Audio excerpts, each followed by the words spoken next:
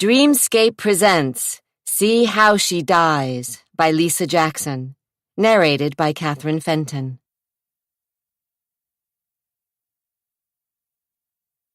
Prologue, 1980. Needles of hot water pounded upon her bare back.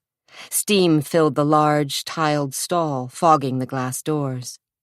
Kat Danvers stood beneath the spray, hoping the shower would clear her mind, help her shake the feelings of lethargy and dizziness brought on by too many drinks that had washed down a handful, was it 2, of her favorite pills. The 3 V's, Valium, Vicodin, vodka. No wonder her mind was sludge, her vision blurry, her every movement seeming exaggerated. A bad taste crawled up her throat, and she had the feeling she was slogging her way through quicksand. She let her breath out slowly, wondered if she'd throw up. "Come on, snap out of it, Kat. Pull yourself together." Her conscience never seemed to miss an opportunity to nag. She closed her eyes and leaned her arms against the slick tiles. The water was so hot it nearly scalded her. She needed to sober up, and fast. As quickly as she could, she twisted the faucet hard. Immediately, the hot water turned to ice, and she gasped, sucking air in through her teeth. Her mind cleared for an instant. She felt it then, an odd sensation, as if something stirred, and she heard a faint, indistinguishable noise over the rush of cascading water. Her eyes flew open, and she tried to peer through the misty glass. Did she see a shadow pass through the open doorway to the bedroom? Or was it her imagination, a trick of her tired, overdrugged mind and blurred vision?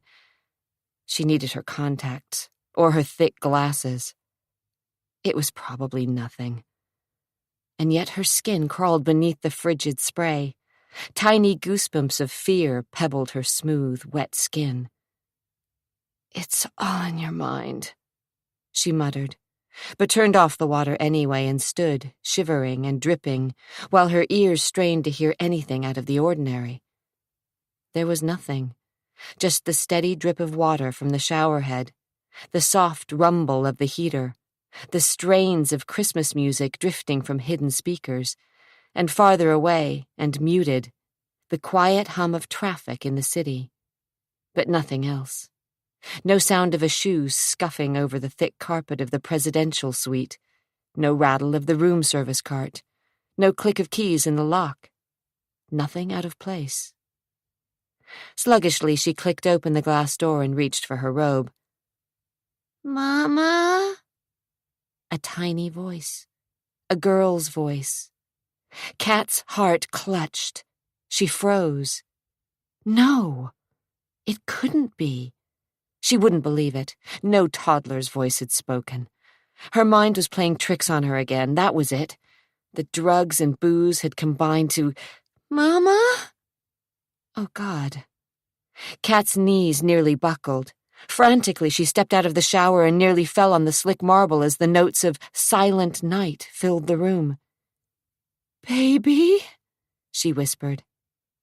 Barefoot, leaving a trail of water, she stumbled toward the door, somehow managing to force her unwieldy arms through the robe's sleeves. "Get a grip.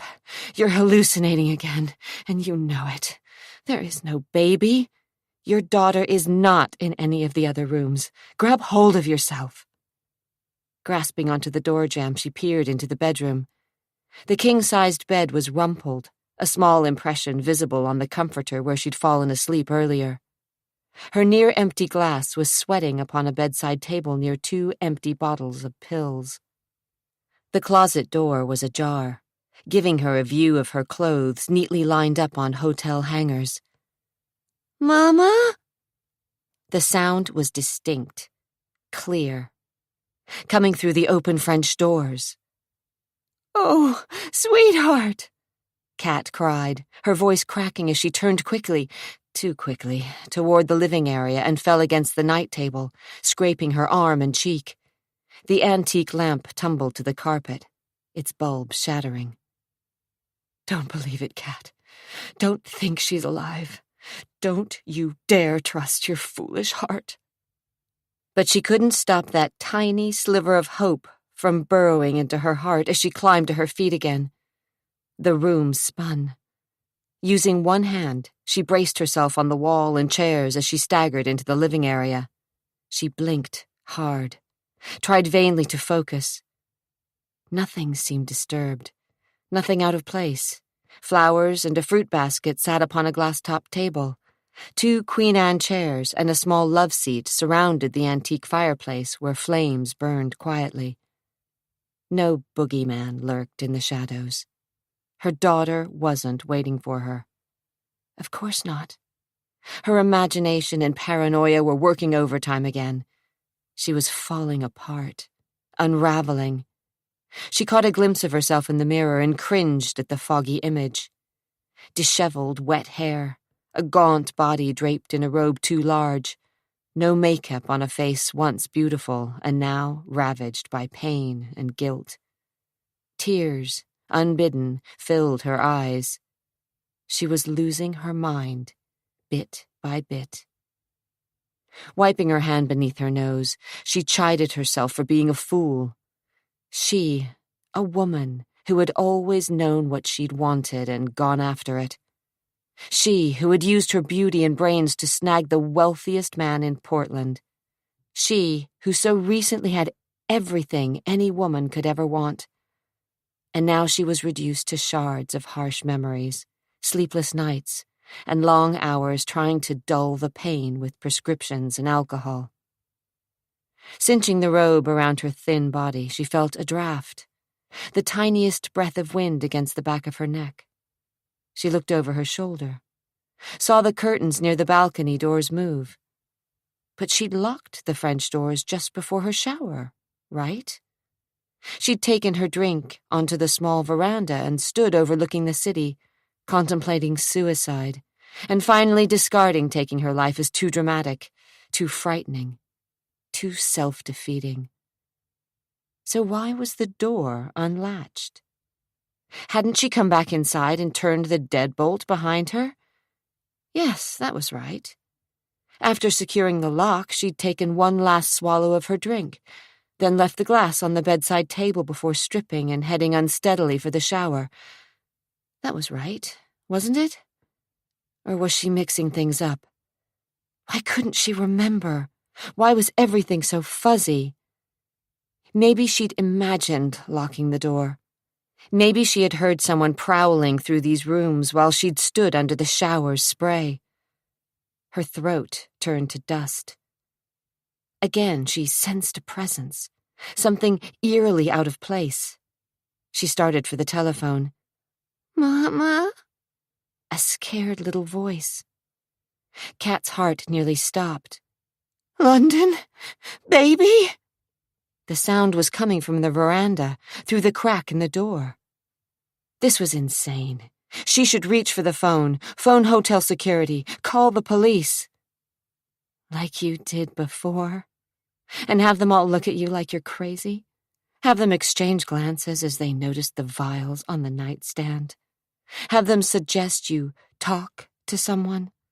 Is that what you want to go through again? No. Heart thudding, she inched her way to the exterior doors where the curtains billowed slightly, and the chill of December seeped inside.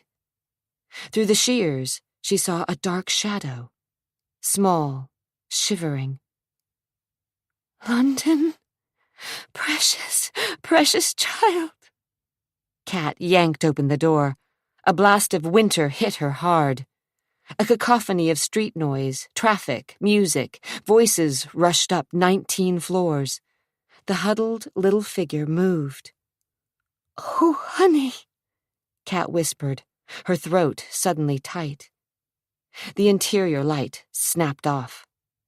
The figure turned a face toward her, and even through the fog in her mind and the semi-darkness of the city, she recognized the face. Not of her missing daughter, but of a treacherous, wicked liar. "You!" she spat, trying to turn away. Blindly, she flailed, trying to escape. Too late. Strong fingers grabbed her shoulders, and a fierce, intent weight shoved her closer to the short brick wall surrounding the veranda. Kat screamed. Her knees hit the century-old brickwork. She tried to grab something, anything, to no avail. The force of her body slammed against her backside. The sheer determination of her attacker propelled her forward, closer to the edge, and the crumbling, "No! Oh, God, no!" Kat cried, seeing a hand in her peripheral vision. Gloved fingers clutched a bit of brick. Kat cringed. Bam! Pain exploded behind her eyes. Blackness pulled her under. She started to sag, but was propped up, pushed forward, the railing hitting her in the middle and disintegrating with her weight. And then suddenly, she was falling, sailing through the cold night air. Part 1, 1993. Chapter 1. If only she could remember. If only she knew the truth. If only she were certain she wasn't on a fool's mission. She glanced up at the dark October sky and felt the gentle wash of Oregon mist against her face.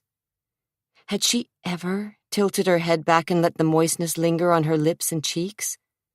Had she stood on this very corner, across the street from the old Hotel Danvers, holding onto her mother's hand, waiting for the light to change? Traffic rushed by, cars and buses spraying water as tires splashed through puddles. Deep in the folds of her coat, she shivered, but not from the cool autumn air, or the breath of a breeze rolling off the dank Willamette River only a few blocks to the east. No, she shivered at the thought of what she was planning to do. Her destiny, or so she'd been told. She knew she was in for the battle of her life. But she was committed. She couldn't give up now. She'd traveled hundreds of miles, been through emotional hell and back, and spent days searching her soul during painstaking, laborious hours in libraries and newspaper offices throughout the Northwest, reading every chronicle, article, or editorial she could find on the Danvers family. Now her plans were about to come to fruition. Or ruin. She stared up at the hotel. 7 stories of Victorian architecture, which had once been one of the tallest buildings in the city and now was dwarfed by its concrete and steel counterparts, great skyscrapers that knifed upward, looming over the narrow city streets. "God help me," she whispered. As beautiful as it was, the edifice of the Hotel Danvers seemed sinister somehow, as if it knew secrets, dark secrets, that could change the course of her life forever. Which was just plain silly. Still, Adria felt a chill that had nothing to do with the wind whipping through Portland's narrow streets. Without waiting for the light to change, she dashed across the street, the hood of her coat blowing off with a strong gust of wind. Daylight began to fade as the cloud-shrouded sun settled behind the westerly hills still rich with green forests and dotted by expensive mansions. Though the Hotel Danvers was closed to the public, as it had been for the past few months while it was being renovated and brought back to its turn-of-the-century grandeur, she walked through the lobby door that had been propped open for the workmen. The renovation was nearly complete. For the past 2 days she'd watched as delivery vans had brought tables, chairs, and other furniture to the service entrance. Today, linens, glassware, and even some food had been delivered in anticipation of the grand opening, which was slated for the weekend. The entire Danvers clan, Whit Danvers's first wife, and his 4 surviving children were rumored to be in town. Good. A cold fist of apprehension tightened in her stomach. Ever since learning of the hotel's closure and reopening, she'd planned her introduction to the family, but first, to test the waters. She needed to speak with the man in charge of the hotel's facelift.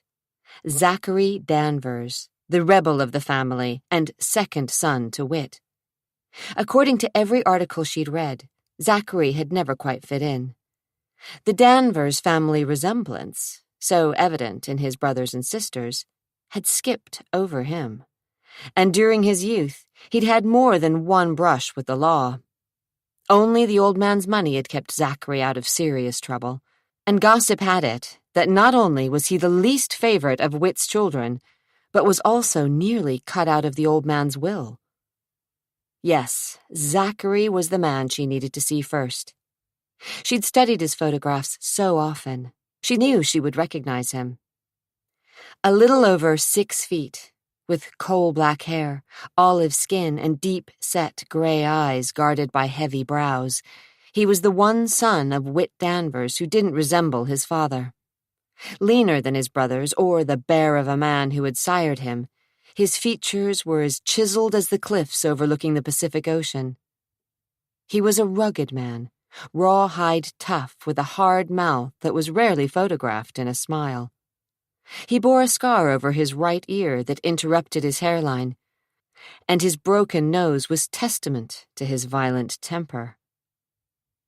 In the lobby, 2 men were staggering under the weight of a long couch wrapped in plastic. She heard other workers talking in the background, saw hotel employees and workmen scurrying to and from the dining room and kitchen located opposite the front doors. The smells of cleaning solvent, turpentine, and varnish greeted her, and the whine of a skill saw screaming through the vestibule was muted by the rumble of industrial vacuums.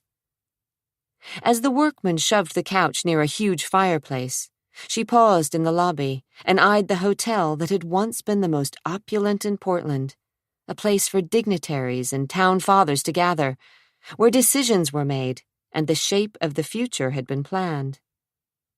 She gazed upward to the intricate stained glass windows that rose over the outer doors where they caught the last rays of daylight and cast a pool of amber, rose, and blue on the tiled floor in front of the desk. She swallowed against a lump that closed in her throat. This hotel was her legacy, her birthright, her future. Or was it?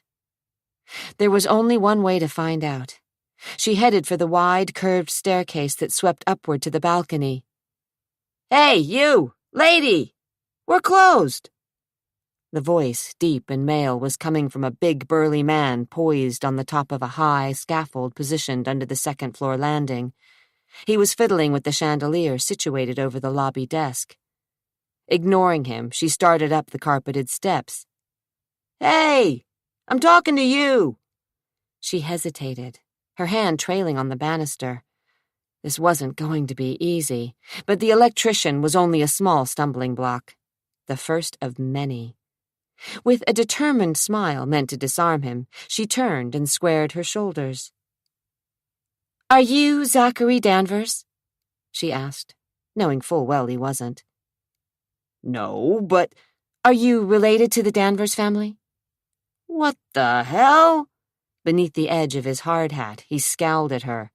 "No, of course not, but you can't go up there." "I have a meeting with Zachary Danvers," she insisted, her voice filled with chilly authority. "A meeting?" the electrician repeated, obviously not believing her bluff. She stared at the worker without giving an inch. "A meeting." "That's news to me. I'm his foreman, and he didn't mention anything about it." His scowl grew dark, suspicious. "Maybe he forgot," she said as she forced a cold smile. "But I need to talk to him or a member of the Danvers family."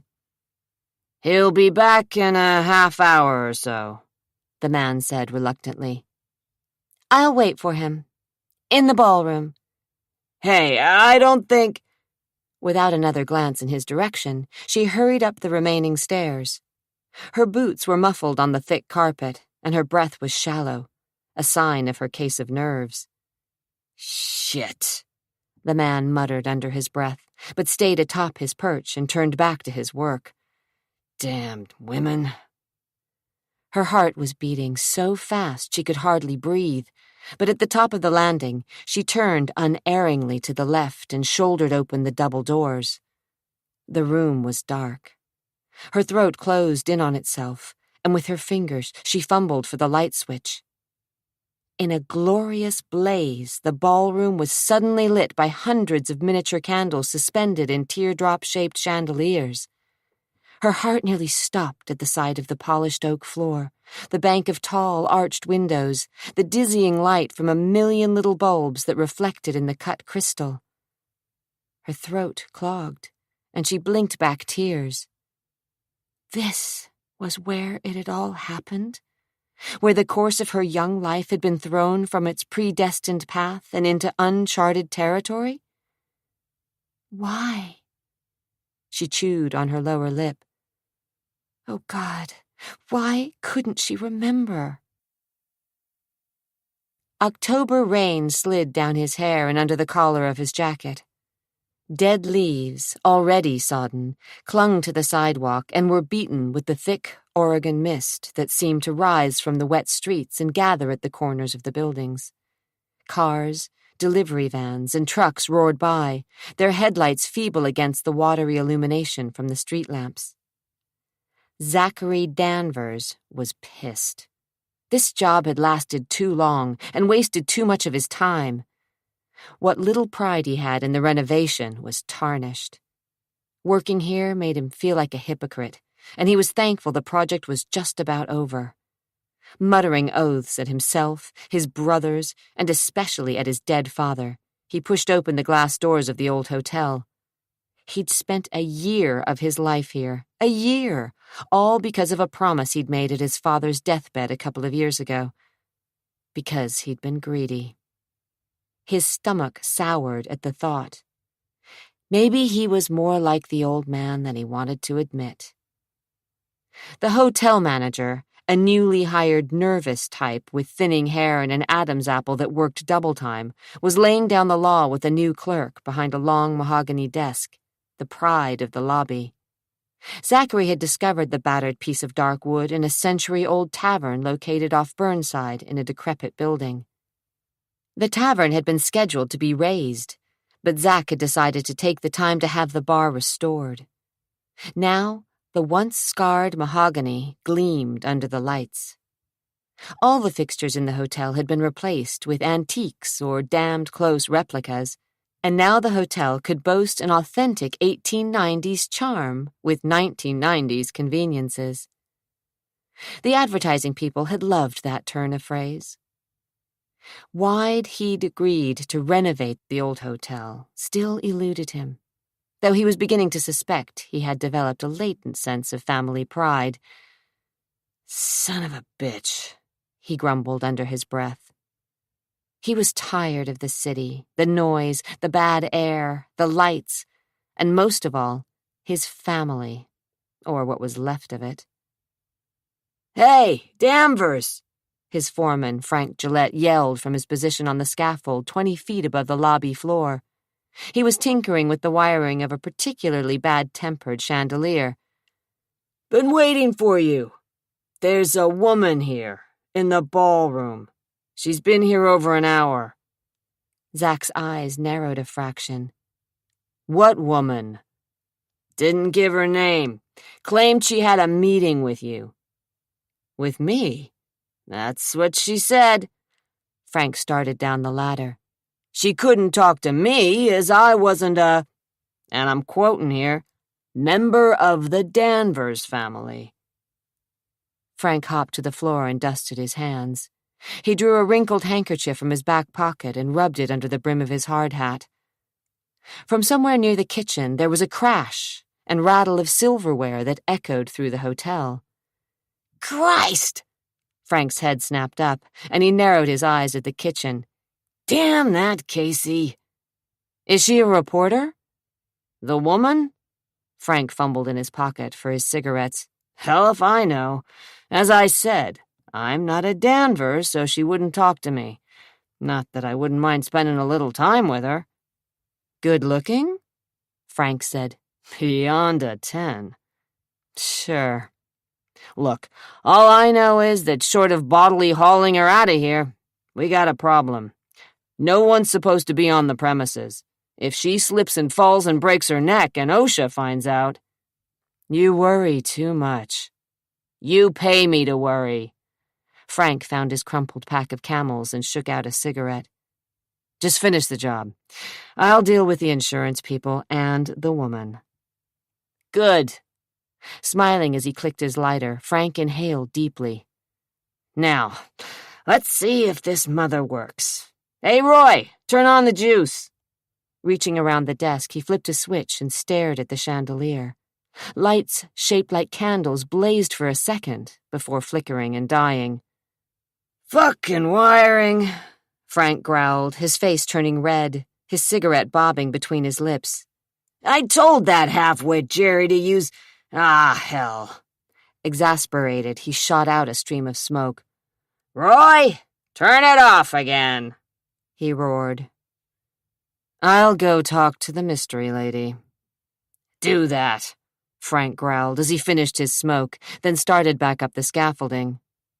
Zack didn't doubt that by the grand opening, everything would work perfectly. Frank would see to it, if he had to hold 2 wires together himself. From the stairs, Zack glanced around the lobby and thought of his father, Whit Danvers, a royal pain in the ass. Right now, Whit would have been proud of the son he'd disowned half a dozen times. Not that it mattered. Whit Danvers was dead and cremated. His ashes spread across the rolling forests of the Oregon hills 2 years ago. A just end to a timber baron who had spent all his years raping the land. Through the leather of his jacket, Zack rubbed the scar on his shoulder, the result of being the son of Whit Danvers. His jaw tightened. It had taken him years to come to terms with the old man, and now it was too late to make amends. Rest in peace, you miserable bastard, Zachary said, his lips flattening as he opened the doors. His father had always treated Zack differently from the rest of his children. Not that he cared now. Zack had his own business, his own identity. The noose of being the son of one of Portland's wealthiest men didn't seem quite so tight. He took 2 long strides into the ballroom, then stopped dead in his tracks. The woman was there, dressed in a black long coat and matching knee-length boots. She turned at the sound of his entrance, and before she could say a word, he knew why she was waiting for him. Glossy black curls swirled away from a flawless face. Round blue eyes fringed by lacy black lashes stared straight at him. Thin black brows arched inquisitively. He felt as if his heart had stopped for a second as she smiled, showing off beautiful teeth, finely carved cheekbones, and a strong, slightly stubborn chin. His breath seemed to stop somewhere in his lungs. "You're Zachary," she said, as if she had every right to stand in the middle of the ballroom. As if she belonged. Zach's throat was suddenly dry and hot, and forbidden memories struggled to the surface of his mind. Right. Danvers, she supplied, her voice low, her lips tightening just a fraction. She smiled slightly, and with her hand extended walked slowly toward him. I've been waiting to meet you for a long time, she said, forcing a smile. My name is... London, he supplied, as every muscle in his body grew taut with the pain of the past. You recognize me? Hope lighted those blue eyes. There's a resemblance. I guessed. Oh, she hesitated, the wind suddenly out of her sails. But that's why you're here, isn't it? Yes. You think you're my long-lost sister. He couldn't hide the cynicism in his words. Those clear blue orbs clouded, and her hand, the one she'd offered and he'd ignored, dropped to her side. I think so, but I'm not sure. That's why I'm here. She seemed to find her confidence again. For a long time, my name's been Adria. You're not sure? For a minute, he could only stare into those wide blue eyes like another treacherous pair that had seemed to see right through him. But quickly, his senses came back to him in a rush. Why did he think for even a second that this woman could be London? Hadn't he been close enough to elaborate frauds to smell one a mile away? So she looked like his stepmother. Big deal. "My sister's been dead for almost 20 years, he said in the flat tone he reserved for liars and cheats. Half-sister. Doesn't matter. She glanced around the room. I just wanted to see if I remembered this place. London was only 4. Almost 5. And even 4-year-olds have memories. Maybe just impressions, but memories nonetheless. She looked at one corner near a bank of windows. The band was over there in that alcove, and there were plants. Trees, I think. Her eyebrows bunched together as if she were trying to catch hold of a fleeting memory. And there was a huge fountain, and an ice sculpture, a horse. No, not just a horse, a running horse, and— You've done your research. Her lips tightened. You don't believe me? I think you'd better leave. Zachary cocked his head toward the door. London's dead. She has been for over 20 years, so take whatever it is you're peddling and go back home before I haul you out of here and drop you on the front steps with the rest of the garbage. How do you know London's dead?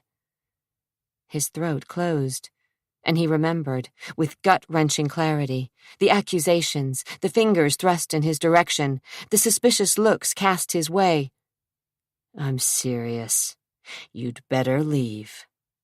I'm serious too, Zach. Ramming her hands into her pockets, she took one last look around the huge room, then faced him again. You may as well know, I don't give up easily. You don't have a prayer. Who's in charge? Doesn't matter. His voice was hard, his features drawn with brutal resolution. You can talk to my brothers and my sister, my mother, or the attorneys who are acting as the gods of finance in my father's estate, but no one's going to give you the time of day. You may as well save your breath and my time.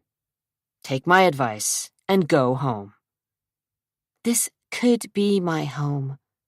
Bull. It's too bad Catherine isn't alive. Zachary's blood ran cold at the mention of his beautiful and much too young stepmother.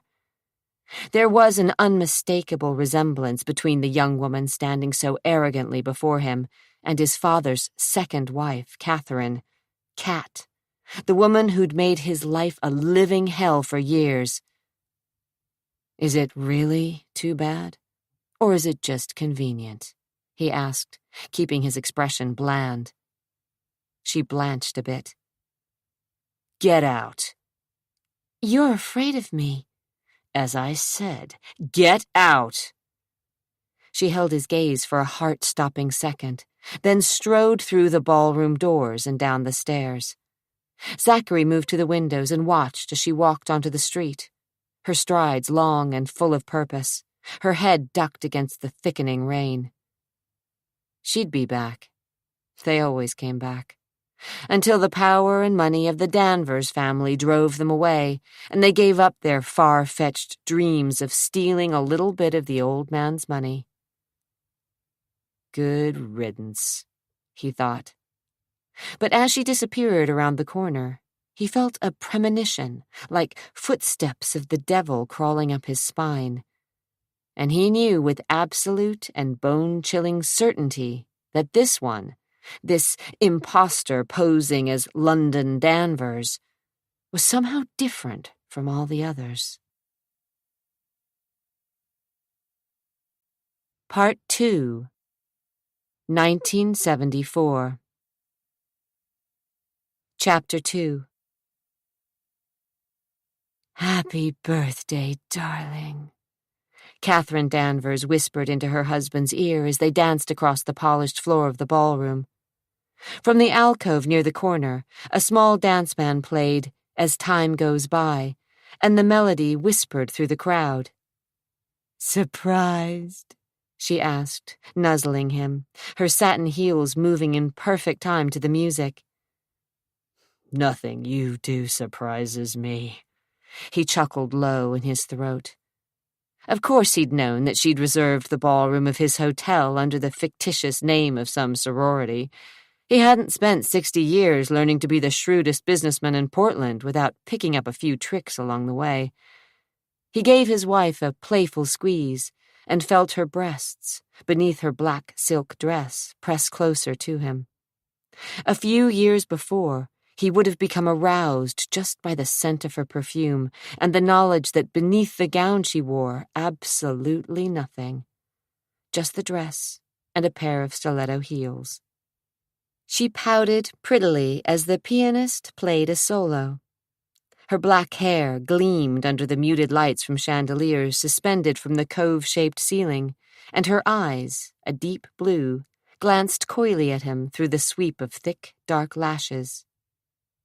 There had been a time when he would have given away his fortune just for one night in her bed. She was sensual and smart and knew exactly how to please a man. He'd never asked her how she knew so much about the pleasures of love when he'd met her. He'd just been grateful that she'd taken him as her lover, bringing back the lust that he'd thought he'd lost somewhere near middle age. A kitten who liked to be cuddled, Cat metamorphosed into a wildcat in bed, and for a few years her raw sexual energy had been enough to satisfy him. He'd married her and remained faithful and managed to bed her every other day in the early years. But his desire had been short-lived, as it always was, and now he couldn't remember when he'd last made love to her. A hot fire crept up the back of his neck at the thought of his impotence. Even now, when her thighs were pressed intimately to his, and her tongue touched a sensitive spot near the back of his ear, he felt nothing. No hint of wildfire in his blood, no welcome stiffness between his legs. Even a little harsh foreplay didn't bring him to an erection anymore.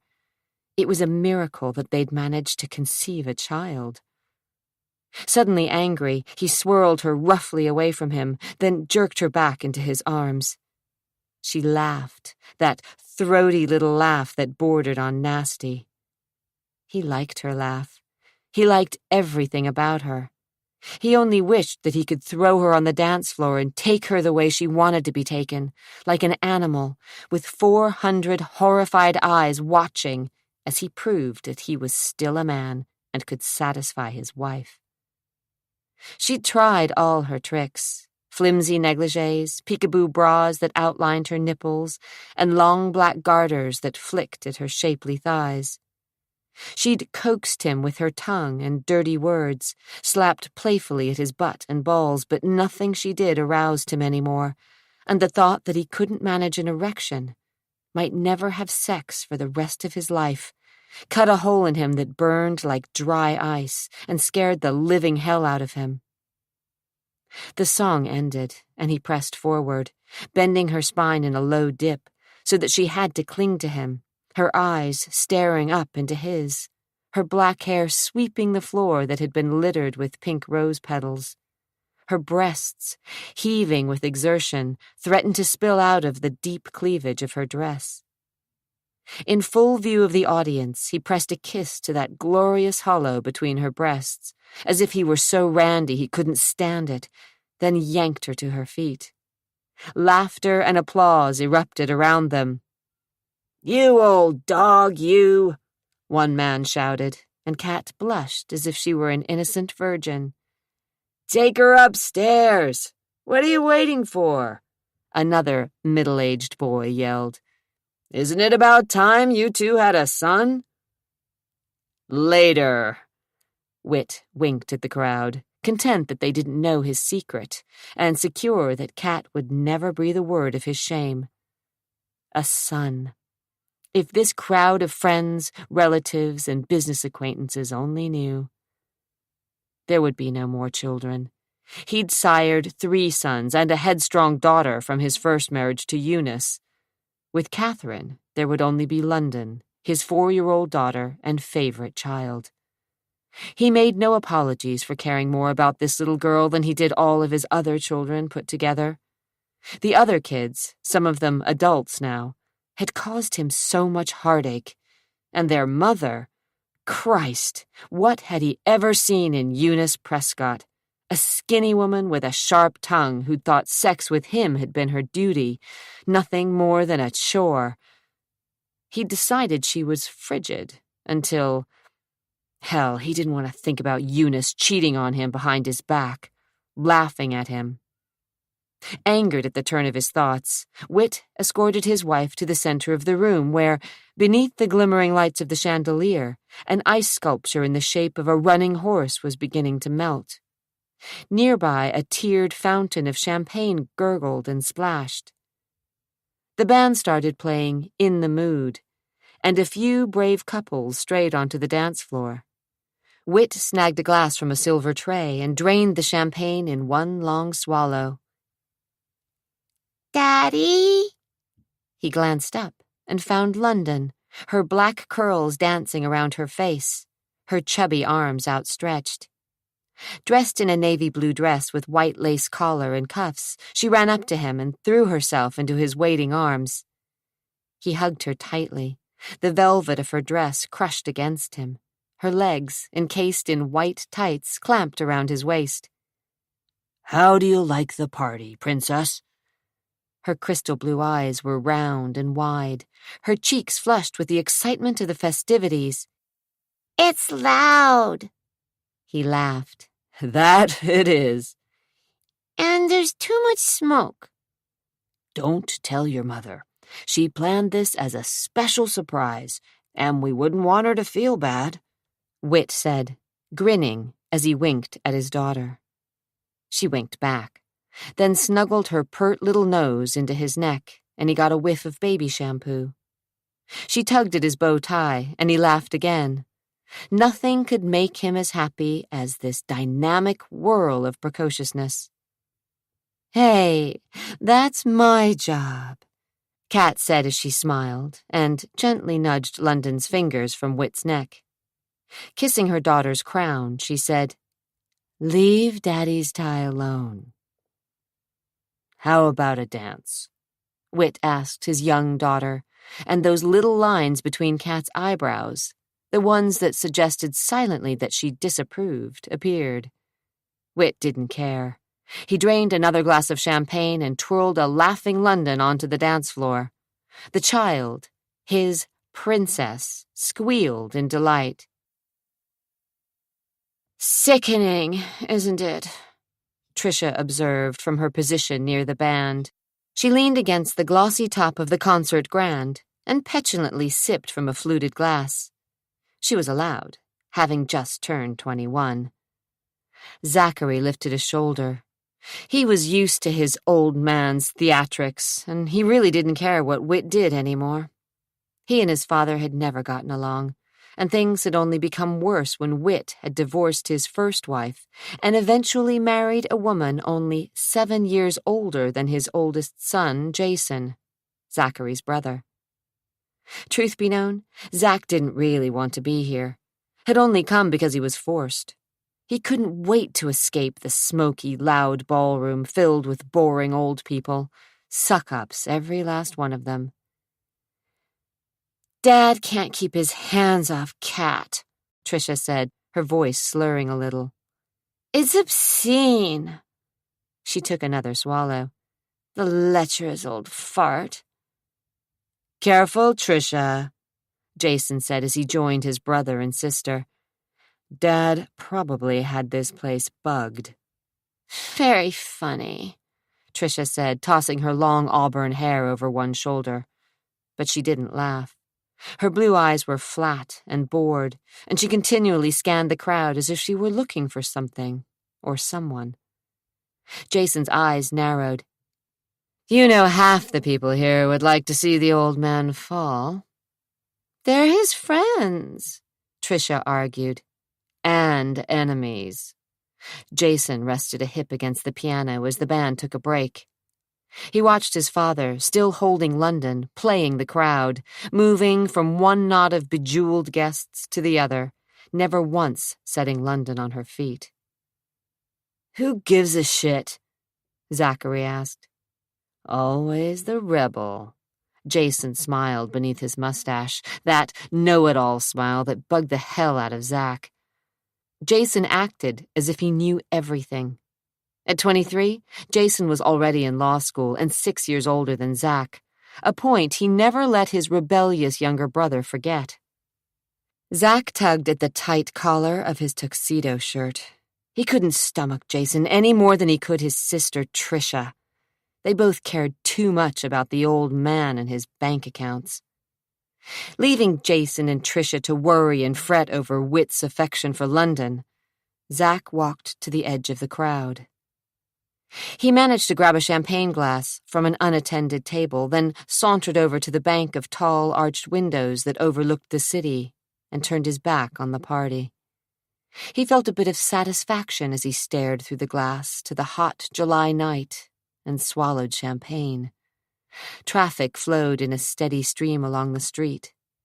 Taillights winked and blurred as cars and trucks labored through the city and over the yawning Willamette River, a sluggish black waterway that separated the west side of the city from the east. Steam rose from the city's streets, and the humidity level was high. In the distance, beyond the expanse of city lights, a ridge of mountains, the Cascades, guarded the horizon. Thunderheads that had been gathering all day blocked out any view of the stars, and the quick, sizzling forks of lightning added unwanted tension to the brackish night.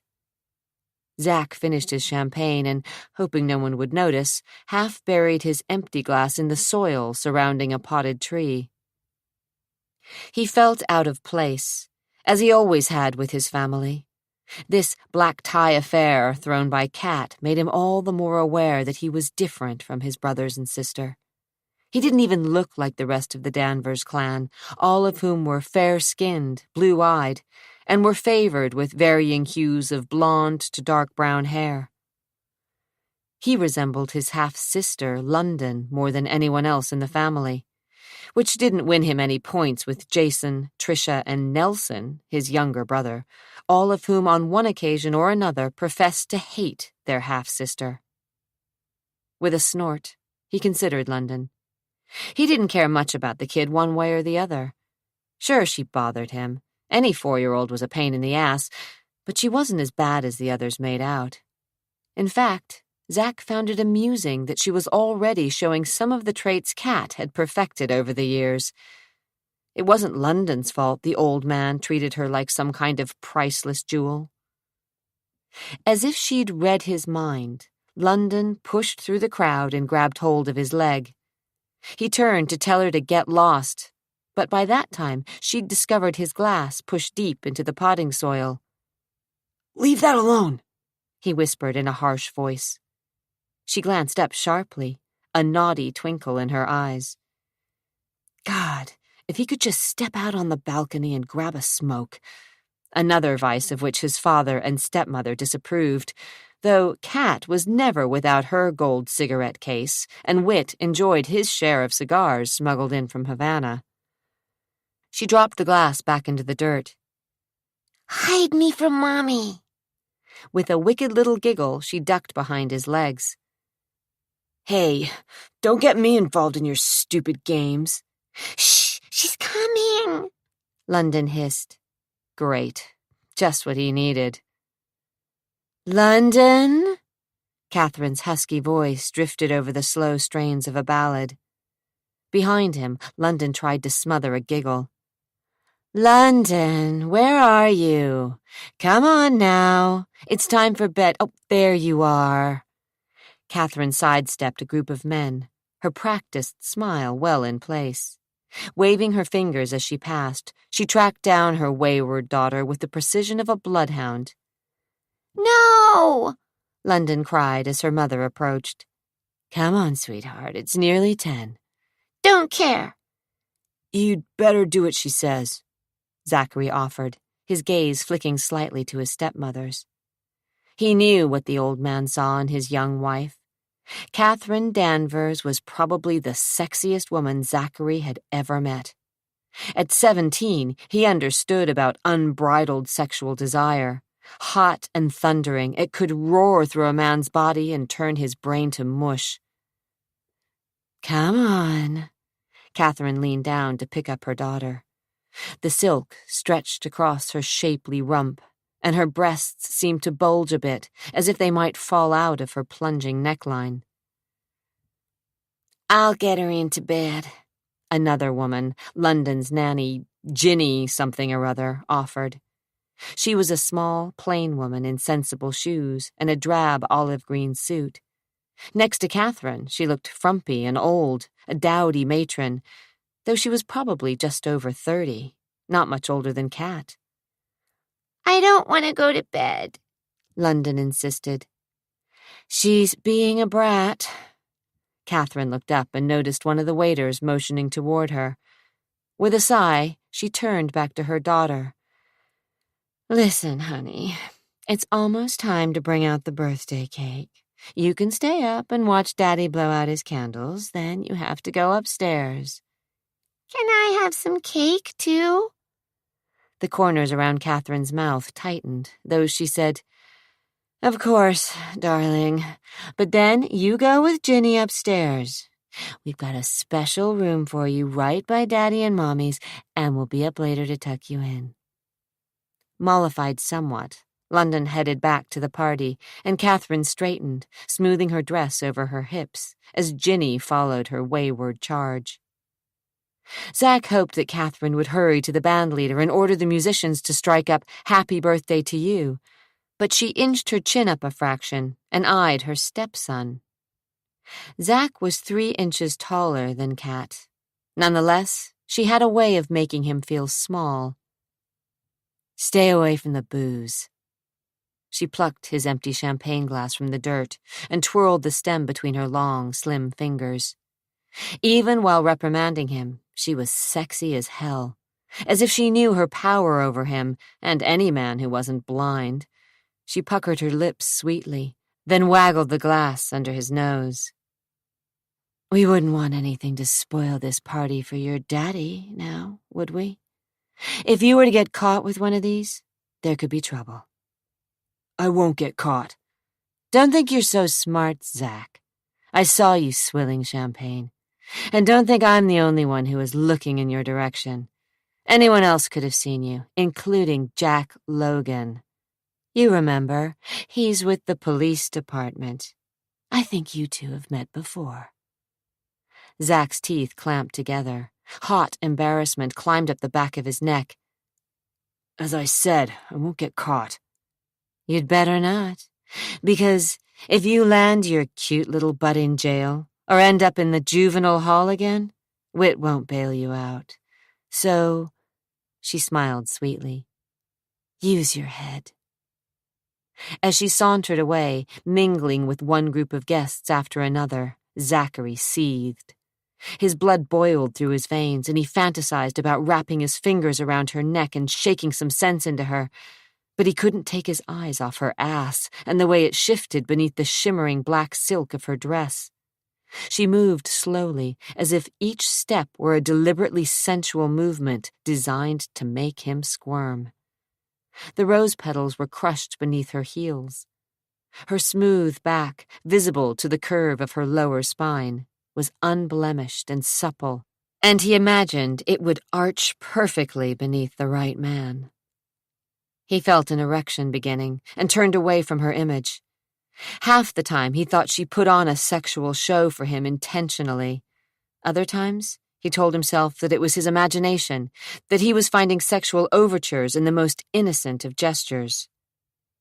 To cool his blood, he placed his head against the window. Steam fogged the inside of the glass. The room was so hot he felt that he was suffocating, and his blood still pounded at his temples. At 17, he was still a virgin, which wasn't a big deal, unless he had to spend any time alone with Kat, something he tried to avoid. Stuffing one hand into his pocket to hide the swell in his pants, He walked to the nearest tray of filled glasses, grabbed one and downed it quickly, all the while staring at his stepmother. She didn't seem to see him. Buoyed by his newfound source of rebellion, he sauntered over to another unattended tray, snatched another glass, and downed the champagne in one gulp. A few drops drizzled along his chin, but he didn't care. The room began to get warmer still, and he loosened his tie. A flush stole up his face, and he felt a little lightheaded. He was definitely getting a buzz. Well, good. He didn't want to be here anyway. Might as well enjoy himself. Halfway through his next drink, he felt a smooth hand close over his arm. He jumped, and champagne splashed down the front of his jacket and shirt. Kat's long fingers dug into the muscles beneath his sleeve. Her eyes were dark with rage, her full lips clenched in fury. "You just don't know when to give up, do you?" He shook off her arm. "You can't tell me what to do." "No?" She arched an eyebrow in a sexy gesture that scared him spitless. We'll see." He finished his drink to spite her, but she didn't seem to mind. In fact, her face changed into a soft smile, and her eyes caught the reflection of the chandelier sparkling up at him. With an innocent grin, she linked her fingers through his. "Dance with me, Zach." Zach, despite the friendly cobwebs in his mind, smelled trouble. I don't dance." "Sure you do. It's easy." "But I can't." She leaned closer to him, put her lips against his ear. "People are staring. Come on." His throat was suddenly desert dry. "Catherine, I really don't want to." But she was right. He felt the burning weight of the gazes of curious onlookers. He wanted to die. From the corner of his eye, he saw Jason staring at him, his expression unreadable.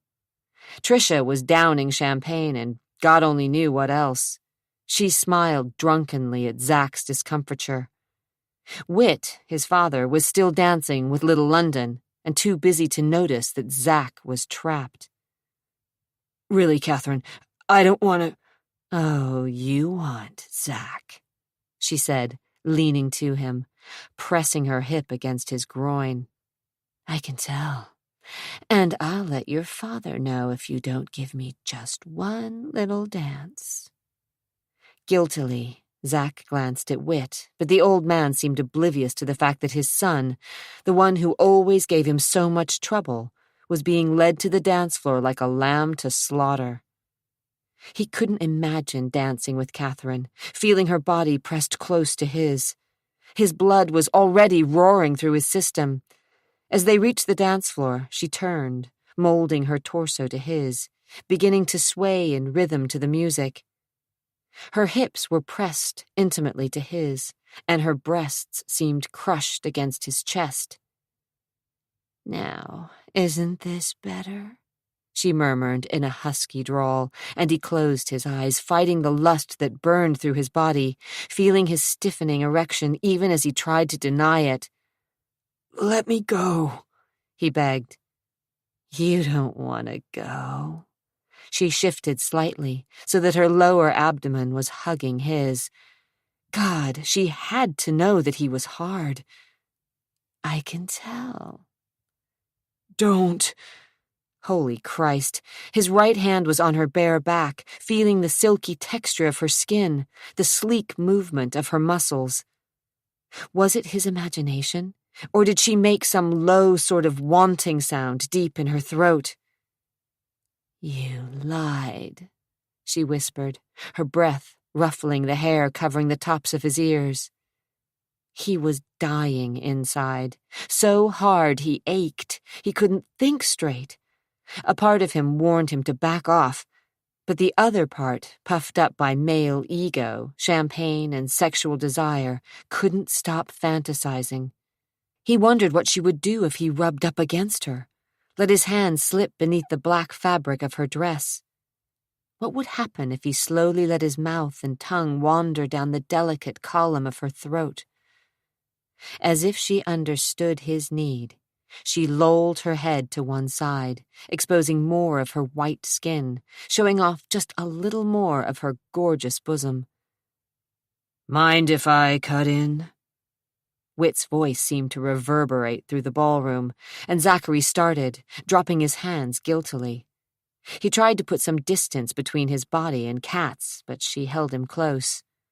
Turning slumberous eyes toward her husband, her lips twisted into a wicked grin, she whispered, "Thought you'd never ask." Whit's face was flushed.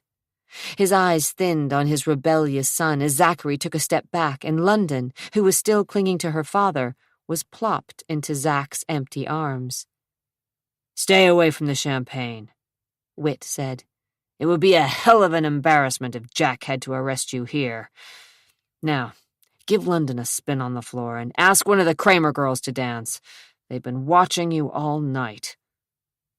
Gulping, Zachary wished he could knock the old man's lights out. When he glanced at Kat, she was laughing, her eyes twinkling with naughty amusement.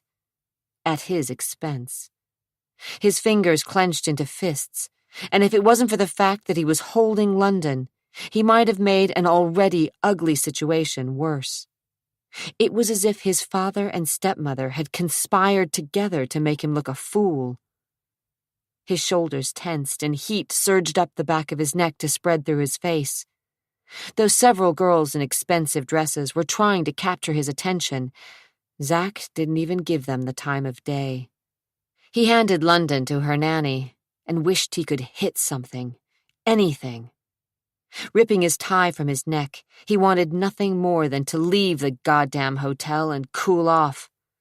Spoiling for a fight, he left the dance floor. How could he have been such a fool? How? Because of Kat. Damn the woman. His fists curled in angry impotence. He had to get out of here. Jason, drink in hand, found Zach insolently leaning a shoulder against one of the pillars near the door as he plotted his escape.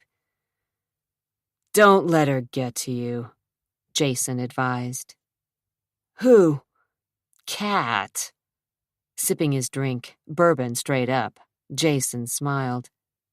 "What do you mean?" Zach asked, trying to sound nonchalant. Jason snorted and cocked his head toward the dance floor. "I saw that little exhibition." Mortified, Zach gritted his teeth. "Christ, she can be a bitch." Jason raked an impatient hand through his thick, chestnut-colored hair. "I know what she's up to. Saw her coming on to you. She damn near laid down and spread her legs right in the middle of the dance floor." He took a swallow of his drink and stared at Kat and Whit. "It's some sort of game with her." A muscle worked in Zach's jaw. He felt the angry tick and couldn't control it. "She did it on purpose, you know. Decided you needed putting in your place, which, I might add, she did." "I hate her." "Don't we all?" Jason replied, his eyes following his stepmother as she danced. "But she might just be the most incredibly sexy woman on this planet. I wonder what she's like in bed." "I don't want to know." Zachary scowled and refused to look at the object of their discussion. "Sure you do. Every man here would like a little piece of the cat." He flung a brotherly arm over Zach's shoulders. "But she doesn't play her games with them. No way. For some reason, she's picked you to toy with. If I didn't know better, I think she might have set her sights on you." "Oh, Jesus, no way," Zach said, though his heart skipped a beat. "I'm not so sure. She hasn't come on to me like she's just did with you, and I've seen her when she thinks no one's watching. The way she looks at you. Christ, it's hot." "Stop it!" "But you can't mess with her. If Dad ever found out—" "Cut it out, Jason," Zach said, suddenly anxious. First Kat, and now his brother. "I'm not gonna mess with her." Jason lifted a shoulder. Everyone's always said you were different. I guess Kat just wants to find out if it's true. God, Jason, listen to what you're saying. No, don't. It's sick. You know what you need to do? Zach didn't answer. Go out and get laid. Leaning closer to Zach, he pointed a finger at a swarm of teenaged girls, their makeup and hairstyles right out of 17 magazine. Compared to Catherine, they seemed young and gawky and desperate. But not with Kat. Like I said, the old man would tan your hide if he found out. But Alicia Kramer is so hot for you she can barely stand it. I'll bet she's creaming all over herself just looking at you. Stop it! Zach hissed. But Jason laughed, obviously pleased that he'd gotten such a violent reaction. I'm telling you, sliding into her would be like sticking it into hot pudding. For Christ's sake, cut it out! Zach slid a glance in Alice's direction and caught her hopeful gaze. She was a petite girl with big boobs and a bad complexion she disguised with thick makeup. Her teeth were straight, compliments of the braces she'd worn for 2 years. She wasn't bad-looking. She giggled and blushed when she caught Zach's eye. But Zach wasn't interested in the daughter of some big-shot banker. No way. Compared to Kat, Alicia seemed like a child. She's so horny she can barely keep her dress on. Look, I can tell you from my own experience that the Kramer girls are definitely hot-blooded. My guess is Alicia will give you a ride you'll remember for the rest of your life. No thanks, Zach replied. I'm telling you, little brother, it's time. I can hook you up with... Forget it, Jason! Jason grabbed his arm. Really, Zach, I know how you feel. Like a powder keg, ready to explode. And believe me, you can only take it so long. His voice lowered a little. There's a girl I know. Well, a woman, really. She knows just what to do to make a man feel good. She's expecting me tonight. A hooker? Are you talking about a hooker? Zach demanded, shocked, yet a little intrigued. Did Jason really know a prostitute? Holy shit! Jason took his arm and steered him to a quiet corner of the room, far away from the guests and the linen-clad tables of food and drink. Now, just listen. This girl, Sophia, she's, well, believe me, you'll like her. She's a good person. Zach snorted. Good people don't sell their bodies. She's not a streetwalker. In fact, she does this because she likes it. She's always ready. Oh, God. She's pretty and clean and will only do what you want to do. You can fuck her brains out if you want to, or if you'd rather just talk, she'll listen. Really, it's up to you. Jason's voice was filled with brotherly concern. Zach knew he should walk away, but he couldn't. An honest-to-goodness hooker? Waiting for Jason? A hooker who would just listen? I know you, and I don't always see eye to eye, but this time, for the love of Christ, listen to me. You need a woman. Bad. And it can't be Kat. Frowning slightly, he reached into his pocket, pulled out a room key, and pressed the cool metal into Zachary's sweating palm. 3 blocks down, the Orion Hotel. Sophia. Don't worry about money. It's all been arranged. I don't want... Do yourself a favor. Forget about Kat. Get laid. With a friendly smile, Jason headed toward the bar, leaving Zach to clutch the damned hotel key in his clammy fingers. Swallowing hard, he opened his hand and stared down at the key to room 307. The key to his manhood. The key to his freedom from Kat. Suddenly aware that any number of his father's guests could have overheard his conversation with Jason, Zach jammed his hands deep into his pockets and wondered how many of the other people at the party had witnessed his humiliation on the dance floor. How many eyes other than his brother's and his father's had seen Cat's lips brush against his ear, or watched as his sweaty fingers had itched to delve beneath the zipper of her dress, to grasp one of those firm buttocks. Jesus, he had to quit thinking about her like this. The key felt heavy in his pocket. The band broke into "For He's a Jolly Good Fellow." Though his mind was still on the mysterious Sophia, the hooker with a heart, Zack watched as a huge cake in the shape of a fir tree was wheeled into the room on an elaborate cart. 60 candles arranged in a string like holiday lights decorating a Christmas tree had been placed upon the needles of green frosting. Tiny flames flickered and danced as Wit, with Catherine and London's help, blew out every last spark. Laughter and applause erupted, and Wit, like a bridegroom, cut a fat piece of cake and fed the gooey concoction to his wife. Everyone cheered, and Zack thought he might get sick as Catherine returned the favor, smiling up at her husband, licked her fingers slowly. By the time London was hustled upstairs to one of the suites reserved for the Danvers family, the old man was starting to look a little tipsy. He hazarded a hard glance Zack's way, and even in the crowded room, Zack read the warning in his father's eyes. His heart sank. From years of experience, Zack knew that Wit had not forgotten that his young wife had been flirting with his son. Nothing escaped the old man, and sooner or later, there would be hell to pay. Zack already bore several scars on his backside from the slap of his father's belt. By this time tomorrow, he'd probably wear a few more, at least psychological scars. Wit Danvers was nothing if not brutal. He wouldn't spare Zack's feelings and would let his rebellious son know that he was no good, didn't live up to his expectations, would never amount to anything in life. So who gave a shit what the old man thought? The key pressed hard against his thigh.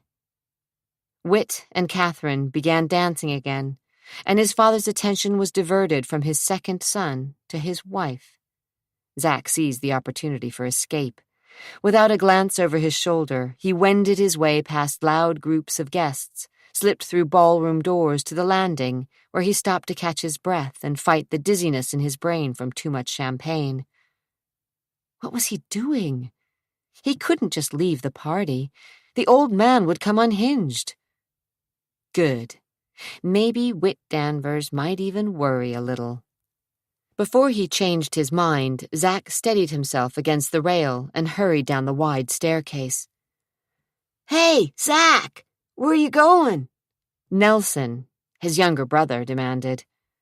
At 14, Nelson, now hanging halfway over the rail, his shaggy blonde hair flopping over his eyes, idolized his hellion of an older brother.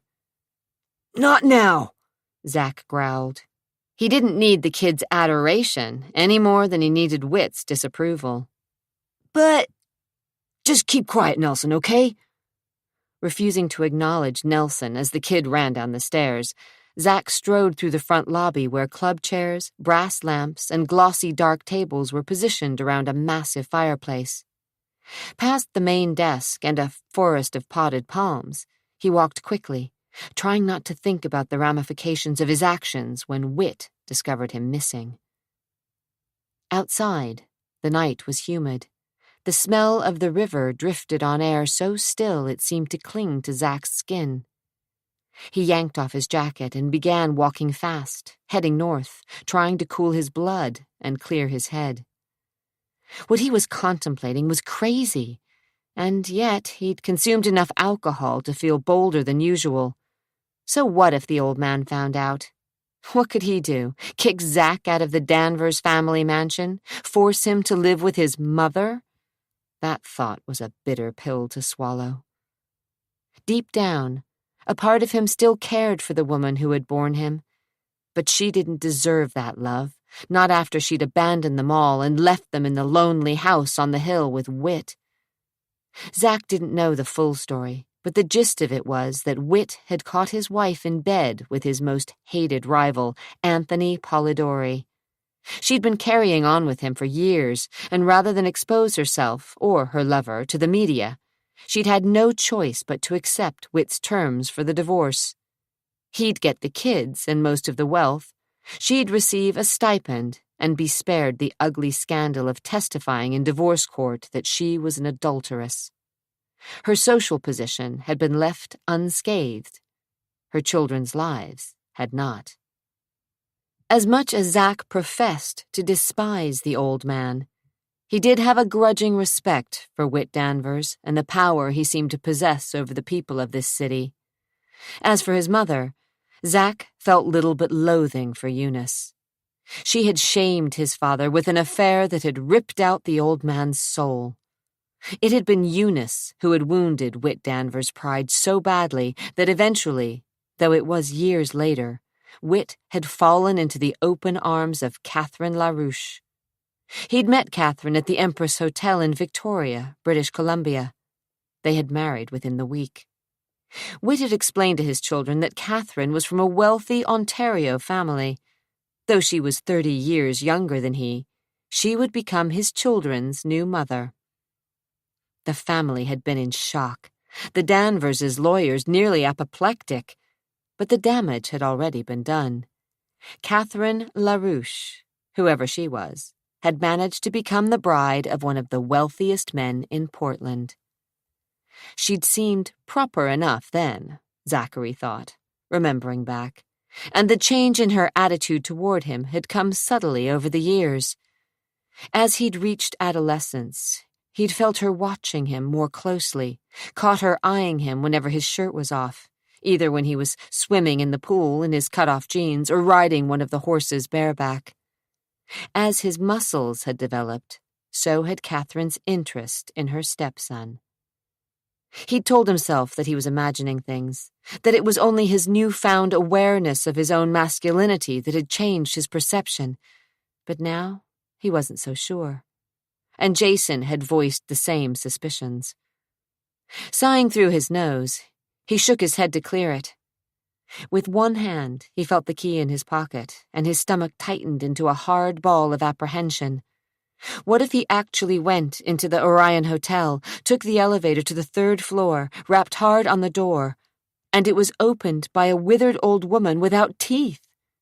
What if the damn door was opened by a man, a queer dressed up as a hooker? Oh, Jesus!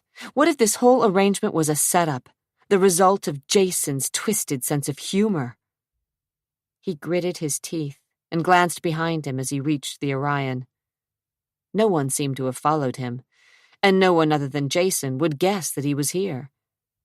Somehow he found strength in his anonymity as he lingered on the steps of the high-rise that jutted upward, washed by floodlights, white concrete slicing into a sky as black as obsidian.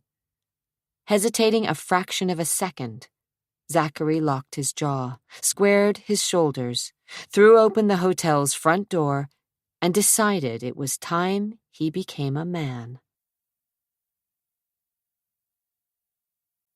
Chapter 3. The hotel corridor was empty, a long hallway of gold shag carpeting and metal doors painted to look like wood.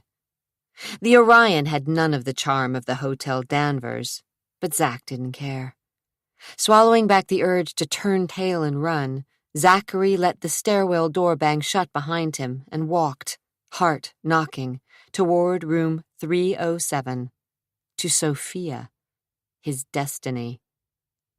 Before he lost his already faltering courage, he rapped sharply on the door and waited. "It's open," a cool feminine voice called through the metal. Oh, Christ! Zach's heart nearly stopped. He reached for the knob with clammy fingers and threw open the door. The woman was lying with her back to him, sprawled sensually across the bed, wearing only a black bra and a lacy black belt with long garters that dangled over a scanty pair of panties. She stretched. Zach could see the dimples above her smooth rump and long thighs, and his mouth turned to sand. "You're late," she reprimanded gently. Zach's diaphragm slammed up against his lungs, and he could barely breathe. Heat radiated from his groin. Turning slowly, allowing him a glimpse of full breasts crushed into a bra several sizes too small, she smiled up at him with a come-hither look that evaporated when her gaze met his face. "Who are you?" she demanded, her dark eyes shadowed with fear. "Get out!" She cast an anxious look around, as if searching for a weapon or clothes to cover her body. "Get the fuck out!" She reached for a pink-silver wrapper and started ramming her hands frantically down its sleeves. "Jason sent me." She froze. "Like hell," she muttered, her black eyes disbelieving. The robe still gaped enough so he had a view of the hollow between her breasts. Zach's throat closed in on itself, and he prayed to God that his voice didn't squeak. "He's still at Dad's party, and—" "Dad's?" "I'm his brother, Zachary." He started to stick out his hand, knew it to be a mistake, and wished he could just drop dead of a heart attack. She was a hooker, for God's sake, a professional, and he was a bumbling, tongue-tied, green virgin. She could probably smell it. Suspicion lingered on her features. "You don't look like him." The bane of Zach's existence. "I know." Still, he didn't move. "Close the door."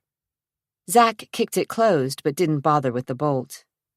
Scooting closer to the headboard, trying to hold the robe closed over her skin, looking as if she might bolt for the door at any minute, she asked, "Why'd he send you?"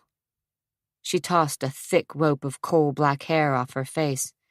"Jesus, you scared the living shit out of me." "I didn't mean to." "Well, come in," she ordered, obviously agitated.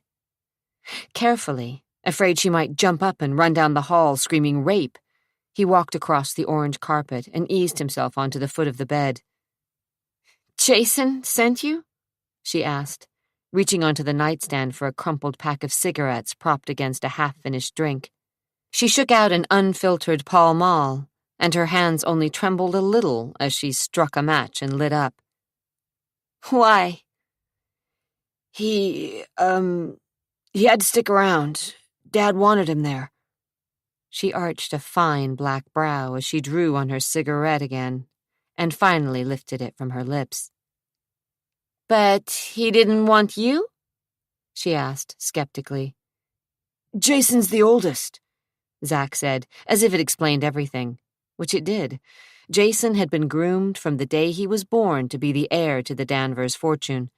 Nothing had changed just because Wit had sired a second son. The hooker smiled. "So, he's the favorite." "London's the old man's favorite." "Ah. Jason talked about her. The little kid? What is she, almost 3? "Almost 5. Jason didn't see that London's age mattered at all, especially considering the situation. He was in a hotel room with a prostitute, and they were discussing his baby sister. Well, hadn't Jason said she liked to talk? Somehow he'd expected the conversation to be a little more sensual. Sophia set her cigarette in the ashtray on the bedstand, then picked up her drink. Swirling the melting ice cubes with one long finger, she stared at Zach, letting her eyes rove up his half-buttoned shirt to his wind-blown hair. "Jason wants you to take his place?" "That seemed to be the plan." She took a swallow from her glass, and the tip of her tongue rimmed her wet lips. "Are you a virgin, Zachary?" The question hit him like a slap in the face. "Of course not." Then you've had a lot of women?" She sipped her drink, trying to smother a smile. "My share," he said, realizing that they both knew he was lying. Hell, what did you say to a prostitute when she asked you things like that? "You ever had a blowjob?" His head snapped up. Was she for real, or was she teasing him? He stared straight into her dark eyes and wondered if she was laughing at him. His gut tightened as she set the glass on the night table, allowing the robe to gape open and reveal her breasts. He couldn't help but stare. He was already beginning to get hard, but he didn't try to hide his erection. The robe fell off one of her shoulders, and her skin looked soft and smooth, moving easily beneath the silky ebony strap of her bra. "So, what are we going to do about this?" she asked, as she settled back on the bed, the pink wrapper no longer clutched in her fingers, her navel and the top of the lacy black underpants visible. When he didn't reply, she inched closer to him, first with her toe, then with the rest of her, sliding slowly down the bed, rumpling the coverlet with her rounded buttocks. Her eyes were hot, dark mirrors, seeming to reflect the torment of his soul. She seemed to stare past all the lies he'd told her as she pulled herself up to her knees and moved her head close to his. She smelled of perfume and smoke and bourbon. "So, you won't tell me, eh? Well, just let me know when I do something you don't like, okay?" She pressed her hot, wet tongue against the shell of his ear, and he groaned. The swelling between his legs began to ache, and as her tongue dipped into his ear, he wondered if he might embarrass them both by coming in his pants. "Come on, baby. What are you waiting for?" she whispered in a whiskey-smooth voice. The invitation was impossible to resist. He grabbed her and pressed his lips hard to her mouth, smearing lipstick in his anxiety, tossing her back on the bed so he could feel her under him. "That's my boy," she growled, as he shoved the robe off her and stared at her beautiful breasts. Round, dark nipples pointed upward through the sheer lace, inviting his hands and mouth, and Zachary, finding her so willing, couldn't stop himself. His thumb grazed a nipple, and she arched, her butt coming off the bed, her naked abdomen slapping against the inseams of his pants. Her fingers found the buttons of his shirt and the wall of skin beneath. She lifted herself up and playfully nipped at his few chest hairs, causing him to lose himself in the wonder of her touch. Already dizzy from the champagne, Zachary felt the room spin as she touched him, her magic fingers caressing his bare skin, her tongue slick and hot as she slid down farther. He groaned as she breathed across his groin, and he closed his eyes in ecstasy. But as eagerly as she'd started, she stopped just as suddenly, jerking up her head. Zach sensed trouble. He opened his eyes and found her staring at the door. He reached for his fly. Bam! The door burst open. The knob banged against the wall. Sophia screamed, bucked beneath him, and tried to writhe off the bed. "No!" she squealed, trying to push him away. Zach, still foggy, glanced toward the door. For a second he couldn't move, but Sophia, scrambling, managed to slide away from him. Two men, one tall and dark, the other shorter, were silhouetted in the doorway. Two dark, menacing figures. "Get out of here!" Zach commanded. They didn't move. "I said, shut up!" the big one cut in, stepping inside. The short one slid a glance at Sophia, then kicked the door shut. Zachary rolled off the bed and onto the balls of his feet. The smell of a fight hung heavy in the air. He stood between the men and the bed, torn between some silly, chivalrous desire to protect the woman and the urge to run like hell out of the room. He stood his ground, staring down the men. "Call security," he ordered Sophia. "Danvers?" the shorter one demanded. "Yeah?" Zachary's guts shredded. These thugs knew his name? How? The hooker. This had to be some kind of setup. He jumped toward the bedside table and phone, but he wasn't fast enough. The tall man kicked the phone out of Zach's hands. "What the hell?" Zach spun. Too late. The tall intruder grabbed Zachary's arm and wrenched it painfully behind his back. Zach twisted and writhed. Pain screamed up his arm. "Cool it, you dumb fuck!" Zach kicked, the heel of his boot connecting with the man's shin. Wind whistled beneath the attacker's teeth. You son of a bitch! You lousy little bastard! The man yanked harder on Zach's arm. Agony ripped through his shoulder. Zach heard a sickening rip, and his muscles turned to fire. "Help me out, Rudy," the tall man ordered. From the corner of his eye, Zach noticed Sophia scoot backward on the bed. Her face was white with fear as she tried to grab the receiver that dangled from the phone. "No way, sister," the shorter man, the one called Rudy, said as he yanked the cord from the wall. "Please," she cried. "Shut up," the thug snarled. Zach kicked his attacker again. "Let go of me!" "No way, Danvers. You fucked up one time too many." Again, he wrenched Zach's arm. Agony jarred through his body. Zach screamed. "You trying to kill him, Joey?" Rudy barked. "Maybe." Joey twisted Zach around and slammed his face with his meaty fist. Bones shattered. Pain exploded behind Zach's eyes. Blood spurted from his nose as his knees buckled. Rudy stared at Zach's pulpy face for a minute, then glanced at his partner. "Oh, shit.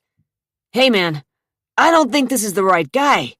This one, you don't look like—" "You're making a mistake," Sophia cried, clutching the blankets around her, her lips trembling. "I don't think so." The big one wasn't convinced. "Let's get this over with, Rudy. Quit screwing around." Panicked, Zachary struggled, throwing himself toward the door. From the corner of his eye, he saw Rudy reach into his pocket. A flash of silver glinted in the lamplight. Zach's guts twisted with a new numbing fear. He heard a resounding click, and he nearly wet his pants. A switchblade. "Okay, cut him," Joey said, his foul breath warm against Zach's head. "No!" Zach fought even harder, hurling his weight sideways, throwing his attacker off balance. "I said cut him!" Joey yelled. Rudy's switchblade sliced through the air. Sophia screamed. Zach flinched as he felt his scalp slitting open above his ear. White hot, the pain nearly blinded him. "Stop!" Blood poured from the wound over his eyes and face. "This isn't the right guy," Rudy said, wiping the blood from his weapon on his pants. "I've seen Danvers. Doesn't matter. Besides, he's claiming to be him." "Shit!" Blindly, Zach kicked. "Who cares who the fuck he is?" Rudy finally agreed. The knife plunged into Zach's shoulder. Pain shrieked through his arm. He retched. His body sagged heavily. "They're going to kill me. I'm going to die just like a lamb being slaughtered." Zach tried to fight, but he could barely move. "He said he's Jason Danvers. Now, let's just get this over with," Joey said. Jason? They thought he was Jason? "Zachary!" Zach spat words and blood from behind loose teeth. He tried to break free, and his knees buckled. I'm Zachary Danvers." "He's telling you the truth." Tears rolled down Sophia's white face. "He's not Jason.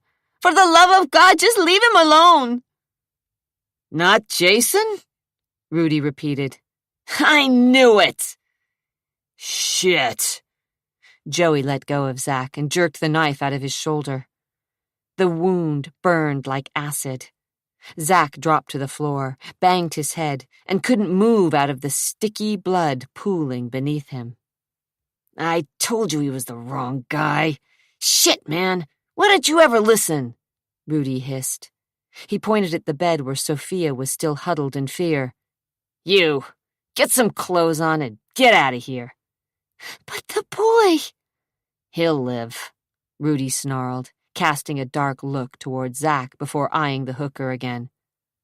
"Unless you want to explain what you're doing up here with the half-dead son of wit Danvers, you move your sweet little ass out of here." "Don't leave," Zach tried to say, but the words wouldn't form over his thick tongue. He watched 3 sets of feet, Her small bare ones, the others in black work boots, moving in slow motion away from him. Footsteps scuffled on the shag carpet. Blood seeped from his body to the floor. He tried to lift his head. Bastard! He saw the shoe, felt a hard kick in the groin and curled into a ball. Bile sprayed up the back of his throat. Stay put, Danvers. You'll live longer.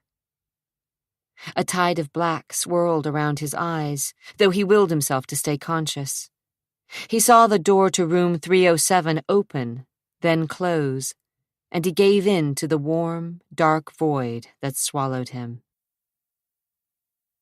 Catherine's feet ached, her head throbbed, and her eyes burned from cigarette smoke.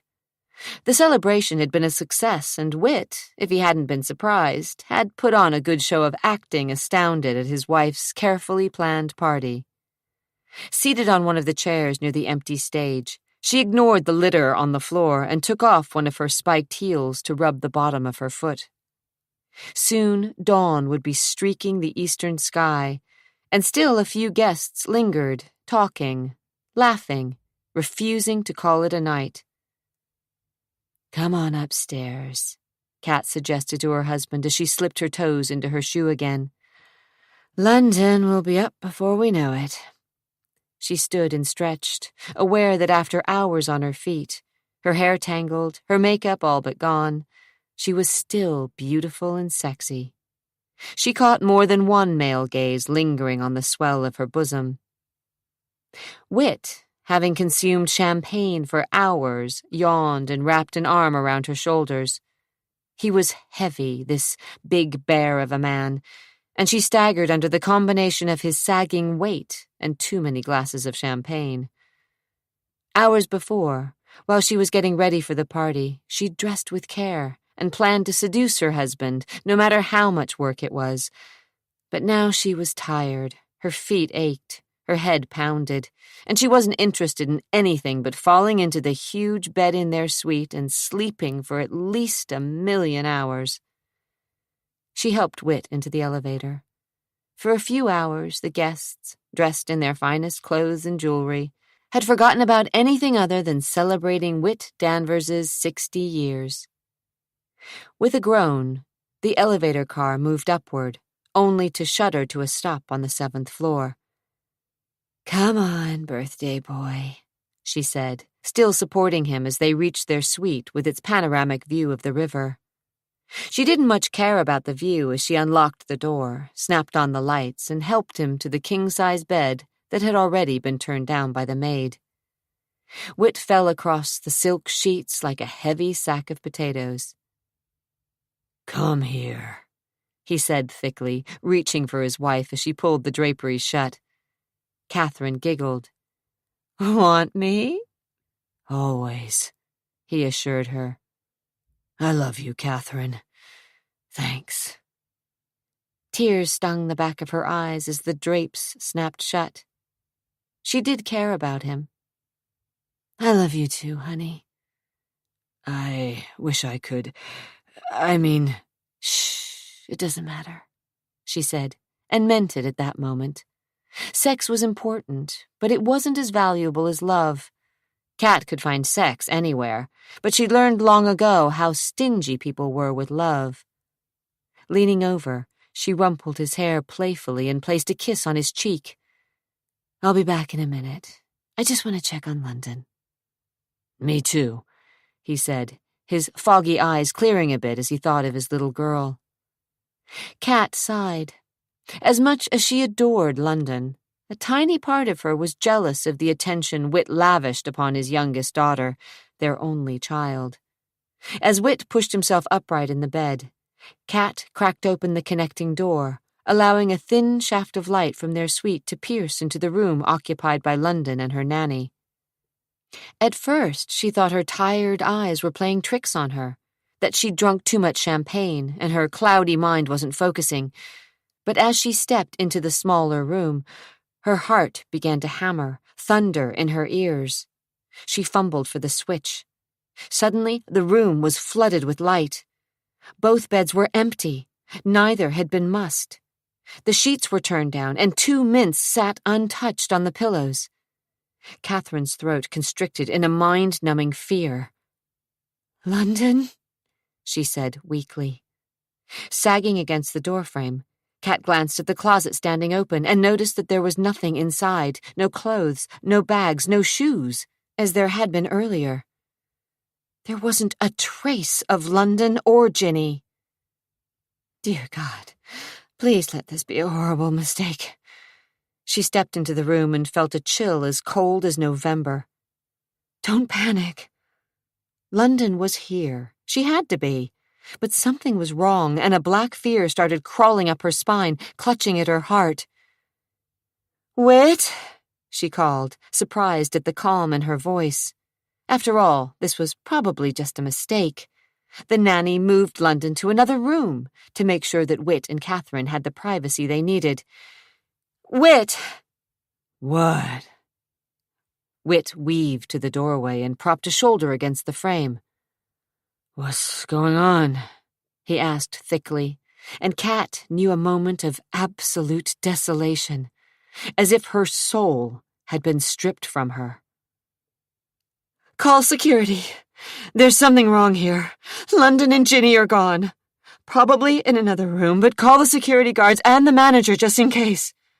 Her mind, always so cool and dependable, was running away with her to horrible nightmares concerning her child, but she tried her best to stay calm and reasonable.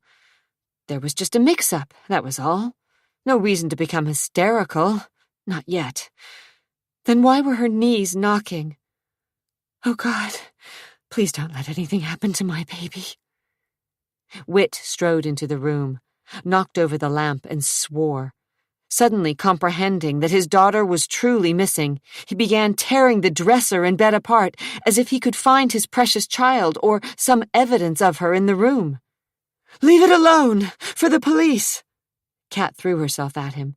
"Just call the damn security!" "She's not gone," Whit said, suddenly stone-cold sober. "She can't be! She's in this hotel, in the wrong room!" He opened the door and bellowed into the hallway. "Jason! Zach! For Christ's sake, get in here!" Turning to Catherine, he said, "We'll find her. And that damned nanny. And when I do, I swear I'll strangle Ginny Slade for this little prank." Whit's words were bold, but his face grew ashen, and Catherine knew the cold, jabbing fear that she might never see her daughter alive again. Guilt and fear took hold of her. She loved London, she did, with all her heart. All the times she'd been jealous of her little girl because of the attention she received from her father flitted through her mind, and she wondered, vaguely, if she were being punished. She didn't believe in God, but, oh, please, please, let her be safe. She ran back to her room and with shaking fingers dialed the main desk. Before the clerk could answer, she said, "This is Catherine Danvers. Send up security, room 714. And call the police. London's missing." Chapter 4. Whit loosened the top 2 buttons of his collar and stared out the window to the city he'd loved, the town he'd trusted. The streetlights, skyscrapers, and traffic looked the same as they had on any pre-dawn Sunday morning, but now the town seemed sinister and menacing. Portland, his home, had turned on him. He saw his reflection in the plate glass, ghostly and faint over the eastern skyline. His face was ravaged and drawn, his eyes haunted, his shoulders slumped. He looked 90 rather than 60. Whoever had taken his baby would pay, but a dark fear tore at his mind. What if they were never found? He wouldn't think such gloomy thoughts. Of course she'd be found. Of course she'd be fine. She was London Danvers, for Christ's sake. That part bothered him as much as the loss. That someone would dare defy him, someone who knew how to wound him until he was bled dry. He reached for his wife's pack of Virginia Slims and lit up, hoping that sucking in smoke and inhaling nicotine would help. It didn't. Turning back to the suite, He saw the faces of his family, tired and drawn, with dark circles and eyes dark with fear. Everyone was accounted for, except London. And Zack. A loud knock jarred through Whit's head. "Police! Danvers! What the hell is going on?" Jason opened the door and admitted Jack Logan, who only a few hours before had been downstairs at the party. Jack, an honest cop before he'd met Whit, was now firmly trapped in Whit's gold-lined pockets. 4 officers were with Detective Sergeant Logan. "We got a call that London was kidnapped," Jack said, eyeing the group, taking a mental tally and coming up not 1, but 2 Danverses short. "Looks that way." He stubbed out the damned cigarette in a cut-glass tray, then showed the police London's room. "Jesus, Mary, Joseph," Logan muttered under his breath. The room was photographed, dusted, and gone over with the proverbial fine-tooth comb. Then Logan returned to Whit's suite, where he, along with another officer, Sergeant Trent, began his interrogations. Questions were fired at each of the family members, sometimes together, sometimes individually. Logan trusted no one. While the officers were still scribbling on their pads, Logan demanded a list of the people who had attended the party. He wanted names and phone numbers of the guests, the staff, as well as the band members, florists, and waitstaff. Who were the delivery men? With what agency did Catherine book the entertainment? What about the baker and the ice sculptor? Were there any reporters or photographers present? Who was Ginny Slade? Where did she come from? Did she have any family? What were her references? What was her relationship with Zack? "She has none," Catherine said emphatically, her cool confidence shattered. Eyes rimmed with streaking mascara, she glared at the detective sergeant. "Zack isn't involved in—" "He's missing, isn't he?" Logan countered, his lips thinning thoughtfully. "You call that a coincidence? For Christ's sake, he's only 17. How could he be behind something like this? He was probably kidnapped as well," Whit interjected, and Logan sent him a harsh look that silently called him a fool. "That boy's been in and out of trouble since he was 12, Whit. Face it. I've had to cover his ass more times than I can count." "Nothing like this," Whit said quietly, though deep inside he felt a gut-wrenching fear that Logan was right. Zack had a chip on his shoulder the size of Nevada, and he'd never gotten along with anyone in the family, even London, though the precocious child had hung on his every word.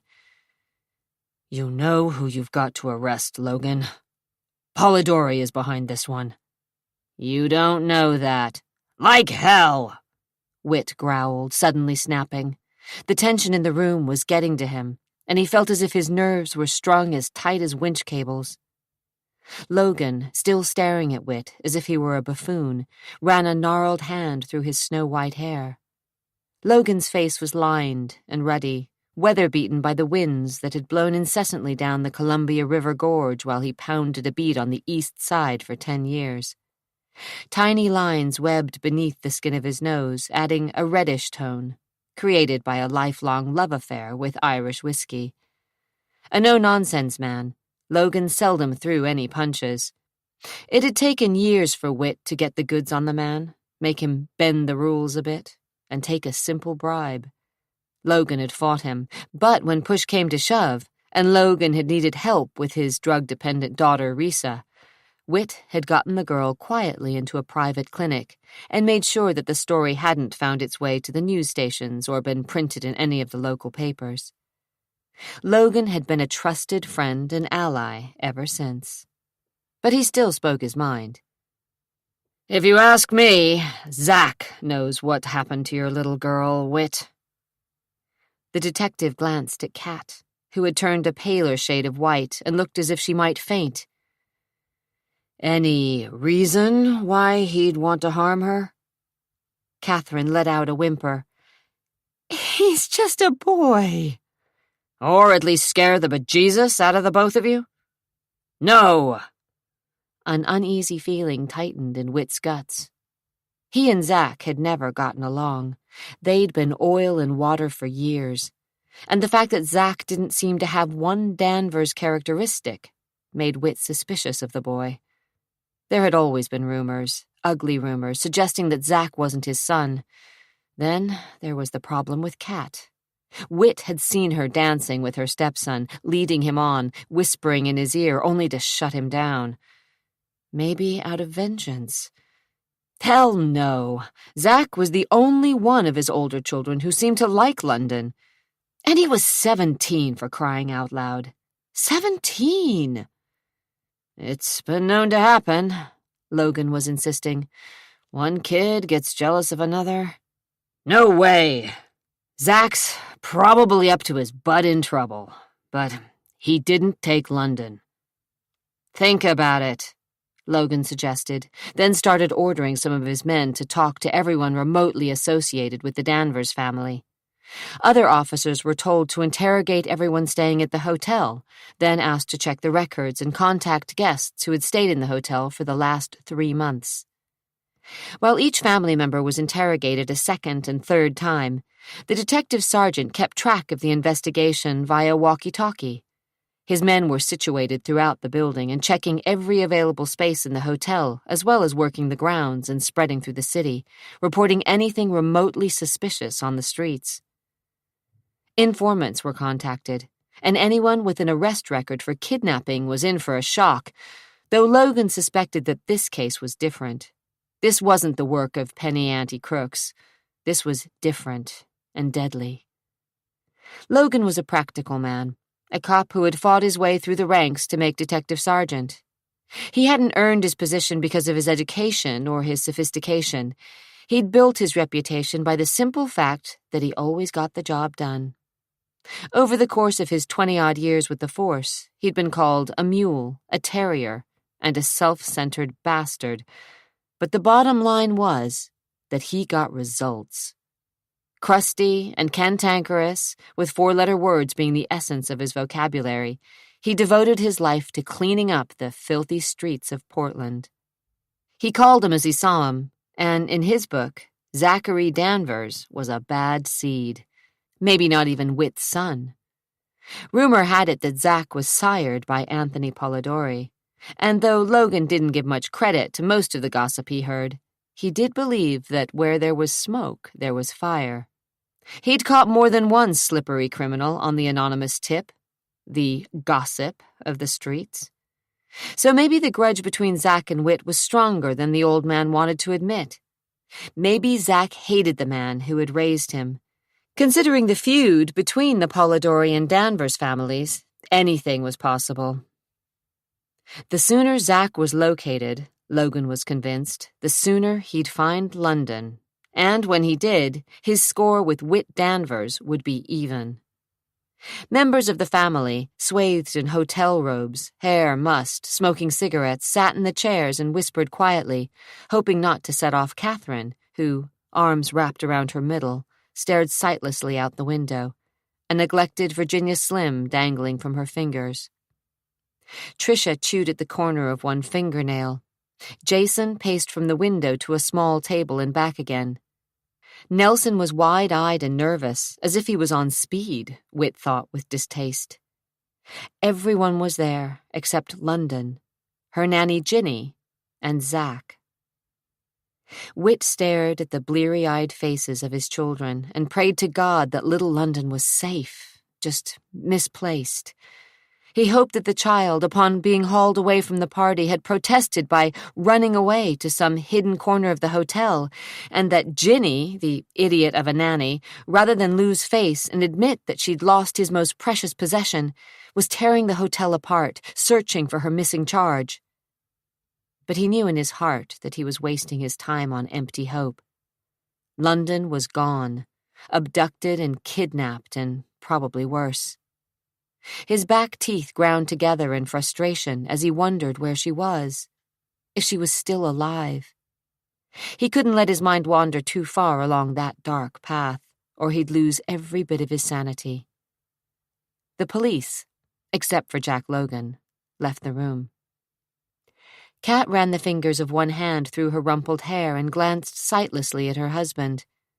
With effort, she stubbed out her cigarette. I think we should do something. Logan's got his men searching the building. He's going over the guest list. He'll question anyone who was in the hotel. That's not good enough, she said with a deadly calm that belied her ravaged emotions. My baby's gone, Whit. Our baby. Gone. Disappeared. Blinking back tears, she walked to her purse, pulled out her gold cigarette case and fumbled with the catch. She lit up again and wrapped one arm around herself as if warding off a chill. What do you want me to do? He felt so damned helpless, and he hated the feeling. He was always in command, the man in charge. Use your influence, for God's sake. You're the richest man in this city, so you shouldn't sit here waiting for the police to fumble all over themselves. Do something, Whit. I don't care who you have to bribe or threaten. Call in the goddamned FBI. Just find my daughter. Her hands shook as she took another drag on her cigarette. They've already called the feds, in case she's been taken over state lines. And I'll do anything I can to find London. You know that. Believe me, I'm trying. Well, try harder. She squashed out her half-smoked Virginia Slim in a glass tray. She might be with Zach, she said, not for the first time, though at one point she'd defended the boy. She'd been the first to suggest that Zachary was involved, then changed her mind as if the thought was too distasteful. Maybe Zach's got her somewhere and this is just a prank. She must have noticed the skeptical expression on his face. Well, he's involved then. You know him, Whit. Always in trouble, walking on the wrong side of the law, like his father. Stung, Whit held his tongue. The crack about Zach's paternity struck home, but he didn't call her on it. He'd never believed, never let himself think for 1 minute, that Zach had been sired by Polidori. A bitter taste filled his mouth at the very thought. It was possible, but no. He wouldn't believe that the boy he'd considered his second son for all these years wasn't his. But he wasn't going to argue the point with Kat. There was no reasoning with her now, and he had to keep a calm head, no matter what else. Nelson, his youngest son, looked scared. Whit had never much cared for the boy. At 14, he was still a scrawny kid who seemed to take after him, but always reminded Whit of his first wife, Eunice. There was something about Nelson that was odd, unsettling. Why didn't you tell me Zach didn't come upstairs? He asked the boy, and Nelson swallowed hard, avoiding his father's eyes. You were supposed to be sharing a room. Dunno. Where is he? Dunno. Whit let out a sigh and stared at Nelson with an intensity that had made loggers with inch-thick hides squirm. You know where he is. No. But you know something, Whit prodded, sensing that the boy was holding back. Hell, what a bunch of headstrong kids he was raising.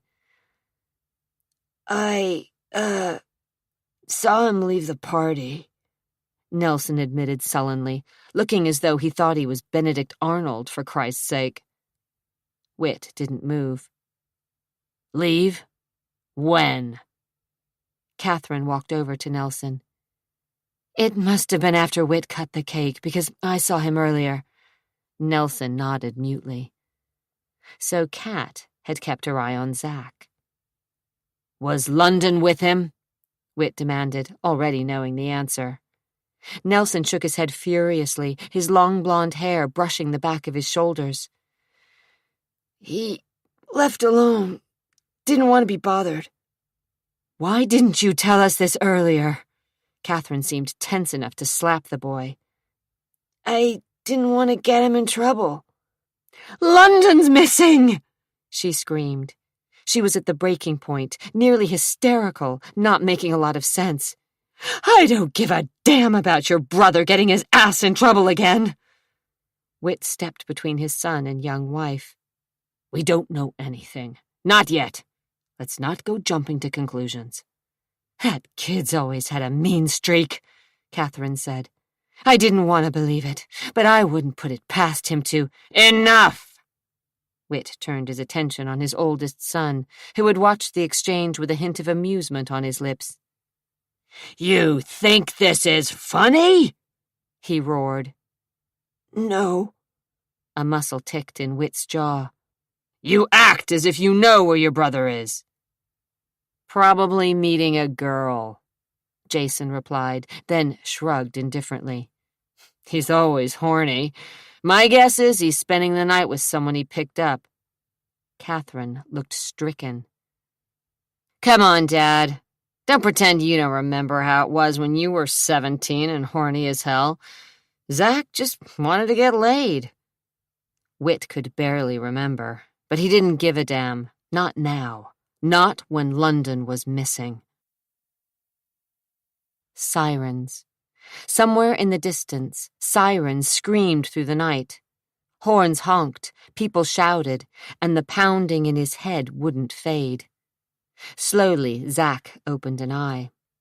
The floor tilted, and for a second he didn't know where he was. He tried to move, and pain ricocheted down his arm. He was woozy, and his head felt as if it weighed a ton. Gritting his teeth, he got to his knees and saw the dark stain of blood. His blood, on the cheap carpet. The room swayed.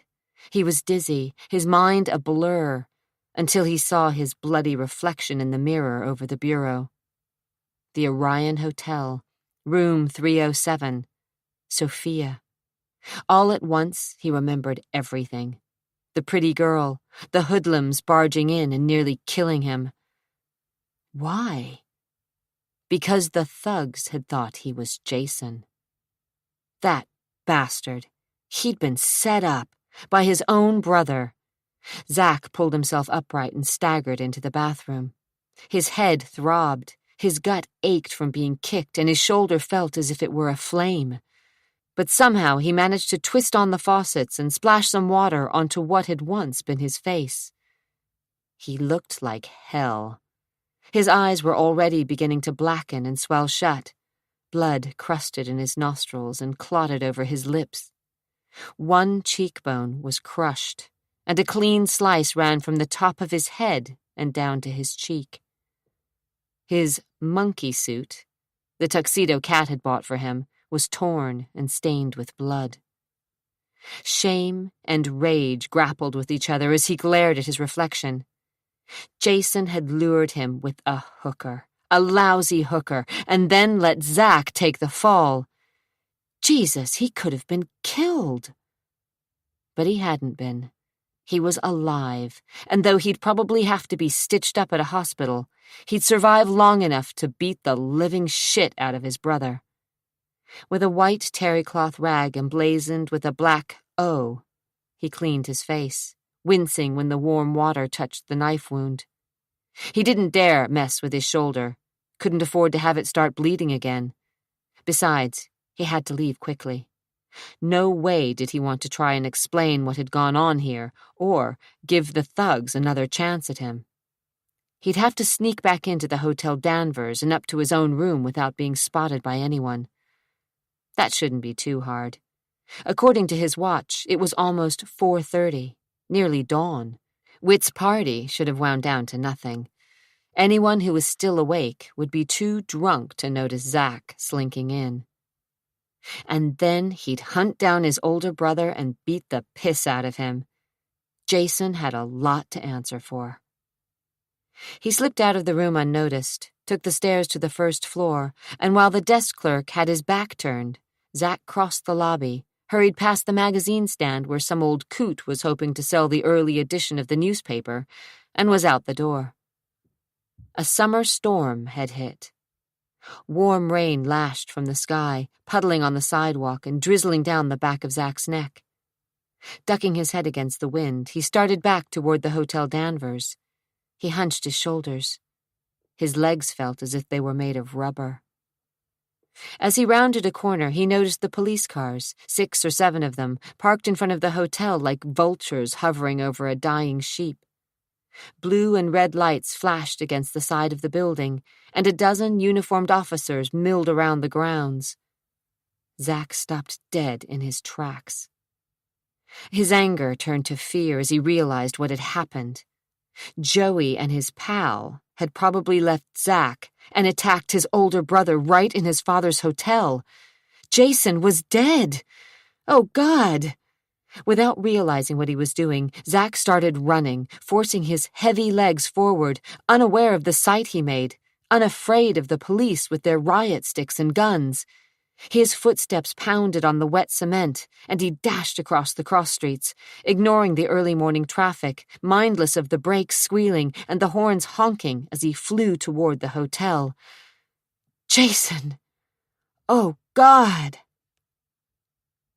"Hey, you!" a loud male voice yelled. Zack didn't pay any attention. He sidestepped between two parked cars. "Kid, I'm talking to you! Stop!" Zack was barely aware of anything except the fear that gripped him and a burning sensation in his shoulder. "Police! Freeze!" He skidded to a stop as the words sank in and whirled on the two officers who approached him. They emerged from one of the cars, their weapons drawn, no nonsense written all over their features. "Hands in the air! Do it!" Zack slowly raised his one arm. The other hung limply at his side. "Shit! Look at him, will you, Bill?" The one with the loud voice said. "Looks like our boy here got himself into a fight. What happened to you? Haven't seen a little girl, have you?" "What?" Zack figured they must be talking about Sophia, but he kept his mouth shut. Something wasn't right, and he didn't trust the cops. The stocky officer, Bill, smiled without a trace of humor in his suspicious eyes. "Don't you know who this is, Steve? It's the Danvers kid, the one who's supposed to be missing." "Zachary?" "Yeah, so what?" Zack snarled. The policemen exchanged glances, and Zack's blood ran cold as ice. The tall one, Steve, said, "So, where's the girl?" Part 3, 1993. Chapter 5. The memory of her fight with her mother was vivid. It had started as an argument about a boy Adria had been seeing on the sly and accelerated quickly to a full-blown battle. "The Lord thy God is a vengeful God, Adria." "He's not my God," Adria, then 18, had said. "He's your God, Mom, yours. But he's not mine." The slap had been one of the few blows Sharon Nash had ever inflicted upon her adopted daughter, and it had stung deeper than Adria's skin. The pain had reached the thick hide that covered her soul. "Don't you ever talk like that again." Sharon's breath, bitter from the coffee and tinged with the underlying odor of gin, had drifted over Adria's face. "Now, go wash up. And you forget about ever seeing that boy again. He's trash, you hear? Trash, just like his ma. Bad blood flows through his veins, girl." "And what kind of blood flows through mine?" Adria had demanded. "We don't know. You don't need to." "Of course I do." "The Lord works in mysterious ways.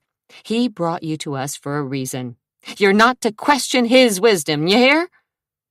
Adria had turned on her heel and fled to her little bedroom tucked under the eaves of the second story. Years ago. But it seemed like yesterday. And the argument seemed to ring through the tiny motel room near the airport. She remembered the fight because of Zachary Danvers, another rogue, another man she should avoid. Though she'd only talked with him for a few minutes, she'd read all about him and his family, her family, and she hadn't been disappointed. He was the black sheep of the family, kicked out of the house and cut out of his father's will more often than not. He did things his own way, didn't give a hang that he was born rich, and he was cursed with an irreverent spirit that just might want to help her find the truth. Or maybe not. In the year before his father's death, Zack and Wit had seemed to bury the hatchet. Nonetheless, she knew instinctively that he would be her only ally in the family. The others appeared to be ready to pick at the old man's bones and take his fortune. Maybe Zachary was like the rest. If so, her battle would be harder than she'd thought. She stared at her reflection in the mirror over the sink in the bathroom and bit her lip. Was she on a fool's mission? How could she ever hope to battle the powerful Danvers family? And why was Zachary Danvers, her half-brother, for crying out loud, so attractive? Adria had always been drawn to the kind of men her mother despised, the rebels and misfits and loners whom Sharon Nash found repulsive, the Zack Danvers of the world. Yet Zack was the one member of the Danvers family she instinctively turned to, the only one of her siblings she felt she could trust. Trust! She snorted a laugh at her own foolishness. Zachary Danvers was about as trustworthy as a hungry rattler with a trapped mouse. She walked into the bedroom and found a copy of the videotape that had led her to Portland and tucked it into her bag. As she snapped the purse closed, she wondered why she never seemed to learn that very important lesson about men. Just because Zack might be her half-brother didn't mean he was safe. He was a predatory man, a man who would take any challenge, a man with a wild streak that he hadn't yet tamed, a man who wouldn't care one bit if she were his half-sister. There was an animal side of him, pure male and extremely lethal, that defied the bounds of kinship. He was sexy and rough and seemed about as stable as a blasting cap. No wonder she was attracted to him. It had been the flaw in her character to be attracted to rough and tumble, irreverent boys and men all her life. "You're an idiot," she told her reflection as she stood barefoot on the tan carpet that had worn thin near the door. So if she couldn't trust Zachary, who in the family could she trust? No one, just as they couldn't trust her. Half-dressed in her lacy slip, she walked back into the tiny bathroom where her dress hung on a hook in the door. She'd found the dress in a boutique that handled previously worn items. A white, silky confection with a designer label, the gown fit her perfectly. She'd never owned such a creation before, never spent so much money on one dress, and a used one at that. Her adoptive mother had been a frugal, God-fearing woman who didn't believe in women wearing ornaments of any kind, no jewelry save a gold wedding band or a gold cross suspended from a necklace, and clothes that were practical, shoes that were sensible and sturdy. Not so her father. Unlike his wife, Victor had been a dreamer, always expecting a larger crop than the land would yield, always certain that the next year life would become easier. And she'd believed him. When she'd discovered his secret, that he thought her to be London Danvers, she'd grabbed that gold-plated carrot he'd swung before her nose and held on with a death grip. She'd done her research, reading every clipping on the Danvers family and the kidnapping, searched through all the old papers in her father's desk, called her deceased Uncle Ezra's secretary, searching, digging through every scrap of information, praying she'd find some irrefutable evidence that either proved or disproved that she was the little lost princess. Ezra Nash, a lawyer known to bend the law, had handled the adoption. Either he hadn't bothered with records, or they'd long since been destroyed, or there was a secret surrounding her birth that he'd wanted to keep hidden. She'd fought the anticipation that had raced through her bloodstream when she'd learned that she might be London Danvers, that she might finally discover her true identity. She told herself the chances that she was the missing heiress were 1,000,000,000 to 1, but in the end she'd followed her heart, her father's dream, and driven her beat-up Chevy steadily westward to Portland, London's hometown. She'd nearly convinced herself that she was London Danvers, believed that she would finally find her family, and after the initial shock had worn off, they would welcome her with open arms. Now, as she tilted her head and screwed on the back of her zirconium earrings, she bit her lower lip.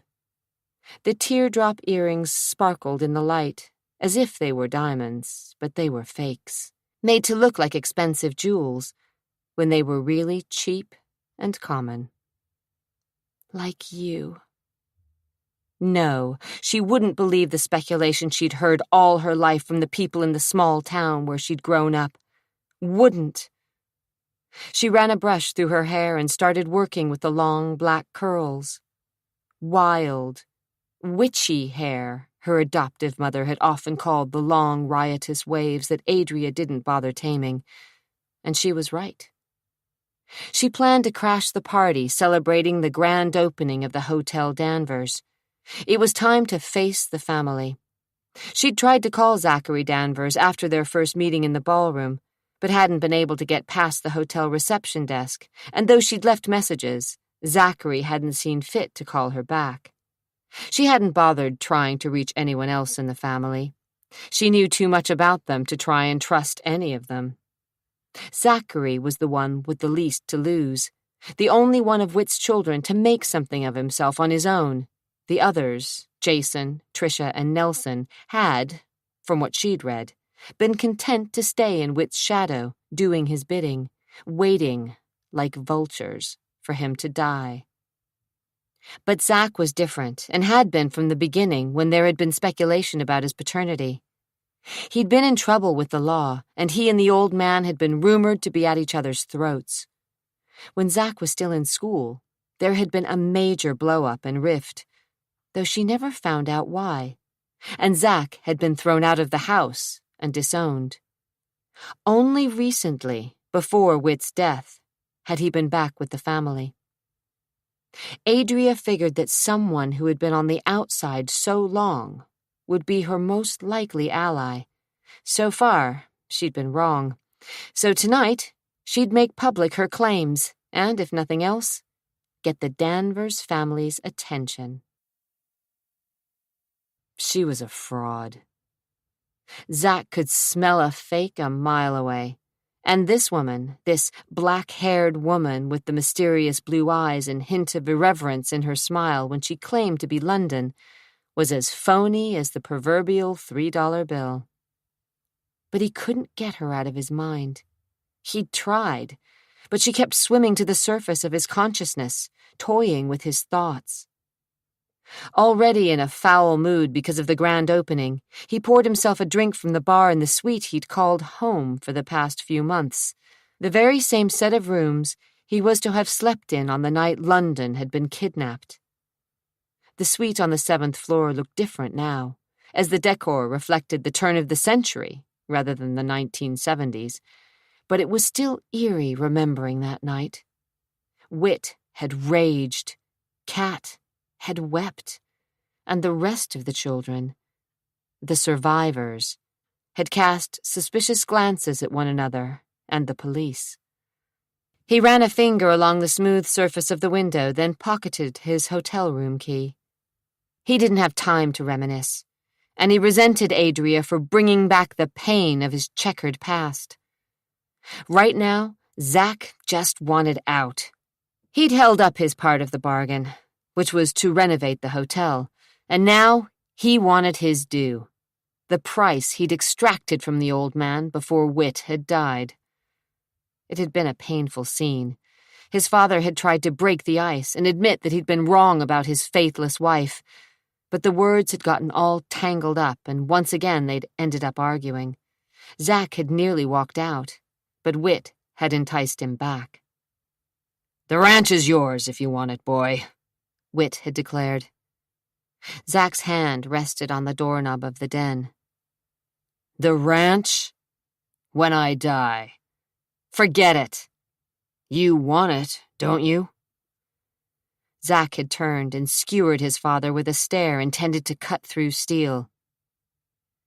"You always take what you want, if I remember right." "I'm out of here. Wait!" the old man had pleaded. "The ranch is worth several million. I don't give a shit about the money. Oh, right, my noble son." Whit was standing near the window, one hand in his pocket, the other wrapped around a short glass of Irish whiskey. "But you still want it. What for?" His white eyebrows had raised a bit. "Nostalgia, perhaps?" The jab cut deep, but Zack didn't so much as flinch. "It doesn't matter." Whit snorted. "It's yours." Zack wasn't easily suckered by the old man. He was smart enough to know the ranch had a price, a high one. "What do I have to do?" "Nothing all that hard. Restore the old hotel." "Do what?" "Don't act like I've asked you to fly, damn it. You have your own construction crew in Bend. Move them over here or hire new people. Money's no object. I just want the hotel to look as good as it did when it was built." "You're out of your mind. It would cost a fortune to—" "Indulge me. That's all I'm asking," Whit said, his voice low. "You love the ranch. I'm fond of the hotel. The logging operations, the investments, they don't mean much, not to me. But that hotel has class. It was the best of its kind in its day. I'd like to see that again." "Hire someone else." Whit's eyes narrowed on his son, and he swallowed the last of his whiskey. "I want you to do it, boy. And I want you to do it for me." "Go to hell. Already been there. Seems as if you had something to do with that."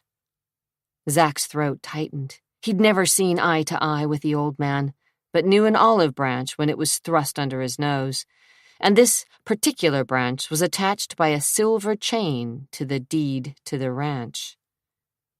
"Don't let your pride stand in the way of what you want." "It won't," he lied. Whit extended his big hand. "What do you say?" Zack hesitated just a fraction of a second. "It's a deal," he'd finally said, and the two men had clasped hands. Zack had started to work on the hotel, and Whit had changed his will. The project to reclaim the Hotel Danvers and refurbish the old building to its earlier grandeur had lasted over 2 years, and Whit had died long before it was finished, never realizing his dream. Zack had been able to spend most of his time at the ranch until a year ago. Then the job had become so involved that he'd been forced to move to Portland to ensure that all the finishing touches were just right. Now he tightened the knot of his tie around his throat. He had to get through the grand opening, check a few last bugs, and then get the hell out of Dodge. What about Adria? Christ, why couldn't he stop thinking about her? It seemed that she was always there, close to the surface of his thoughts, just as Kat had been. A curse, that's what it was, for, like it or not, she did resemble his deceased stepmother. That black hair, her clear blue eyes, her pointy chin and high cheekbones, replicas of Catherine LaRouche Danvers. Adria wasn't quite as small as his stepmother had been, but she was every bit as beautiful and had the same special grace that he hadn't seen in a woman since Kat. His gut twisted as he remembered his ill-fated one-night affair with his stepmother. The passion, the danger, the thrill that he'd never found with another woman. At the memory of his stepmother, a forbidden heat curled through his blood. She'd seduced him, taken his virginity, shown him a glimpse of heaven, then heaved him through the gates of a hell that was to be the remainder of his life. Not that he would have changed a thing. So why did his one meeting with Adria Nash conjure up such vivid memories of what he'd tried to hide for so long? He hadn't seen Adria since she'd appeared in the ballroom, all starry-eyed as she'd tried to convince him that she was his long-lost half-sister, but he knew she'd turn up again. Like the proverbial bad penny. They always did. She'd tried phoning him, and he hadn't bothered returning her calls. He wouldn't give her the satisfaction or the false hope. She wasn't the first imposter trying to claim to be darling little London, and she sure as hell wouldn't be the last. Sticking 2 fingers under the stiff collar of his tuxedo, he growled at his reflection and wondered why he bothered with the stupid monkey suit at all. Formality. And he hated it, just as he hated the party he was about to attend. He glanced at his duffel bag, packed and ready to go. He'd be out of here by noon tomorrow. Good riddance, he muttered as he locked the door behind him and strode along the corridor to the elevators. He hadn't told the rest of the family about Adria's visit. No reason. They'd all just wind themselves in tighter knots than they had tied themselves into already. The old man's estate hadn't been settled yet, and if the principal heirs got wind of the fact that another London impersonator had shown up— One side of his mouth lifted at the thought. He ran his thumbnail along the edge of the brass rail in the elevator car and considered dropping the bomb, then discarded the idea. He was well past toying with his siblings just to get a reaction. The car stopped on the 2nd floor, and Zachary stared into the open doors of the ballroom. Guests, like flocking birds, had already collected. A sense of déjà vu crept over him as he heard the rustle of silk, the clink of crystal, and the murmur of soft laughter. There hadn't been an event in this room for almost 20 years. The last party had been Whit's 60th birthday. Beneath his tuxedo jacket and shirt, his shoulder muscles bunched as if he expected trouble.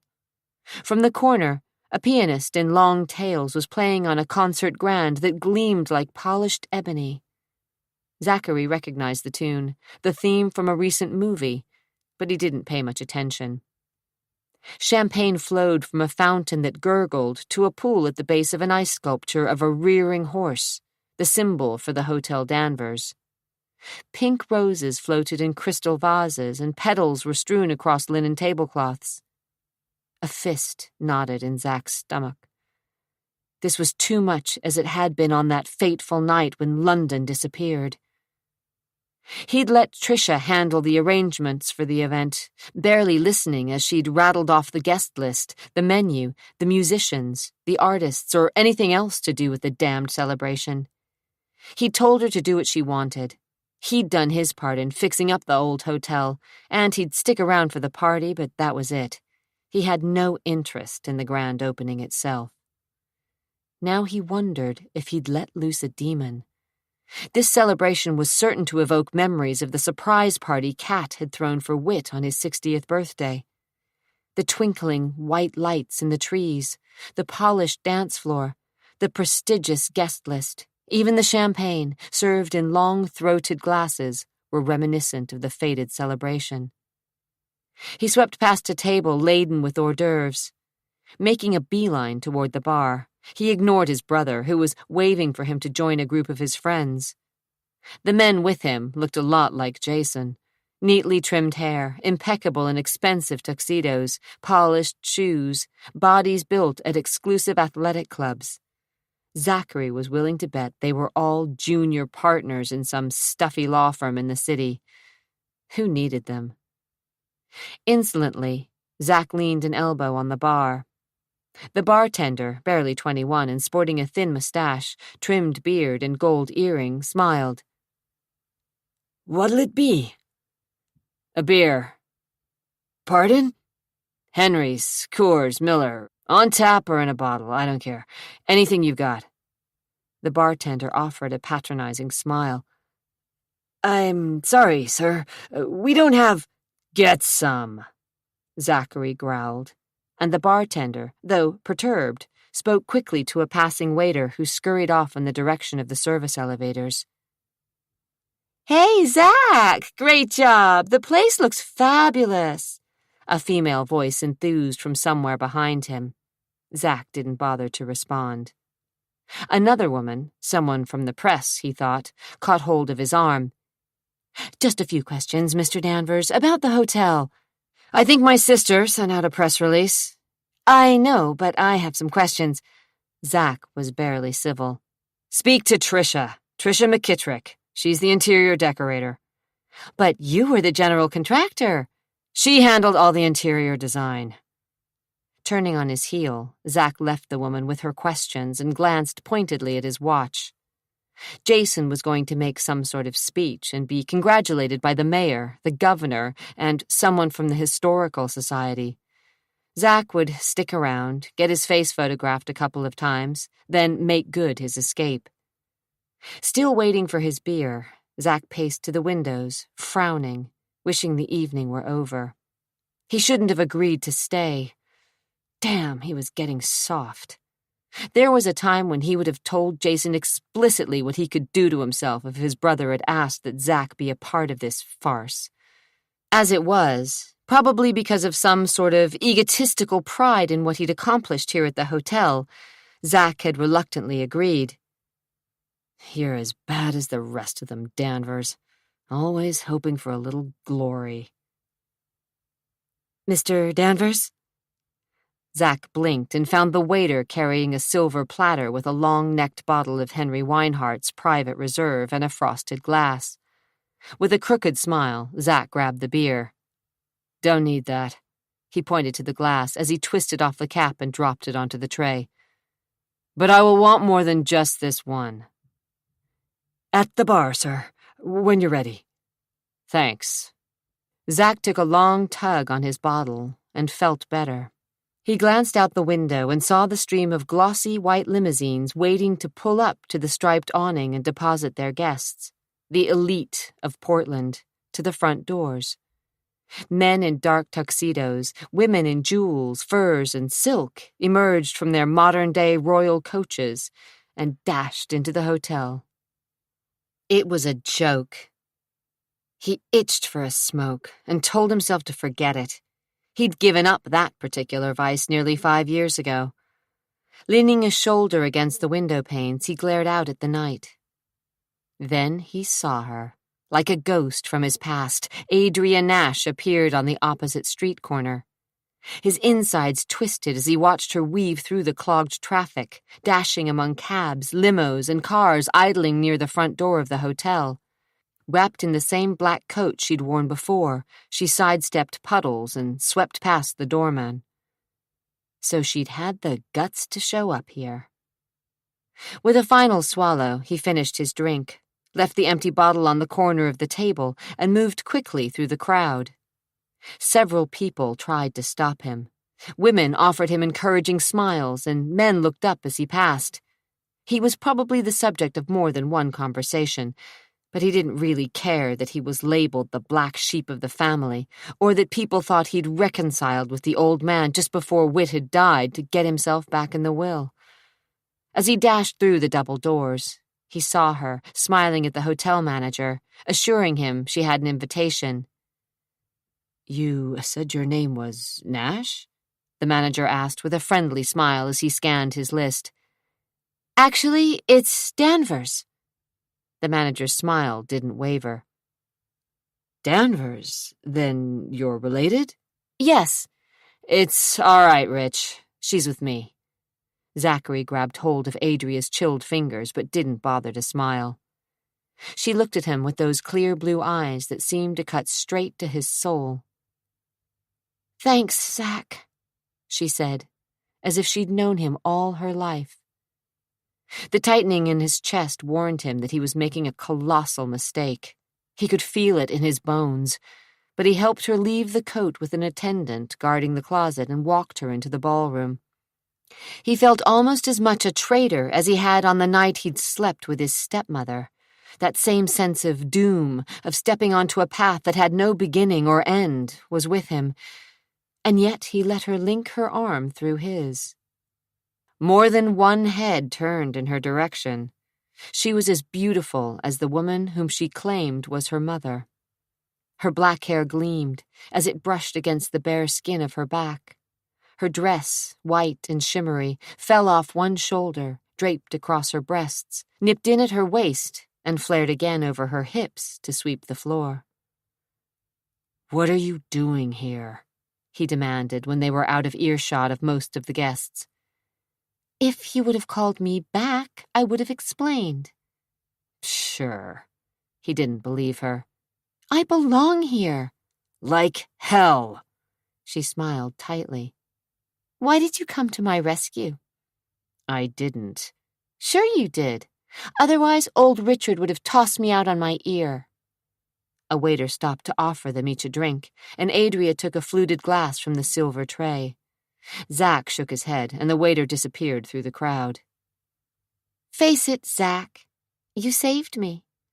I just avoided a scene. Her smile was bewitching.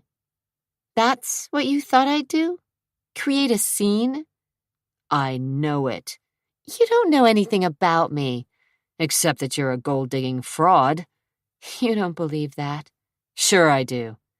Then why not let me make my scene and let me hang myself? She sipped from her drink, somehow managing a smile for the eyes of the curious. Bad publicity. Since when do you care? This family has had enough scandals, he said. And I thought you didn't care about the family name. Her eyebrows arched in a sensual manner that caused a tightening in his groin. I don't. He watched her closely. She wasn't as confident as she pretended to be. There were questions in her eyes, but also a challenging light that dared him to defy her. As beautiful as Kat, with full lips and high cheekbones and eyebrows that arched over those mysterious blue eyes, she was sensual and earthy. Yet there was an innocence about her that had never been a part of Catherine LaRouche Danvers. Even at her most vulnerable, Kat had seemed to play a part, and that role was always sexy and manipulative. You can prove you're London? He asked, deciding to get to the point. Can and will. Impossible. She lifted a bare shoulder and sipped slowly from her glass as the pianist found the notes of an old Beatles tune and managed to strip the melody of any hint of nostalgia. Laughter drifted to the ceiling where the chandeliers sparkled with 1,000,000 tiny lights, just as they had nearly 20 years before. Zack ignored the sense of déjà vu that threatened to swallow him whole. I think you should introduce me to the rest of the family. Is that why you came here tonight? She smiled slowly, and Zack's heart nearly stopped. I came back to see you, Zack. Just like Kat. His chest squeezed tight, but he wouldn't be fooled. I doubt it. Don't try and pander to my male ego, all right? It won't work. Smiling as if she knew he was joking, she said, You're the only one I could approach, the only family member who might believe me. Give me a chance. You've got that wrong, sister. I don't believe you at all.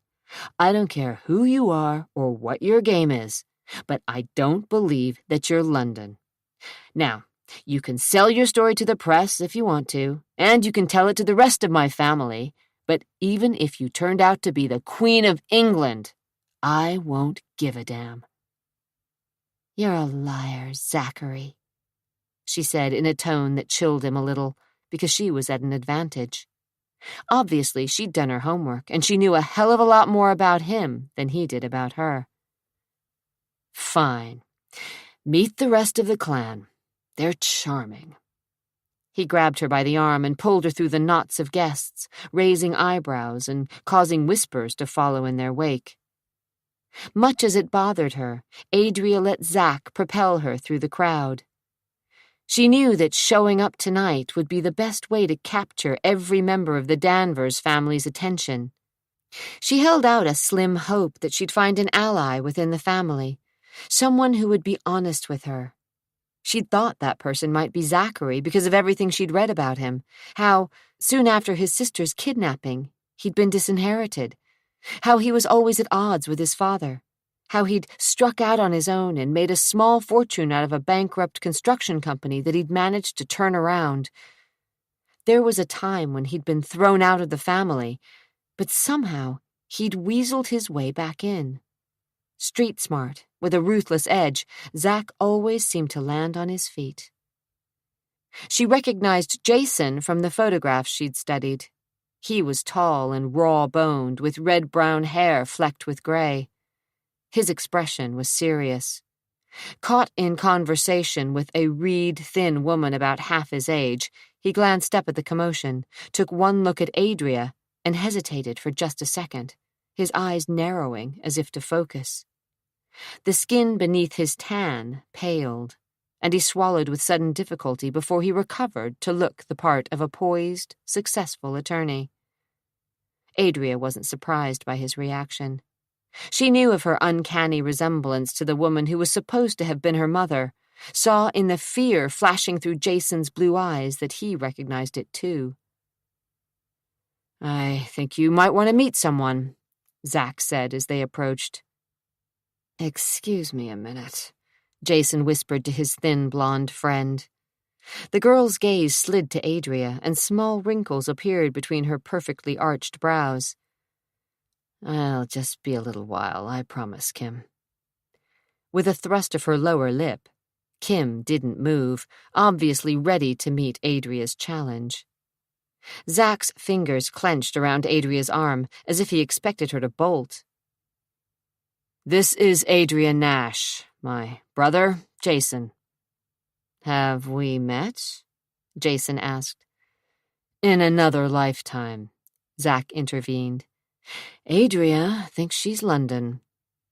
Kim's mouth rounded a little, but Jason managed to smile. "Another London. How perfect, considering the circumstances." His voice was as cold as his eyes. "Let me guess, you showed up tonight to make a big splash. Be sure that the reporters and photographers saw you." He took a swallow from his glass and observed her over the rim. "Am I right?" "Actually, she showed up last week," Zack said as he released her arm. Jason turned on his brother. "And you didn't say anything?" "I thought she might go away. Just go away." Under his breath, Jason muttered something about thick-headed fools. A ruddy stain began to crawl up the back of his neck as he pinned Adria under a harsh, uncompromising glare.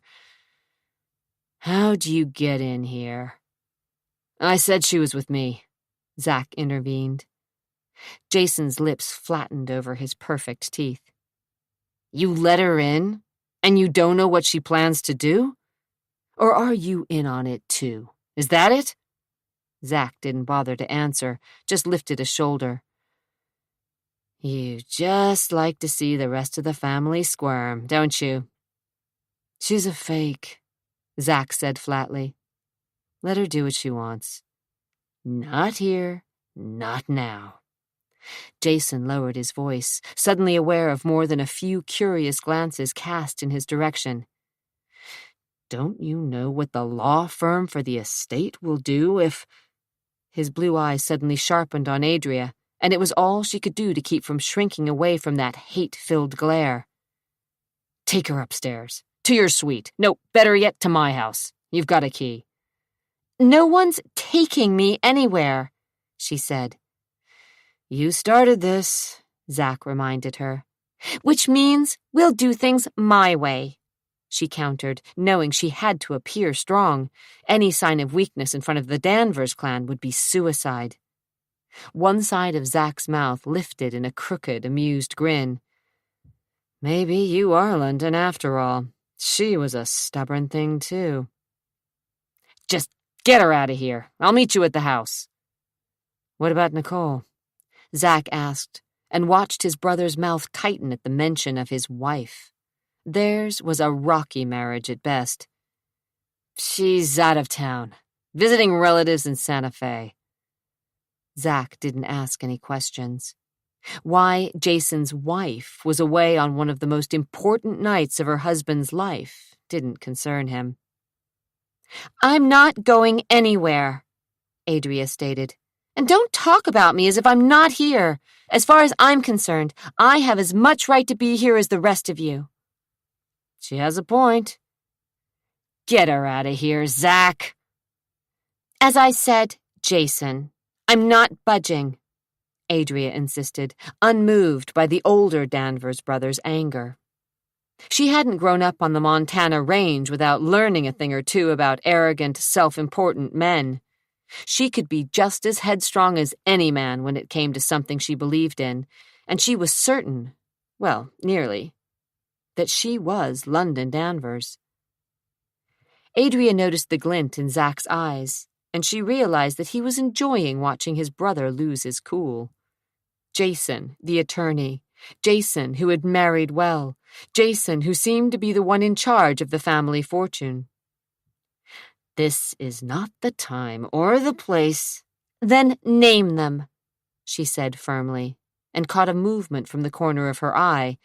Kim, the waif-thin blonde, inched closer, listening to every word. What? The time and place. Name them. Adria wasn't backing down, not after she'd come this far, swallowed all her doubts, and found her nerve. My God! Another male voice whispered behind her, and Adria turned to find a man, tall, blonde, and lanky, with startling blue eyes that widened when he caught sight of her face. She looks just like... We know, Nelson, Jason said, obviously irritated. Nelson, this is Adria Nash, Zachary drawled, as if enjoying his family's discomfiture. She's here, claiming to be London. Nelson looked quickly from his oldest brother to Zach. But she couldn't be. Not really. Everyone knows that London was killed. Everyone assumed, Adria cut in. Jason's temper snapped. He glared at Zach. You got her in here. You get her out. Maybe I'm not ready to go. If you want anyone in this family to listen to your story with an open mind, you'll haul your sweet ass out of here, Jason ordered. I'll take care of her. Zach's hands were coiling around her arm again, but she jerked away from him. I don't need anyone to take care of me, she said, suddenly defiant. Then why are you here? Jason asked. If not for a piece of the pie, for someone to take care of you, why didn't you stay wherever it is you came from? Because I need to know. So, this isn't about money? She didn't answer, and Jason smiled without a trace of warmth. His companion, the woman he'd called Kim, watched her with interested eyes.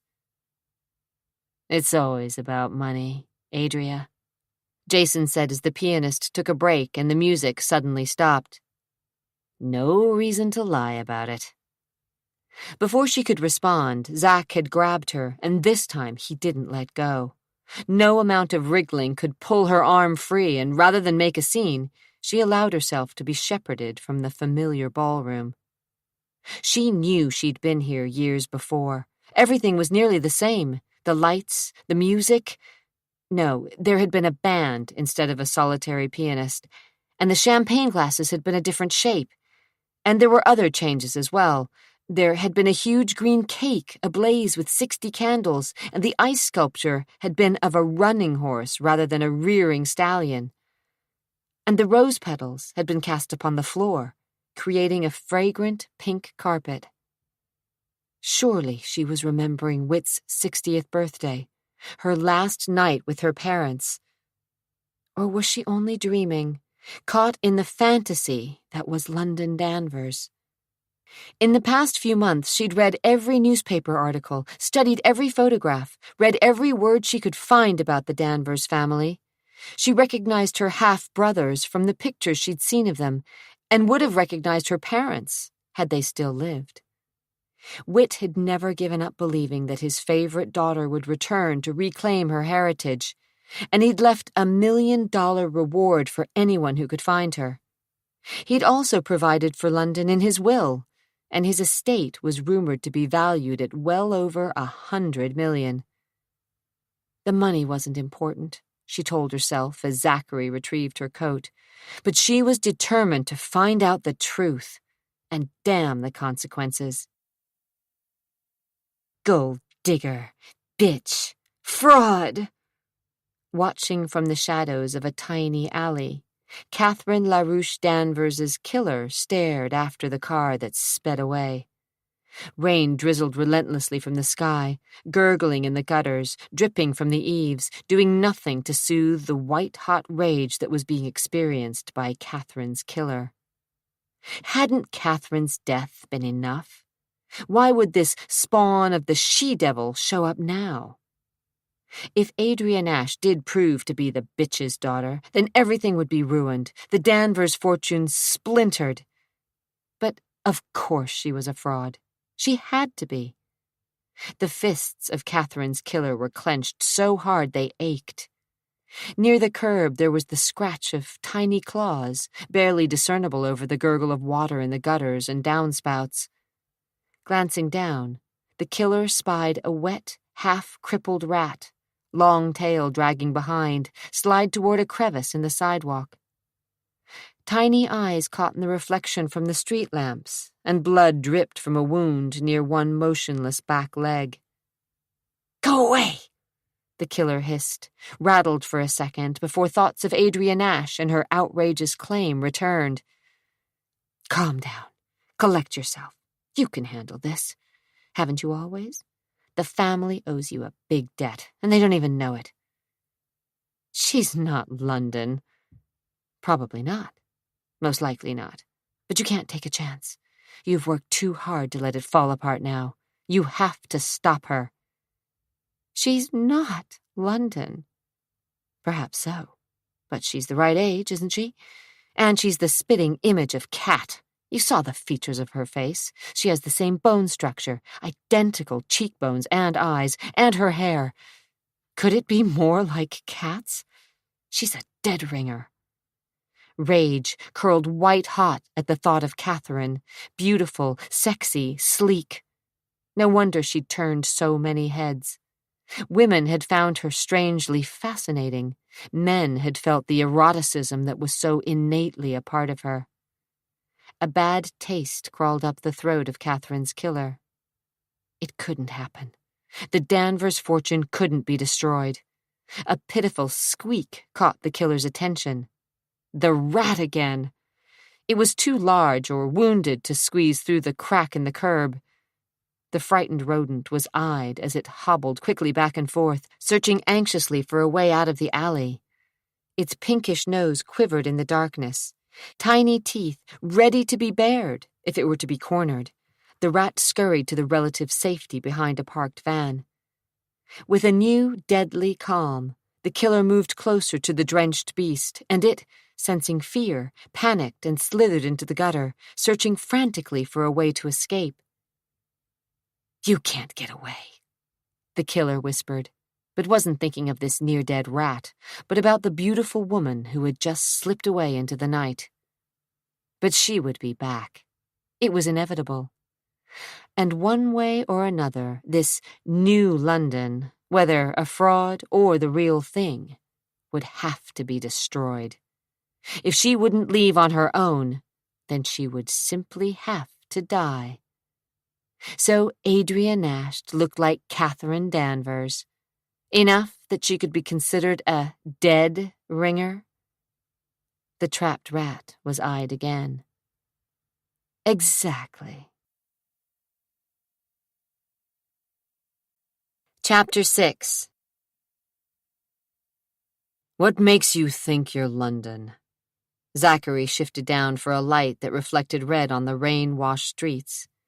The engine of his Jeep idled, and the wipers slapped drops of water from the windshield. "I have proof." Well, that was a little bit of a lie, but not a big one. "Proof," he repeated, easing up on the clutch as the light changed. He punched the throttle and the Jeep started climbing through the steep, twisting streets of the West Hills. As she gazed out the window, staring past the thick branches of fir and maple, Adria saw the city lights winking far below. "What kind of proof?" "A tape." "Of what?" "My father." "Your father, meaning Whit?" He took a curve a little too fast, and the Jeep's tires skidded before holding firm. "My adoptive father, Victor Nash. We lived in Montana." Oh, he said derisively. That clears that up. You don't have to be sarcastic.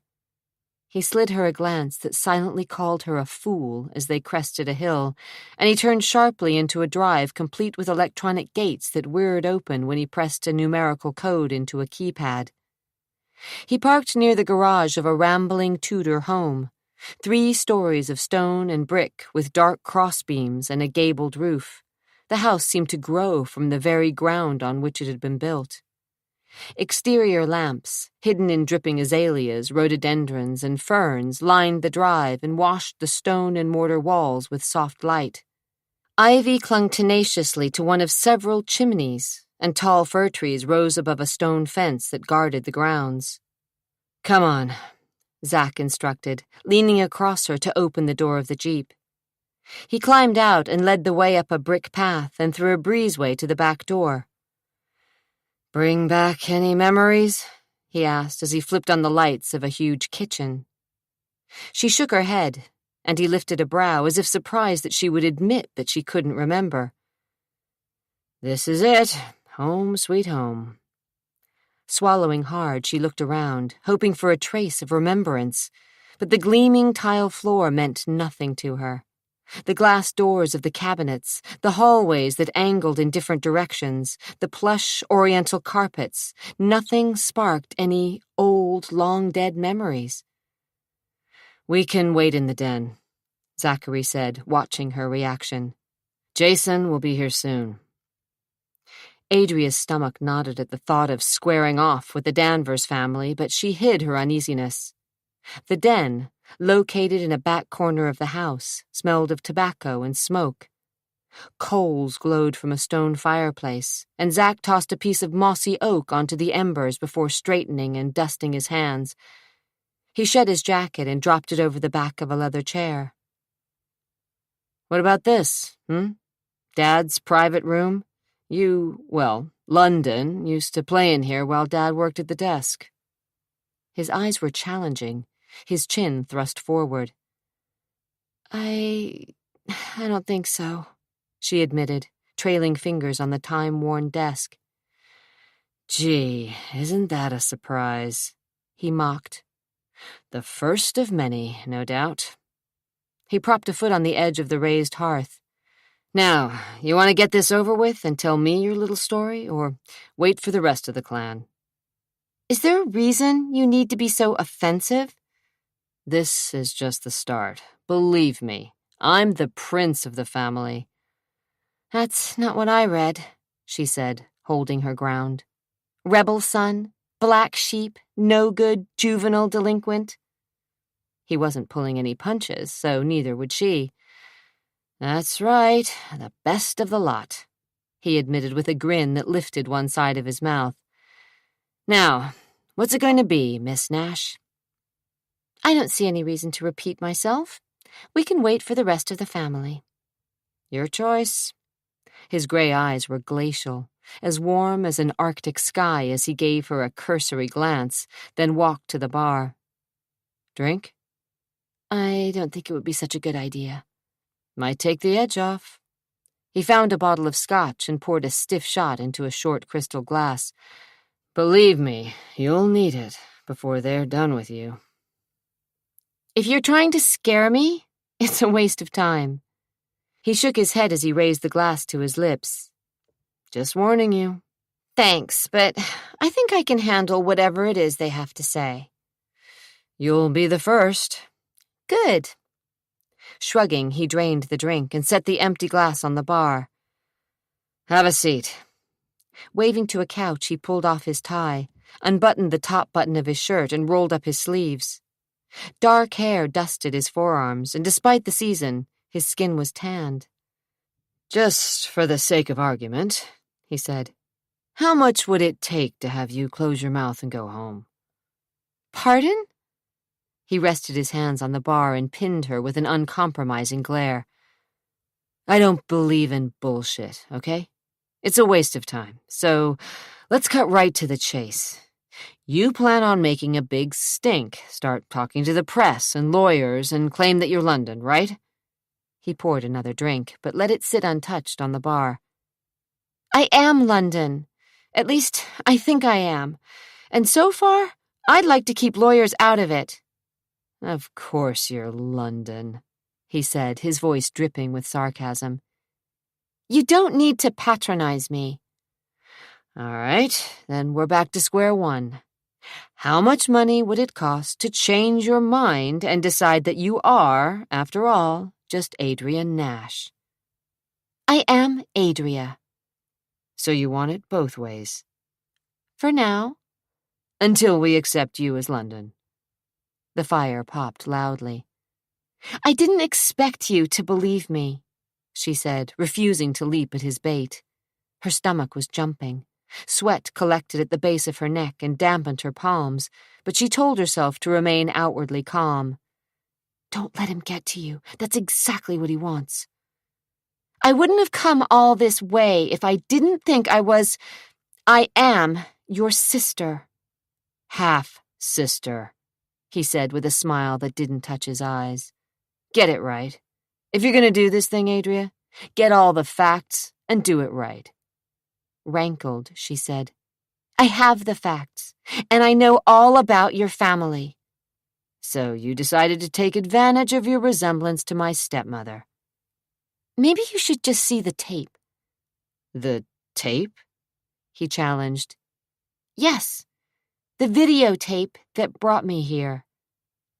The tape that had been the catalyst, but certainly not the proof, not all of it. Suddenly it seemed frail, as fragile as her father's dreams and beliefs that she was some sort of modern-day princess. I found it after my father died. He left it for me.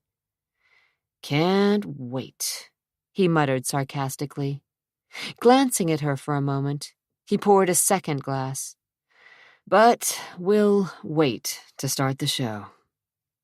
He set her drink on the corner of a glass-topped coffee table, then snatched his off the bar and claimed his position at the window. He stood like a sentry, staring through the rain-drizzled glass. Standing, she said, If you don't mind, I'd like to use the powder room. Powder room, he said with a snort. Kind of a fancy term for a farm girl from Montana. She stared at her hands for a second, then lifted her eyes to meet his. You love this, don't you? I don't love anything. His gaze raked down the length of her body. Oh, but you enjoy baiting me. You get a perverse pleasure in taunting me, trying to trip me up. You started this. His lip curled slightly. Find the powder room yourself. See if you can conjure it up from all those hidden memories. Silently counting to 10, she grabbed her bag and hurried out of the room. The hallway was unfamiliar, but she turned to the right, rounded a corner, and stopped dead in her tracks when she saw what could only be described as a shrine to the family of Whit Danvers. Pictures, plaques, and trophies resting in a glass case cut into the wall were displayed prominently. She swallowed with difficulty when she spied a large portrait of the three of them, Whit, Catherine, and London. Could this be? Adria's heart caught, and she touched the glass, her finger displacing a tiny sheen of dust. Seated in a wicker chair, Catherine was dressed in a wine-colored dress with a scooped neck and long sleeves. Diamonds encircled her throat and winked from her fingers. She held a grinning London, who appeared near the age of 3. London's wild hair fell in ringlets, and she wore a pink velvet dress with a lacy collar and cuffs on the short, puffed sleeves. Whit stood behind them both, one hand placed possessively over his wife's shoulder. He was smiling at the camera, and his eyes seemed to twinkle mischievously. "Dad," she mouthed, though the word wouldn't come. Could this have been her family? Her natural family? Her chest seemed to cave in on itself. Oh, God. Tears stung the back of her eyes, and she felt her teeth sink into her lower lip. After all the years of not knowing, could she be looking at her family? Her throat grew hot, and she blinked as she traced the line of Catherine's jaw, so like her own, with a finger, and then looked into the child's smiling face. True, there was a resemblance, though Victor and Sharon Nash had taken very few pictures when she was young. "Were you my mother?" she silently asked the woman in the portrait, and again she lifted her finger to the glass. "Touching, wouldn't you say?" Startled, she jumped backward. She hadn't heard Zack approach, didn't realize he was standing behind her, one shoulder propped on the opposite wall, watching her reaction. Her heart drummed wildly in her chest. I didn't hear you." He lifted his shoulder. "What do you think of the family memorial?" Sipping his drink slowly, he gazed at the wall of pictures. "The Danvers family et al. Kind of reminds you of Ozzie and Harriet, doesn't it?" Adria stared at the case. There were diplomas and football trophies, an art school award for Tricia, an outstanding student certificate for Nelson, a swimming medal with Jason's name engraved on it, and a key to the city issued to Whit Danvers. Surrounding the case were the pictures, shots of Whit with dignitaries, Whit with one or more of his children, Whit as a young man with his father, Jason in a football uniform, Nelson in cap and gown, Jason's wedding, even Tricia dressed in a long formal with a scrawny, long-haired beau. But there wasn't one snapshot, not one single, faded, black-and-white Polaroid of Zachary. She couldn't believe what her eyes told her, and she searched again. "I didn't win too many popularity contests," he explained, as if reading her mind. "The old man wasn't into mounting mugshots." I didn't expect to see this." She motioned toward the wall. "Who would?" He gazed at the framed portrait of Whit and his second wife and daughter, and Zack's eyes seemed to lock with those of Catherine. A muscle worked in his jaw, and Adria felt as if she were suddenly intruding, that this place was somehow sacred and intimate, and she was, indeed, the interloper. The air seemed suddenly hard to breathe as Zack stared at Catherine. "I couldn't find—" He snapped out of his reverie, and the darkness in his eyes disappeared. "Around the corner, second door on the left." She didn't wait for other directions, but hurried down the hall. Her steps were quick, as if she were running from something so private and dark that she felt a cold jab of dread. In the bathroom, she splashed cold water over her face. "Don't let them get to you," she told herself as she saw her pale reflection in the mirror. "Don't let him get to you." But she couldn't shake the sensation that something menacing and evil existed here in this expensive home. When she returned to the den, he was back at the window, staring out at the gloomy night. Reminding herself that she needed at least one ally in a family that was certain to try and discredit her, she picked up the drink he'd left for her and took a sip that burned all the way down her throat. "Do you know why I came to you first?" she asked, hoping to break down the barriers that he'd erected around himself. He didn't answer, just glared out at the night as if the blackness was hostile. "I thought you might understand." "I don't understand anything fake." She plunged on. "You know what it's like being on the outside." His shoulder muscles bunched, and he took another swallow of his scotch. "Don't let a few pictures on the wall make you think that you and I have anything in common. So I was on the outside." "But you wanted back in." His back stiffened. "Get this straight, sister. I never wanted in. It was the old man's idea." "Was it?" she asked, then decided that she wouldn't learn anything if she didn't push a little bit. "What did you do to him to have him disown you?" "Why did it have to be something I did? Why not him?"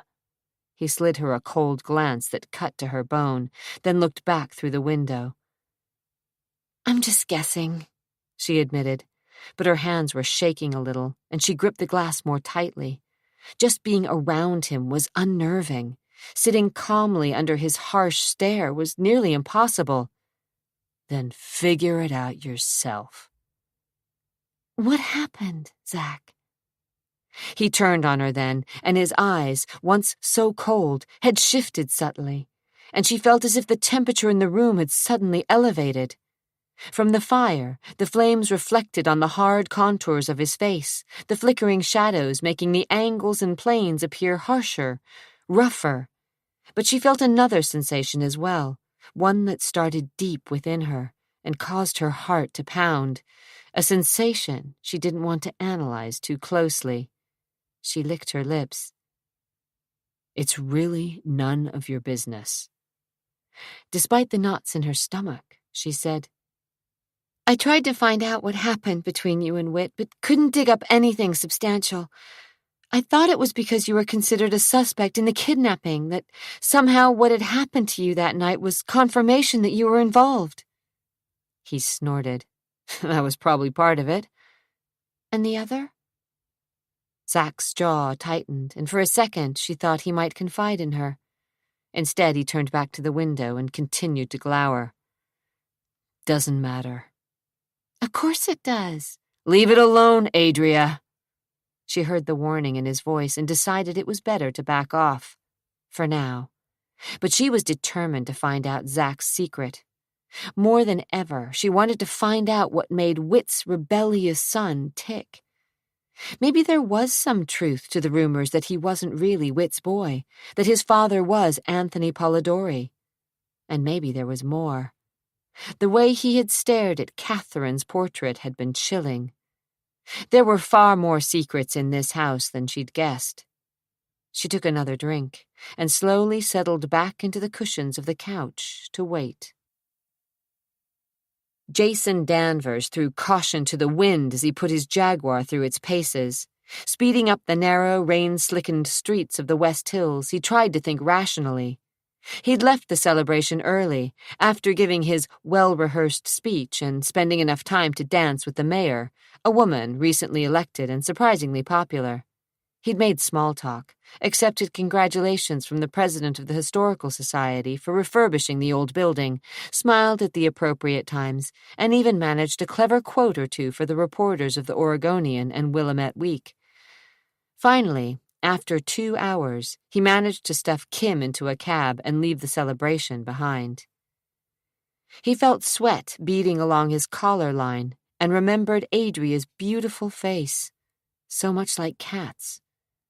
Could she be the real thing, after all these years? Jason's biggest fear, his worst nightmare, was that someone impersonating his long-lost sister would turn up and look so much like her that people might believe she was truly London.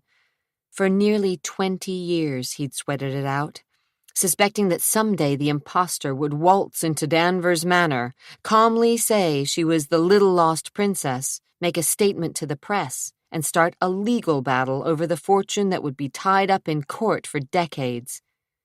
Jason had thought his father, while alive, would be foolish enough to believe any beautiful black-haired, blue-eyed woman who would smile at him and call him daddy.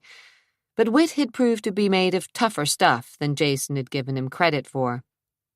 Soon after London's disappearance, when the police, the FBI, and even Whit's private eye, Phelps, had given up hope of ever locating the little girl again, Whit had determined he had to find her himself. He'd bought some airtime on television and offered $1 million reward, no questions asked, if anyone could lead him to his little girl. The television appeal had created chaos. Thousands of phone calls and letters had poured in, not only from this country, but from as far away as Japan, Germany, and India. All of the would-be heiresses had been fakes, of course, screened by Whit's team of specialists and defrauded quickly, but the search had cost millions of dollars, only to turn up fruitless. Now this new interloper was here, and her resemblance to Kat was so damned creepy. It scared the shit out of him. What if she's really London? That thought settled like lead in his gut. But he knew, damn it, he knew she had to be a phony. The beams of headlights splashed against the window, and Zachary felt a sense of relief knowing that his brother had finally arrived. Good. Jason could deal with Adria, and Zach could get the hell out of town. He didn't want or need to be so close to a woman who reminded him of Kat. Looks like we've got company. About time. She was seated in a corner of the couch, her shoes kicked off, her knees drawn up beneath the silky folds of her gown. As if she belonged. As if she were really a Danvers. As if she were London. Shit. He watched his brother's car screech to a stop near the garage. He's not going to be happy. Neither are you. Zach caught the irony in her voice and felt the corners of his lips curve upward. She was something. Trouble was, he didn't know what. But she'd rattled Jason, and that, in and of itself, was a trait Zach respected. The Jaguar's powerful engine shut down, and a door slammed. Still time to back out of this. No way. Jason, like many lawyers, was one of the most consummate actors Zachary had ever met. Always aware of presence, drama, and effect, Jason never appeared surprised, unless it was to his advantage. Except tonight, when he'd been forced to face his deepest nightmare, that London, his half-sister, was back and ready to claim her portion of the estate, which just happened to be the lion's share. Jason's expression was grim as he strode into the room, but he seemed composed. Not a hair out of place. His tuxedo as crisp as when he'd taken it from his garment bag. He'd managed to regain control of his emotions. With a smile as cool as November, he walked to the bar and poured himself a drink. "Let's just get down to it, shall we?" he said as he recapped a bottle of expensive scotch. Zach rested a hip against the fireplace. "What is it you want, Miss Nash?" Jason asked. She was ready for him. "Recognition." "That you're London?" "Yes." Jason's smile was so cold, Zachary felt a moment's concern for Adria. "You know we don't believe you." "I expected it, yes." "And you know that there have been hundreds of young women who have claimed to be our half-sister." She didn't bother answering, but her eyes never left Jason's face. "She says she has proof," Zach interjected, uncomfortable with Jason's arrogant attitude. "Proof?" Jason's eyebrows raised and a muscle tightened in his jaw. "I have a tape." "A tape of?" "It's from my adoptive father.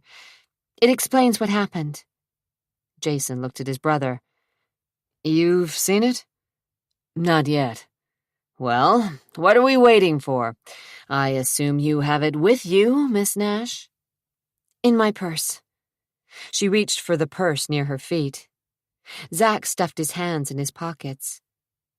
"Don't you think we should wait until Nelson and Tricia are here?" "Why?" "We're all involved, Jason," Zach said as Adria handed Jason the tape. Opening the plastic cover, Jason asked, "Is this the only copy?"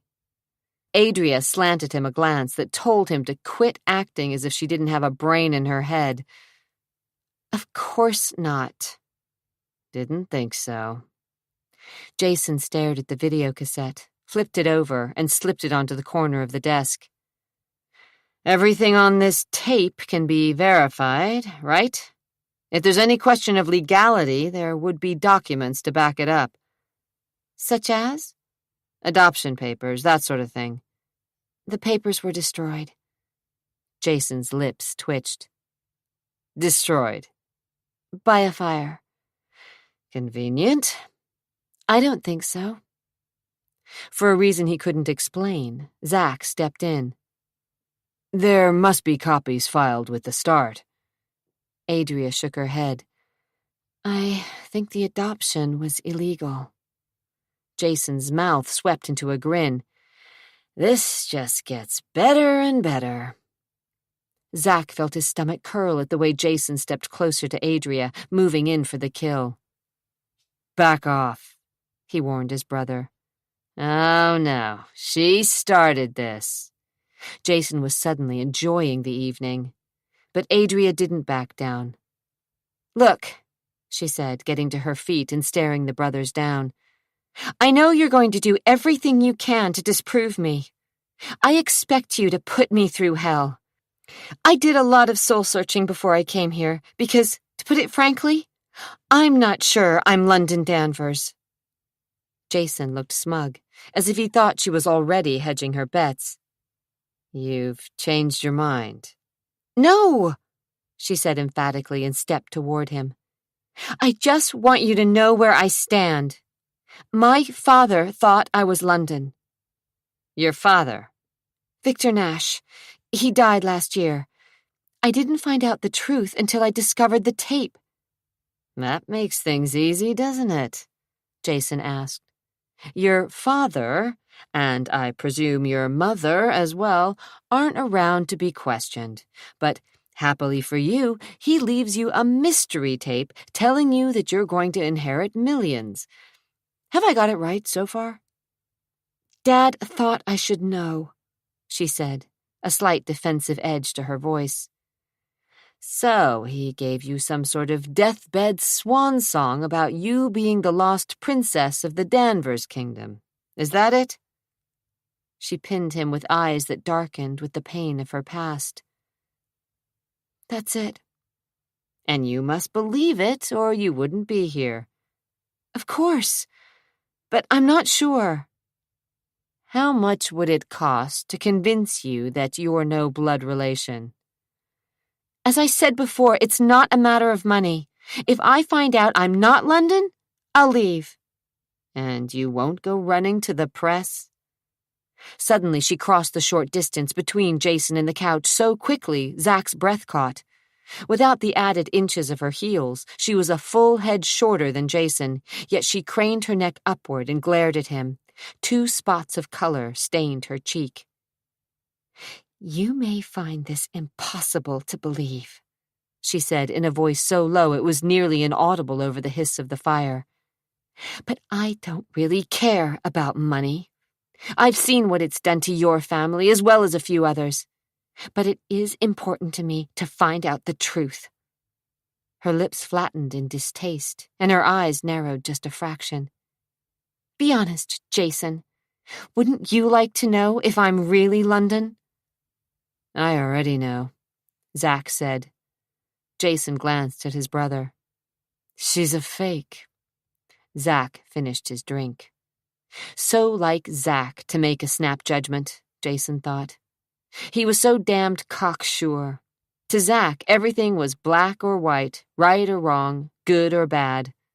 Once again, Jason's hot-headed brother wasn't reading the situation the way it was.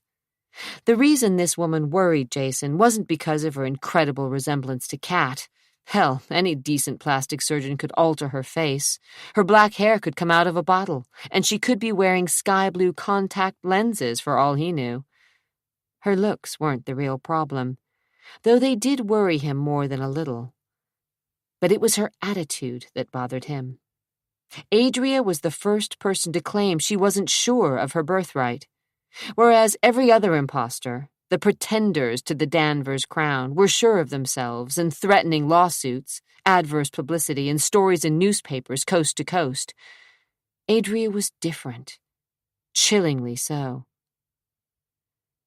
Sit down, Miss Nash, he suggested in a voice that most witnesses in a court of law obeyed instantly. Unmoving, she stood her ground, and from the corner of his eye, Jason saw Zachary's mouth twitch in amusement. He was enjoying this, because he didn't have much of a stake in the inheritance. The old man had written him out of his will once, and then, as he'd aged, wit had mellowed, tried to patch things up with Zach, and offered him the ranch, the only asset that Zach cared about. Zach had been reluctant, but finally capitulated. The old man and his rebellious middle son had struck a deal of sorts, something no one ever brought into conversation. There were no signed papers, and yet, somehow, Zach had ended up doing Wit's bidding and refurbishing the Hotel Danvers. In return, Zack would inherit the ranch in Bend, acres and acres of rich farmland, a drop in the bucket as far as the family fortune was concerned, but worth something nonetheless. The fact that Zack wanted it gave Jason a bargaining point with his headstrong younger brother. Jason suspected that deep down, Zack was just as greedy as the rest of the clan. If London suddenly were to appear, Zack's share of the estate wouldn't alter too much. He had no percentage of the assets, just the damned ranch, which would shrink by a few hundred acres if he had to pay off London for her share. But Jason, Tricia, and Nelson would suffer seriously because Whit, damn him, had talked his lawyers into leaving 50% of his holdings, including the value of the ranch, to his youngest daughter. 50 goddamned %. There was no provision for the fact that she couldn't be found. Only after 50 years, would the assets revert back to the rest of the estate. By that time, Jason would have one foot planted firmly in the grave. Hell, what a mess. Fortunately, most people didn't know the terms of the will, or there would be London Danvers after London Danvers crawling out of the woodwork trying to get their hands on the fortune. And this one was glaring defiantly up at him, and looking so much like Cat that he felt the same hot urges he had when he was in his early 20s, and his stepmother had been the most gorgeous and sexy woman on this earth. He'd had dreams about her, fantasized about making love to her, but she'd had the hots for Zachary, who had only been a boy at the time. Zack, for God's sake. Zack's attitude reeked of insolence, and he had no respect for the good things in life, yet women seemed to flock to him. Cat had been the first in a long succession of women who would have given their eye teeth or their diamond earrings just to get him into their beds. The fact that Zack had always appeared uninterested had seemed to drive them into wild and hot pursuit. Jason didn't understand it, never would. All he knew was that Zack had always been more trouble than he was worth. "Look," Adria was saying, her chin lifted several notches. "Why don't you just play the tape?" "I will," Jason assured her as he glanced at his watch. "But we can wait a few more minutes until Nelson and Tricia get here." "So, it's a family party after all," Zack said, cynicism edging his words. "Should be a barrel of laughs." "I tell you, Tricia, it was downright eerie," Nelson said as he braked in front of the garage. Zack's old Jeep and Jason's Jag were already parked in the drive. "I mean, I felt like I'd traveled back in time about 20 years. She looks just like Cat." Tricia wasn't impressed. She'd been through this routine too many times before. Nelson was quick to jump off the deep end. "So, what does she want?" "No one knows. Money, I imagine." "Where does she come from?" "I'm telling you, no one knows a damn thing about her." "Don't you think it would have been smarter to check her out before we confront her?" "Jason didn't want her to cause a scene at the party. Too many reporters were there." "So he hustled her out here. Great." Tricia climbed out of Nelson's Cadillac and slammed the door shut. She didn't have time for these kinds of games. There had always been women who claimed they were London Danvers, and there always would be. Why was this one any different? Either intimidate the bitch into leaving the family alone or buy her off. The imposters could usually be purchased cheaply. Offer them a check for $25,000 or $30,000 and a promise not to prosecute them for fraud, and they were only too happy to do anything anyone asked. They all signed sworn statements that they would never pretend to be London Danvers or bother the family again, and, in some cases, Tricia suspected, they'd slept with Jason. He seemed to get off on bedding any woman who remotely resembled Cat, some sort of weird Oedipal thing. Tricia didn't care, just as long as the women took off. Paying off the little fakes saved a whole lot of time and lawyers' fees, and everyone was happy. So why not do the same with this one? Nelson was babbling. Right now, we can't afford any adverse publicity. My job isn't worth diddly squat. You work for the public defender's office, she reminded him. If you didn't get checks from the trust fund, you'd be scrounging every month to pay the rent. Nelson's eyes thinned on his sister. You know why I work where I do. It's a stepping stone, Tricia. Politics, she said with a sneer. You're as bad as Dad was. Delusions of grandeur. Politics is power, Tricia. And we both know how you feel about powerful men. Kind of the same way you do, she cooed, though she felt like slapping him. He'd hit a raw nerve, but then Nelson had the uncanny ability to find a person's weak spot and expose it. Sometimes Tricia wondered if there were any secrets in the family that Nelson didn't know and wouldn't use for his own personal gain. Well, he had a few skeletons in his closet as well. As they walked through the front door, she checked her watch. It was after midnight, and she was tired. The hotel opening had been a success, and she would much rather have bathed in the accolades of the guests than return here, to the house where she'd been raised, a house filled with ghosts and bad blood, treachery and lies. There had been little laughter echoing through the hallways of the Danvers manor. In truth, she remembered nothing but the continual arguments and explosive outbursts as Whit Danvers tried to force his 5 bull-headed children into becoming exactly what he wanted them to be. Tricia reached into her purse and found her cigarette case. Pausing in the foyer, she lit up. She needed something stronger. A drink or a hit of cocaine would help, but she settled for nicotine and ambled farther down the hall, trying not to remember the emotional fights, the hate that had filled this house when her father had found out that she'd been seeing Mario Polidori.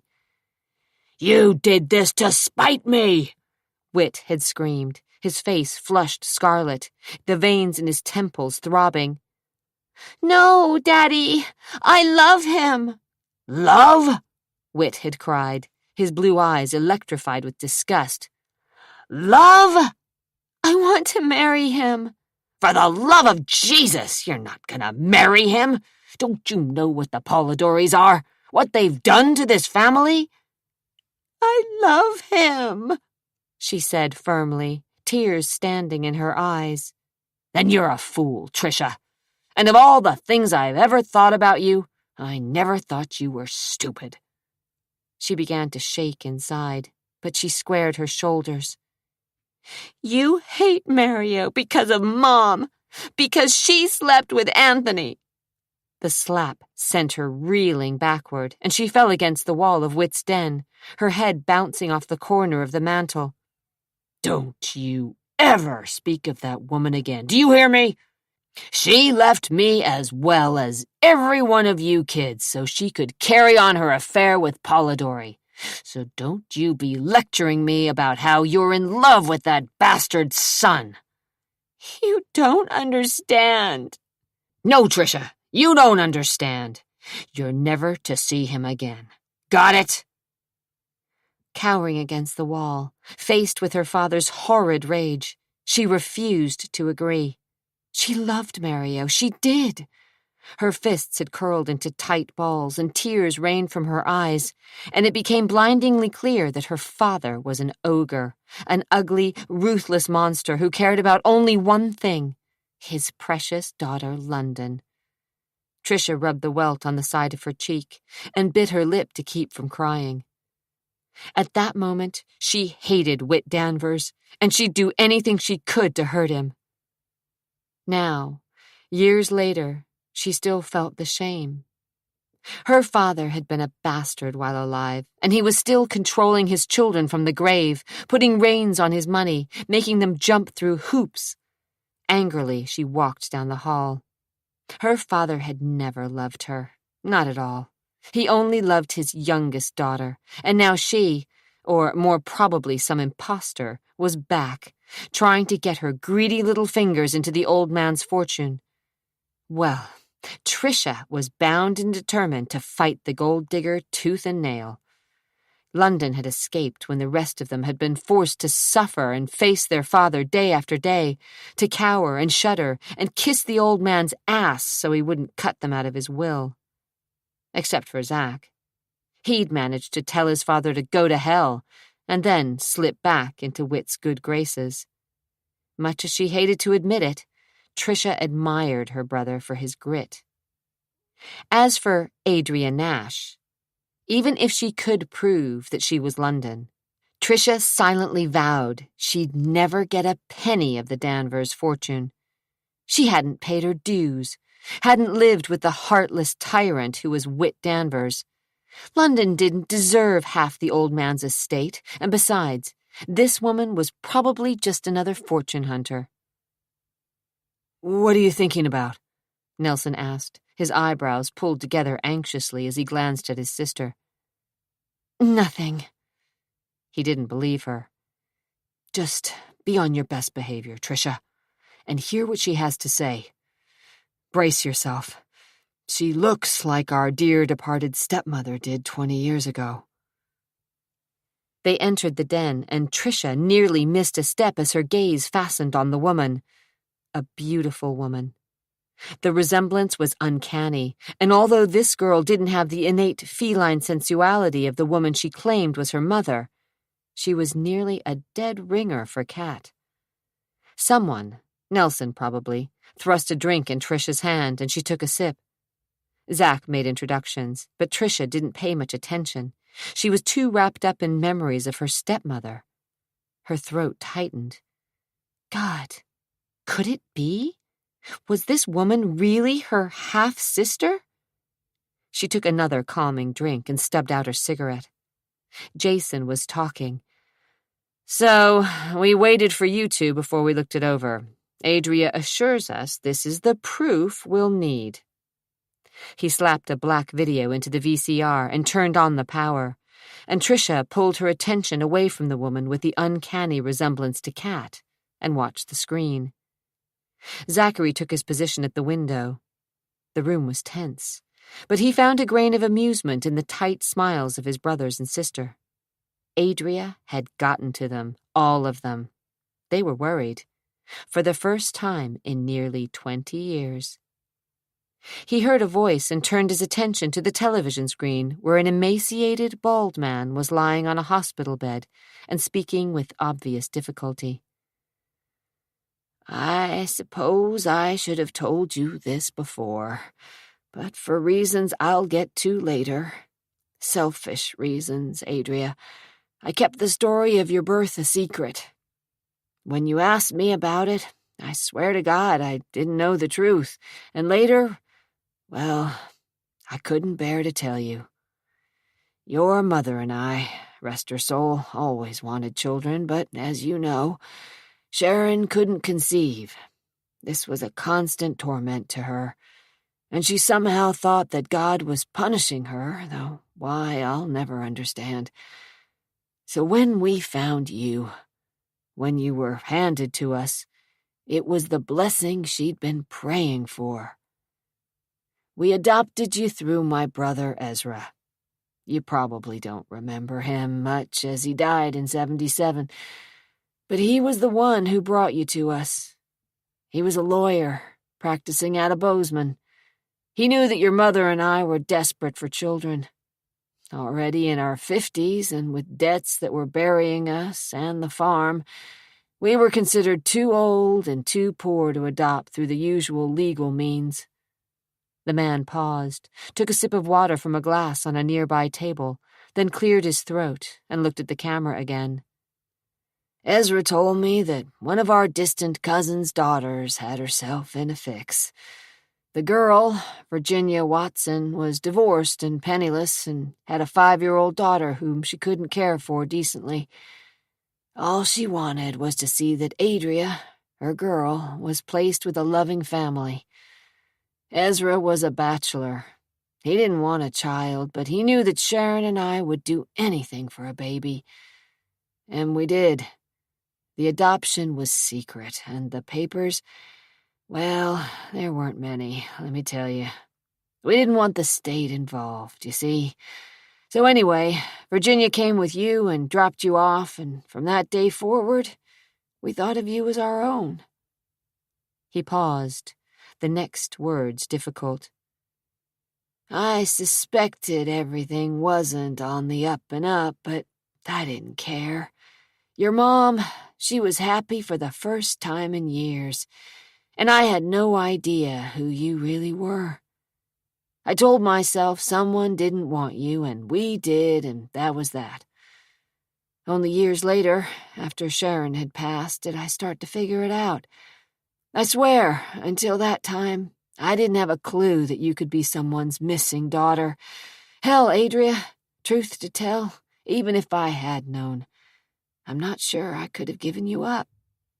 But the long and the short of it is that I was cleaning some old newspapers out of the barn, and I saw one with the story of the Danvers girl being kidnapped.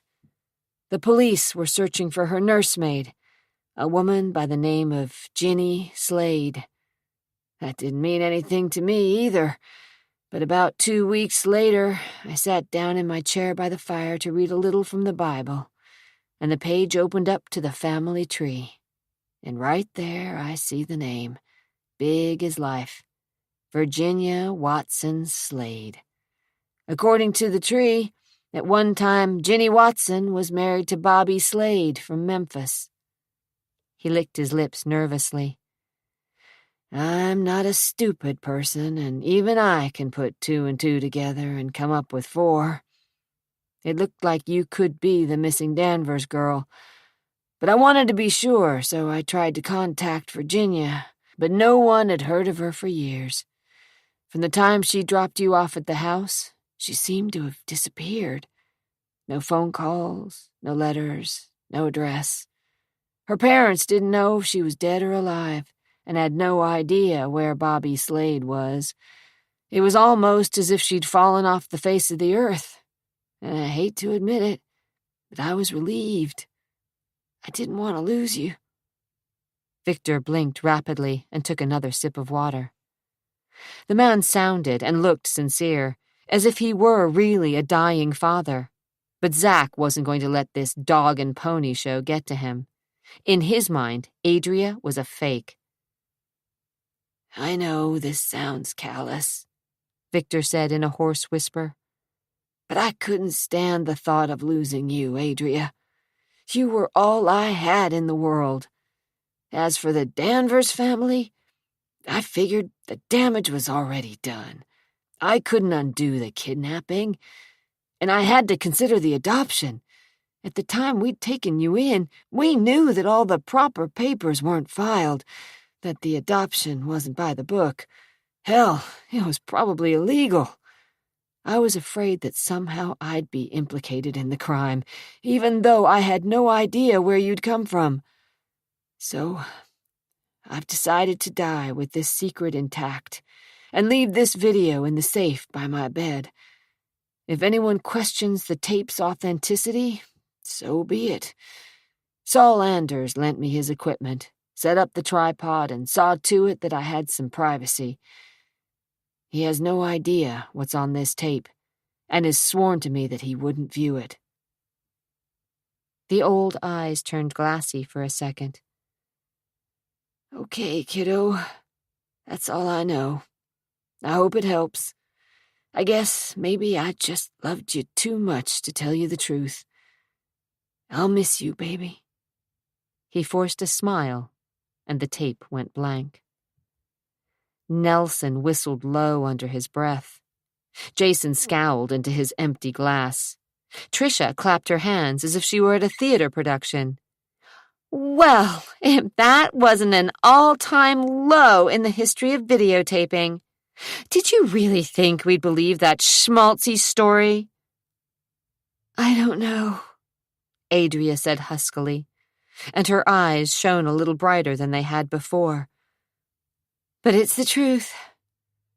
Zack told himself that this was all part of an elaborate con, that the man in the video was probably an actor, or her father trying to run a scam on the wealthy Danvers family.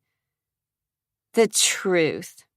Sure it is, Tricia said, unable or unwilling to hide her sarcasm. Jason pressed the eject button and pulled the video cartridge from the machine. "This is your proof?" he asked. Yes. "All of it?" Adria nodded, and the quiet rage drawing Jason's features into a knot of anxiety seemed to fade. "Well, Miss Nash, it's not much, is it?" "What it is, Jason, is a start," she replied, standing and slipping into her shoes.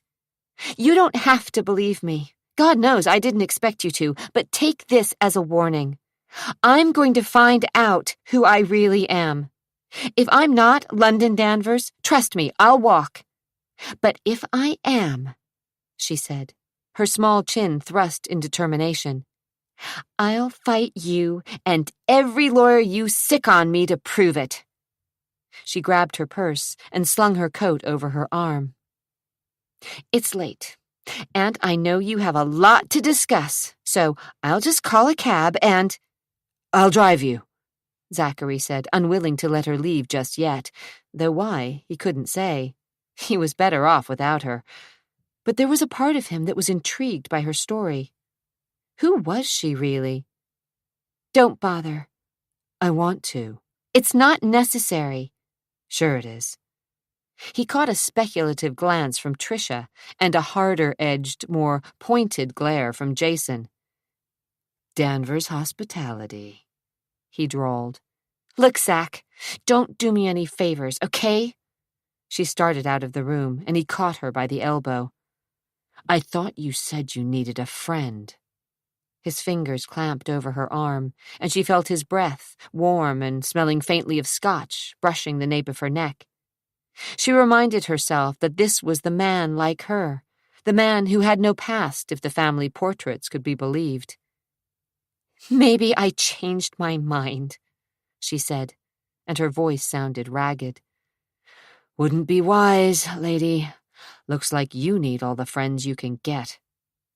Hesitating a heartbeat, she glanced over his shoulder to the rest of the Danvers family. Her family. Or was it? In a show of independence, she yanked back her arm and stepped away from him.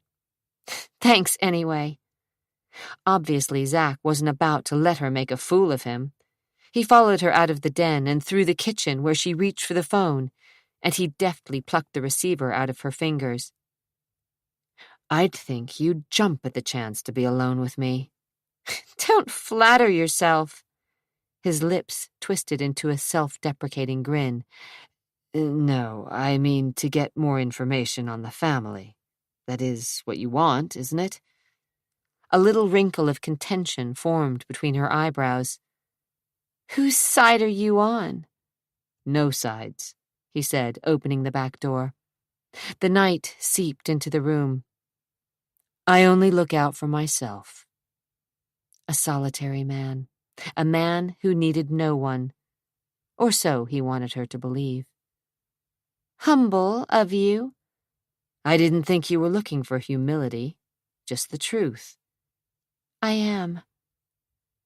His expression was hard and unyielding. "Then you may as well know that I really don't give a damn about the family or the money." "But you do care about the ranch," she said, slipping her coat over her shoulders. His eyes flashed in the darkness. "My weakness." They stepped into the breezeway, and the cold midnight wind whistling through the fir trees lining the drive. She was struck by the width of his shoulders, the angle of his jaw, raw-boned and sexy. "Do you have many? Weaknesses, that is?" "Not anymore." He opened the door to his Jeep. "I gave up on my family when I was 17. I quit trusting women when I was 28. And I'd give up drinking, too, but I think a man should have at least one vice." "At least." "At least I'm not a pathological liar." He slid behind the steering wheel, and his features seemed more rugged and dangerous in the encroaching darkness.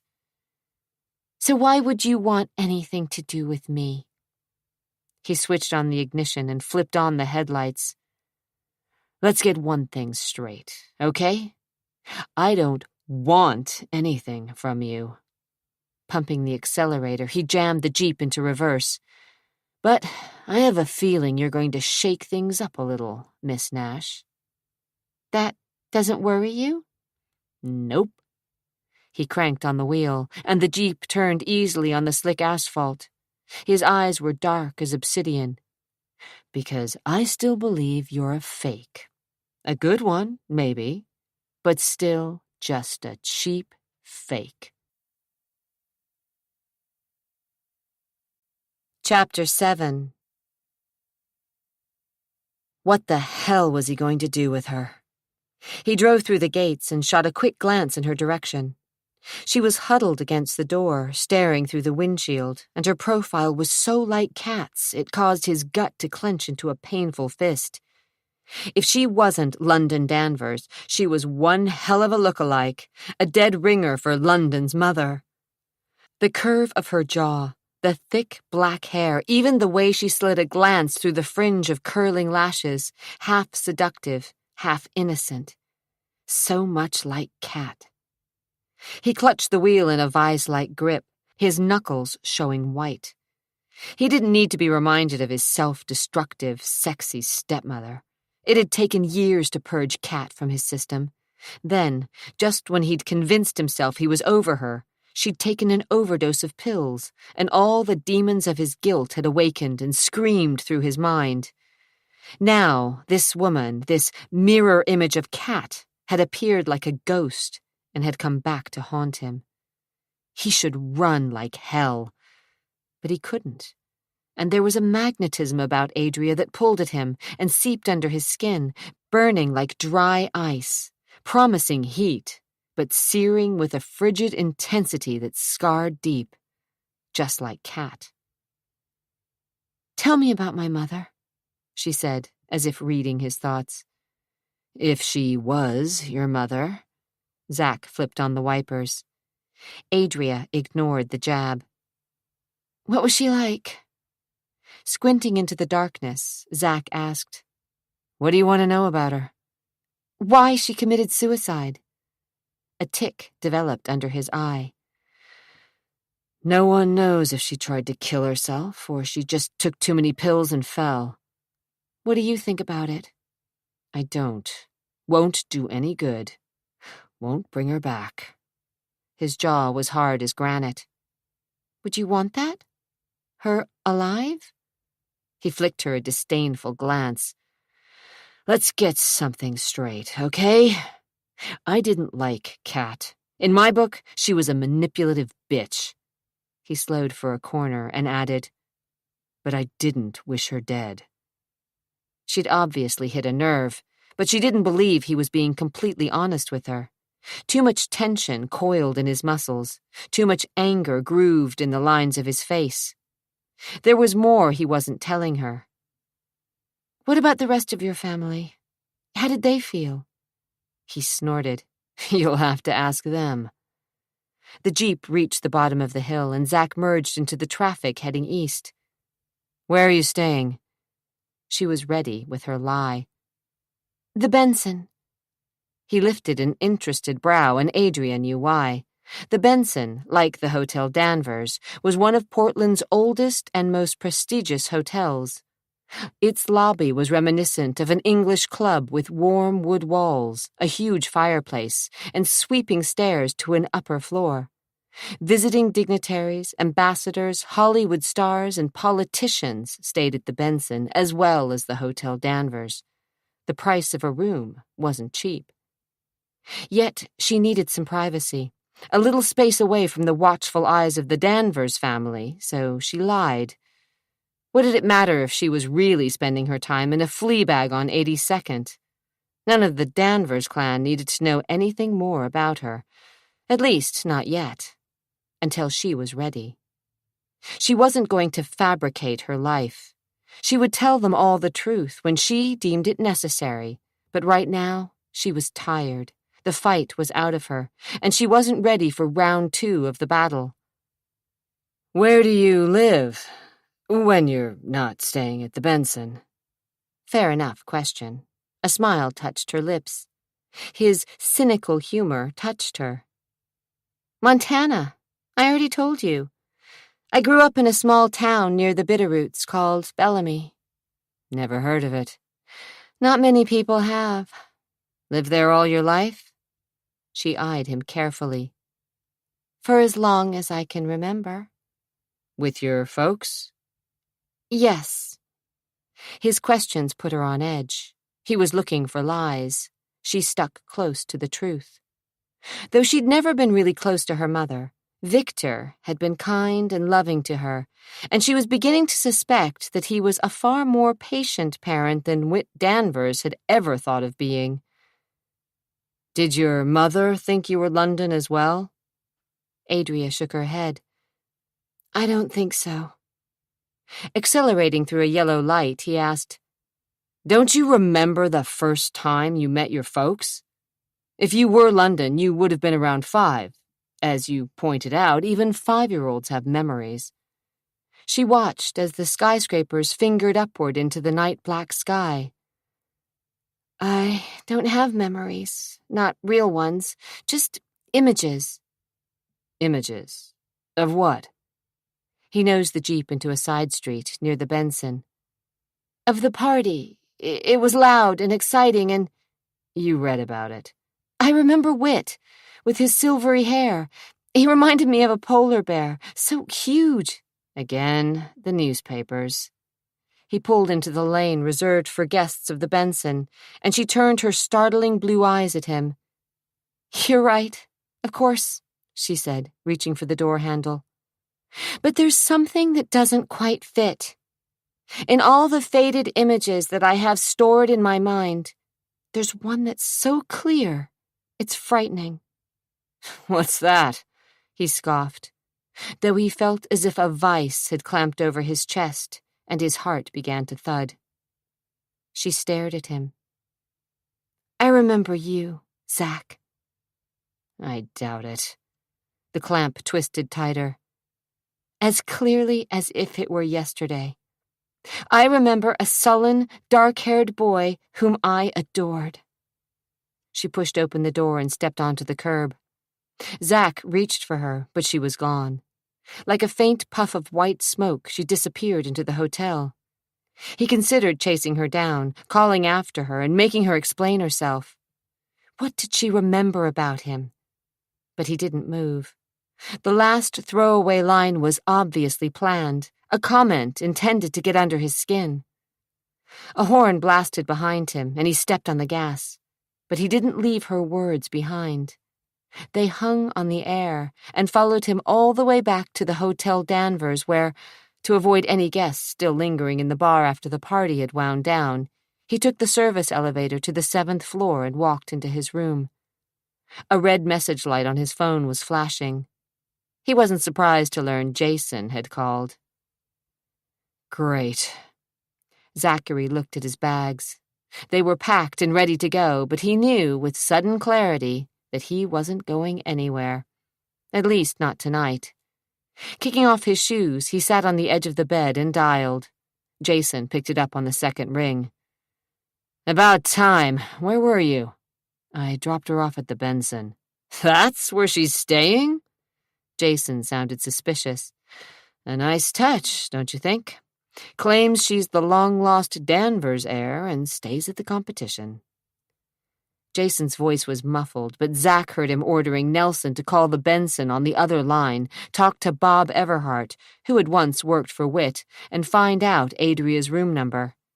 His voice was stronger when he turned back to Zach. You should have hung around after you dropped her off at the hotel. Why? Why? To follow her, of course. Of course, Zach mouthed. Why didn't I think of it?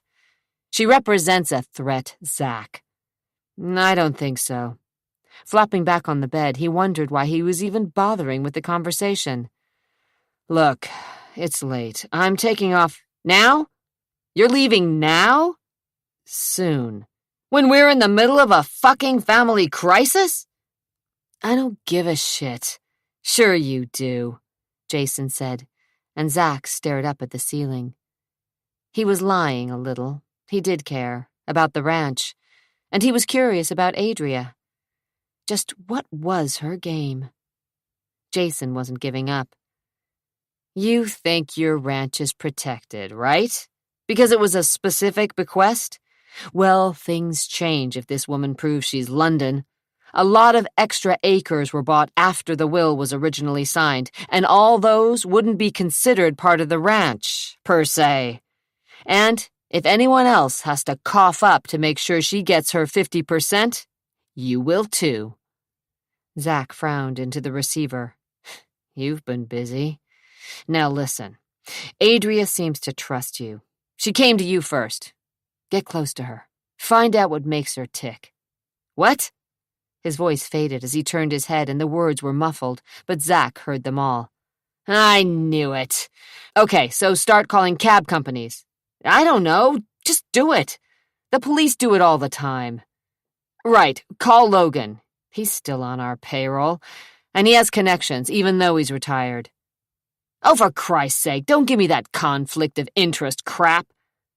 There was further argument, and Zach was about to hang up, but Jason turned back to the receiver. Big fucking surprise. No Adria Nash, or London Danvers, or London Nash, or Adria Danvers at the Benson. She probably just ducked into the ladies' room and, satisfied that you were gone, took a cab to God only knows where. She'll show up. Her kind always does. You're forgetting something, Zach. She's different. She's not here claiming she's London, screaming that she's our darling long-lost sister. No, she's got a different story, and one the press would love. Is she or isn't she? And she looks so much like Kat, there's bound to be speculation. We've got to keep her mouth closed. How? First, you've got to follow her. You've got to be kidding. I'm not. Zach's jaw was so tight it ached.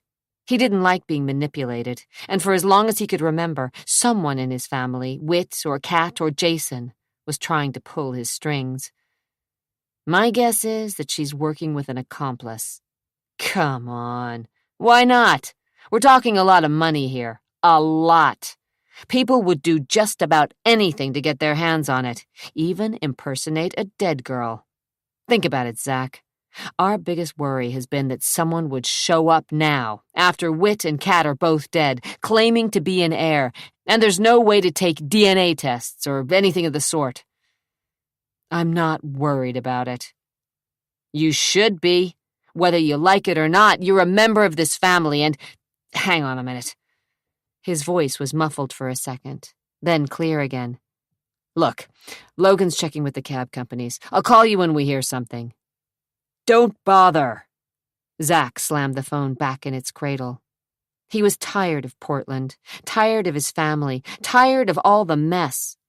He stripped out of his tuxedo, a rental, stuffed it back in its bag, and left it hanging in the closet. By the time he'd changed into jeans and a sweater, the phone was ringing insistently. He wanted to ignore it, but snapped up the receiver again. He didn't have to guess who was calling. She's at the Riverview Inn on 82nd, somewhere near Flavel, Jason said, pleased with himself. Seems our little gold digger isn't so well off, is she? It doesn't matter.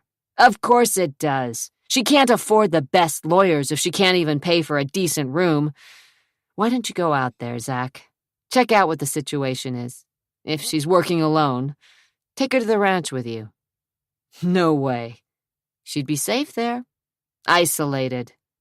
The lady won't want to come. Convince her. How? Tell her that maybe she'll get a piece of the estate? Forget it. Come on, Zach. Do it. Who knows? She might even be London. Not in a million years, he said, and ignored the funny feeling in his stomach when he remembered her clear blue eyes and her low, seductive voice. I remember you, Zach, as clearly as if it were yesterday. I remember a sullen, dark-haired boy whom I adored. His palms began to sweat around the receiver. I hope you're right, but I sure would like to find out. Drive over there yourself. As I said, she trusts you. She doesn't even know me." He tapped a foot in frustration and thought of Adria. She was beautiful and seductive, and he was attracted to her. That fascination, in and of itself, was dangerous. He didn't want or need a woman in his life, especially one who had her eye on the family fortune. He'd already learned that lesson. "This'll blow over soon, but we need to get a handle on her. All you have to do is convince her to come to the ranch with you for a couple of days." "No way." "Well, at least go talk to her. Ask her to stay at the Hotel Danvers. Compliments of the family." Zach barked out a laugh. "As if she'd believe you. She went to a lot of trouble to hide herself. I don't think she'll want to stay in a hotel where she could be watched day and night." "My guess is she'll like the higher rent district. She's after money, remember? And it must gall her to stay in some dump of a motel." "Maybe she likes her privacy." "Then she never should have started this, because before it's over, she won't know what the word means." He paused for a second, and Zachary imagined Jason running a nervous hand around his neck. "Hell, Zach, we have to keep our eye on her." "Then invite her to stay at the damned hotel." "She trusts you." Zach snorted. "If she's smart, she won't trust anyone in the family." He thought about the way she'd gazed at the picture of Whit and Catherine in London, as if she really cared. She either believed her far-fetched story herself, or was the best damned actress he'd ever met. "Talk to her," Jason insisted. "Oh, hell." He hung up, not agreeing and not disagreeing. Grabbing his bag, he mentally kicked himself all the way to the parking garage. Adria Nash was trouble, big-time trouble. Trouble he didn't need or want. Shit. He threw his single piece of luggage into the back of the Jeep and drove away from the hotel, heading east, through the drizzle and across the murky Willamette River, and along the grid of streets on the east side. Traffic was light as he pushed the speed limit, suddenly anxious to find her. He was as bad as the rest of the family.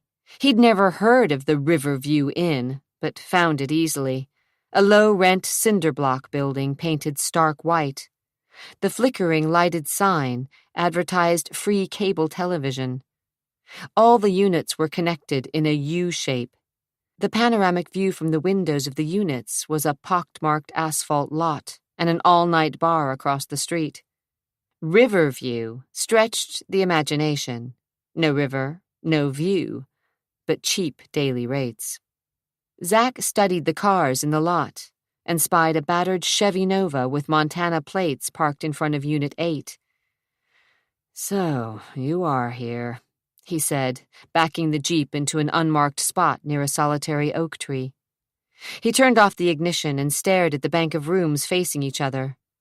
The manager's unit was dark, and he hoped no one peeked out the window and wondered what he was doing. He slid lower in the seat, glanced at his watch, and frowned. It was nearly 4 a.m, and traffic still whizzed by, throwing up rainwater and creating a low, constant hum. He wondered if Adria was an early riser, and told himself he'd soon find out. Jason ran a nervous hand around the back of his neck. He had to think. He was the brains of the family, the only person who knew how to run his father's vast holdings. Tricia dabbled with her art and decorating. Nelson practiced some archaic form of law as a public defender. Zach had earned his trade as a builder and now owned a construction firm in Bend while he managed the ranch in Central Oregon. But Jason was the one who held the whole fraying fabric of the family business together. He stripped off his tuxedo, threw it over the back of a chair for the maid to deal with in the morning, and frowned when he looked at his bed. Ever since Adria Nash had crashed the grand opening of the hotel, Jason's plans for the night had been thrown into a tailspin. Right now, if things had progressed as he'd hoped, he would be in bed with Kim, rolling in the sheets, arms and legs entwined, mouths pressed to body parts, groans and moans of pleasure filling the room. Instead, He was standing here, half-dressed, wishing he had another drink, and worried that somehow a woman, a cunning and gorgeous woman he'd never seen before tonight, might find a way to steal the family's fortune. After Zack and Adria had left, he'd been forced to deal with his neurotic younger brother and sister, both of whom, in Jason's opinion, needed to spend a few more hours a week on psychiatrists' couches. Zack was a pain, but at least he didn't have any hang-ups, not like Trisha and Nelson. Trisha, though she'd been through a dozen lovers and one marriage, had never been happy, and Jason suspected that she'd never really gotten over Mario Polidori. As for Nelson, different demons attacked that boy. Working for the public defender's office was bad enough, but there was more about the youngest Danvers son to worry Jason. Nelson had a high set of moral standards, which he expounded for endless hours, and yet there was a darker side to Nelson, a secretive side that only surfaced when he was angry or worried. He poured himself another drink and kicked off his jockey shorts so that he was completely naked. From his bedroom he stood at the sliding glass door, backlit by the light from the hall, as he stared over the tops of trees and across the lights of the city. He was a man of action, a man who made quick decisions and lived with them, a person who got things done. Without a qualm, he reached for the phone and dialed a number he'd memorized and used years before. An answering machine clicked on, and Jason sighed. His message was brief. "Yeah, it's me, Danvers. It's time to call in all my markers, and you owe me one. A big one. I've got a job for you. I'll call back tomorrow." His conscience twinged a bit, but he took a long swallow and felt the familiar warmth of scotch as it burned down his throat, curled in his stomach, and warmed his bloodstream. A few hours of rest, and he'd be ready to face anything. And that included exposing Adria Nash as a fraud. Adria's head was pounding as she turned out the light. The room smelled musty and stale with the lingering odors of old cigarettes and years of filth. But the motel was cheap and anonymous, at least for now. She fell back on the bed and closed her eyes. Images of Zachary went through her mind. She couldn't be distracted by him. She had to stay focused. She'd spent too much time on her mission. In the past few years, she'd written letters, met with lawyers, people from government agencies, and kept a diary, trying vainly to find Virginia Watson. Only now, after her father's death, did she have an inkling as to who she was. And she was going to go through hell and back trying to find out if, as her father insisted, she was really London Danvers. Zack glanced at his watch. Not long until daylight. Staring through the windshield to the motel where Adria Nash was sleeping, he wondered if she might just be his long-lost half-sister. Impossible. Crazy. But she looked so damned much like Kat. His gut tightened when he considered his hot-blooded stepmother and all the pain she'd brought his family. He didn't want to think about her and what had happened after London's abduction, didn't want to consider his part in tarnishing the Danvers name. He slid lower on his back as rain began to drizzle down the windshield in earnest. He remembered standing, bleeding in the rain the night London had been abducted. He'd run into the policemen who had pointed their weapons at him and demanded answers. Part 4, 1974. Chapter 8. "I asked you a question, Danvers," Steve, the taller cop, barked. "What happened to the girl?" "What girl?" "Your sister." "Trisha? London? What about my sister?" he asked. "Where's Jason?" The stocky one took hold of his arm, and Zack nearly fell into the street. "Jesus! Get your hands off me!" He sucked in his breath through loose teeth. "Look at this, Bill." The officer opened the front of Zach's jacket, shoving aside the expensive lapel with his riot stick, showing off the sticky purple stains of blood. You okay, kid? Let's get him up to his old man. There was a paramedic in the hotel with the mother, and the old man's called his personal physician. Come on, son, through the back door. We don't want the press to get a picture of you looking like this, do we? What happened to Tricia? Zach asked, dazed. The two thugs, Joey and Rudy, they'd found his sister. She'd been drunk and, oh God, rage burned through his blood. Maybe you can tell us, Bill said as he hauled Zach in the direction of the service entrance.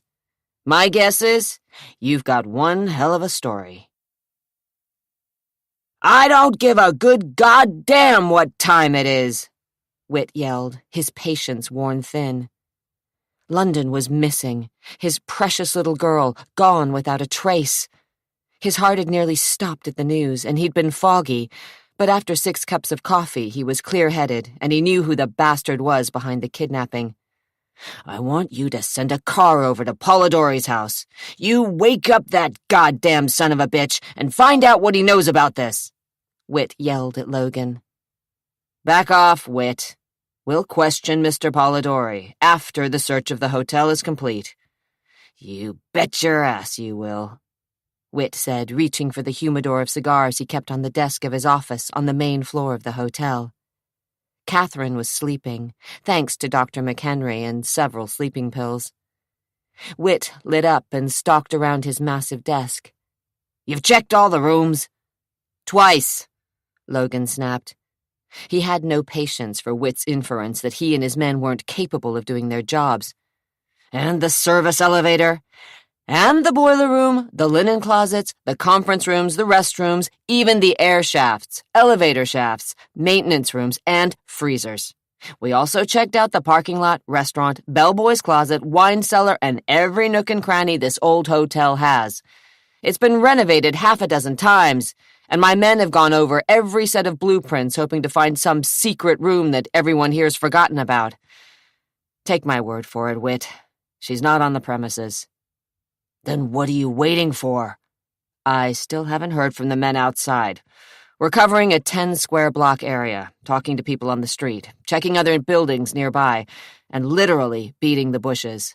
We've got people at the airport, the train station, and the bus station. You're wasting your time, Whit growled impatiently. Polidori's! He glanced up and saw 2 officers and Zach, bloodied and beaten, stumble into the office. Whit's guts twisted. The boy's face was the color of chalk, and a nasty cut had ripped his skin open near his ear. He was still bleeding, and his nose was a pulpy mass. On his feet in an instant, Whit rounded the desk. Get the doctor, he ordered a policeman, then faced his son. What happened? Zach glanced suspiciously to the police. He ran his tongue over dry, swollen lips. What's going on? He asked, squinting against the light. Did something happen to Tricia? Hell no! What are you talking about? They said, the police, that she was missing. Whit's guts twisted. They were talking about London. London? But she's only a kid. Zach swallowed hard. You weren't with her? Zach, stricken, shook his head. Christ! His entire world was collapsing, and he knew where to put the blame. What happened to her? Zach asked. She's missing, Whit said. Missing? But she was at the party. I saw her. You saw her. It happened later. Ginny's gone too. That's all we know. Through his silent fear, Whit forced himself to turn his attention to the boy who was nearly beaten beyond recognition. Are you all right? Zach gritted his teeth. I'll live. So, how'd this happen? Whit demanded, then picked up the phone and dialed 3 digits. Is McHenry still there? I sent a man for him. Well, just tell him to come down here, on the double. Yeah, my office. What? Oh, it's Zach. He's back, and he's been roughed up. Looks serious. He slammed down the receiver and motioned 2 police officers off a green leather couch. "Come on, you'd better lie down. Looks like you lost a lot of blood." I'm okay. Whit felt his temper snap. "Just do it, okay? For once in your life, Zach, don't fight me. Lie on the couch and let McHenry examine you, for crying out loud." Zach looked like he was about to snarl back a hot retort. But instead he sat on the couch as Dr. McHenry walked through the door. A spry man, nearing 70, he'd been Whit's physician for years, and the best doctor money could buy. McHenry knew his stuff, but he could be trusted to keep his mouth shut, which made him invaluable. "I'd hate to see the other guy," the doctor quipped as he helped peel off Zach's shirt. Whit's stomach turned over at the sight of the ugly wound, red and angry, that sliced down Zach's skin. "Okay, Zach, start talking," Whit said, sitting on the corner of his desk. He reached for a fresh cigar while the old one smoldered in his overflowing ashtray. Zach, sullen and wincing as the doctor attended his wounds, didn't say a word. As usual. "Look, Zach, I don't care what you think of me. Hell, nothing matters but London's safety, so you'd better tell me what happened to you tonight. Your sister's life could depend on it." Zach sent him a look of pure hatred, but Whit didn't care. He turned his gaze to Jack Logan and stared straight into the detective's eyes. "And nothing that we hear in this room goes any further, right?" Logan nodded curtly, and satisfied, Whit settled back in his chair. "We're listening, Zach." Zach closed his eyes, hoping the room would stop swimming. He wanted to lie, but didn't, and told his story, with only 2 slight changes. He didn't admit that his stepmother had turned him on during their dance at the party, and he kept Jason's name out of the mess. He didn't rat on his brother, and claimed to have made the arrangements with Sophia himself. Why? He wasn't sure. Maybe he wanted to deal with Jason himself, or maybe he held some latent brotherly affection for the older brother who had been a thorn in his side for as long as he could remember. Or maybe he was just scared shitless. Doc McHenry didn't say a word as he worked over Zach. He grunted to himself as he applied ointment and something that burned like hell, then began stitching his shoulder back together and tended to the gash above his ear. Once satisfied with his stitches, he worked on Zach's face. "Your nose is broken again, kid, but it'll give you character in your old age," the doctor said, cleaning off the dried blood. Each time he touched Zach's nose, Zach nearly passed out all over again. "This is something for the pain." He found a hypodermic needle in his black bag, rolled down the waistband of Zach's pants, and punched the needle into Zach's butt. "And another tetanus booster." Zach refused to be mortified that McHenry had shown his ass to his father and several of Logan's men. He didn't give a damn what the old man or the doctor did to him. It wasn't any worse than dealing with the cops. Finally, Detective Sergeant Jack Logan had his turn. Zach felt the skepticism in Logan's eyes as he asked questions, noticed the way 2 officers shared a dubious look when he told them about the prostitute. No matter what he said, he knew they thought he was lying. Even though Logan went through all the motions, recording the conversation while the officers took a few notes, Zach read the disbelief in the old policeman's eyes. "These men who attacked you," Logan finally said as McHenry packed up his doctor's bag. "Rudy and Joey?" That's what they called each other. "You ever seen them before?" Never. "He's got to go to the hospital," the doctor interrupted. Logan didn't miss a beat. "Look, Doc, we're trying to find Whit's little girl. I shouldn't have to tell you that time is critical. We just need Zach to come down to the station and look at a few pictures, that's all." "I'd advise against it." Whit's frown deepened. "Zach?" His mouth tasted foul, his head thundered, and his shoulder throbbed like holy hell, but he nodded to his father. "I'll go." There was nothing further McHenry could do. He pulled Whit aside, warned him about something, but Zach couldn't make out what. They rode in a squad car to the police station and, seated in a small room with flickering fluorescent lighting and the thin smell of stale cigarettes and old coffee, Zack flipped through pages of mugshots and stared at black-and-white pictures through a haze of pain. "What about this one?" an officer would ask, and Zack would focus, only to shake his head. There were more people in the room than had been in the hotel. As the hours passed, officers would come and go, glancing at him as they strapped on weapons, took statements, or told dirty jokes. "Him. What about him?" The questions didn't stop, and Zack stared at photograph after photograph, grainy black and whites of men he'd never seen. He thumbed the pages, shook his head, and thumbed some more. His father was in the room, pacing, looking as if he wished he could tear someone, anyone, limb from limb. The pictures started to look alike and swim before his eyes.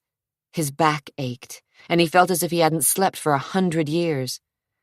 One officer sat on the corner of the table, watching his reactions, while another went out for coffee.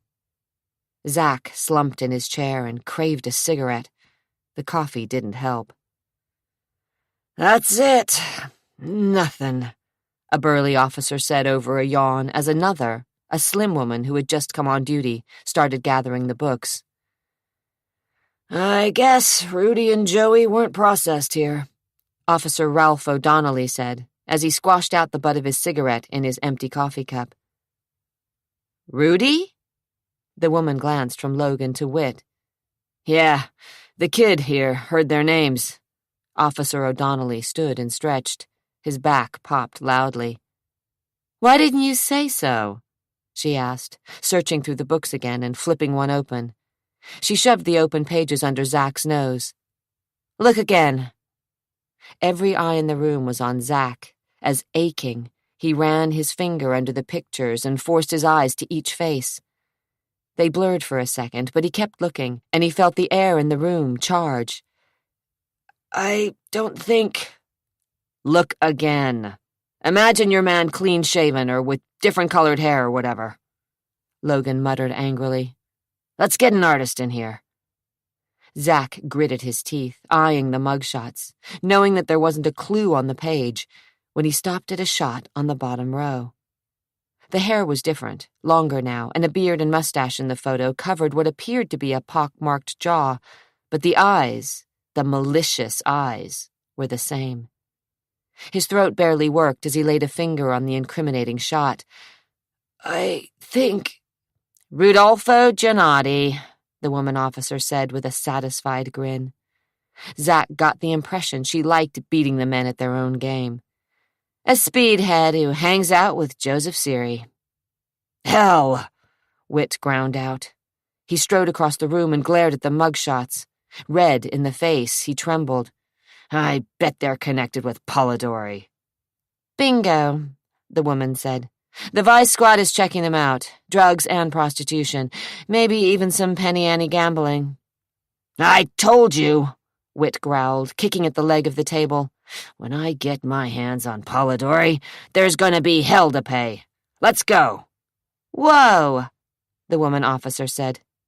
"We're not talking about the old man.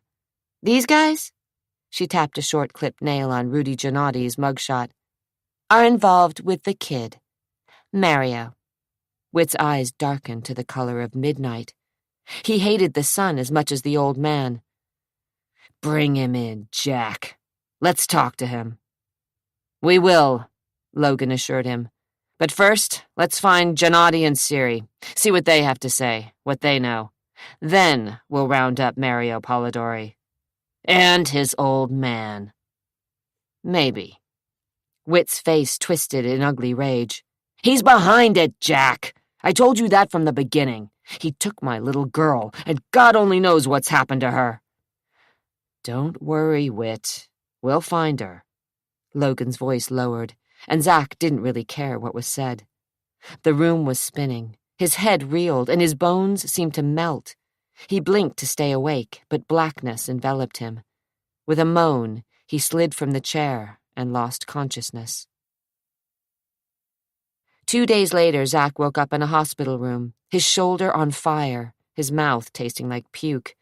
He couldn't breathe right because something, cotton wadding, he guessed, was rammed up his nostrils. Bandages swathed his head and held his shoulder together, and everything reeked of antiseptic. "You look awful." He turned quickly at the sound of Jason's voice. Pain seared down his arm. Memories, Sophia, the thugs, the switchblade, and London ran through his mind. "You bastard," he said, his tongue thick. "You set me up." He tried to rise up, yanking hard on the IV taped to the back of his hand. "You've got it all wrong, Zach. I'm sorry. I had no idea that—" "Liar!" Jason squeezed his eyes shut for a second time. "It's true. I knew I was in a little trouble with Sophia's pimp." "A little trouble? Those guys wanted to cut off my balls." So angry he could barely talk, Zach silently swore at himself for being such a fool, falling into Jason's lust-filled trap. "You make me sick. I didn't know they were going to be there. Like hell." Zach turned away and stared out the window. He could see the sky and the wake of a jet as it streamed across the blue vastness. Jaw clenched so tight it ached, he refused to look at his brother. The pillowcase felt rough against the wounds on his face, and his head pounded. God, he hated hospitals, almost as much as he hated Jason right now. "Dad thinks Polidori's behind London's kidnapping." Zach didn't respond.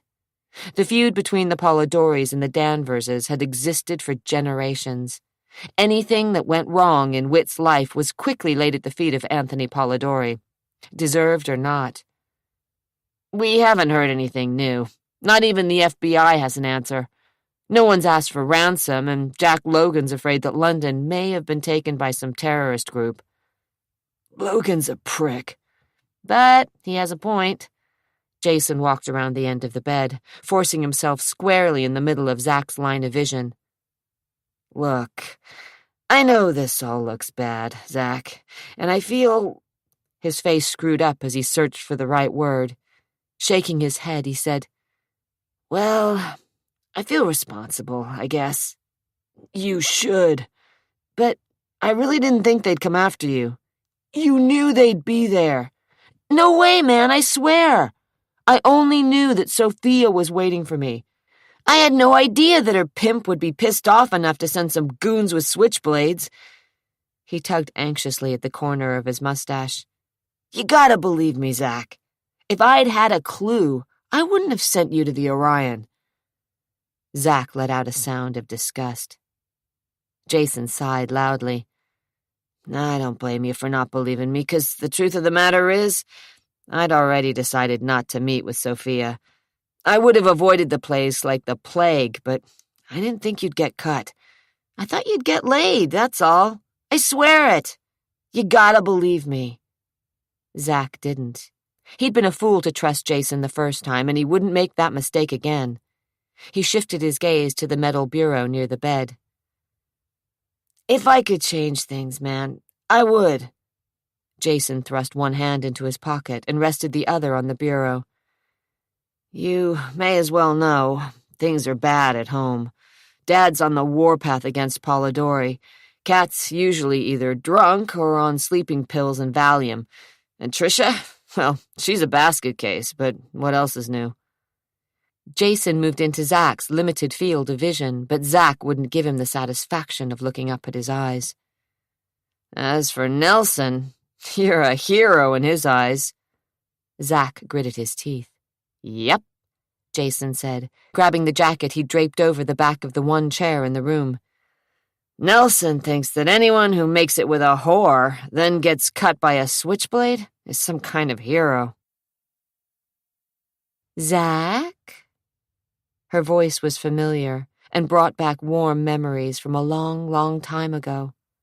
In his mind, he heard childish laughter and smelled the scents of cinnamon and hot chocolate and the jasmine of her perfume.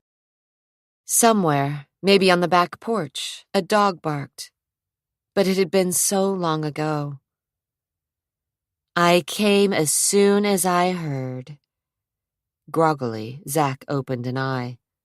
The lamps had been dimmed. Only the nightlight illuminated the hospital room, though from the window the reflection from the security lights guarding the parking lot splashed against the wall. He squinted and saw a movement before he made out the features of a tall, big-boned woman in an expensive blouse and skirt. His mother, Eunice Patricia Prescott Danvers Smythe. She stood on the far side of the rails of his hospital bed. A dozen emotions riffled through him, none of which he wanted to examine too closely, and his head throbbed. What are you doing here? Her eyes were sad, filled with a lifetime of grief for the mistakes of her youth. Nelson called, explained what happened, and I took the first flight out of San Francisco. She reached across the rails and folded her long, cool fingers over his hand. Her grip was strong, the lines around her face desperate. I'm so sorry this happened, Zach. Are you all right? He'd never been all right. They both knew it. What do you care? He said, drawing his hand away and forcing his thick tongue to form words. She winced, but didn't move. I do care, Zach. I care lots, more than anyone you'll ever meet. He snorted. You don't believe that I love you, she said, her voice losing all inflection. You never did. He closed his eyes again and wished he had the strength to cover his ears so he wouldn't have to hear her lies. If she'd loved him, really loved him, she wouldn't have left him with Whit. He didn't reply, just pretended, as he had for years, that she didn't exist. It was easier that way. Her rejection didn't hurt anymore. He'd had a long time to recover and heal. She could say what she wanted. Whit had bought her off, paid her enough money so that she gave up her children.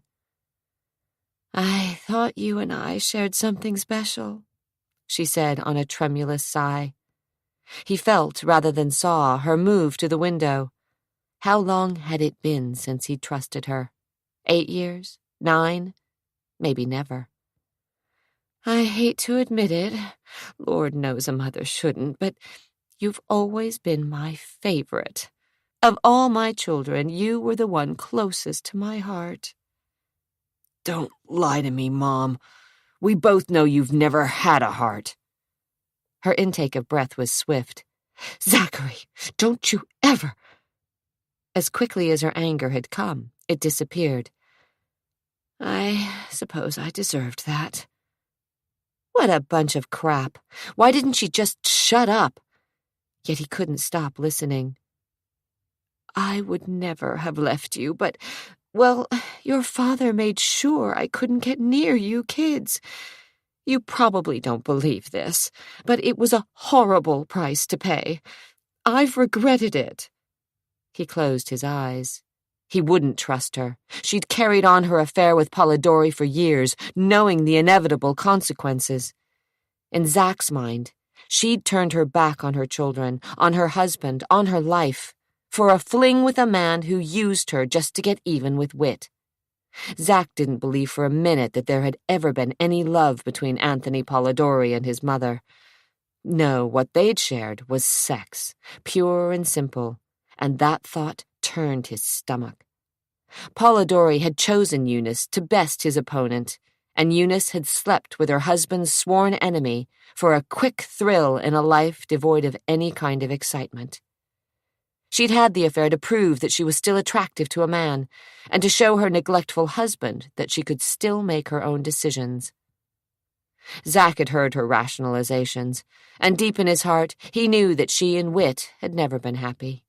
The house had always been tense while they were married, no safe refuge. He wondered how she'd become involved with Polidori, where she'd met him, who had taken the first step.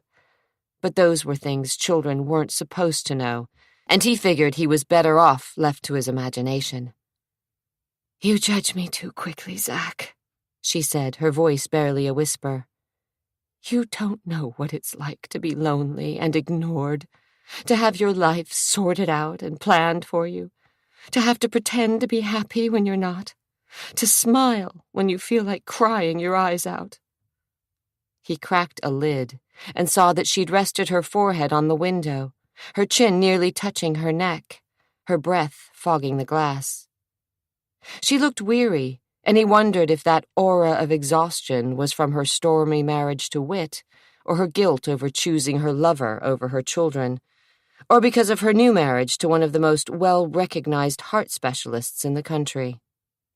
She glanced over, as if sensing that he was staring at her.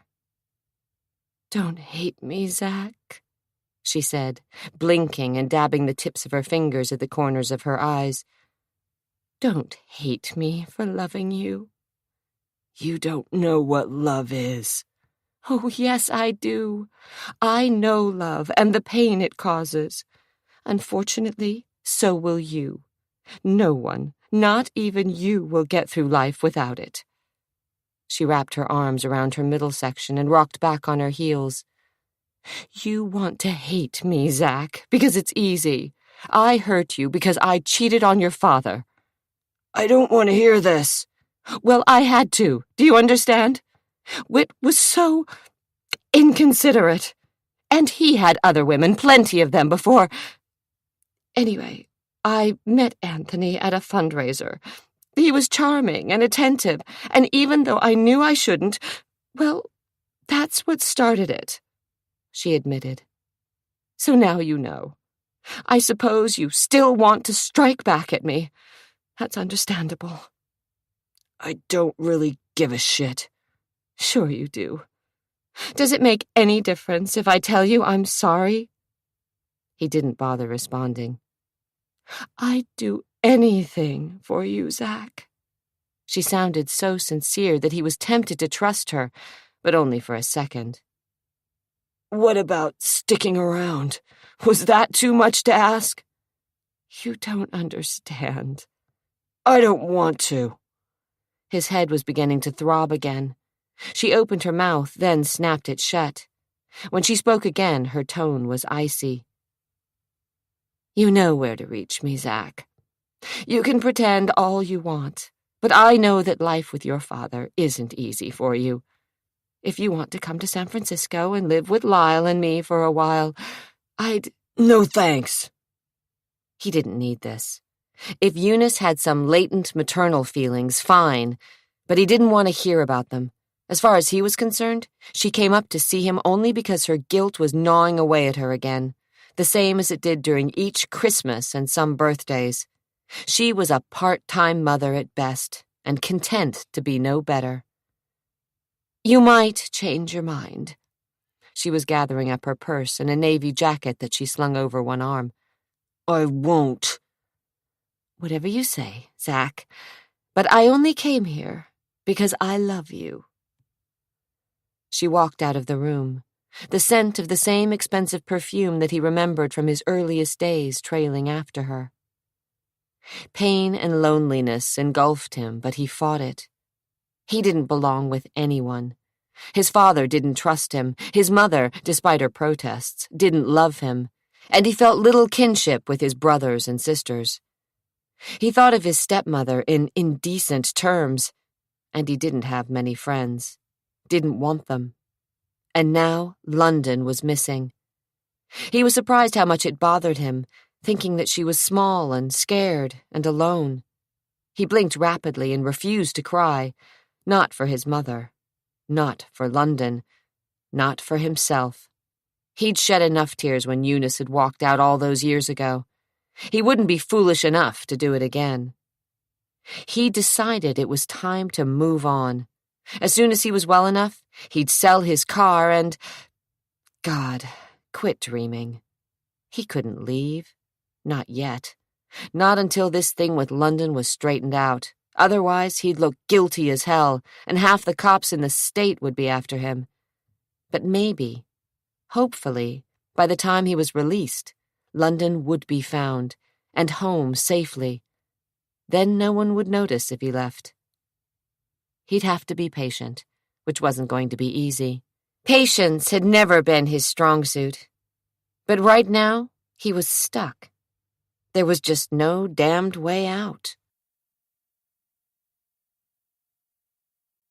Chapter 9.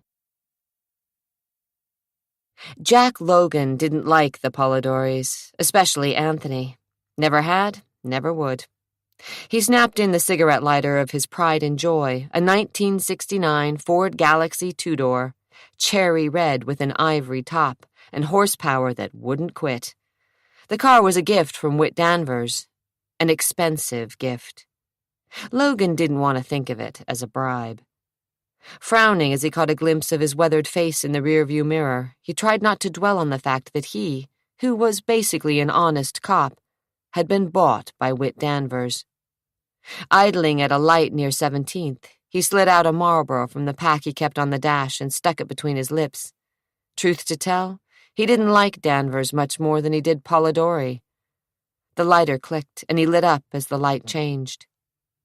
Logan didn't trust people with money, especially rich people with political ambitions. At the top of his list of most untrustworthy were Anthony Polidori and Whit Danvers. Polidori was making noise about running for the state senate, and the Catholic and Italian voters were on his side. Whit had his eyes on becoming mayor or governor, Logan suspected, and the WASPs in Portland would vote for him. Logan's stomach turned at the thought. If things worked the way Whit hoped they would, Whit Danvers would end up as Logan's boss. Hell, what a mess. He wheeled the Ford through a yellow light on McLaughlin Boulevard and headed south, out of the city, toward Milwaukee, where an entire enclave of Italian truck farmers thrived for the better part of a century. The Polidoris had been vegetable vendors once, but they'd saved their money, invested in cheap land, sold their produce to the finest restaurants in Portland, and quietly amassed a fortune. Not as large as the Danvers wealth, but substantial just the same. Yep, Logan thought, drawing in a lungful of smoke. He'd love to see Anthony Polidori go down for the Danvers kidnapping. It would be fun to see that little creep squirm in the interrogation room. But it wasn't going to happen. He knew it. Polidori knew it. And Whit Danvers, whether the stubborn old man wanted to admit it or not, knew it too. He flipped the ash from his cigarette out the window and stepped on the gas pedal. Ignoring the speed limits, he wheeled through the crooked streets of Milwaukee to the fine-lined drive leading to Waverly Country Club, where mansions and landscaped grounds surrounded the most elite country club in the city. Acres of lush greens and fairways were part of the exclusive club that sprawled along the eastern banks of the Willamette River. Frowning slightly, Logan turned unerringly into the drive and waited at the gate for a security guard to determine if he should pass. Logan didn't have time for any bullshit. He flipped open his wallet, showing his badge, which was a waste of time, as the guard knew who he was anyway, then stubbed out his cigarette in the tray. With a whine of electrical gears, the gate slowly opened. Logan pushed on the throttle, and the Galaxy rolled past rose gardens and fountains to the rambling manor. Anthony Polidori met him at the front door. A short man with a widening girth, thin mustache, dark eyes that flashed when he was angry, and teeth rimmed in gold. He motioned Logan into a vestibule the size of which would hold all of Logan's little bungalow in Selwood. "Don't bother explaining why you're here," Polidori said, ushering him through double doors of polished dark wood. "I know it's about the Danvers girl again." With a wave toward a tucked leather chair, he strode to the bar, splashed 3 fingers of Irish whiskey into each of 2 cut crystal glasses, and handed a drink to Logan. The smoky scent of the whiskey tickled Logan's nostrils, but he left the glass on the corner of Polidori's massive desk. He longed for the drink, but managed to hide it. "Your name keeps coming up." "So I've been told." Polidori didn't bother sitting, just stood near the leaded glass windows and stared at the view of the river. "Your men have been here daily. You know, I'm a patient man, but even I consider this a waste of my time and the taxpayers' money. There's nothing more I can tell them or you. Call them off, Logan. Tell them to go after the real criminals." Logan didn't bother replying. Let the jerk talk. He was on a roll. "I'm surprised you showed up in person." I wasn't satisfied with Taylor's report. It, seemed incomplete. Polidori sighed. Look, Logan, I had nothing to do with that little girl's disappearance. Cut the crap, Logan said in a voice so low he didn't recognize it as his own. Polidori's dark eyes flashed. You don't believe me either. Let's just get down to it. 2 of your goons attacked Zachary Danvers, messed him up bad enough to send him to the hospital, and at about the same time, little London Danvers and her nanny disappeared. Coincidence? Do I need to call my lawyer? You tell me. I had nothing to do with either incident, Polidori insisted, then strode to the bar and poured himself another drink. Nothing. Logan didn't believe a word of it. Maybe you'd like to know why we're riding you so hard. I've got a pretty long memory, and I remember you making some pretty rash statements when your old man died.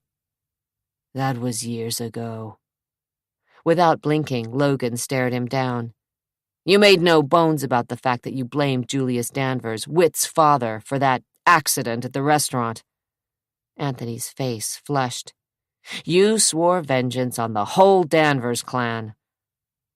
The corners of Polidori's mouth tightened, but his eyes shone with a hate so pure it chilled Logan's leather-tough soul.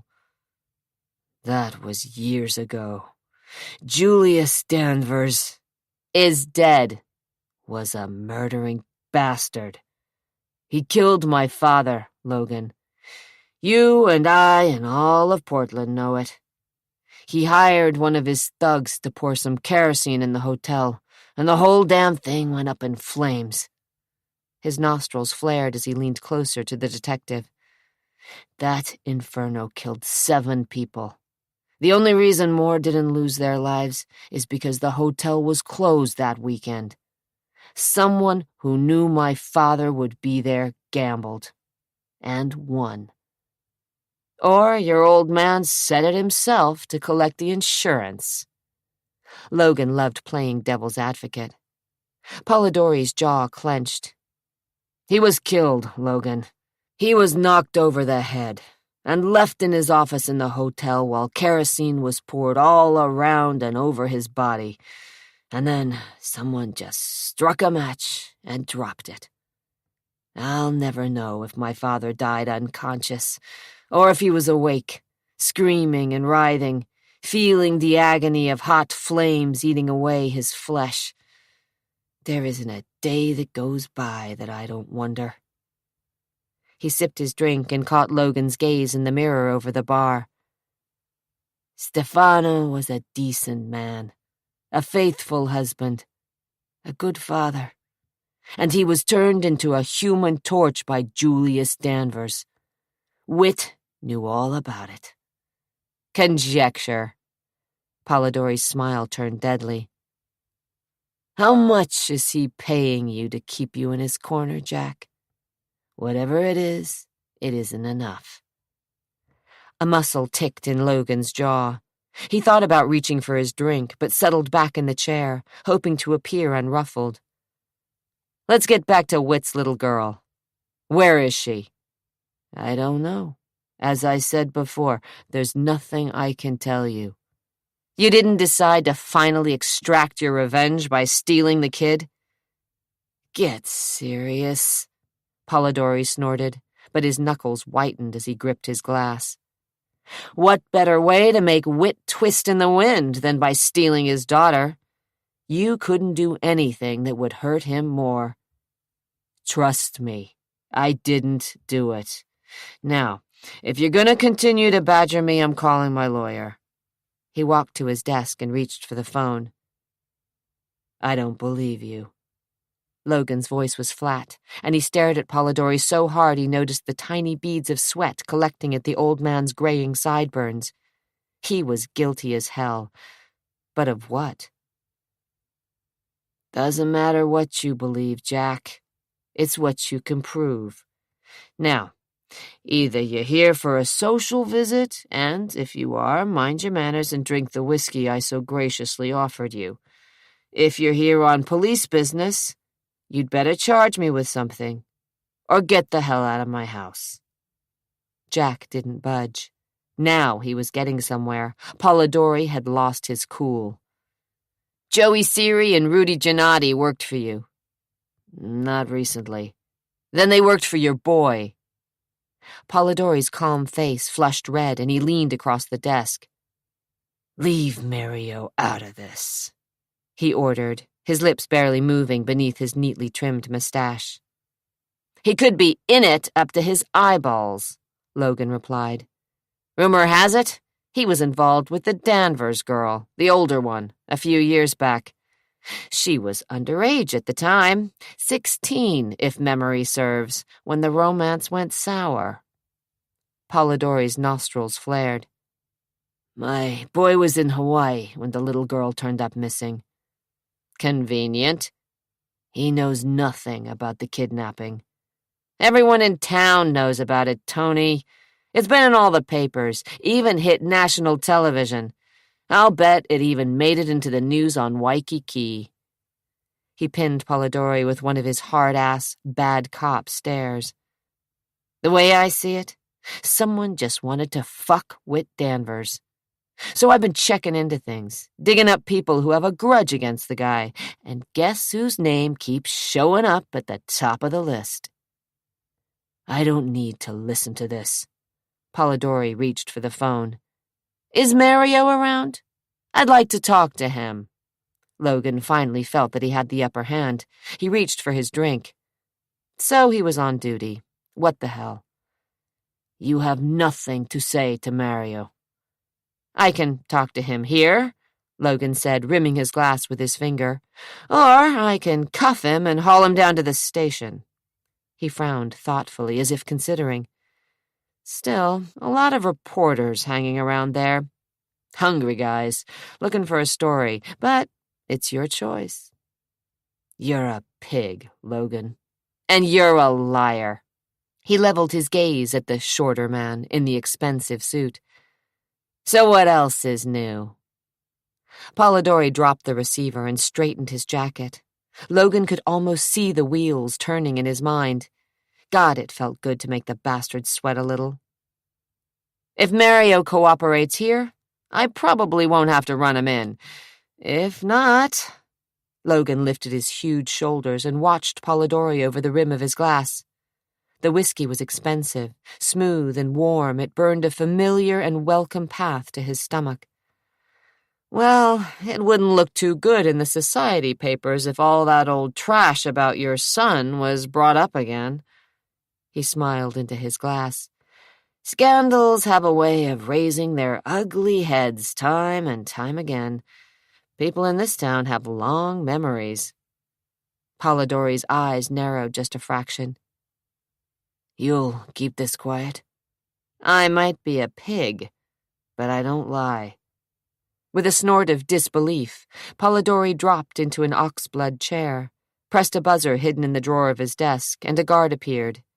After a rapid-fire exchange of Italian in which Mario's name was repeated several times, the guard slipped away. Logan sipped his drink. Within minutes, Mario appeared in the doorway.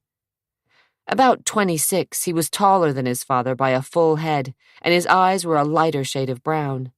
Curly dark hair, easy smile, the playboy son of the rich father. When he wasn't racing cars or sailing the Caribbean, Mario ran the family restaurant downtown. And he was edgy. A restless energy kept him moving. Drugs, adrenaline, or plain old kick-you-in-the-gut fear. Anthony motioned toward Logan's chair.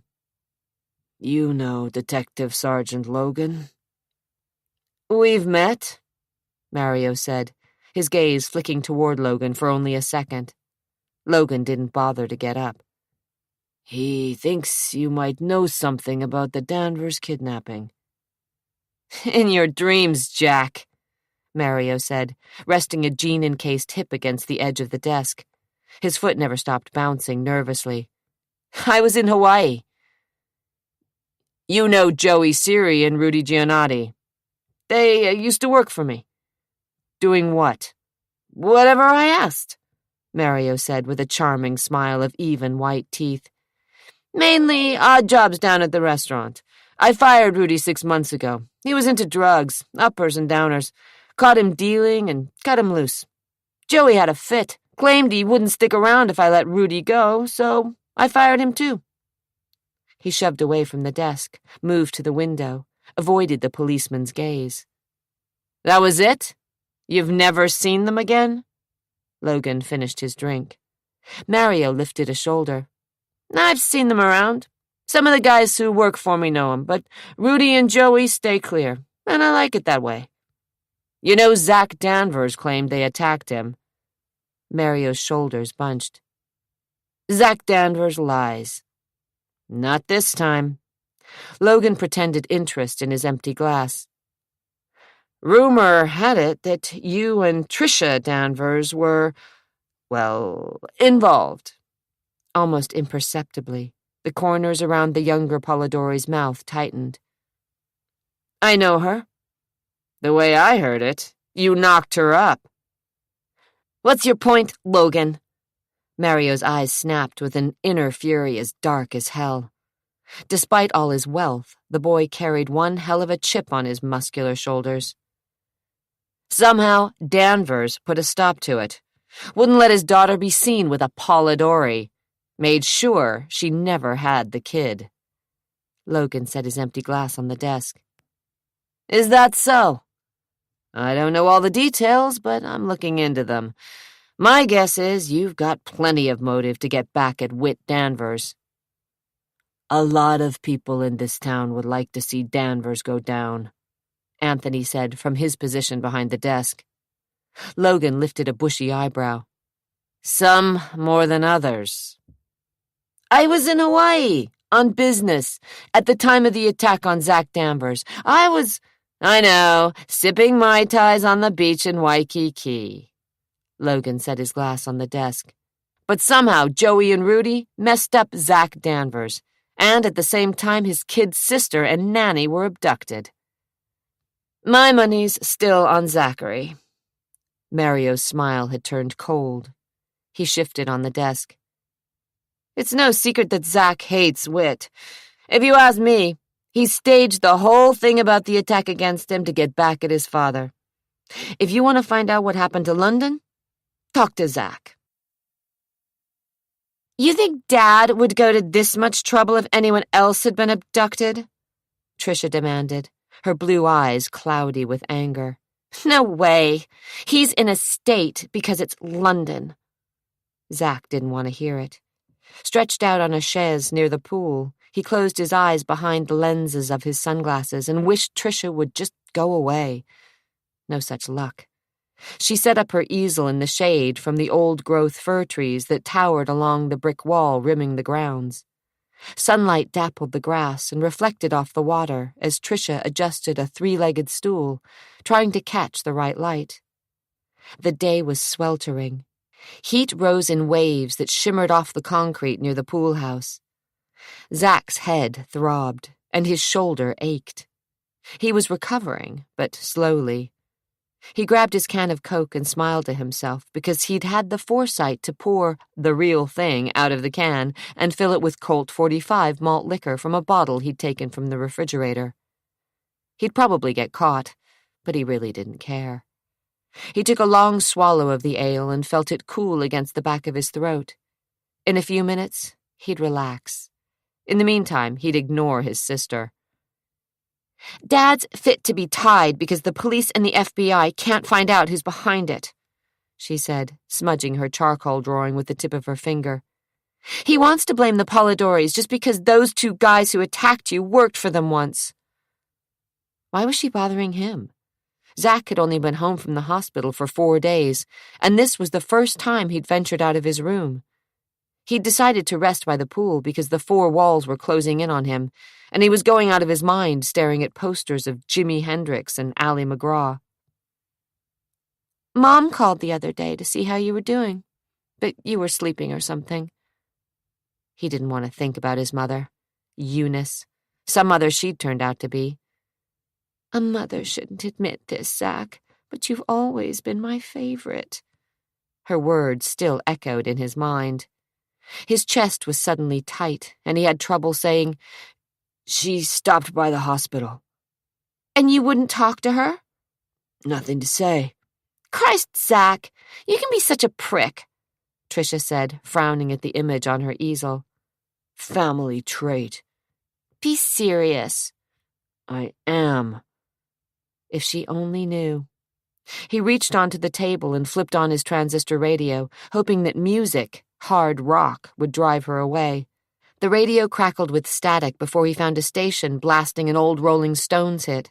The throbbing beat of satisfaction echoed over the aquamarine water. "I can't get no. No, no, no, no." "I can't hear myself think with that blaring at me." He didn't respond. He didn't give a damn if she was stone deaf. He just hoped she'd quit yammering at him. He needed to be left alone, and he didn't want to think about his mother, or London, or anything. He took another gulp of the brew. Most of the time, he felt that everyone, including Tricia, was pumping him for information about the kidnapping, as if they could make him slip up and admit that he'd taken the kid. But why? And how? And where? He didn't trust anyone named Danvers. Maybe there was some truth about Polidori blood running through his veins, he thought with a sarcastic grimace. Wouldn't that be something? If he really turned out to be Anthony Polidori's son after all these years. It would explain a hell of a lot. Why he was Eunice's favorite, for crying out loud. But he didn't like the idea. Not a bit. It was true that Witt was a Class A bastard, no doubt about it, but Polidori was no better. For years, the police had tried to connect him to organized crime. "Turn that thing off!" Tricia screamed. Zach ignored her request. "They have any luck trying to track down Ginny Slade's relatives?" he asked. Jason had told him how they'd torn the nanny's room apart. She seemed to be the key in the kidnapping. Her references had proved false, and her family had all but disappeared. "Not that I know." Tricia angled her head, wrinkling her nose as she eyed her work. "But no one thinks she was in on it. Otherwise she would have demanded money. And her checking account still hasn't been touched. Still has a couple of $100 in it. She's got savings, too, over at First National, I think. Nearly $1,000. Still there." "How do you know so much?" Tricia glanced at him a second. "I listen. At keyholes and open doors and air shafts." For the first time, Zach was interested in what his sister had learned. For years, he'd thought Tricia totally self-absorbed. He assumed that she didn't care about anything other than herself, her manicure and her latest boyfriend, or a new mind-expanding high. Though lately, come to think of it, she hadn't gone out much. After the fiasco with Mario Polidori, Zach squinted at his sister. She was pretty, he supposed, with her thick, reddish-brown hair and blue eyes. She wore too much makeup and her clothes too tight, but there was something about her that was appealing.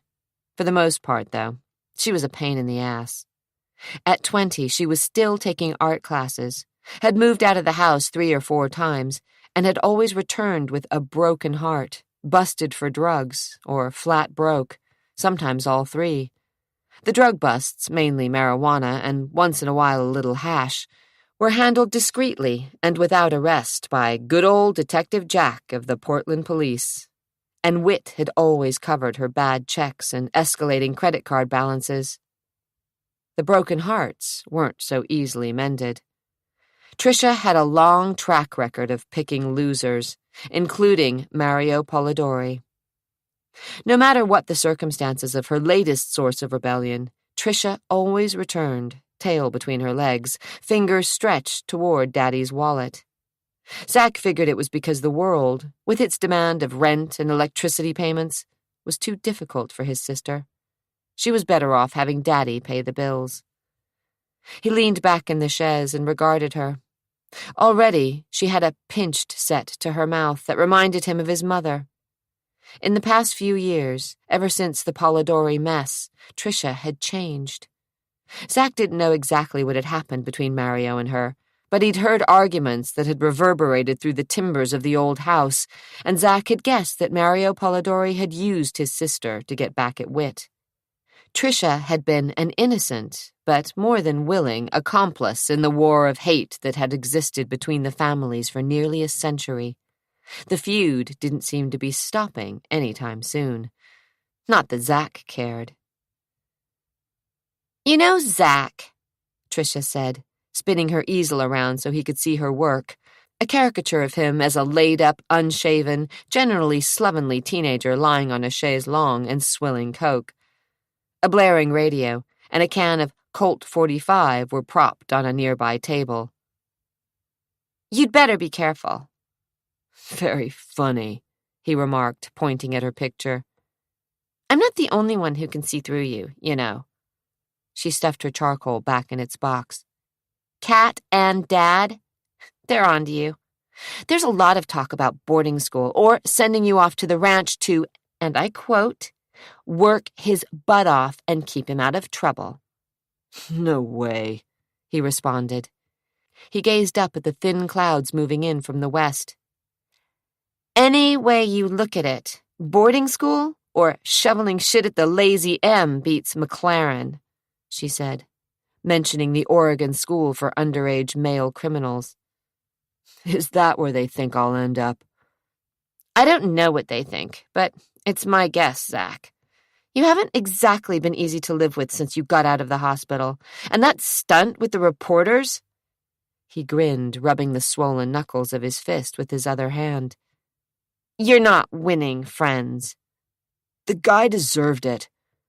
Zach could still hear questions, see the cameras pointed at him as he tried to get out of Whit's Lincoln and away from the reporter who had appeared from behind the hedge. "Can you explain why you were attacked on the night your half-sister—" He'd reacted, and his fist had slammed into the guy's jaw with a bone-jarring crunch. Blood had spurted. Pain had ricocheted up Zach's arm, and the man had fallen, groaning, to the ground.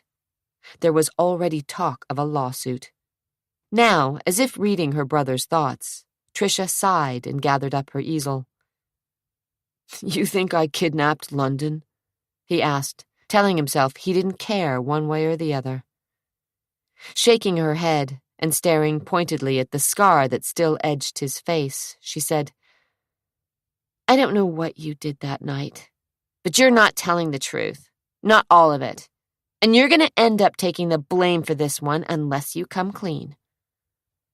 The muscles in the back of his neck tightened, because he thought the same thing. "Since when are you the goddess of virtue?" He took another gulp of beer, drained the Coke can, and crumpled it in his fist. Tricia pinned him with eyes that had seen too much pain for so short a life. "You don't know anything about me, Zach. You've never even tried to get to know me, have you? Look, I was just trying to do you a favor, but forget it." She headed back to the house. "I made a mistake. It's your funeral." Catherine's eyelids stuck together. Her mouth tasted like she'd been licking an ashtray, and her head pounded above her temples. She forced one eye open, and sunlight, streaming through a partially open window, nearly blinded her. Groaning, she rolled over and wondered about the sadness that was a horrible weight on her heart. She was in her own bedroom, and, oh God, the reality came crashing back to her fragile brain. London was gone, abducted nearly 2, or was it 3, weeks before. Desperation, like the horrid beast it was, clawed at her from the inside. She needed a cigarette.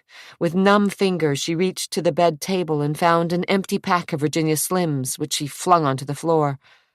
Tears flooded her eyes. She couldn't take this day after day. The bumbling policeman, the useless FBI, and the media. Damn the media. The few reporters who had gotten past the guards had asked questions that made her heart bleed, and the fire in their eyes, all looking for a story, and insensitive to her pain. No wonder Zach had punched out a reporter and broken a photographer's camera as he'd returned to the house from the hospital. She stood on unsteady legs, then drew the drapes open a little farther. 2 squad cars and a plain, stripped-down Chevrolet were scattered on the circular drive. Farther away, past the sloping front lawns and tended rose gardens, she caught a glimpse of the front gates where the vultures gathered. 2 or 3 cars were parked in the shade of an ancient oak that spread its branches over the brick wall which kept the scavengers at bay. "I hope you all rot in hell," she muttered, letting the drapes fall back into place. What time was it? Bleary eyes focused on the clock. 2 in the afternoon. She'd slept 17 hours, drugged by Doc McHenry's sleeping pills, and God only knew what else. Somehow, some way, she'd have to pull herself together, with or without London. That thought caused her knees to buckle, and she grasped the edge of the bureau to steady herself. She'd find her baby. She had to.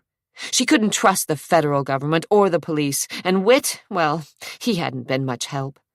The fact that he would no longer sleep with her, insisting that she needed her rest, bothered her. She knew the real reason.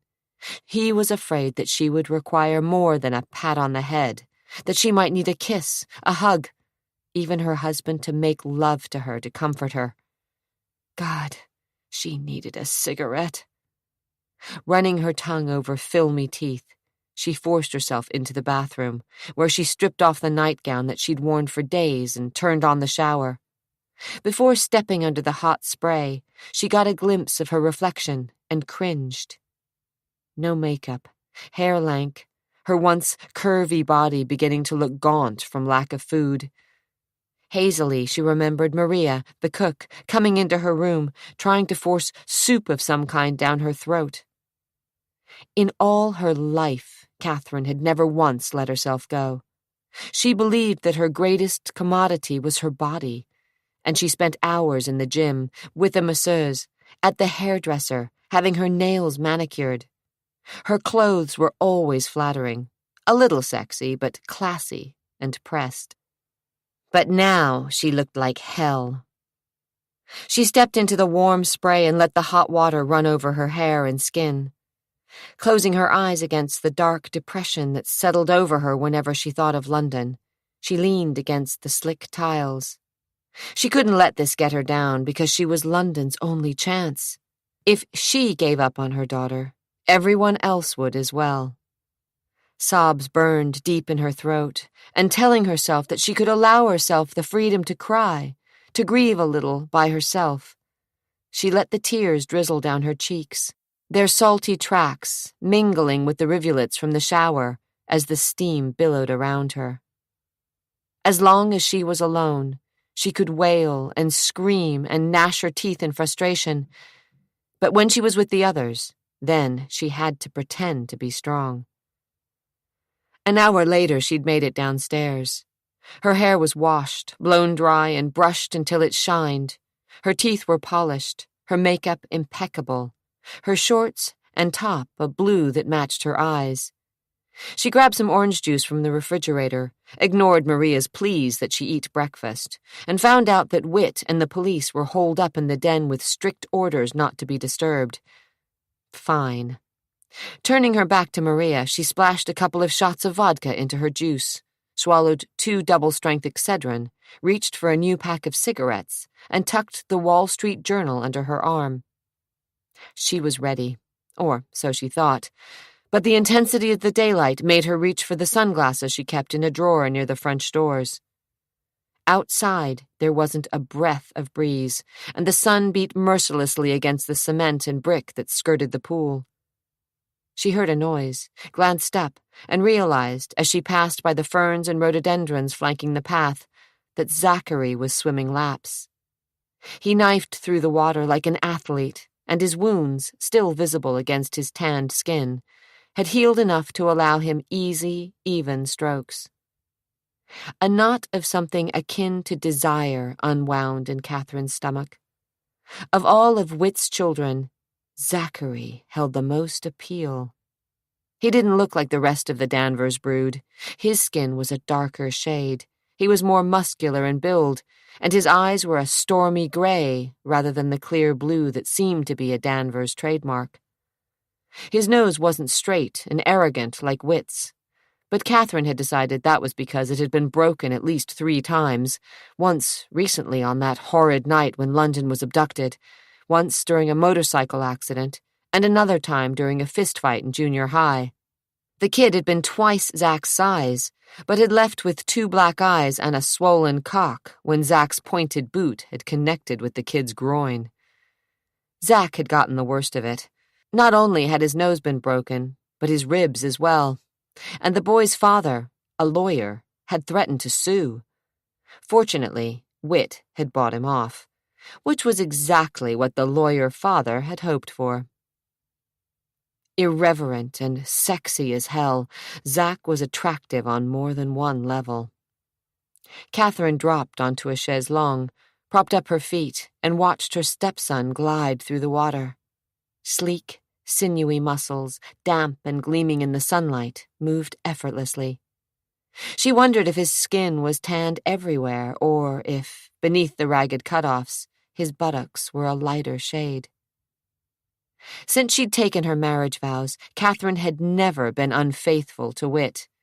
Even in the past few years, when he'd all but stopped trying to make love to her, she'd ignored the desire that curled restlessly through her blood when she saw a particularly interesting male. She'd had opportunities, plenty of them over the years, some suggested by Whit's closest friends. But she'd laughed off the passes as if they were bad jokes, and never given in to the lust that had, some nights, nearly driven her mad. But she was tempted by Zachary, no doubt about it. She wasn't alone. He could protest it as loudly as he wanted, but he was attracted to her. The last time they'd been together, when her temper had gotten the better of her and she'd forced him to dance with her at Whit's party, she'd felt the hardness between his legs, saw the stain of embarrassment on his cheeks, knew that he'd responded to her. "Stop it! He's Whit's son, for crying out loud. Your stepson!" With shaking fingers, she peeled the cellophane from her pack of cigarettes, shook out a Virginia Slim, and lit up.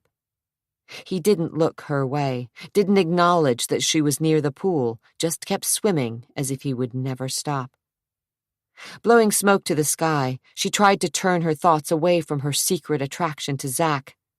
However, if she wasn't considering his seduction, her mind turned back to London and the deep depression that enveloped her whenever she thought of her little girl. Where was she? Still alive? Huddled and scared? Or dead already? Brutally murdered? Oh God, she couldn't think about that. She wouldn't. "London," she whispered, her eyes filling with sudden tears again. She took a long sip from the cool orange juice and hoped the vodka would calm her nerves. If only someone would hold her, place strong arms around her, whisper in her ear that everything would be all right, that London was safe and would be returning home. The inside of her chest seemed to cave in on itself. She needed someone, anyone. Zach. Gritting her teeth against the mind-paralyzing fear that had been her constant companion for weeks, she snapped the paper open and pretended interest in the bond market when all the while she watched Zach over the top of the newspaper. Her eyes were hidden by her sunglasses, and she was certain that Zach didn't know that as she stared at him, she was beginning to plan his seduction. Zach's lungs burned, and his shoulder was beginning to ache. He'd been in the pool 15 minutes, hoping Kat would finish her drink and leave, but he'd had no such luck. It looked as if she'd parked herself indefinitely. He was relieved she'd finally emerged. It was weird for her to be locked in her room, hardly venturing out. But then these days, everything at the house was weird. The cops and FBI, the reporters clustered around the gates, Whit's quiet rage, and Kat's isolation. Jason had moved back to the house and paced like a caged animal. Nelson, after following him around for a few days, had holed up in his room. Zack didn't trust anyone and thought people were always staring at him, as if he had any idea what had happened to London and the damned nanny. Surfacing, he tossed the water from his hair and took in a huge gulp of air. He hoisted himself out of the pool and stood dripping because his towel was at the other end, near Kat, and ever since the party, he'd wanted to avoid her. He was uncomfortable around her, partly because being near her reminded him of his fear for London, but partly because he was embarrassed about what had happened on the dance floor that night. He was even more humiliated because Kat knew that he'd gone to a hooker, a whore, like he had to pay for it. He'd had plenty of chances with girls his age, but he hadn't been interested in some giggling ninny who would let him touch her tits in exchange for his class ring or some such garbage. Girls were always looking to fall in love, and he wasn't interested. He didn't believe in love and knew he would never love anyone. His parents and his siblings had convinced him that love was a foolish notion. It just plain didn't exist. The cement was hot against the bottoms of his feet as he jogged the length of the pool and snatched up his towel. He was still sore, and knew, with his bruises and scar, he looked like hell. Kat glanced up and offered him a blinding smile that caused his diaphragm to slam into his lungs. "You're feeling better," he said weakly, knowing she expected conversation. Yeah.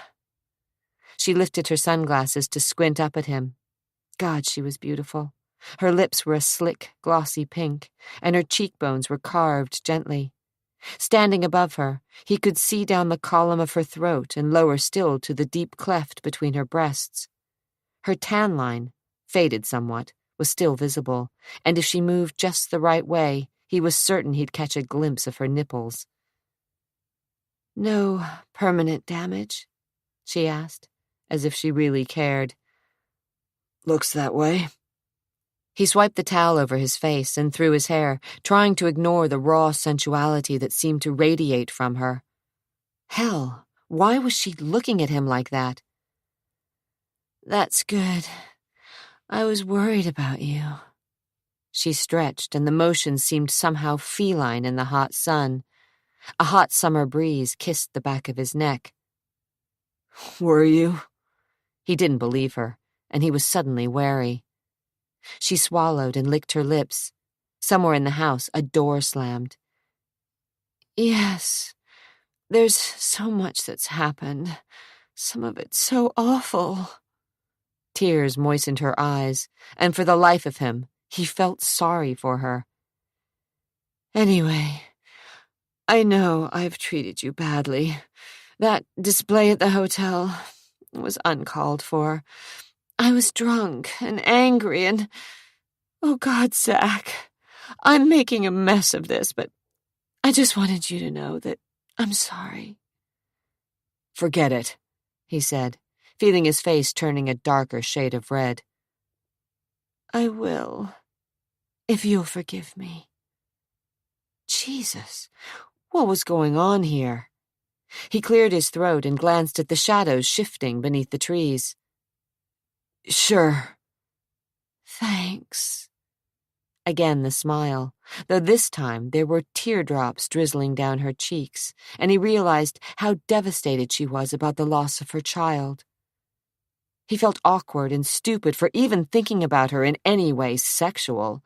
She was grieving, for Christ's sake. Nervously, he knotted the towel in his hands. Look, don't worry about London. She'll turn up." You think so? She sounded so hopeful. Did he do that? Give her a sense of false hope about a poor little girl who might already be dead? He felt absolutely wretched. "I dunno, but everybody's looking for her." It sounded lame, even to his own ears, and he noticed the ghost of pain crossing her eyes. Hell, he was just no good at this. She reached up and grabbed his hand with hers. Heat swirled up his arm. I hope so, Zach, she whispered, blinking hard as her fingers tightened over his. A jolt of electricity kicked his heart into high gear. She looked so young suddenly, so vulnerable and small. He had to remind himself that this was Kat. God, I hope so. She used his arm as a brace and climbed to her feet, her body only inches from his. He barely noticed the lingering pain from his beating. To his utter amazement, she stood on her tiptoes and brushed a chaste kiss over his cheek. Thanks for understanding, Zach. I needed a friend. He turned his face, staring into her eyes, feeling her moist, smoky breath against his skin, half expecting her to kiss him again. But she smiled sadly and let go of his arm, then picked up her things and walked back to the house. He was left standing by the pool, dripping, and wondering what the hell had just gone on. Pain, as hot as if it erupted straight from the bowels of hell, shot through Whit's chest. For a second, he couldn't breathe. It was as if someone locked their fingers over his throat and was strangling him. Where were the pills? He yanked open the desk drawer and saw the vial in the pencil rack. Agony tore at his heart as he managed to retrieve the nitroglycerin pills and shove one under his tongue. He was nearly gasping now, and waiting, his elbows propped on the leather desk pad, his head resting in his palms. Sweat broke out over his forehead, and the damned intercom began to buzz impatiently. He didn't answer, and knew that surely his secretary of more than 20 years would get the message. The buzzer stopped, and 5 minutes later, he was collected again. The angina had passed, and he straightened his tie. No one save McHenry knew about his condition, and he planned on keeping his secret to himself. Whit hated weakness, and this heart condition was just that, a sign that he wasn't as strong as he once had been. He reached for his humidor, opened the lid, and the heavy scent of Havana tobacco wafted to his nostrils. He grabbed a cigar, wedged it between his teeth, but didn't light up. Not now. Not after the angina attack. He pushed the intercom button, learned that Roger Phelps was waiting in the reception area in the offices of Danvers International, and growled at Shirley to show him in. Disgusted, he didn't bother lighting up, though he longed for a few relaxing lungfuls of smoke. Within minutes, Phelps was seated on the opposite side of Whit's desk. He looked like Joe Average. Tan slacks, brown jacket, off-white shirt, and nondescript department store tie. His face wasn't noteworthy, just even features with the beginnings of jowls that matched the paunch developing at his beltline. Whit was more than a little disappointed in the man who had supposedly been an agent with the CIA before dropping out of the government to do independent work. "What can I do for you, Mr. Danvers?" Phelps said in a nasal voice. He hiked up his pants a bit, and Whit noticed that his shoes, cheap loafers from the looks of them, were scuffed. You must have guessed why I wanted you. My daughter London was kidnapped. The police and FBI are incompetent jerks. Don't have a clue where my daughter is, and it's been damned close to a month. Phelps didn't comment. You come highly recommended. A lift of a shoulder. Whit was growing irritated. Tell me why I should pay you when the government and the police seem to be baffled. Phelps' expression changed slightly, and Whit was reminded of a wolf with his nose to the wind, scenting a wounded doe. Simple. You want her found. And you can do that? Whit settled back in his chair. Maybe there were more layers to Phelps than met the eye. If I don't, you owe me nothing besides my retainer. Of $10,000. Cheap, isn't it? He set his untouched coffee on the edge of Whit's desk. All I ask is that your family comes clean with me. No secrets, no lies, no skeletons tucked into closets. Fair enough. You can question everyone here while we're still in Portland, but you may as well know that I'm moving them, even the older kids, to the ranch near Bend. I'm not going to chance losing another one. Zachary. He scowled when he thought of his middle son. Always the rebel, always cocksure, always in trouble. He's going first, but he doesn't know it yet. The rest of the family will follow in a couple of weeks, so you'd better start with him. He's the one with the phony story about the hooker? Whit's back went up. The story was true. The police talked to the girl. Sophia something or other. Costanzo. I already spoke with her. Whit moved the unsmoked cigar from one side of his mouth to the other. What'd she say? Same thing she said to the police. Not much.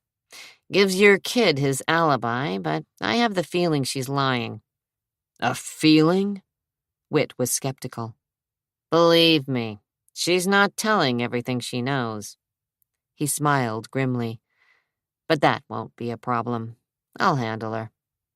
And as for Zach, I'll talk to him, see what he says. Maybe he'll slip up. I'll catch everyone else before you send them packing. He pulled out a notepad from the inner pocket of his jacket, scribbled quickly, then frowned slightly, wrinkles lining his brow. What about your wife? Can I reach her here, or is she going to the ranch with your kids? Whit hesitated just a second. He'd been wrestling with this decision, but he couldn't put it off any longer. She needed to get away. Catherine will be at the ranch. Why sending her to Central Oregon was a relief to him, he didn't understand, but he hoped the change of scenery would do her some good. Phelps cocked his head at an angle. And you? I've got a business to run, Phelps. Already the man was getting on his nerves. You can reach me here. Good. Phelps folded his hands over his thickening girth. There's only one thing I want from you, Danvers, and that's honesty. From you and your family. You've got it, Whit agreed, anxious for the interview to be over. This blend into the woodwork guy was giving him a case of the creeps. But Whit needed him. He needed someone to help him find London. The police were beginning to look like a bunch of bumbling idiots, and the FBI wasn't any better. A darkness settled into his soul, and he wondered if he was being punished. He didn't much believe in God, though he attended church, but he'd committed more than his share of sins. But maybe you don't really get it, Phelps said, cutting into his thoughts. He leaned forward and pinned Whit with eyes that had suddenly come alive. If I find out that a member of your family is behind this, then I expect to be paid anyway.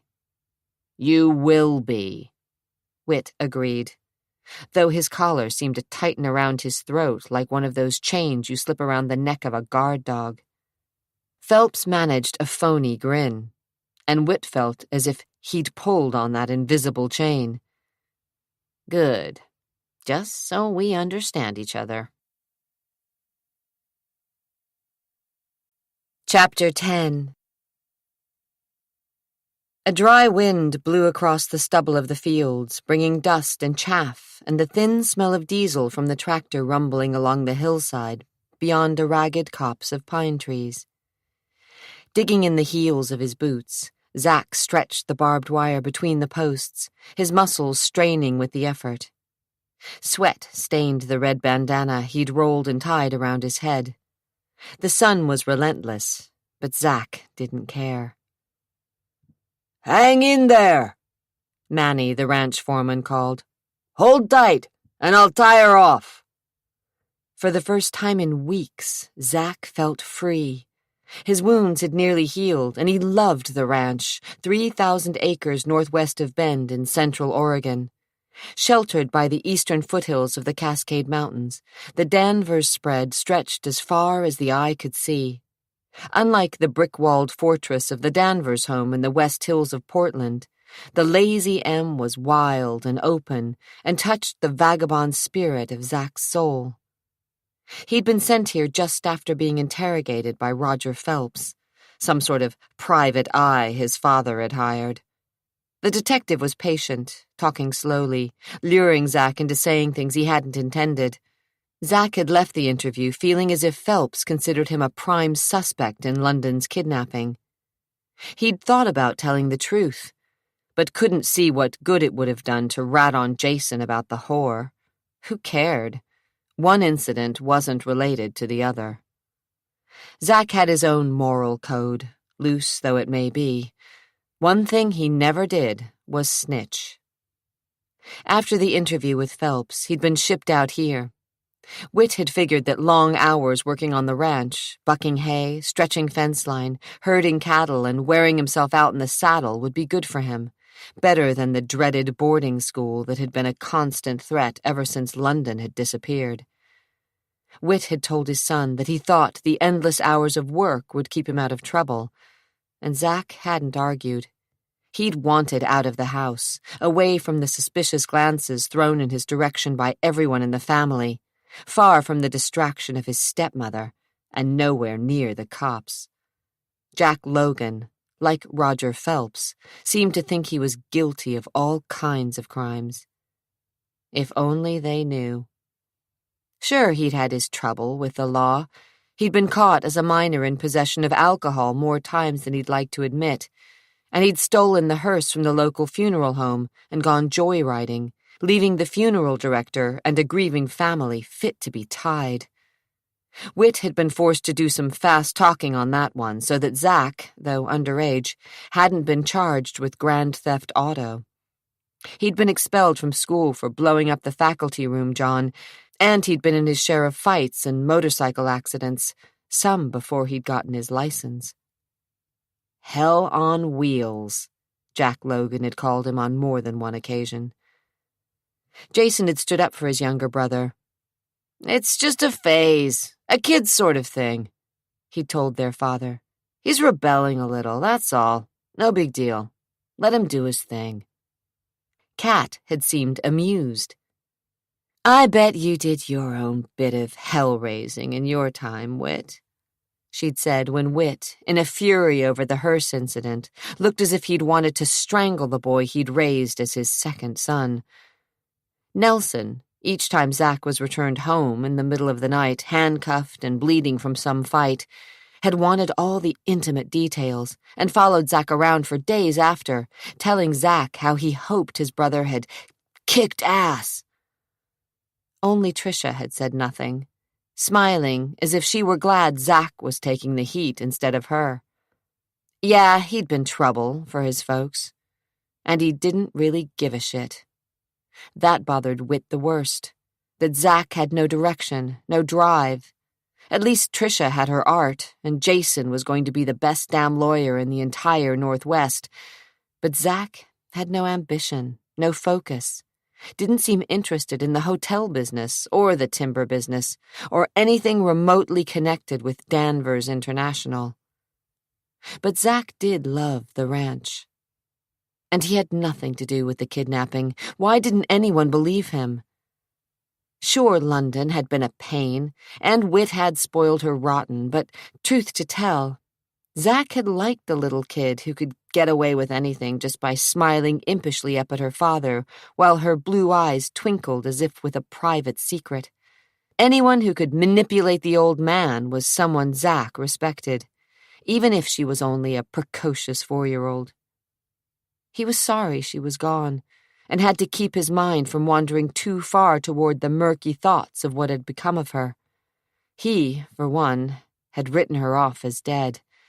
Or else whoever kidnapped her wasn't going to let her go. Not after so long. "Okay, that should do it." Manny tested his post, and satisfied that this section of fence would stand, gave Zack the high sign. "It's Friday. Let's call it a day." Zack checked his watch. 5:15. Since he'd been at the ranch a little over a week now, Manny hadn't let him off work till 8 at night. The routine had been the same. Dog-tired, Zack had returned to the house each night, washed, eaten, and fallen asleep before 9, so that he would be ready for a new day starting at 5 the next morning.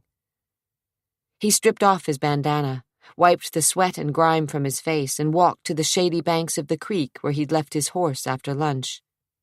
He could have ridden in the dusty cab of the truck, or even sat on the flatbed as it bounced along the rutted dirt roads of the ranch. But he preferred the horses, and this one, Cyclone, was his favorite. A headstrong sorrel colt with 4 white stockings who was known to kick and bite, Cyclone was the fastest horse on the ranch. "Come on, boy," he said, hoisting the blanket and saddle onto the colt's back. "It's time." Ears back, the horse shifted and kicked, but Zack was quick enough to dodge the blow and tighten the cinch. "You're a mean son of a bitch, aren't you?"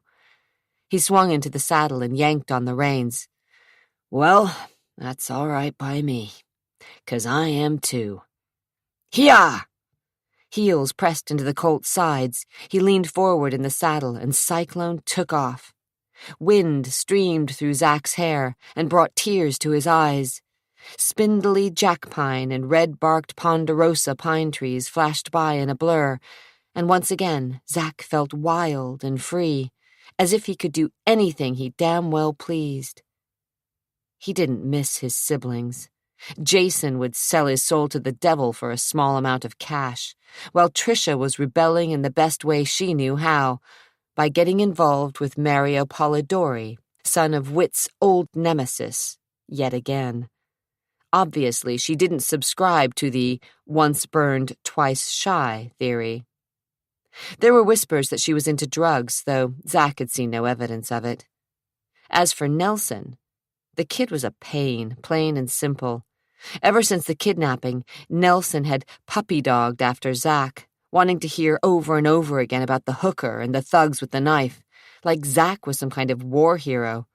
It bothered Zack because Nelson was a little on the soft side, his adoration a little too intense. But London, she was another matter. He closed his mind to all thoughts of her, preferring to be numb rather than think about the horrors his little half-sister might have endured. "Come on!" he yelled at the colt. Zack kicked the sorrel, and the horse responded without a second's hesitation, gathering speed like a comet streaking across the sky, approaching the ravine where the creek slashed through the field. Massive muscles bunched, then lengthened, and horse and rider were soaring across the rock-strewn chasm where only a thin stream of water trickled. The colt landed with a thud on the pebble-strewn bank, and with renewed energy upon sight of the stables, ran flat out across the yellow stubble of the pasture. Grasshoppers and pheasants, wings flapping in a frenzy, were flushed from the straw. Zack leaned low over the sorrel's neck and urged the horse even faster. Cyclone took the bit between his teeth, his legs flashing over the cracked earth. Wind screamed past his ears and sweat darkened the horse's coat. Laughing for the first time in weeks, Zack yelled, "Move, you miserable hunk of horseflesh!" Only when they were near the paddock did Zack pull back on the reins, wresting control from the headstrong beast. "Slow down," he growled, standing in the stirrups. By the time they entered the paddock, the colt had switched from a gallop to a trot, and finally into a reluctant walk. Cyclone tossed his head, his bridle jangling as he fought the demanding demon on his back. "You did good," Zack said. Cyclone was blowing hard, and Zack kept him moving, walking slowly, until the colt's breathing was normal again. "That's better." Zack didn't see Tricia watching him, didn't notice her lurking in the shadows of the scrub pine until he'd reined up at the fence, and she climbed onto the top rail. With a sinking sensation, he knew he'd have to deal with his family again, and suddenly his wings seemed clipped. All the old anger and resentment welled up in him, and the ranch that had moments before appeared so vast quickly became confining and small. "This place is a prison," Tricia said, as she pushed aside a long-needled branch encroaching over the fence. "What are you doing here?" But he knew. They were all here. For good. "Family vacation," she said with more than a trace of sarcasm. Her nose wrinkled when she saw the horseflies gathering near the colt's rump. The smells of manure mixed with urine, sweat, and dust apparently offended her. Believe me, I tried to talk Dad out of it, but you know how he is when he makes a decision. Zack swung down from the horse's back. In a way, I understand. Dad's tired of everyone just sitting around and waiting for the phone to ring at the house in town. Even the police and the feds. Doing nothing. Zack remembered. Dad said we were all getting on his nerves. Now there's something new, she added sarcastically. Zack didn't respond. Anyway, I think he was worried about another kidnapping. No way. Zack hauled the saddle off the horse and hung it over the top rail of the fence. Aren't you the one who pointed out that he wouldn't care if one of us was abducted? Just London? Tricia pouted. You know, if I turned up missing, I think he might buy a bottle of expensive champagne and have himself a celebration. He's not that bad, she said without much conviction. Then, catching Zack's steady gaze, sighed. Okay, so he is that bad. Anyway, it doesn't matter why he sent us here. The fact of the matter is that we're all stuck in this godforsaken place. Is that so? Including Kat. Zack's stomach dropped a little, but he managed to keep his face from registering the slightest trace of emotion. She'll hate it here, he said flatly. Already does. Plucking a few needles from the branch near her head, she sighed and twirled the sprig between her fingers. You should have heard their fight. It reminded me of Mom and Dad before they split up. Kat put up a battle, I'll give her that, but despite her excruciatingly loud protests against being shipped out of Portland, she wound up here with the rest of us, and that really pissed her off. She wanted to stay close to the investigation, and I thought she might grab Dad's .22 and put a bullet through him before she'd leave town. But of course, Dad got his way. Tricia's eyes clouded, and Zack knew she wasn't thinking about Kat any longer. He always gets his way. Tricia glanced up at her brother. I think Dad had an ulterior motive for shipping her off. Zack lifted a disinterested eyebrow. Cat'll freak, 'cause I think the investigation's winding down. The cops are out of leads, and the FBI isn't doing any better. All a bunch of fools with their thumbs rammed up their asses. What about Phelps? The private investigator? He's a joke. Have you ever seen anyone so ordinary in your life? Dropping the pine needles, she dusted her hands and glared up at Zachary, as if the situation were all his fault. It's all a front anyway. Dad wants to believe that the Polidori's are behind the kidnapping. Are they? They're not stupid, Zach. Anthony has to know that he'd be at the top of the suspect list. Zack wasn't convinced, but he didn't bother to comment. Let Tricia believe what she wanted. It's all such a pain.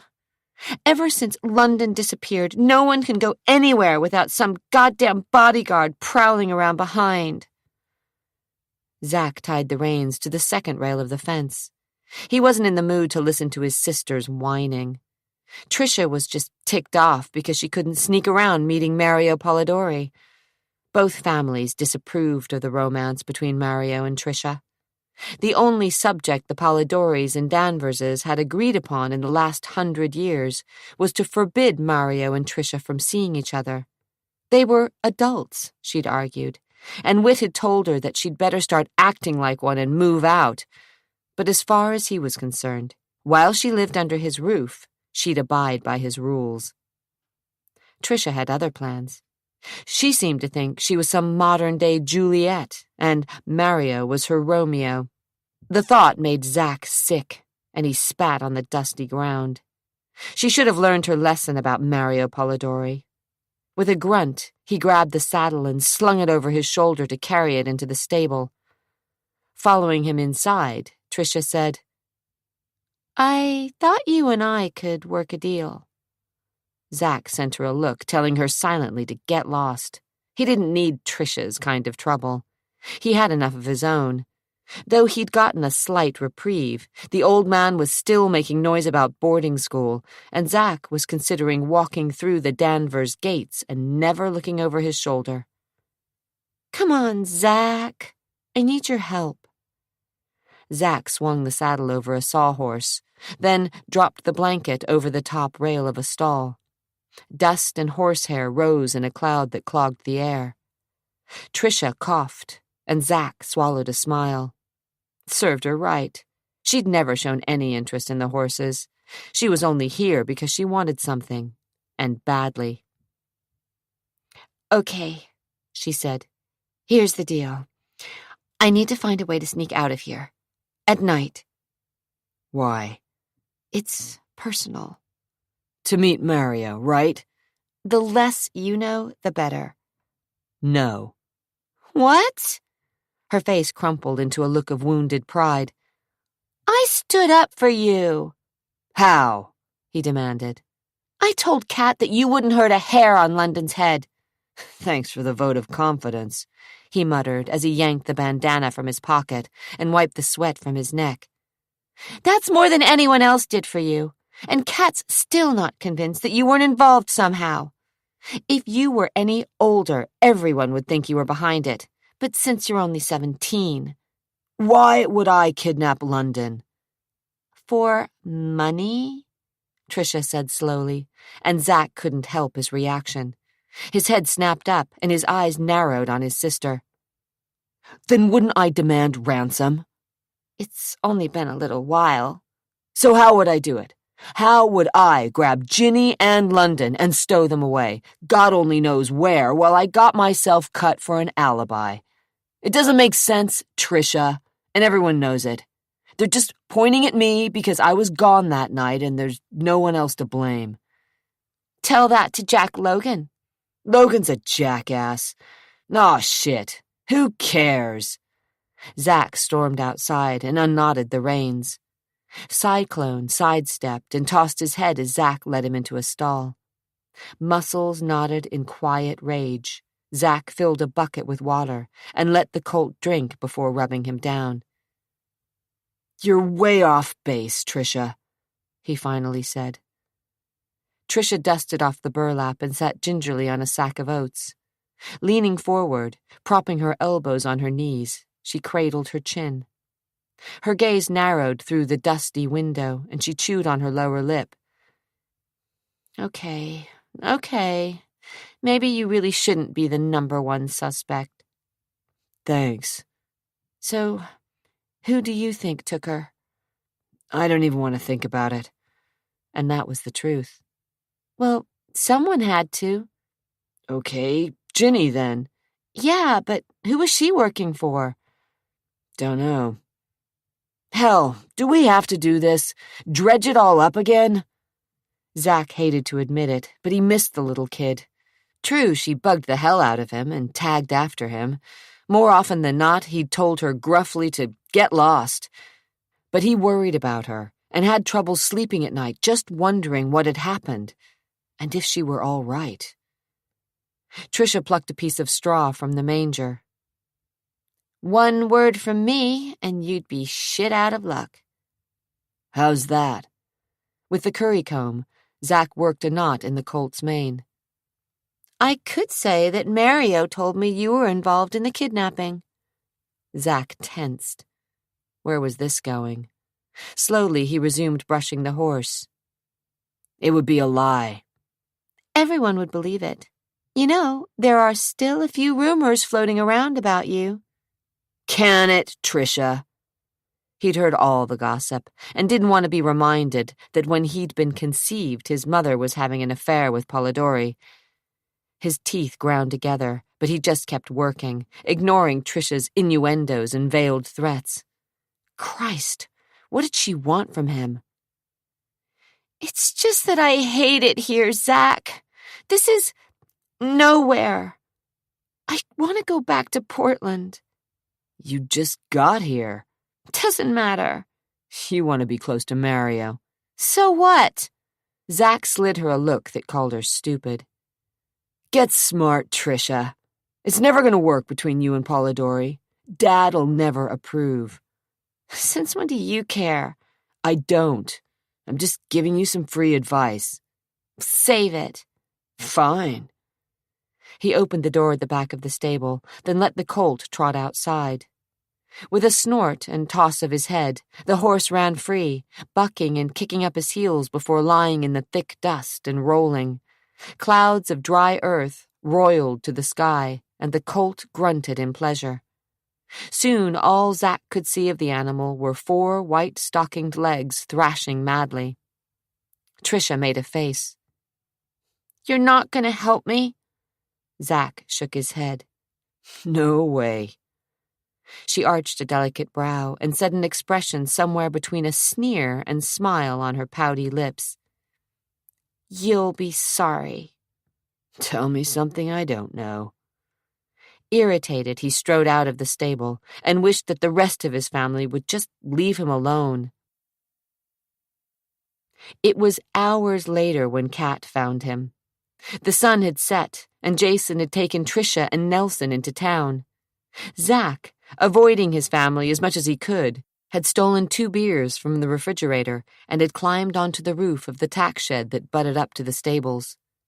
The dark sky was alive with shooting stars, and Zack sat alone, his back propped against the rough outer wall of the 2nd story of the stables, his legs stretched out on the sloping cedar shingles. Through the tar paper and split shakes, he heard the muffled sounds of horses, snorting, rustling in the straw, letting out an occasional whinny.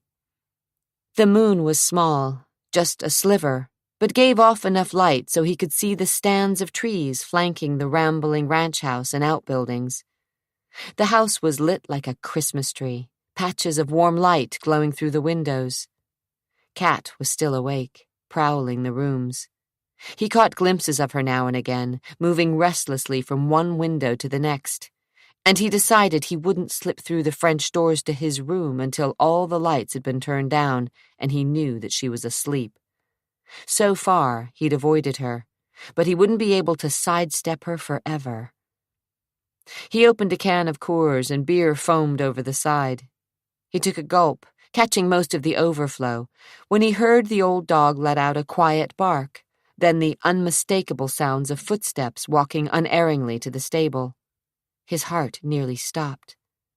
Seconds later, the rungs of the ladder to the hayloft clicked as someone climbed to the top.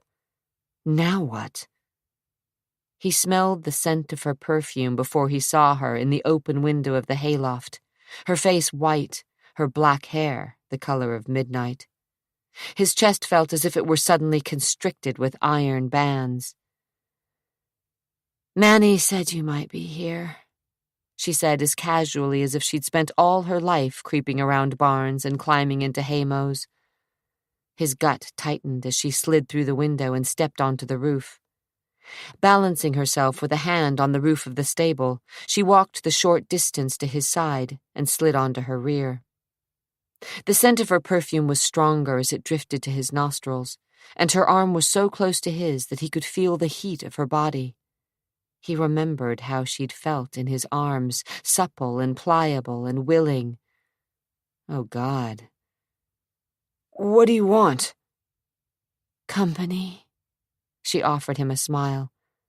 "I thought we were friends." Off in the distance, a coyote howled. "I don't know if that's possible." "We could try to be, especially if you offered me a beer." Throat so dry it felt like sand, he handed the 2nd can to her, and she, with a smile that flashed in the dark night, popped the tab and giggled when the foam erupted and spilled across her fingers. She lapped it up with her tongue, and Zack tried not to notice how sexy she looked with the white flecks on her lips.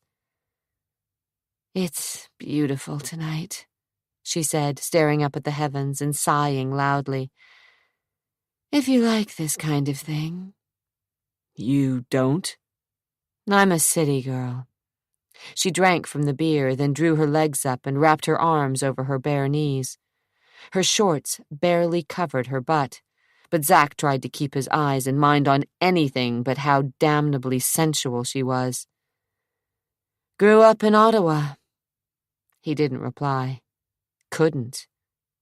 They sat in silence for what seemed forever. Zack's heart was drumming so loudly he wondered if she heard it, and though he pretended disinterested insolence, he suspected she saw right through him. "I didn't want to come here," she admitted. "I don't like being this far away if there's any news about London." Her throat caught on her daughter's name, but she didn't break down. Instead, she sighed and ran her fingers through the thick black curls that framed her perfect face. "You don't like me much, do you, Zack?" she asked suddenly. "You're my stepmother." "As in, wicked stepmother?" He lifted a shoulder and took the last gulp of his beer. His fingers were still around the empty can when she turned her eyes up to him, and they sparked with an inner light. Zack could barely breathe as she, staring at him boldly, placed her hands on his shoulders and brushed her lips across his.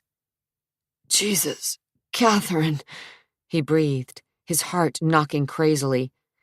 "Don't." "Shh." She placed those supple lips against his again, just for a second he was certain would change the course of his life forever. Her mouth was teasing and warm, filled with promise. Zack groaned low in his throat. "Don't do this, Cat." "You want it too," she murmured in a sigh as soft as the summer night. He told himself that he couldn't kiss her or touch her or even think about her, and yet he was too weak to tear away from her embrace. Her lips fastened over his, and her breasts, beneath the fragile barrier of her t-shirt, brushed across his bare chest. 1,000 reasons to stop screamed through his head, but when her tongue skimmed his lips, then pressed urgently, demanding entrance, he gave up, and he kissed her back, closing his mind to the warnings. Her tongue was wet and slick and wonderful. It touched the roof of his mouth, flicked against his lips and teeth, and promised untold delights. Heat swirled through his blood, and his cock was so hard it strained against the zipper of his cutoffs. "Don't do this. Don't!" an inner voice cried. But instead of protesting, he reached up, and his fingers wound in her thick hair. She slid down him and kissed his naked chest, her tongue licking its way against his skin. A shudder that felt like fire ripped through him. He dropped his beer, and the empty can rolled noisily down the roof. His body convulsed, and hot desire pumped through him. Grabbing her with strength born of desperation, he kissed her hard on the lips, and all he could think about was kissing her and touching her and riding her all night. "She's your father's wife, Danvers!" his mind yelled, and for once he listened to it. He found the strength to push her away.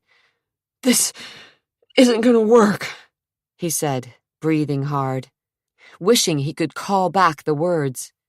He was so hard he was sure he would explode. His fingers clamped around her shoulders, keeping her at arm's length. Catherine chuckled deep in her throat, and the sound seemed to echo off the distant hills. "What is this, Zack?" "Wrong. That's what it is." He dropped his arms, scooted farther away from her, and ran sweaty, trembling fingers through his long hair. She pouted a little in the darkness. "Since when did you care about right and wrong?" "Don't play with me, Cat," he warned, and was surprised at the conviction in his voice. "I just felt we had an understanding." With a lift of her shoulder, she tucked her feet under her and stared down at him. "I don't get it, Zack. I thought... No, I knew. You wanted this." "I don't," she snorted. "As a matter of fact, I was certain this is what you needed." "I don't need you, Catherine." he said, wishing he could put more distance between her sensual body and his own. I don't need anybody. Oh, baby, that's where you're wrong. To his mortification, she slid closer and patted his head as if he were a naughty little boy, finally forgiven. Zack jerked away from her touch, as if she repulsed him. Leave me alone, Cat, he muttered between his teeth. His groin still ached, and he was on fire inside, but he stared off into the distance, refusing to look at her. He focused instead on the ridge of dark mountains that loomed on the horizon, and heard her sigh before she climbed to her feet, walked the short distance along the roof, slipped through the window, and disappeared into the hayloft. When she was gone, he flopped back on the weathered cedar shakes, angrily gazed up at the stars and wondered why he was such a fool. He could have had her. She was there for the taking, and he, because of some latent sense of nobility, had shrugged off her advances. He could still smell her perfume mingled with the lingering smoke from her cigarettes, and he remembered her touch, that warm, bone-melting touch. Jesus, you're an idiot. For the next few days, Zack managed to keep his distance. Up hours before Catherine ever thought about rising, he worked long hours in the fields and returned at sundown. Kat, invariably, was locked in her room, the television blasting. He never ran into her. As for his siblings, they all bothered him. Jason kept crowding him, offering to take him into Bend to meet women, but Zack declined, and Jason went off prowling on his own. Tricia was pining for Mario, and probably plotting her escape from the family compound. Sometimes she reeked of marijuana smoke, and her eyes were often glassy. Zack had less trouble dealing with her stoned than when she was straight and plotting ways to escape. As for Nelson, the kid was still in the throes of hero worship, tagging after Zack as he went about his chores, trying to find ways to talk about his night with the prostitute. It didn't seem to matter how many ways Zack explained that nothing really had happened, except that he'd managed to get a few new scars. Nelson was still enthralled, certain that Zack had really scored with the whore, but was protecting her honor or some such crap. The kid was sick, Zack thought, as he stepped out of the shower and threw on a pair of cutoffs. Nelson's fascination with all things sexual seemed bent. He wanted to know all about bondage and S&M and all that shit that Zack didn't really know about and didn't want to know. Men and women in leather and chains, like some kinky group of Hell's Angels or something. It kind of made his skin crawl. Pushing all thoughts of Nelson aside, Zack found leftovers in the kitchen, and since the maid had already retired for the night, he heated up the pork chops in the microwave, snatched himself a beer out of the fridge, and took his meal onto the back porch, where the old collie was curled near the swing. Shep perked up at the smell of the meat and whined as Zack sat down and started in on the chops. "Don't give me that," he said to the dog. "You're too fat as it is." Shep thumped his tail on the floorboards. Somewhere in the distance, an owl hooted softly, and the sounds of bats' wings disturbed the silence. The air smelled of horses, dust, and sagebrush. Zack thought he could find peace out here in the middle of nowhere, if it weren't for his family. Zack finished his dinner, tossed his bones to the dog, and wiped his fingers on the frayed edges of his cut-off Levi's. He finished his Budweiser in 2 swallows, then walked back to the kitchen for another. Downing the second can quickly, he began to feel a slight buzz as he crushed the aluminum in his fist. He made his way back to his room, where he flipped on his stereo and flopped onto his bed. The song was an old one by The Doors. "Come on, baby, light my fire." Like Kat. Boy, she could light dangerous fires. Zack closed his eyes and let the music surround him. Try and set the night on fire. The French doors were cracked, and the hint of a breeze stirred the curtains. His eyes opened, and he stared up at the ceiling. He was hard, as hard as he'd been when Kat had kissed him on the roof of the tack room. Just thinking about being with her had given him wet dreams for 3 nights running. The ache in his loins was so bad that he'd even considered driving into Bend with his brother and looking for some woman who would ease his pain, but the memory of his last visit to a whore had kept him at the ranch. He didn't need any more trouble, but, Lord, did he need some release. The pressure, pounding. Deep down, in the darkest oblivion of his soul, he knew that he didn't want just any woman, that though he would go through the motions with any willing female, he was certain that anyone but Kat wouldn't do, and Kat, his stepmother, was the worst choice of all. He rolled over to his side and considered jacking off. It sure as hell wouldn't be the first time, but it left him so empty or lonely or feeling stupid. Face it, Danvers, you want her. All you have to do is walk down the hall, turn the corner, and tap on her bedroom door, and the sweetest bit of pussy this side of the Rockies will be waiting to give you any fantasy you can dream up. His throat was so dry, he couldn't draw up any spit, and he squeezed his eyes shut, resigned to his fate as he reached for the fly of his pants. He heard the creak of the door, felt the wind turn, and his heart jolted. His eyes flew open.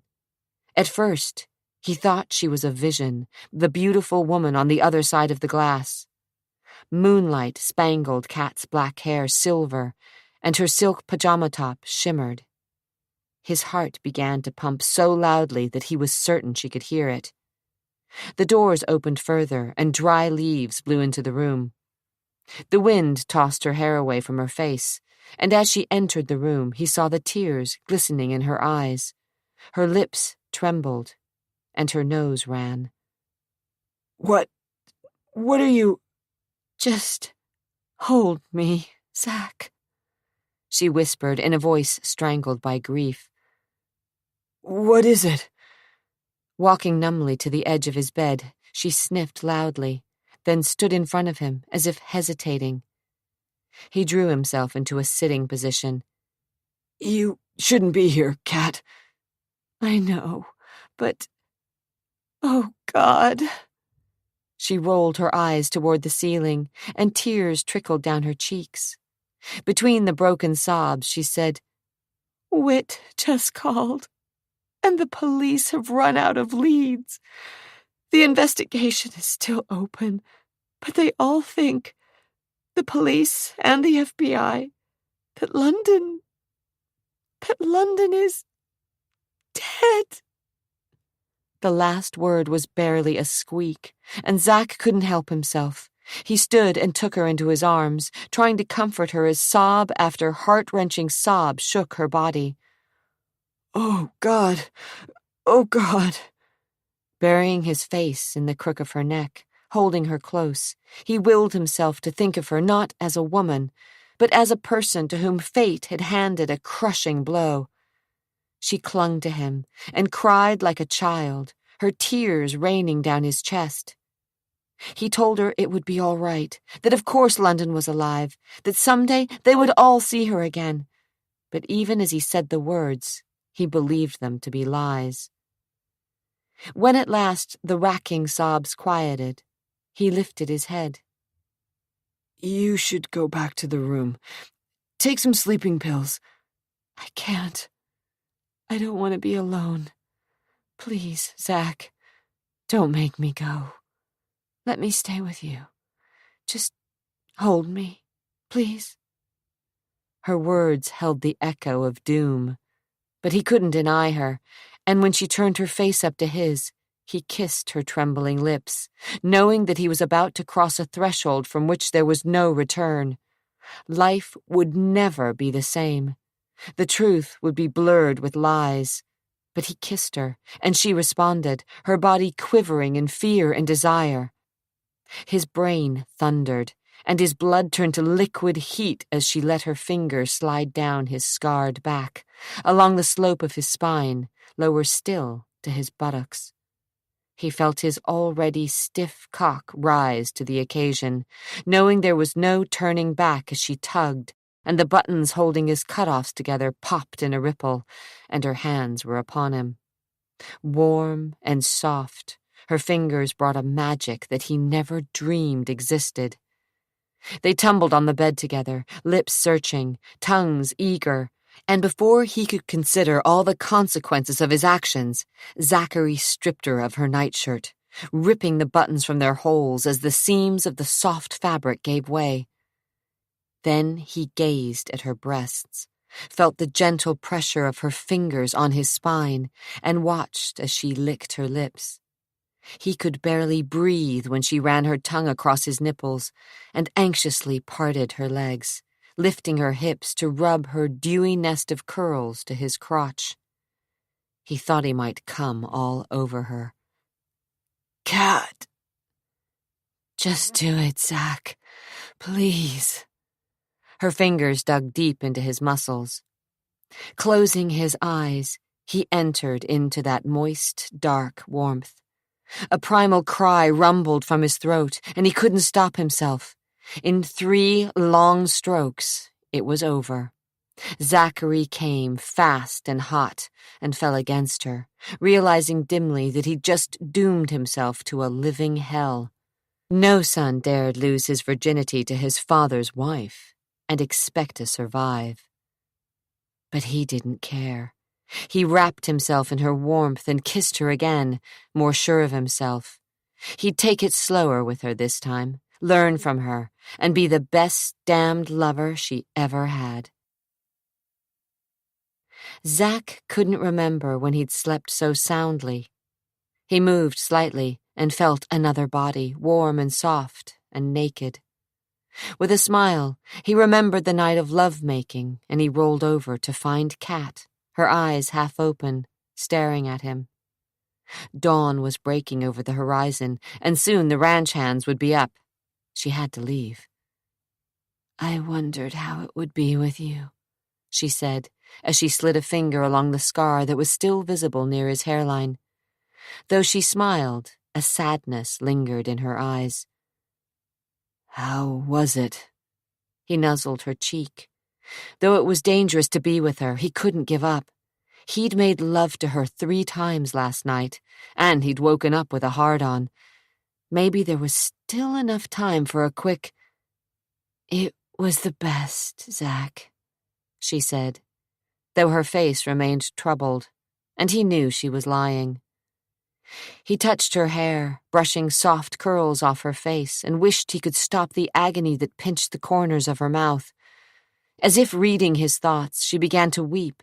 Tears suddenly starred her lashes, and he pulled her closer to him, holding her naked body next to his. "Don't worry."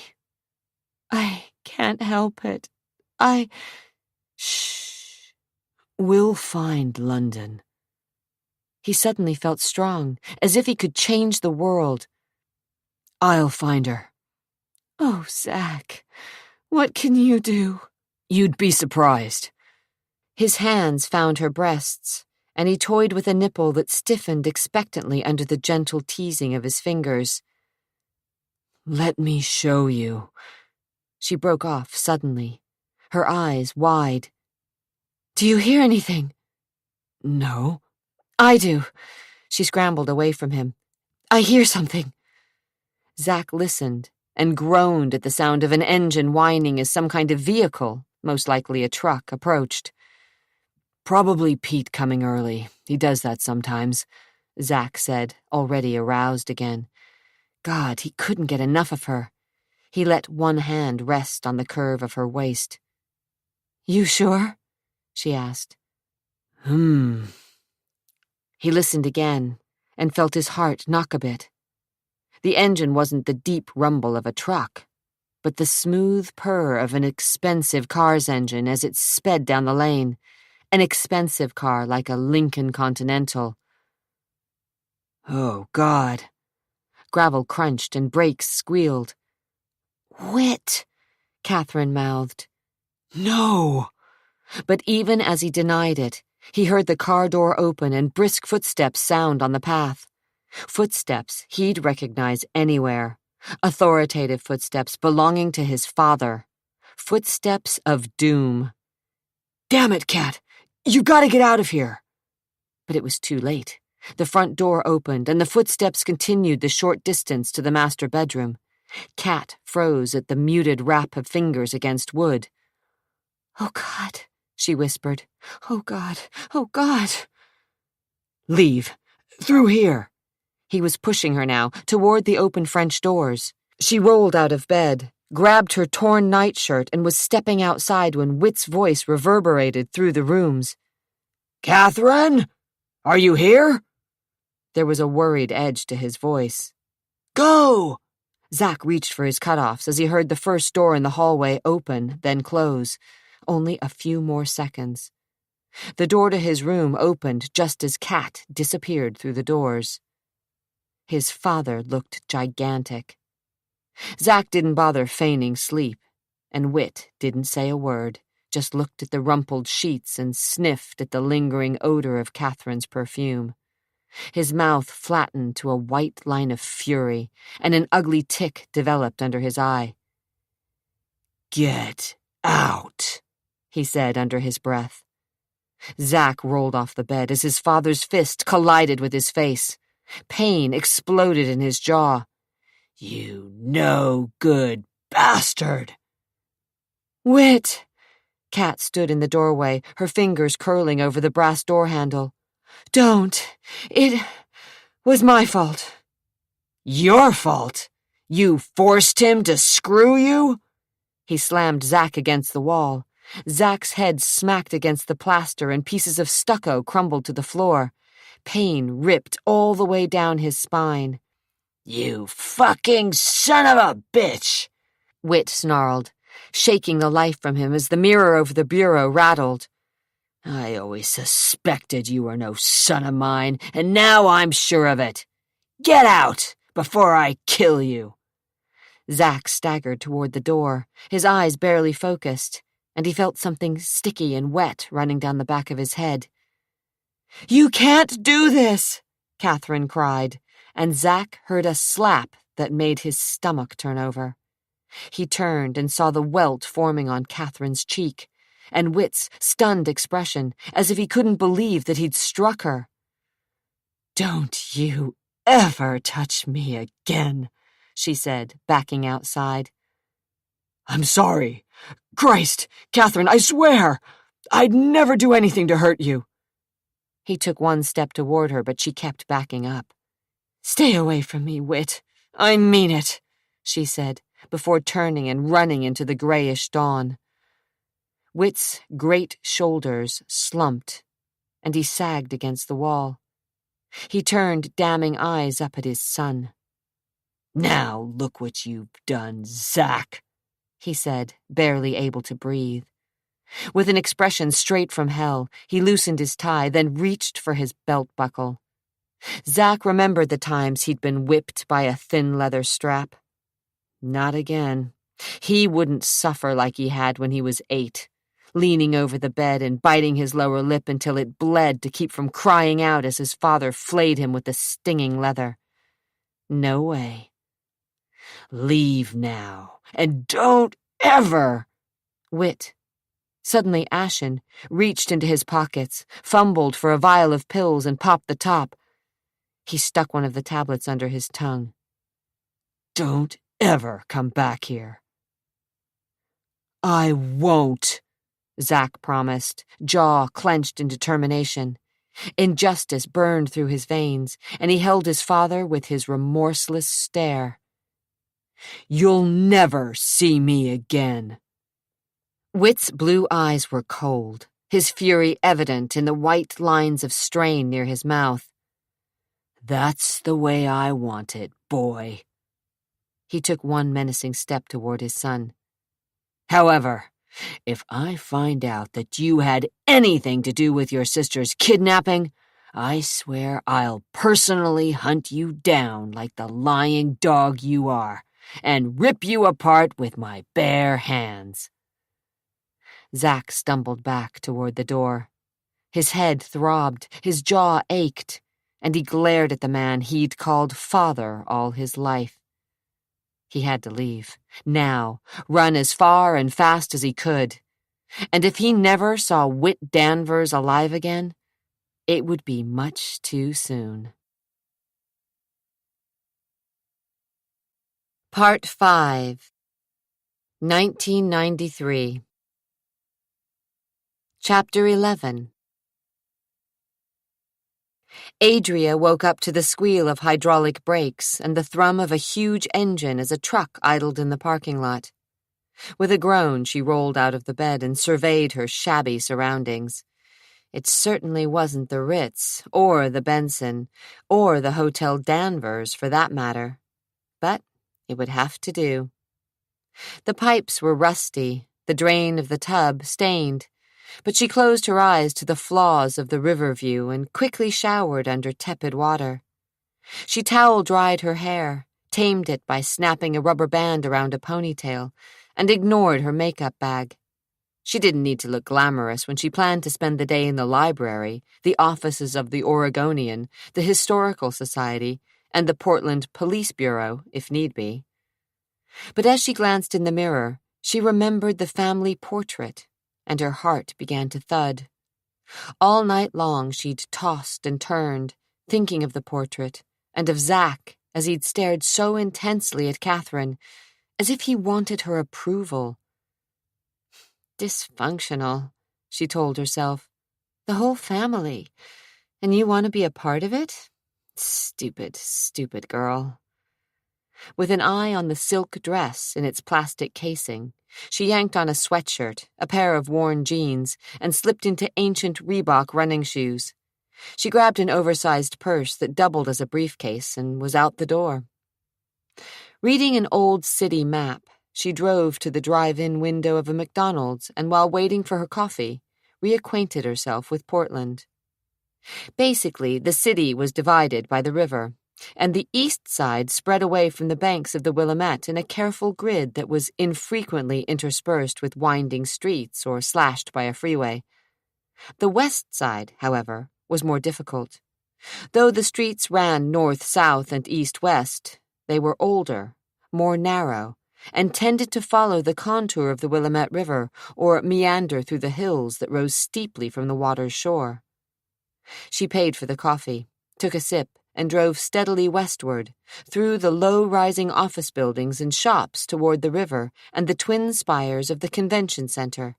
As she drove, she wondered what her half-brothers and sister were doing. At that thought, she glanced in the rearview mirror.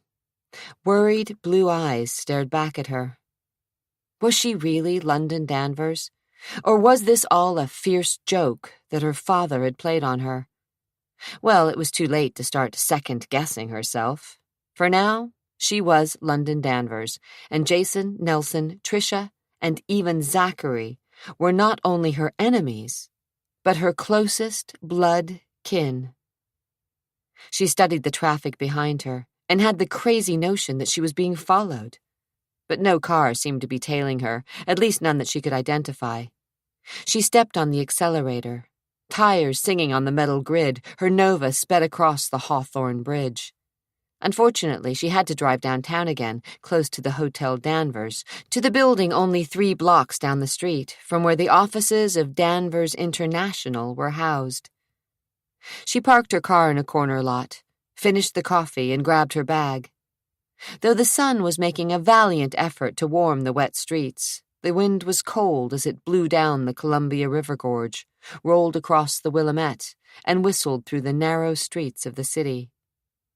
She hurried up the steps to the library doors and felt a chill against the back of her neck, as if someone were watching her. "You're just being paranoid," she told herself, but couldn't shake the feeling. Something happened last night at the grand opening. Eunice Danvers Smythe had the uncanny ability to read Nelson like a book. He was edgy and restless and chewed at the corner of his thumbnail. Dressed in a sloppy t-shirt and jeans that had seen better days, he hadn't shaved or bothered to comb his unruly blonde hair, and his lips were pinched. Something went wrong. she guessed again, shooing her Persian cat off one of the chairs. You could say that. Nelson was slouched in a chair across the table from her in the morning room of her home in Lake Oswego. He'd called from his condo and been on her doorstep in less than the 15 minutes it took to make the drive within the speed limit. What is it? Another imposter. Nelson ignored the newspaper sitting next to his plate. London? So she claims. Sighing, Eunice sipped from her coffee cup and stared past Nelson and through the bay window over his shoulder. The lake, reflecting the clouds that had moved quickly in from the west, was a desolate, steely gray. A rough winter wind caused a few whitecaps to surface. On the opposite shore, like bony fingers, empty boat slips jutted into the cold water. She's a fake, Eunice surmised. Of course she's a fake, but she's trouble just the same. When the press gets wind of this, the shit's really gonna hit the fan. It'll start all over again. The speculation and dredging up of the kidnapping. Reporters, photographers, just like before. He plowed both hands through his thick blonde hair. It's always going to be a problem, Eunice said, with a little smile that she reserved for her children. But it's something you have to deal with, and it might help you. If you're really interested in running for mayor someday. Governor. She clicked her tongue and shook her head. My, but aren't we ambitious? She didn't mean to sound scathing, just concerned. His eyes crinkled a bit at the corners, but he wasn't laughing. I suppose we are. We'd both go through hell and back to get what we wanted, wouldn't we? She ignored that little dig. You could use the adverse publicity to your advantage, if you're smart. How? Welcome her with open arms, she said, and Nelson stared at her as if she'd suddenly lost her mind. I'm serious, Nelson. Think about it. You, defender of the downtrodden. You, seeker of truth. You, the one-day politician. Listen to her story. Try to help her, and then, well, when she's proven a fraud, you don't even denounce her, not really. Just explain to the press that she was an opportunist. You're not serious. Something to think about. She added cream to her coffee, not too much, as she prided herself on working out and keeping her body in shape, then watched the clouds swirl to the surface. Come on now, she encouraged, blowing across her cup before she took a sip. Tell me about her. Cradling the warm porcelain between her fingers, Eunice waited. Nelson would tell her everything. He always did. It was his way of trying to be special to her. After the divorce from Whit, all the children suffered, and she felt an incredible sense of guilt for their pain. She'd never wanted to hurt the children. They were her most precious possessions.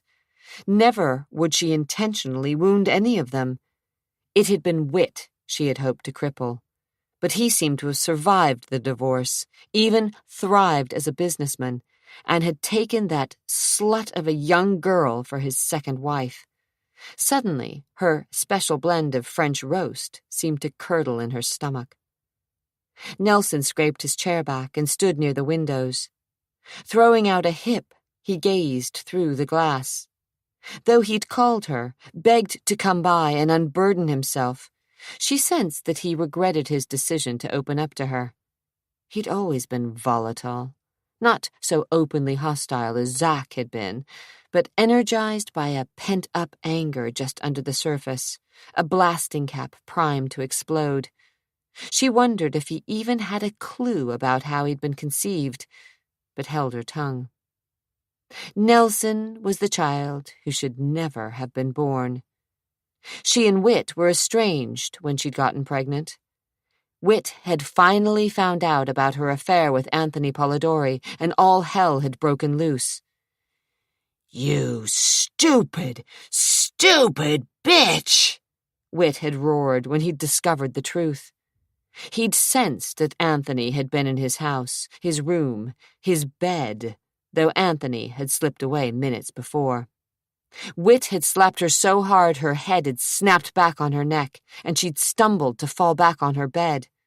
He was on her in an instant, pinning her to the mattress with his enormous bulk. "How could you?" He'd yelled, straddling her and crushing her face between his meaty hands. She was a big woman, a strong woman, but no match for him. "You lying, cheating bitch! How could you?" She was crying, tears streaming down her cheeks and through his fingers, and she knew that he might kill her. His palms squashed her cheeks, and she stared up at eyes bright with rage and hatred. Saliva collected in the corners of his mouth, and his lips were pulled into a snarl of malice. It just happened," she'd choked out. "Like hell! You're my wife, Eunice! My wife! The wife of Whit Danvers! Do you know what that means?" He gave her head a little shake, and she mewled a protest. She could barely breathe. "You may not like me." "I detest you," she spat. "So you go crawling to Polidori, taking off your panties and spreading your legs and screwing his brains out. Why? To get back at me?" "Yes!" she screamed, not daring to utter that she loved Anthony as she'd never loved Whit, and the hands around her face pushed harder. Pain jolted through her brain. "You're unbelievable." "At least he's a man, Whit. He knows how to satisfy a woman." He roared back, and this time the hand that came down against her cheek landed so hard she heard bones crack. A moan escaped her throat. "A man, eh?" Whit thundered. "I'll show you a man." She'd shivered as he'd held her down with one hand and undid his belt with the other. He'd never beaten her before, but now she was certain he was going to flay her until her skin was raw. Swallowing all of her pride, she whispered, "Don't, Whit, please." "You deserve it." "No." She got one hand free and held it up to protect her face. "Don't." He hesitated, his shirt undone, his breathing hard and fast. "You're a whore, Eunice." "No." "And you deserve to be treated like one." Still straddling her, he took her hand and guided it to his fly. "Undo it." "No, She withdrew her hand, and then held back a little scream as she saw his muscles flex beneath his shirt. He slid his leather belt out of the loops, and for a second, she saw the flash of a silver buckle, a running horse with sharp little hooves made of metal that could cut and scar. Oh, God! Pain jolted through her body. She bit her lip to keep from crying out. "Take the zipper down." "Whit, no." "Just do it, Eunice. You're still my wife." "Please, Whit, don't make me do this," she whispered and watched as his nostrils flared and his eyes bulged. How had they ever come to this? How had she ever thought she loved him? "Now!" Her hands were shaking, and she felt revulsion when she noticed the bulge beneath his fly. He was enjoying torturing her and had become hard after months of impotence, months of silent fury. He'd blamed the business, then her, and now he was wreaking his vengeance. The zipper slid down with a sickening hiss. "You know what to do. Do for me what you do for Polidori. Show me what it takes to make that filthy bastard come." "Whit, no, I don't want." He grabbed her by her hair, and his eyes glowed with evil rancor. Thick fingers knotted in her French braid as it fell loose. "We're going to do what I want, Eunice. You're going to make me feel good, Eunice, no matter what it takes, no matter how it hurts. The fingers pulled hard on her hair. "And when I'm finished with you, you'll never run back to that bastard again." Sick to her stomach, she had closed her eyes and given herself up to her husband and all his perversity. "Mom?" Nelson's voice broke into her painful reverie. Startled, she cleared her throat and quickly reached for her napkin to dab at her eyes. Nelson was staring at her. Her baby, the last of her children, the boy conceived during that night of hell. Never once had there been any question of Nelson's paternity. Even now, staring at her, his carved features set with worry, he was the spitting image of his father as a young man, a man Eunice had thought she'd loved, a man she could barely remember. Whit Danvers, with all his energy, his ambitions, his vision for Portland, had seemed the perfect match. Though she wasn't a dainty woman, he hadn't minded, probably because she was from the right family, had a small fortune of her own, and he felt that she would help and support him.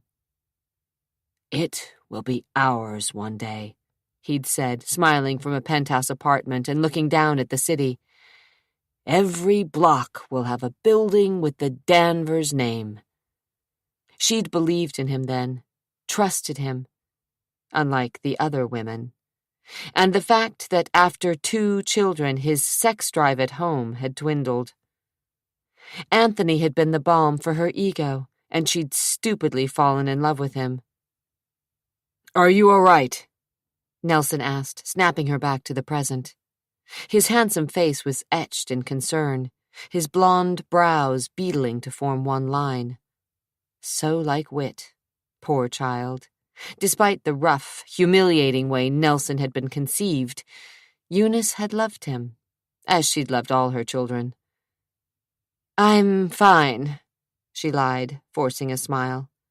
As she stared up at her son now, she thought all the agony and humiliation had been worth it. Clearing her throat, she took her boy's hand. "Now, tell me what you know about this girl, the one who claims she's London." "There's not much to say. No one knows anything, except what we heard last night."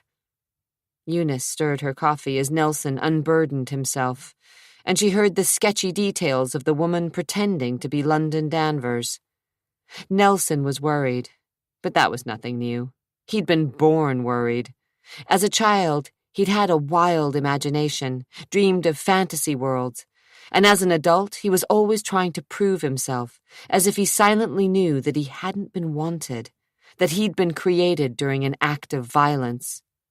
His job with the public defender's office was just to show the populace that although he had been born with a silver spoon wedged firmly between his Danvers gums, he still cared about the little people.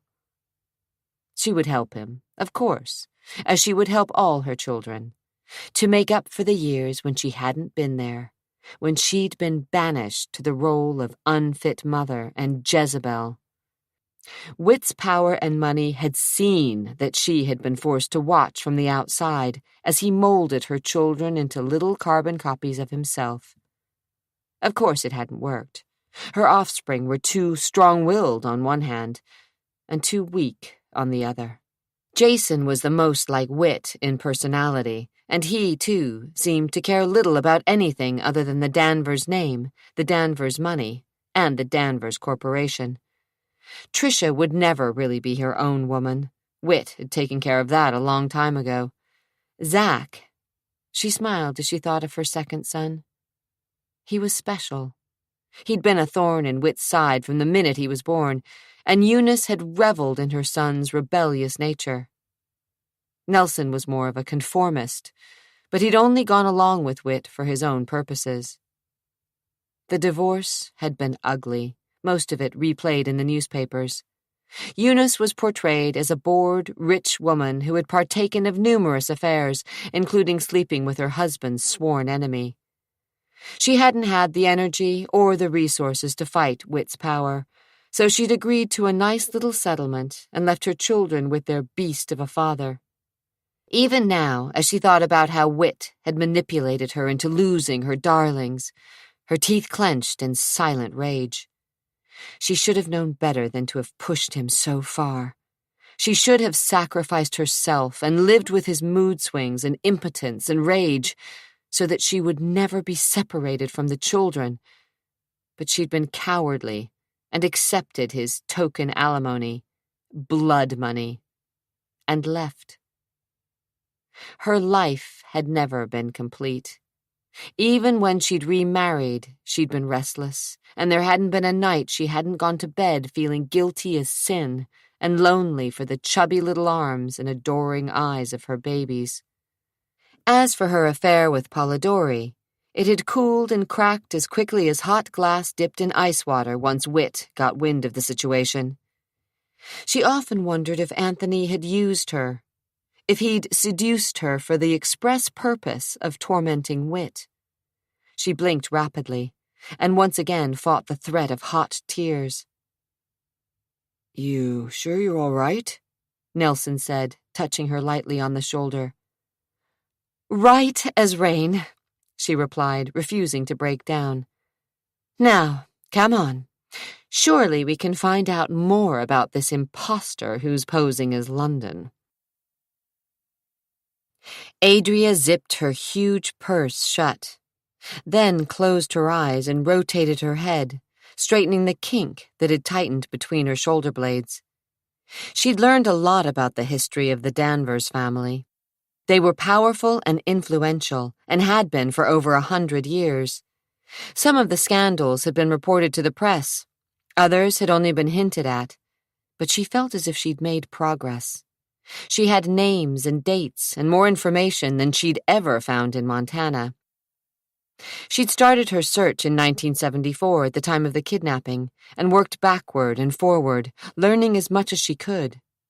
She wasn't finished. The Danvers name littered the newspapers before and since the kidnapping, but she needed a break. Gathering her papers, she left her table by the window on the second floor.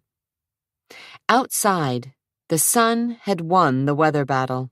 Beams reflected off the puddles on the sidewalk, and the breeze had died. A few clouds drifted over the sky, but the day, for winter in the Pacific Northwest, was mild.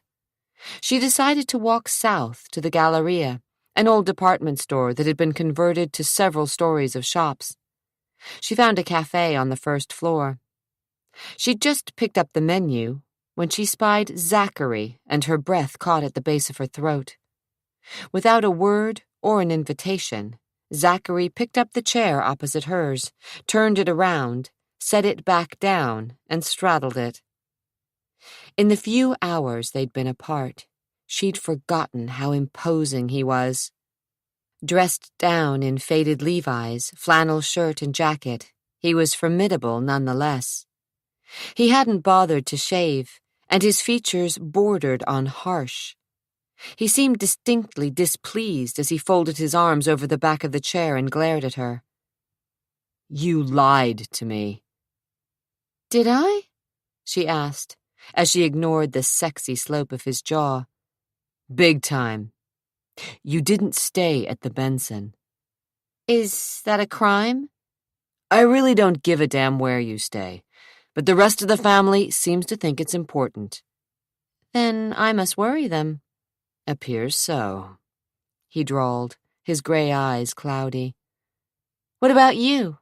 If you don't give a damn, then why are you here?" "I got elected." She wasn't buying it. She didn't think that Zachary was the kind of man who let anyone talk him into doing something he opposed. "How did you find me?" "It wasn't hard." She had to hold on to her temper. "You followed me." He shrugged, and the tense little smile that touched the corners of his mouth infuriated her. "How?" "Doesn't matter. I'm here to extend you an invitation." She eyed him suspiciously, but a waitress dressed in a white blouse, black skirt, and bow tie appeared to take their order, and the conversation lagged for a few minutes. "You weren't invited here," she told him once the waitress turned her attention to the next table. "Just like you weren't invited last night." Why are you following me? You make some members of the family nervous. You? Do I make you nervous? He hesitated and stared at her with such scrutiny that she wanted to squirm out of his range of vision. Cold, assessing gray eyes searched her face. You bother me, he admitted, tilting his head back. But you don't worry me.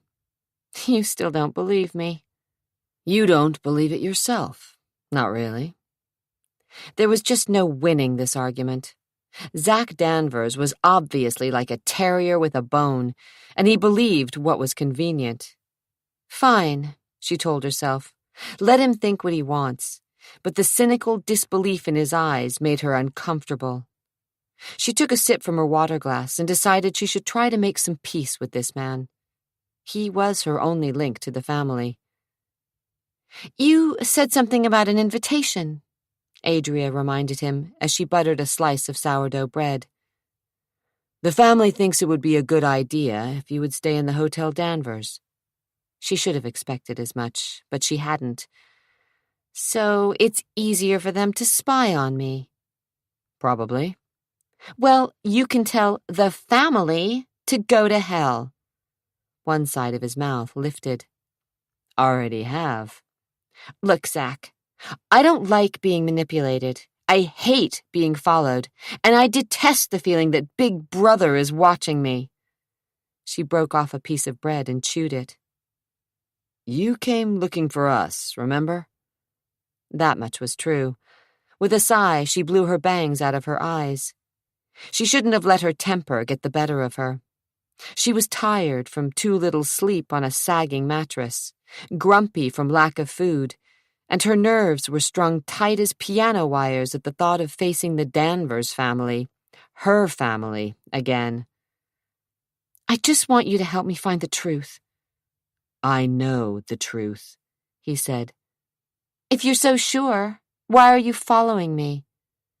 Zack studied her another long minute. I think you're going to stir up a hornet's nest, the likes of which you've never seen before, and I think you'll regret it. My mistake to make. I'm just warning you. About what? She leaned her elbows on the table and pushed her face closer to his. I've had months to think this through, Zachary. I've had doubts, of course I did, but I can't spend the rest of my life wondering who I am. What if you find out you're not London? Her smile was slow and sexy and caused Zack's diaphragm to cram hard against his lungs. I believe in crossing bridges when I come to them. The waitress brought their orders, and Adria dived into her soup with a vengeance. Jason thought you might be more comfortable at a suite in the hotel. Zack took a bite of his sandwich. Concerned for my health and safety, is he? She mocked. Zack lifted a shoulder. Tell him thanks, but no thanks. The cost's a little too high. The room is gratis. I wasn't talking about money. Her eyes met his for an instant, and again Zack felt an unwanted tug on his gut. She was getting to him, with her clear blue eyes, sexy smile, and quick wit. He didn't say another word until they were finished with their meal, and he insisted on paying. She argued, of course, but he wouldn't take no for an answer, and in the end, she gave up, deciding that she'd forego the small battles for the larger ones to come, or so she'd said. The streets were crawling with people by the time they started walking back to the library. Cars, trucks, bicycles, and pedestrians clogged the alleys and sidewalks. Adria yanked the rubber band holding her hair away from her face and shook the loose curls free. Zack's mouth went dry as the wild, blue-black strands shimmered in the sunlight. She looked so damned much like Cat, it was eerie. So what was it that caused the rift between you and your father? She asked as she shifted her shoulder bag from one arm to the other. I was a pain in the neck. She let out a little laugh. That I believe. Always getting into trouble with the law. Oh? Whit didn't approve. He wanted us all to graduate at the top of our class from an Ivy League school, or, if we couldn't get in, then Reed College would do, since it's kind of a family tradition. Afterward, we were to finish law school and join a prestigious firm. You're a lawyer? She knew better, of course, but wanted to see his response. Not hardly, he said with a distasteful snort. But you just said— I didn't really count, though. Remember? His face was set in a hard expression she was beginning to recognize, though he didn't look contrite, nor did he seem to want to elicit her sympathy. His eyes were hard, his chin thrust forward as if he were about to prove his worth. But to whom? Just what is it you do when you're not renovating hotels? Come on, Adria, don't play stupid. It doesn't wash. You already know that I'm a builder. I spent a lot of years remodeling houses, then ended up fixing the ranch. I guess I just stayed on. The family's ranch? He shot her a look. Yep. You run it now? You already know this. What about building? Still have a construction company. In Bend. A jack of all trades? I do what I have to. They reached the park surrounding the library. Cocking his head toward the building, he asked, So, did you dig up all the dirt on the family? Not yet, but I will. And then you'll know if you're really London. I hope so. His lips compressed. I can save you a whole lot of time and money and effort. You're not. A breeze feathered through her hair. How can you be so sure? Practice, he said. She lifted a finely arched brow in a gesture that mimicked his stepmother's so perfectly that his stomach squeezed. So, are you going to follow me around for the rest of my life? I'm just waiting for an answer. An answer? She asked, squinting a little as the sun was behind his shoulder. That's right. What's it going to be, Adria? He asked, unable to camouflage the contempt in his voice. Are you content to stay in that dump on 82nd? Or are you going to gamble and move into a higher rent district and take the all-expenses-paid suite at the Hotel Danvers? This one is different. No one could dispute that she looked so much like Kat. The eyes, the hair, the cheekbones, the smile. Damn it all to hell. Why now? Why? A fist pounded the steering wheel, and the car shimmied and shivered along the familiar rain-slickened streets of the West Hills. Heart hammering, the driver grasped the steering wheel in a death grip, straightening the wheels while disturbing images of Catherine LaRouche Danvers came to mind.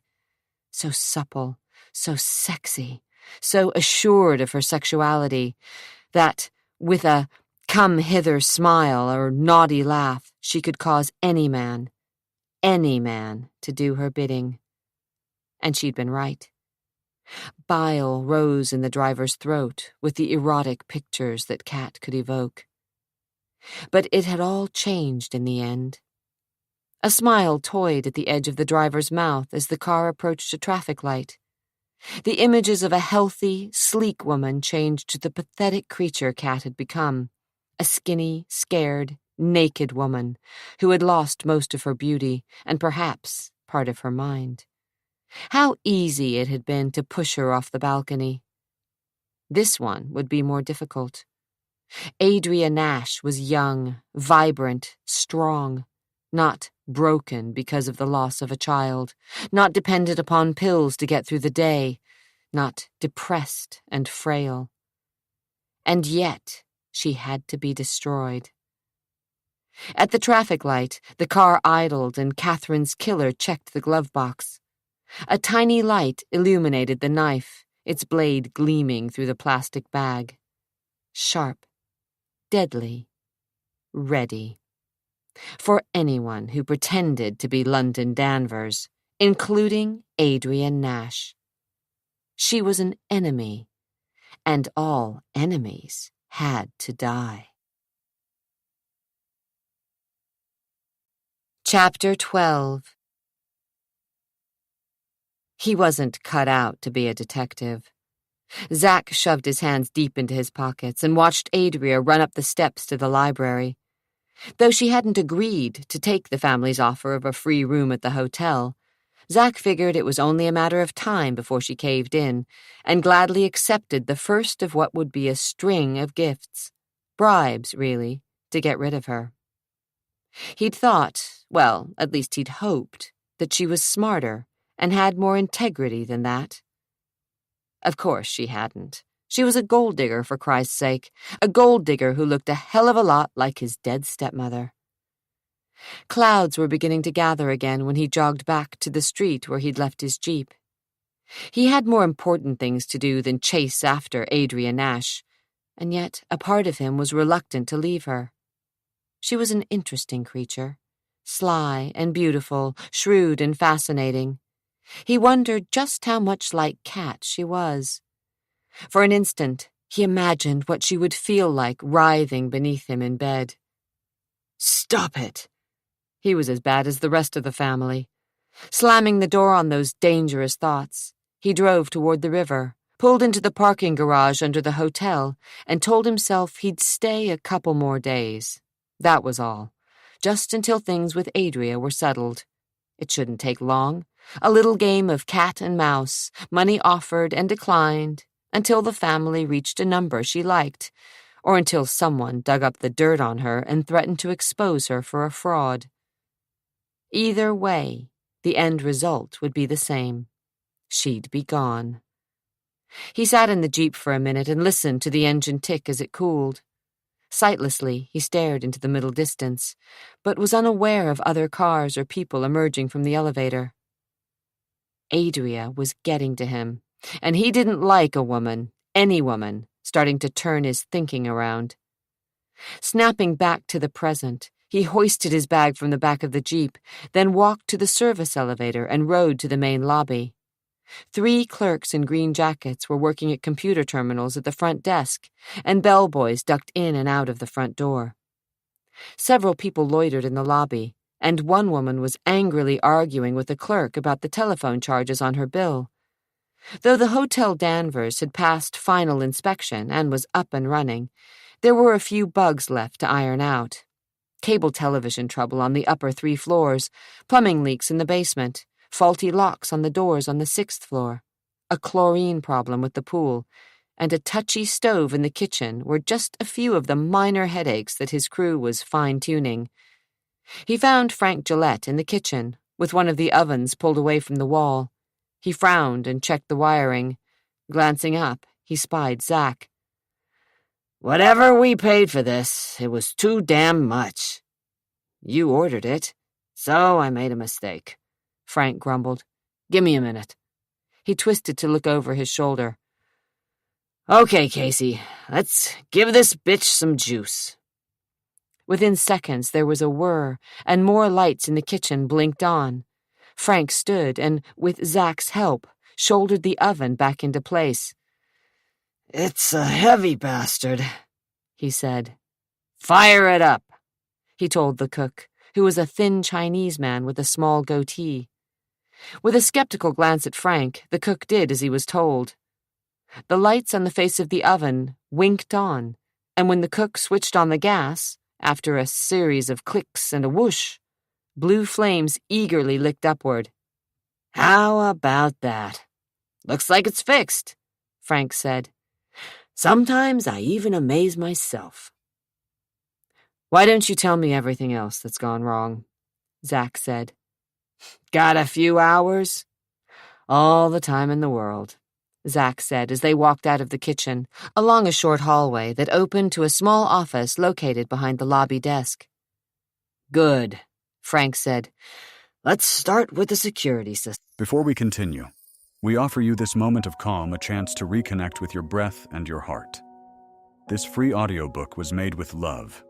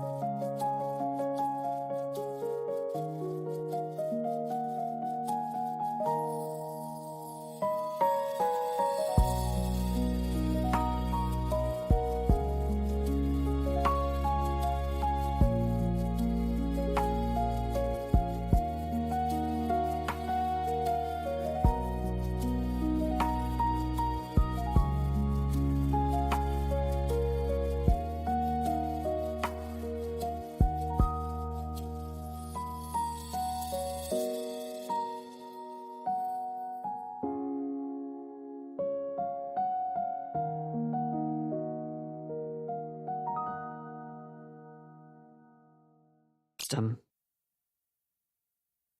Oswald Sweeney prided himself on being everything Jason Danvers was not. Well, almost everything. Short, with a thickening waist and dark eyes that could see nearly 180 degrees without moving, Oswald had spent a decade with Army intelligence before being dishonorably discharged over a small matter of beating up an enlisted man who'd made the mistake of trying to pick him up. Oswald had knocked out his 2 front teeth, and the kid had taken offense. He'd had enough balls to file charges against Oswald. In the end, they were both kicked out of the service. Which was fine with Oswald, just as it was fine that he wasn't a stuffed shirt like Danvers. They were as opposite as 2 men could be. Jason was rich. Oswald was always sweating out his next paycheck. Jason was educated.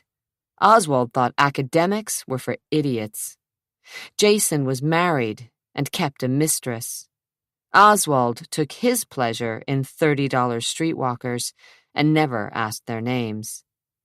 His only vices were unfiltered cigarettes, cheap women, and fast horses. Sometimes, unfortunately, the women were faster than the nags he picked. Despite their differences, however, Oswald and Jason had a common trait. They were both willing to do whatever it took to get what they wanted. Right now, Jason wanted the dirt on some woman named Adria Nash, a woman who claimed she was London Danvers, and Jason was willing to spare no expense. It seemed that this woman was the spitting image of his stepmother, a beautiful woman who managed to kill herself with booze and pills. Few people understood the reason Catherine LaRouche Danvers took a flyer. Sweeney was one of the privileged who thought he knew that particular piece of information. He should write a book. He could make a fucking fortune in a tell-all about the Danvers family. "I don't care what it takes," Jason said, as he paced restlessly on the cracked linoleum in Oswald's hole-in-the-wall office. The single room contained a few Army surplus file cabinets, an answering machine hooked up to a phone he never picked up, a desk in which every drawer stuck, and 2 chairs. Oswald didn't trust anyone. He did his own books and typed his own letters. He paid his rent from month to month for the little cubicle overlooking Stark Street, in case he had to blow town quick. No need to be tied into a yearly lease. Oswald needed to keep mobile, and though this old concrete building didn't have an uptown address, it served his needs just fine. He kept his money in a safe deposit box and figured he had nearly $50,000 tucked away. Not a fortune, but a nice little nest egg. He squashed out the stub of his cigarette in an overflowing ashtray. "Find out everything you can about her, and here." Jason snapped open his leather briefcase and withdrew a videotape. "This is a copy of her proof, which is some guy who's supposed to be her father making a tear-jerking confession which he thinks could be Whit Danvers' long-lost daughter. It's schmaltzy enough to turn your stomach." "You think she's in this alone?" "Hell, I don't know." Jason slid the tape across the desk. "All I know is she's trouble. If she runs to the press with this, it could hang up probate for another couple of years." "You give a copy to the police?" Jason frowned. "Not yet. Too many leaks in the department." So Danvers was trying to avoid the press. Oswald fingered the black plastic case holding the videotape. "Couldn't she get Watson to handle this?" Oswald needled and was rewarded with a look that would melt steel. Bob Watson was the private investigator sometimes used by Danvers International. Bob wore 3-piece suits and $80 ties and had more secretaries and flunkies than Kellogg's had cornflakes. "You know why I want you." Oswald knew all right. He was willing to push the limits of the law, go a little further than anyone else, including Watson. Oswald Sweeney was only called in when Jason was desperate and needed more than a simple surveillance job. "I want you to follow Ms. Nash. Find out if she's working alone or if she has any accomplices. Also, dig up everything you can about her. She says she's from some hick town in Montana. Bellamy, I believe, and that uncle of hers, Ezra, practiced law in Bozeman. See what you can find on him, and everyone else in the family. How much do you want? Sweeney asked, resisting the urge to rub his hands together in anticipation of his payment. Everything. All the dirt on this woman. Enough so we can discredit her and force her out of town. Everyone has a secret or a weakness. Just find out what hers is. I'll handle the rest. Sweeney couldn't help but smile as he flipped the cassette over and studied it. He enjoyed seeing Danvers sweat, and right now, Jason Danvers seemed more desperate than ever. Good news for Oswald Sweeney. Any chance there's some truth to this? He tapped the case with a nicotine-stained finger. Of course not. But she worries me. She's working this differently from anyone else. With a scathing look at the cracked seat, Jason settled into the single worn chair for visitors and clients. Instead of making harsh demands, threatening to go to the police and the press, she's playing it cool. Too cool. He tented his hands and stared at Sweeney, but the detective guessed his mind was miles away. With Adria Nash. She still wants to score. She's just in it for more bucks, Oswald said. Jason seemed to snap back to the present, his lips pinched together. It's up to you to prove it. Unfortunately, this may take some time. Sweeney grinned, showing off a gap between his front teeth. You're in luck. I got nothing pressing. He grabbed a legal pad from under the desk and a pencil that had been chewed repeatedly, then plopped a recorder onto the desk as a backup. Let's go over it. From the top. Your old man, he hired a PI when London was kidnapped. Phelps, but he came up with nothing. He was supposed to be the best, and he couldn't find anything. You can talk to him if you want, but he's retired, lives with his daughter up in Tacoma. I'll talk to him, and put a tail on Ms. Nash, Oswald said. Though he didn't like the idea of having someone else following her, he couldn't be two places at once, and he felt he should shag out to Montana, find out what he could about her while she was away from her hometown. He had a couple of men he could trust to stick to her like glue and report back to him. I just don't want any fuck-ups. There won't be. Sweeney smelled money, and he wasn't about to let it slip between his fingers. As Jason gave him the particulars, Sweeney scribbled the information and decided, if nothing else, this Adria Nash had balls. Hard to find on a woman. 2 hours later, Jason stood, brushed a little lint off the sleeve of his jacket, and left Sweeney with a retainer of $10,000. Oswald stuffed the check into his shirt pocket and moved to the window, tipping the blinds. He watched Jason, bareheaded in the rain, slide into the expensive interior of his Jaguar before firing the engine and nosing the sleek car into traffic. Bastard. Filthy, rich bastard. Noticing the dead insects and cobwebs on the window ledge, he frowned and let the blind snap back to cover the brittle little carcasses. Yes, this place was a dump, but it suited him just fine. He reached into a lower drawer of his desk, pulled out a bottle of Jack Daniels and screwed off the cap. Wiping the greasy cuff of his jacket over the top of the bottle, he grunted, then took a slug. The whiskey hit the back of his throat and seared all the way to his belly. He loved it when Jason Danvers came crawling to him. It wasn't just the money, but the satisfaction of having that rich, arrogant son of a bitch begging for his services. He'd seen the disdain in Jason's eyes as his gaze traveled over the bleak furnishings, the unswept floors, the full ashtrays and the grimy window. Oswald remembered the flare of Jason's aristocratic nose at the smells of sweat and stale cigarette smoke. Chuckling to himself, Oswald slid a Camel from the pack he kept on the desk and lit up. Still holding the cigarette in the corner of his mouth, he took another tug on the bottle. Yep, things were definitely looking up. Zack hung up the phone in his suite and swore under his breath. Despite assurances from Manny, the ranch foreman, that everything was running smoothly and that his presence wasn't needed, Zack felt restless and short-tempered, all because of that damned woman. He tried to reach Jason and tell him to do his own legwork, but he'd been informed by a secretary with no inflection that Mr. Danvers was in a meeting and would be unavailable all day. She assured Zack that Mr. Danvers would get back to him. The phone rang, and he snatched up the receiver. Adria's voice drifted like smoke over the wires. "You said you wanted an answer." "Right." "I've decided to accept the Danvers hospitality." His hand clenched tighter over the receiver, and he felt a shot of disappointment, though he'd known this was the way things would turn out.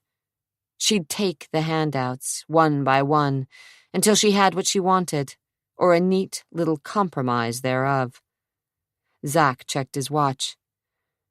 "Meet me here at 6. She hung up, and Zack told himself it didn't matter what she did. So she was taking a room in the hotel. Why not? He wondered what she'd discovered in the library, checking old newspaper clippings and magazine articles about the family. While Whit was alive, he'd managed to keep most of the Danvers secrets locked tightly away from the press. After the old man's death, Jason had taken over that responsibility. But Adria would dig deep. She wouldn't be content to just scratch the surface. She was too thorough. So how had she been fooled into thinking she was London? Or was that all an act? There was a chance, and a damned good one, that she was lying through her beautiful teeth. They must really be worried, Adria thought, as Zack unlocked the door to the suite on the top floor of the hotel. With a sitting room complete with a fireplace, 2 bedrooms, 2 baths, jacuzzi, French doors opening onto a flagstone veranda, and a view of the city that stretched for miles, the suite was spacious and decorated in hues of soft peach and ivory. The furniture looked to be antique, though Adria guessed the highboy, Queen Anne canopied bed, tea table, and Chippendale side chairs were all modern imitations, not authentic pieces. The carpet was plush, the bar stocked with the best labels, and a vase filled with pink roses rested on a glass-topped coffee table. "Is this a bribe?" she asked, as Zack hung her garment bag in one of the closets. He lifted a shoulder. "Call it anything you want." She'd only agreed to stay in the hotel as a gesture of good faith. Though she suspected that the family just wanted to watch her closely, she decided to accept their offer. "Any strings attached?" she asked. "Not to me." His eyes narrowed on her. "You'll have to ask Jason what he expects of you." "If he thinks he can buy me off—" "He does." Zack cast her a look that silently called her naive. "But it's just his nature. Don't take it personally. And don't be fooled. This little bit of generosity isn't because the family has all of a sudden decided to welcome you with open arms." "I know that." "Good." She tossed her jacket onto the back of a chair. "You don't much like your family, do you?" He snorted and didn't bother hiding his sarcasm. "What's not to like?"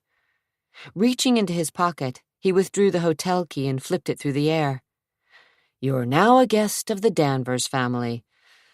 I'm not really sure what, exactly, that entails, but I'm sure my brother will let you know."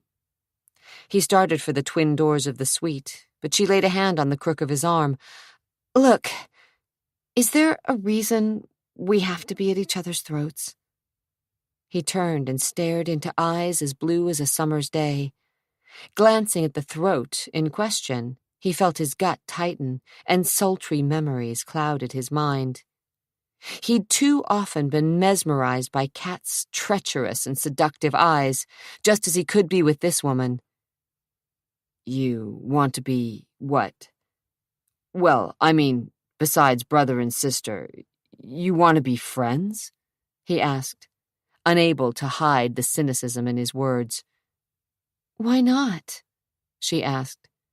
Her smile was sincere and cracked open a dark corner of his heart, a corner he preferred to keep locked. I don't know a lot of people in town.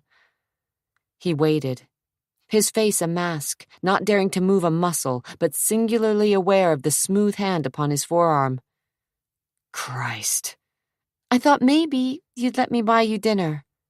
Why?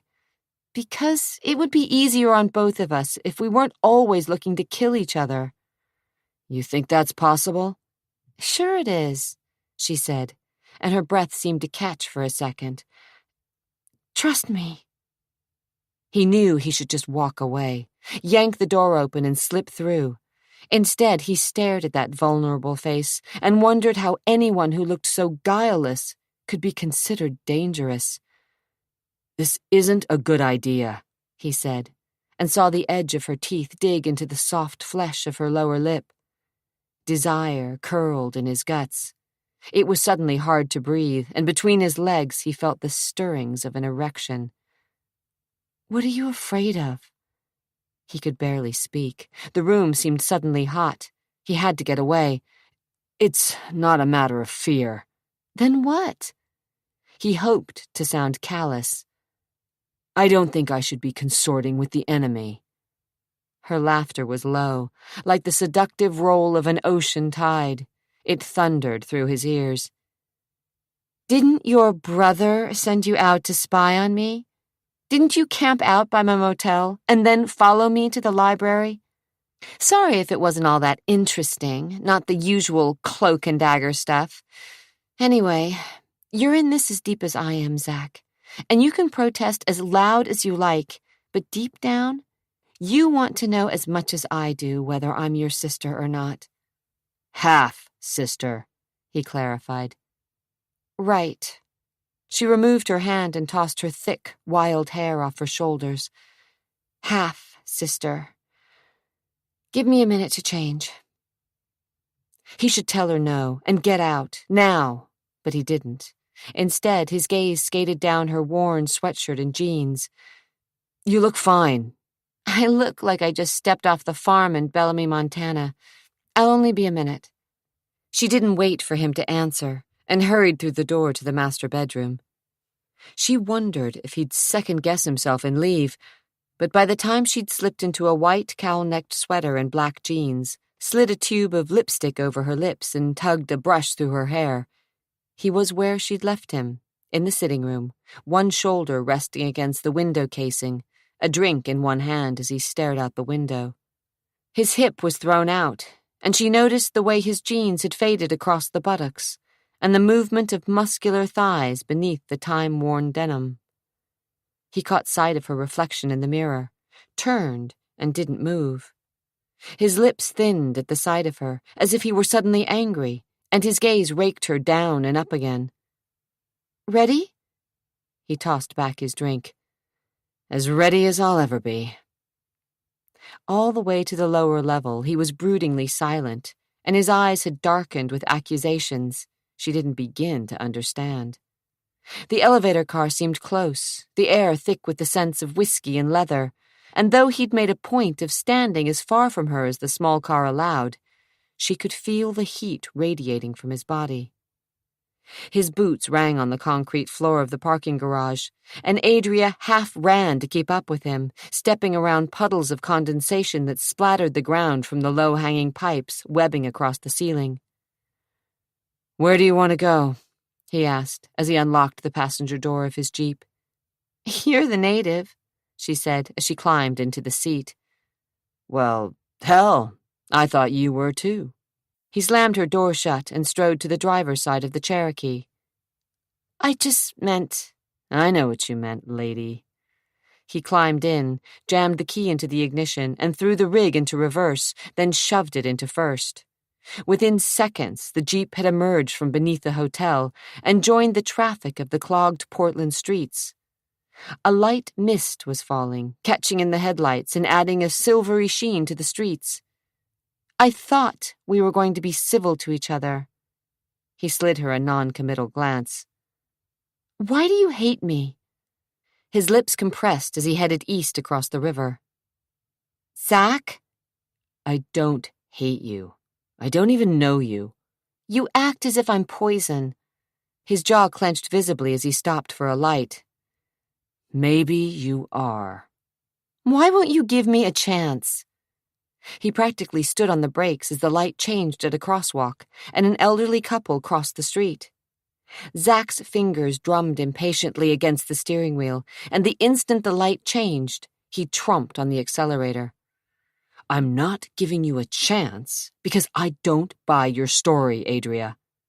"Why not have an open mind?" "What good would it do?" "Nothing. For you, I suppose." She crossed her arms over her chest and glared out the windshield. There was no use trying to force him to believe in her when she didn't really believe in herself. But she'd hoped that he would become her ally. She looked at him from the corner of her eye and felt an impending sense of doom. Of course he couldn't be her friend. If he weren't her half-brother, she would find him attractive. Long and lean, rugged and cynical, quick to anger, but with a killer smile that could warm even the most frigid heart. Intense, cocky, irreverent. Just plain bad news. He caught her looking at him. Shifting down, he shot her another murderous glance. "You look a hell of a lot like Kat, I'll give you that." "Is that a crime?" "It should be," he growled. "Kat. Is that what you called Catherine?" "Behind her back?" She leaned against the door and rubbed the kinks from her neck. "What did you call her to face?" He snorted. "Mommy dearest." "What?" "That was a joke, Adria." Zach's expression hardened. "To be honest, I tried to avoid her." "Why?" She watched as his fingers curled around the steering wheel in a death grip. "She was trouble," he said, as he flipped on the radio and soft jazz filled the interior. So he didn't want to talk about Catherine. Adria wasn't surprised. Throughout her research, she'd learned very little of the woman she suspected had borne her. It seemed as if Catherine had been content to let her husband bask in the spotlight. She'd always hidden in the wings, hauntingly beautiful and supportive. Adria wondered if Catherine truly avoided the limelight, or if her powerful husband had found ways to keep his family, including his beautiful wife, in the shadows. Adria didn't know much about London's mother. The information had been spotty, but she'd thought Catherine and Whit had met in Canada. After a whirlwind romance, they'd been married, to the shock and horror of Whit's entire family. That was to be expected, Adria supposed. After all, rumor had it that Whit's divorce from his first wife, Eunice, had been messy and harsh. Accusations had been hurled, and in the end, Whit, ever powerful, had ended up with his kids. No wonder Catherine wasn't greeted with open arms. But Adria couldn't help making comparisons between herself and the second Mrs. Whit Danvers. As Catherine had been an outsider to the family 20-odd years before, Adria was the outsider now. For the first time, Adria felt a kinship with the woman who was supposed to be her mother. And yet she also suspected that Zach wasn't being completely honest with her. There was something he was hiding, something dark and mysterious about Catherine. He didn't admit it, but obviously, whenever the subject of Catherine LaRouche Danvers was broached, he grew silent and brooding. As he drove, the skyscrapers gave way to shorter complexes. The city lights became less frequent. The traffic thinned, and eventually the offices gave way to homes lining the streets. Adria wondered about his childhood. Whit Danvers had been a powerful, dominating man.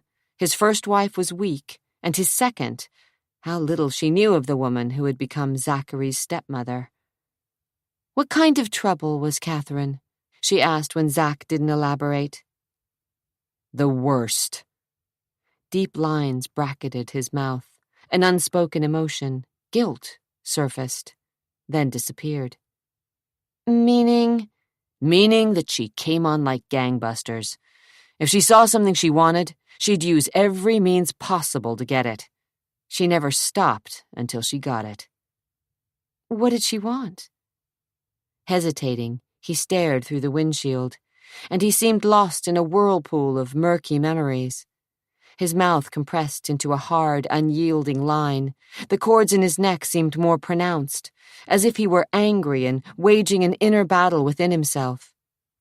Seconds passed without an answer, as the jeep sped out of the city and through rolling pasture land surrounded by black, looming hills.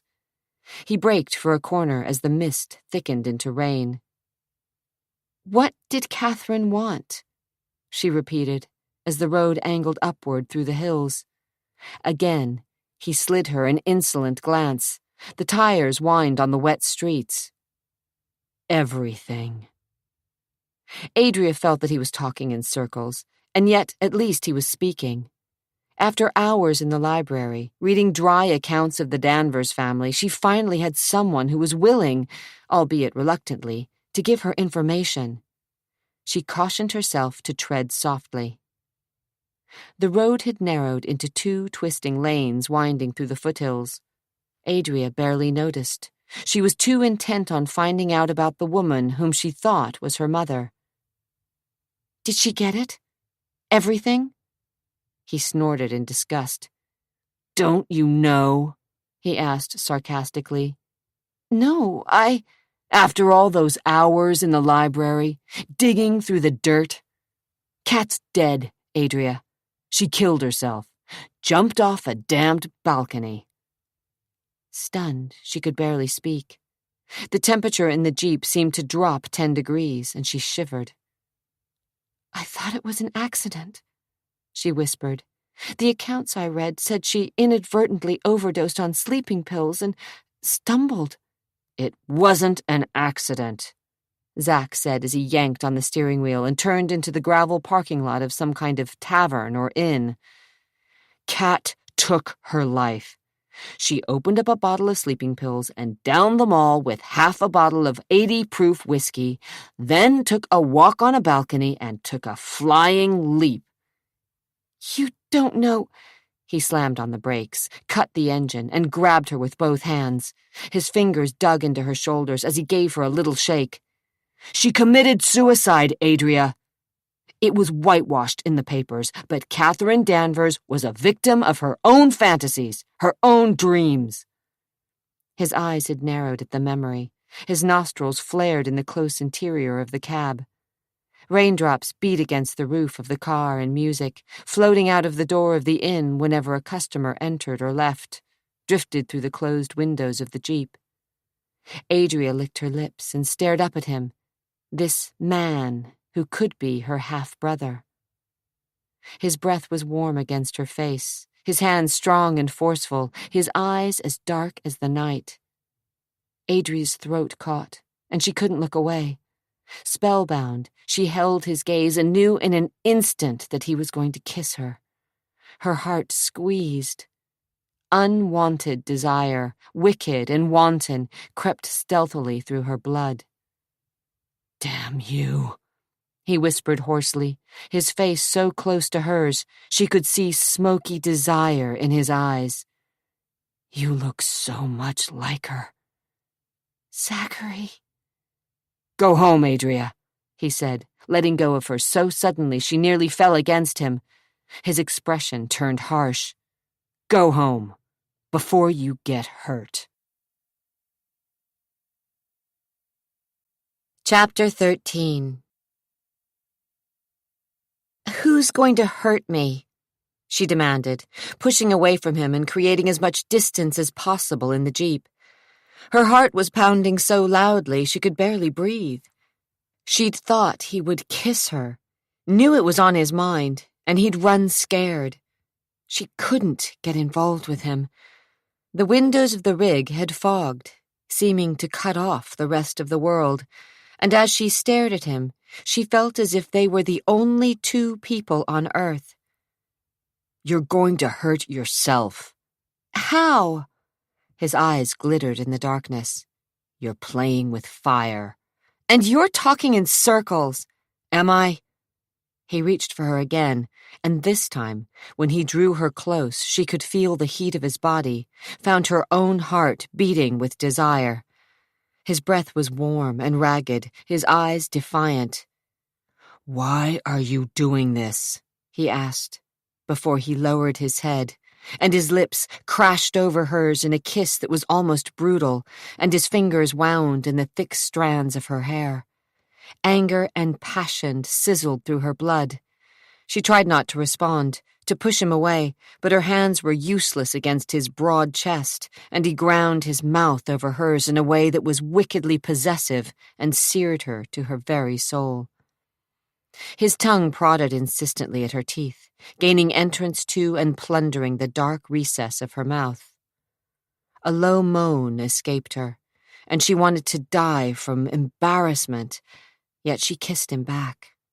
Her pulse throbbed, and for the first time in years a hot, yawning desire uncoiled deep within her. She couldn't think, couldn't move, couldn't deny. She wound her arms around his neck, feeling him yank her closer, knowing that her breasts, already full, were crushed against his leather jacket. As suddenly as he'd taken her into his arms, he released her. "Jesus H. Christ!" he swore, breathing hard. Closing his eyes, he let his head drop back against the seat cushions and gritted his teeth, as if suddenly struck by the magnitude of what he'd done. It seemed as if he were mentally willing his desire away. "Damn it, Cat! What is it you want from me?" I'm not Cat," she whispered, horrified. A deep stain crawled up his neck as he realized his mistake. "And you're not London. Look, we can't do this." "I don't want to—" The glare he sent her cut her to the bone. "And don't give me any crap about wanting to be friends. I think I just proved we're way past that." She swallowed with difficulty. Desire pulsed through her veins. "Zachary, I can't. This isn't—" "What isn't?" His eyes flew open, and he searched her face as if he intended to kiss her until she finally shut up. For several heartbeats, she felt his indecision. "Hell!" he ground out before reaching for her again, and roughly folding her into his arms. He kissed her without restraint, his lips anxious and hungry, his body hard and straining against hers as he forced her back against the seat, his weight pinning her.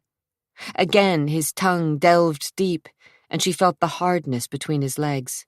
She should stop him, but she couldn't. Delicious little flames of desire lapped at her, caused her lungs to constrict. He kissed her lips, her face, her eyes, his hands restless but not moving from her back. When he finally lifted his head, he glared down at her, and there was hatred in his eyes, intense, self-loathing hatred. "Don't tell me you can't," he said through clenched teeth. "You can, and would, but I won't give you the satisfaction. You're as bad as she was." He struggled to a sitting position and reached for the door handle. "As who?" she asked, but knew that he was talking about Kat. "She came on to anything in pants." "No." "You didn't know her." "But I didn't mean—" "Neither did I." "I'm sorry." "Sorry." He raked stiff fingers through his hair. "Sorry." His smile was cold in the darkness. "Don't play the innocent with me, Adria." She itched to slap him, to deny what had so obviously been the truth, but curled her hands into tight little fists. "I didn't—" If only she could lie and tell him that she didn't feel any attraction to him, but she held her tongue. Her heart was still racing, her hands shaking. The look he sent her seared her to the most forbidden recesses of her mind, and she knew then that what they felt for each other, this pure animal lust, was part of her destiny, a horrid attraction that she would have to fight. Her throat went dry, and she wanted to deny the desire that pumped through her veins. I just wondered how much you were like Kat, he said, his gaze raking over her uncombed hair, mussed sweater, and swollen lips. How far you'd go. She didn't believe him, and her anger sparked. So you expect me to believe that you kissed me out of curiosity? He shrugged. I don't give a shit what you believe. Don't lie, Zach. I didn't. You kissed me because you wanted to. Hide it any way you like, but you felt what I did. Christ, now you even sound like her. A sickening thought rolled through her mind as she pictured Zach, not quite 18, and Catherine, her mother, locked in a compromising embrace, bodies shining with sweat and hard with desire. Oh, God, was it possible? Had they been lovers? What are you trying to say? She whispered, as the horrid thought congealed in her mind. That she came on to you? That she was your— She was nothing to me. He sliced her a glance that cut her to the quick. I don't believe— Believe what you want, Adria. As I said before, it's no skin off my nose how you want to delude yourself. He opened the door of the Jeep and cool air swept inside. She scrambled out and half ran to keep up with his long, furious strides. Rain peppered the ground and washed down her neck, but she didn't care. Wait! Her fingers grabbed for the crook of his arm, but he tossed her hand aside and whirled upon her. His face was twisted into a mask of rage, and he seemed larger than ever in the darkness. Rain caught in his black hair before trickling down the contours of his face and disappearing beneath his collar. His lips flattened, and the neon lights from the restaurant reflected red and blue in his eyes. I don't know what you want from me, Adria, but you'd better be careful. You might just get it. He turned and walked up 2 long, low steps to the porch of the log cabin. Adria had no choice but to follow him. Slowly, counting to 10, she followed his path, shouldered open the door, walked through a pine-paneled vestibule, and found him standing at the bar, one boot resting on a tarnished brass rail, his elbows propped on the battle-scarred surface of glossy cherry wood. I already ordered for you, he said as the bartender, a slim woman with kinky blonde hair and red lipstick, slid 2 frosted glasses of beer to him, then deftly snatched up the bills he'd left on the counter. His eyes met Adria's in the mirror over the bar, and his gaze had become cloudy again. Come on, let's grab a table. He cocked his head to an empty booth. Adria tried to put a lid on her simmering temper. Though she was boiling inside, she slid onto the cushions and accepted the beer, his notion of a peace offering. Zach gulped half his beer in one swallow. Anything else you'd like to know about the Danvers family? He asked with a scornful lift of his brow. Whatever you want to tell me. That's the problem. I don't want to tell you anything. I think it would be better if you just packed it all in and drove off to Bozeman. Bellamy. Whatever. Now you're sounding like the rest of your family. God forbid, he muttered and drained his glass. He signaled for another drink, which a waitress, a heavier version of the blonde bartender, brought over along with menus. She winked at Zachary as if they were long-time friends, then smiled at Adria. Refill? Not right now. I'll give you a few minutes to decide. She moved to a nearby table, and Adria kept her voice low. You know, she said, not really believing her own words, despite what you said earlier, we could be friends if we tried. He made a sound of disgust. Friends? His lips curved into a smile without any warmth. Is that how you treat all your friends? Don't do this. You don't do it. We can never, never be friends. I thought I already made that clear.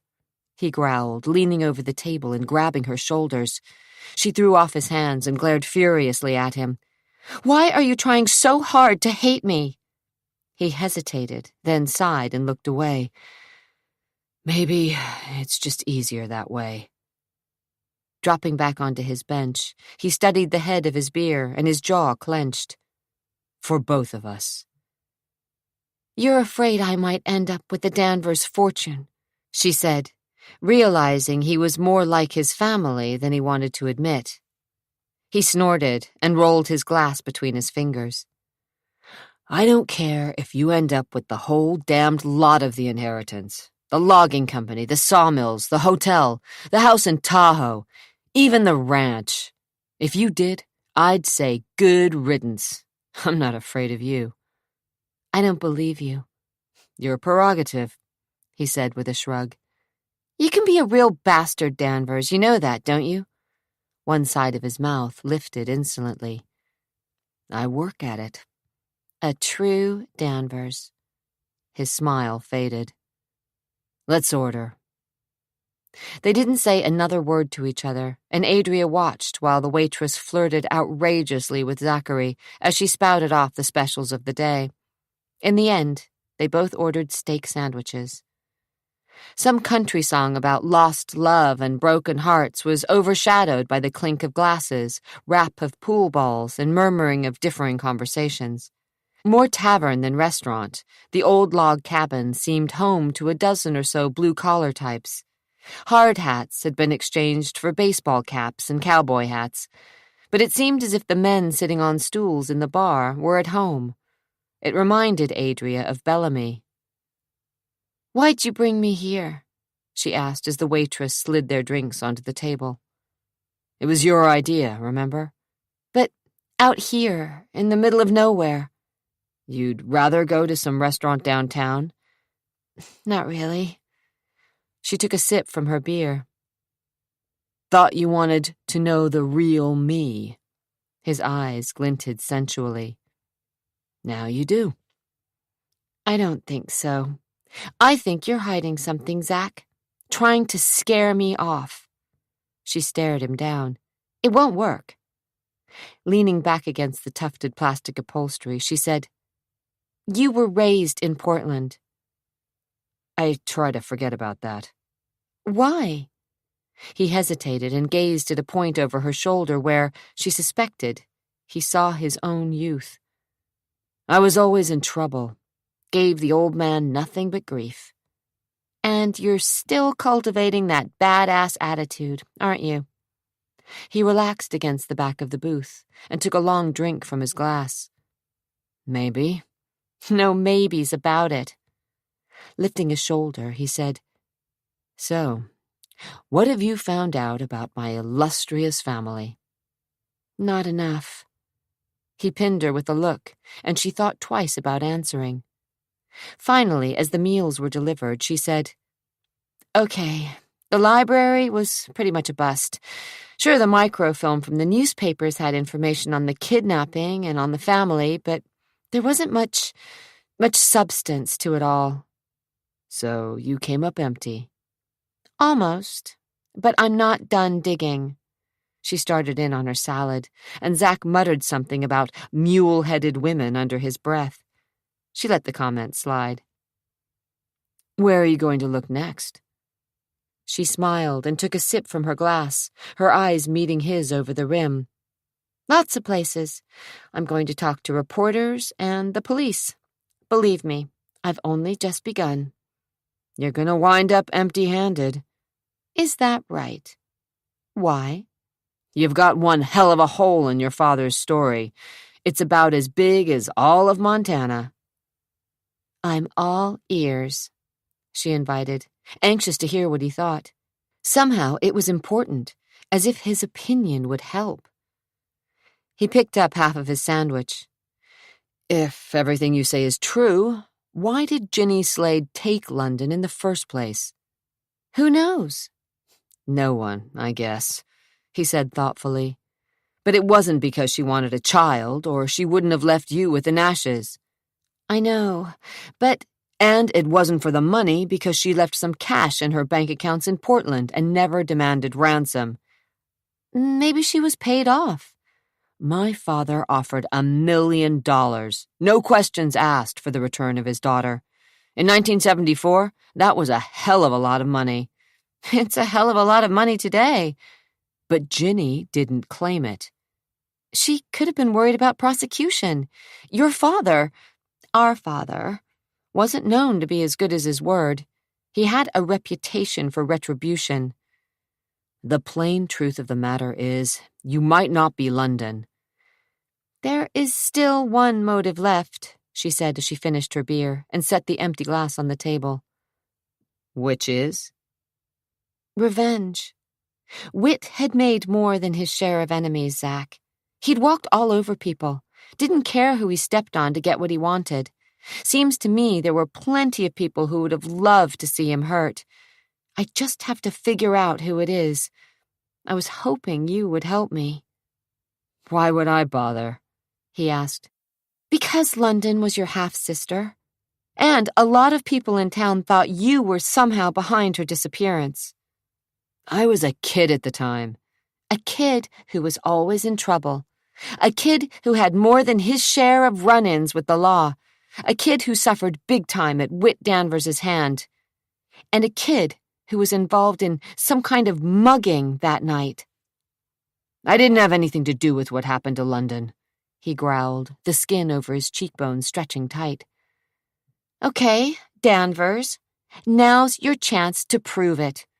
All you have to do is help me find out who I really am. If I'm London, then your name is in the clear. The little girl didn't really die. She was raised in Montana. And if you're not? You're no worse off than you were before. At least your family and the people who care will know that you tried to find out the truth. Except, he said, nudging his plate aside. Except? Except I don't give a shit what the people who care think. He settled back in his chair and regarded her with eyes suddenly smoky with desire. Your offer's not good enough, Adria. His gaze drilled into hers. I'm not interested. Oswald Sweeney shivered in the breeze that roared off the mountains and cut through his coat. He drew one last warm lungful of smoke from his Camel and ground the butt into the gravel lot surrounding the rooming house. In his opinion, Bellamy, Montana was about as far from civilization as he ever wanted to be. He locked the car door and shuffled up the steps to the wide front porch. Inside, heat and the smell of something cooking, soup or stew, maybe, enveloped him. He heard the landlady rattling around in the kitchen, but didn't bother with any chit-chat just now. He hurried upstairs, snapped on the light, and yanked off his jacket.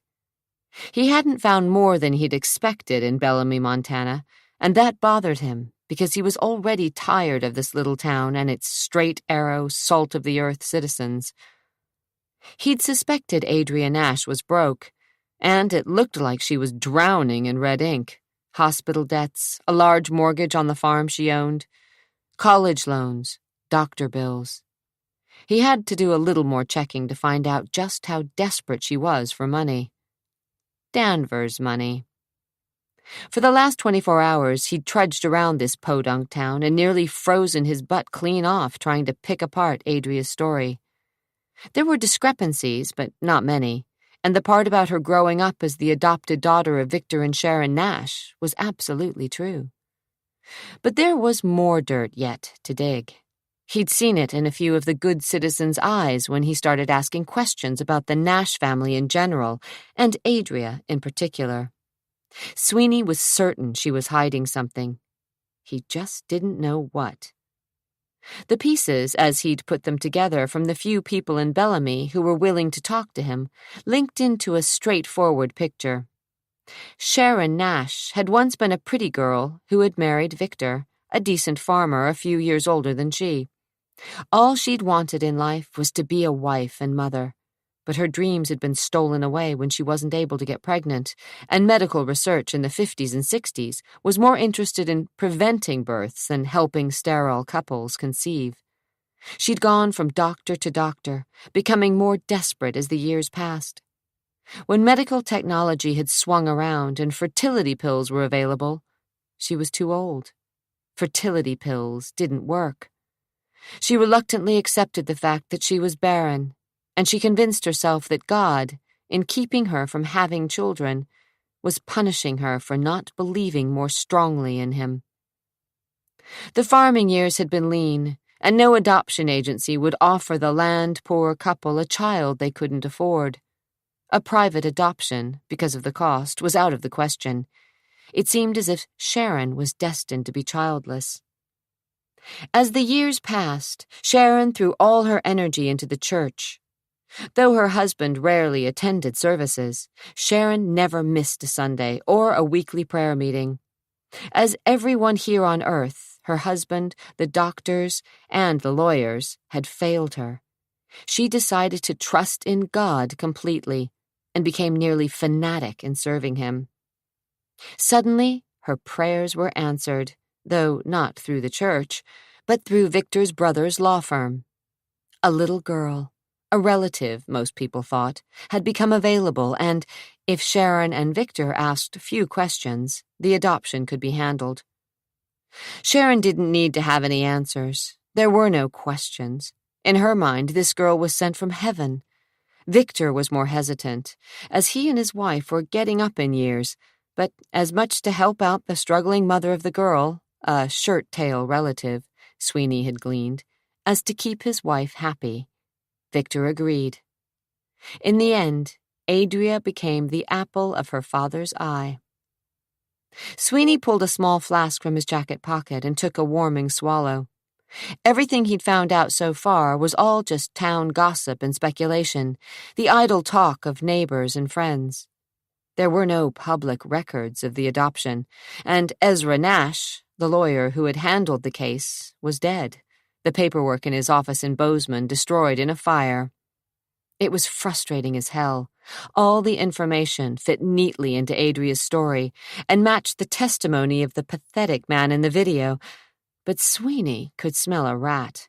Something didn't quite mesh. And it had to do with money. Money she didn't have.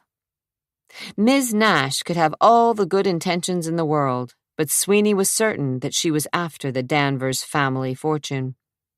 Somehow she'd managed to put herself through college and graduated at the top of her class with a double major in architecture and business, but she'd only worked for a construction company after graduation. Tomorrow, he'd ask for a simple credit report that would confirm the town gossip. Then, he'd request some information from the Department of Motor Vehicles that would give him some personal insight into the woman, help him find out what it was that made her tick. He took another swallow from his flask and, without removing his shoes, dropped onto the bed. For the next couple of days, he was stuck in Bellamy, which was little more than a stoplight stuck in the middle of no goddamned where. The sooner he was out of here, the better. His only lead was Ginny Slade, a.k.a. Virginia Watson Slade, and he'd have to track her down, but it wouldn't be easy. It would take time and money, lots and lots of Danvers money. Adria rubbed the knots from the back of her neck as she peeled off her clothes. She tossed her sweater onto the bed, then stepped out of her slacks. Finger-combing the tangles from her hair, she walked to the bathroom with its cool marble floor, gold-colored fixtures, and expansive mirrors. Plush robes emblazoned with Hotel Danvers in gold script hung on hooks near a shower big enough for two. She twisted on the faucets to the jacuzzi and added bath oil from the tiny bottles the maid had left earlier. "A far cry from the Riverview Inn," she muttered as she unhooked her bra and stepped out of her panties. Within seconds, she was immersed in the warm water, letting pulsating jets ease her tired muscles. With a sigh, she closed her eyes and tried not to think of Zachary Danvers and the unwanted emotions he evoked in her. He was too sexy and raw for his own damned good, or hers. She remembered him staring at the portrait of Catherine, his stepmother, in the hallway of the Danvers mansion. There had been secrets in his eyes. And what else? Longing? Guilt? "You're making too much of it," she told herself as lavender-scented bubbles surrounded her and the jacuzzi rumbled, churning the warm water. How long had it been since she'd indulged in a bubble bath? 10 years? 20? It wasn't the kind of luxury Sharon Nash believed in, not even for a child. How different her life would have been had she been raised as a Danvers, in the kind of opulence most people could only dream of, but the family seemed to take for granted. The family. Her family. God, that wasn't a pleasant thought. She'd already decided Jason was a snake. Tricia, not much better, a bitter woman with her share of secrets. Zach was surly at his worst and sarcastically seductive at his best. And Nelson was unreadable, a man who seemed torn. But then, those had only been her first impressions. Probably only going to get worse, she told herself, and smiled, until she considered Zach again. He'd made the mistake of calling her Cat. Or had it been on purpose, some kind of test? She lathered her arms and decided against that particular theory. Zach had slipped. Kat's name had fallen from his tongue in a heated moment when they'd been kissing and touching and... Oh, God. Had he done the same with Catherine, his stepmother? She wondered about Zach and Kat's relationship. Something wasn't right about it, not at all. Her mind began to wander down a hot, dark path as she remembered his expression as he'd studied Kat's portrait. Had it been yearning? Forbidden desire? This is getting you nowhere, she warned herself as she turned off the jets and the room grew quiet. She tried to clear her mind, to stop her thoughts from reverting to Zach. She couldn't get involved with him. It was suicide to think otherwise. Everyone in the family distrusted her, even Zachary. She had to remember that. They would do anything to dispute her story, to prove her a fake.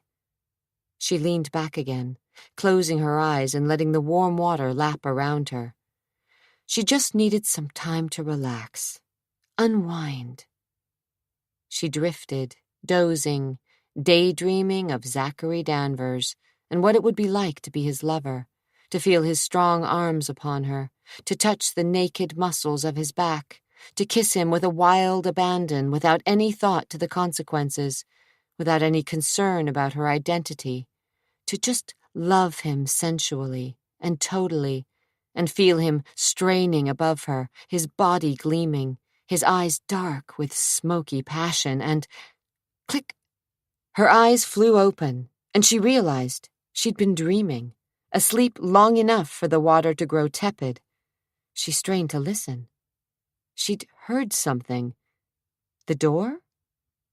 "Hello?" she said, reaching for a towel and standing. Her skin prickled with goosebumps, and the air seemed chilled, colder than it should be. "Is anyone there?" No answer, and yet she sensed that someone had been close by. Heart thudding, she threw on one of the robes and slipped quietly into the bedroom. Nothing looked disturbed. Her clothes were where she'd tossed them, her shoes near the closet.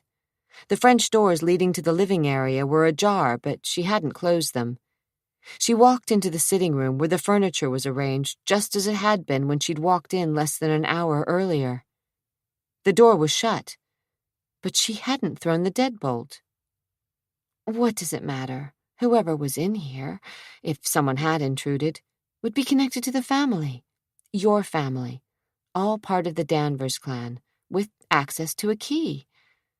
Stupid, stupid girl, she muttered, and hooked the privacy chain that she'd forgotten.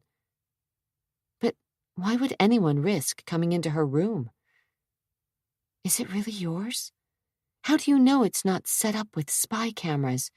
How do you know that someone isn't looking at you right now, didn't have a view of you lounging naked in the bathtub? "Stop it," she whispered under her breath. This was paranoia talking, nothing more. Still, she eyed the ceiling and walls, checking for tiny cameras, her skin crawling at the thought of unseen eyes observing her. She'd been a fool to accept a room here. The old hotel had been so recently remodeled that it could be equipped with all sorts of spy devices. After all, she didn't choose this room. It was chosen for her. by a member of the family. Have a little trust, she advised herself, but looked at the carpet, searching for footprints or tracks that someone else had been in the room. She couldn't discern anything, and after searching through the closet and finding nothing disturbed, she donned a pair of pajamas and slipped between the covers of the king-sized bed. Nothing was wrong. Nothing. Her imagination was just running away with her, that was all. But deep in her heart, she didn't believe it. Not for a second.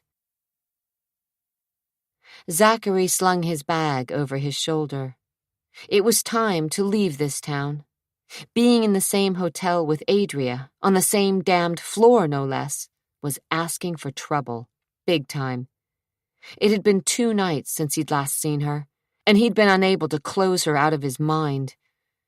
He had plenty to keep him busy, still working out the kinks of this damned hotel, but he'd been tense, his muscles tightening when he thought he caught a glimpse of her or heard her voice. He was, slowly but surely, losing it. He'd never considered himself a fool, nor had he ever had any kind of death wish. He'd always thought clearly and known what he wanted. Until he'd met Adria. Whenever he was around her, his senses were on overload, and his normally clear mind became muddied. She was beautiful, damned beautiful, and she looked so much like Kat, he felt an icy drizzle of déjà vu whenever he looked at her. Yet, mingled with that cold drip of memory, was a flame of desire, melting away his inhibitions, heating his blood and causing him to lose sight of reality. Which was what? That she was really his half-sister? Or that she was a beautiful, treacherous woman whose greed had blinded her to the truth? Had she used her uncanny resemblance to Kat for personal gain? Or did she really believe that she was London? Christ, what a mess! He hitched his bag up a notch and headed for the elevator. This time, he was leaving, if only for a little while. He welcomed the 3-hour drive over the mountains, was anxious to get back to the ranch. He needed time and space alone, away from the enigma that was Adria Nash. Jason wouldn't like it, but it didn't really matter. In the parking lot, he threw his bag into the back seat and drove to Jason's house in the West Hills. His older brother had requested that he show up for a family meeting, and Zach had decided he'd make an appearance, then drop the bomb that he was taking off, if only for a few days. He just needed a little time and space to get his head on straight again. The garage doors were open, and Jason's Jag was parked near his wife Nicole's white Mercedes. In the third bay, a vintage Rolls-Royce gleamed glossy black under the lights. One of the men who did yard work and basic mechanics for the family was running a soft white rag along a sleek, spotless fender. Toys. Jason loved toys, from racehorses to classic cars, to rich wives and sexy young mistresses. Jason had always loved toys. Zach eyed the house where he'd grown up, tamped down any unwanted memories, rapped on the door with his knuckles, and waited. Within seconds, Nicole opened the door and smiled wanly at her brother-in-law. A waif-thin woman with tanned skin and white blonde hair, she stepped out of the way. "Zachary?" "Is Jason here?" "In the basement." "Good, I'll see myself down," he added, when she seemed intent on leading him down the stairs he'd played on as a kid. He and Nelson had slid down the staircase in cardboard boxes, raced each other up and down the steep steps, and been hauled downstairs whenever Whit wanted to discipline them. Whit, one hand on the back of Zach's collar, the other clenched firmly around his belt, had dragged his second son down the stairs more times than Zach wanted to remember. Whit had seemed determined to break Zach's spirit, and despite Eunice's pleading to go easy on the boy, Whit, he's just a child, Zach had felt the razor-sharp sting of Whit's leather belt against the skin on his back, time after time. "Shit," he muttered, as the memories and pain thundered through his brain. The beatings had been brutal, but had never broken Zach's spirit. Clenching his teeth until his jaw ached, he shoved those hideous memories to the dark corners of his brain as he rounded the corner of the staircase. He found his older brother, shirt sleeves rolled over his forearms, throwing darts at a target mounted on the wall near the mirrored bar. A pool table dominated the room, and a flagstone fireplace climbed up one wall. Through steamy French doors, a sauna and jacuzzi waited, and on every wall hung trophies, the heads of bear, antelope, tiger, and bison, contributions from his grandfather, Julius Danvers, who'd prided himself on being a big game hunter. A polar bear, claws extended, stood in one corner, and a zebra hide was stretched beside that of a kangaroo. Glassy eyes and snarling teeth greeted all who entered. "What did you find out?" Jason didn't even look his way, just threw another dart towards the bullseye. "From Adria? Not much." Zack grabbed the cue ball and rolled it in his hands. His conversations with Adria had been minimal, but he did know a few facts. However, he wasn't particularly interested in sharing them with Jason. "She grew up a poor farm girl in Montana. Her mother was kind of a religious nut, and her father put up with it but wasn't a fanatic." He leaned a hip against the table. "She's bound and determined to see this through, no matter what the outcome." "So it's her personal quest." Zack frowned and stared at the fire. "I think she's just trying to find the truth." Jason glanced at him, then threw a dart, hitting the target dead on.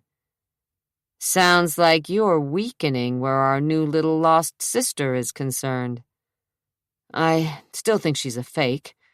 "Of course she is." He threw another dart and just missed the red bullseye. "We'll watch her and she'll trip up." "I'm going back to the ranch." "Not now." "Tonight." A tic developed beneath Jason's eye. "Can't it wait? Manny seems to be more than capable. I'll be back in a couple of days.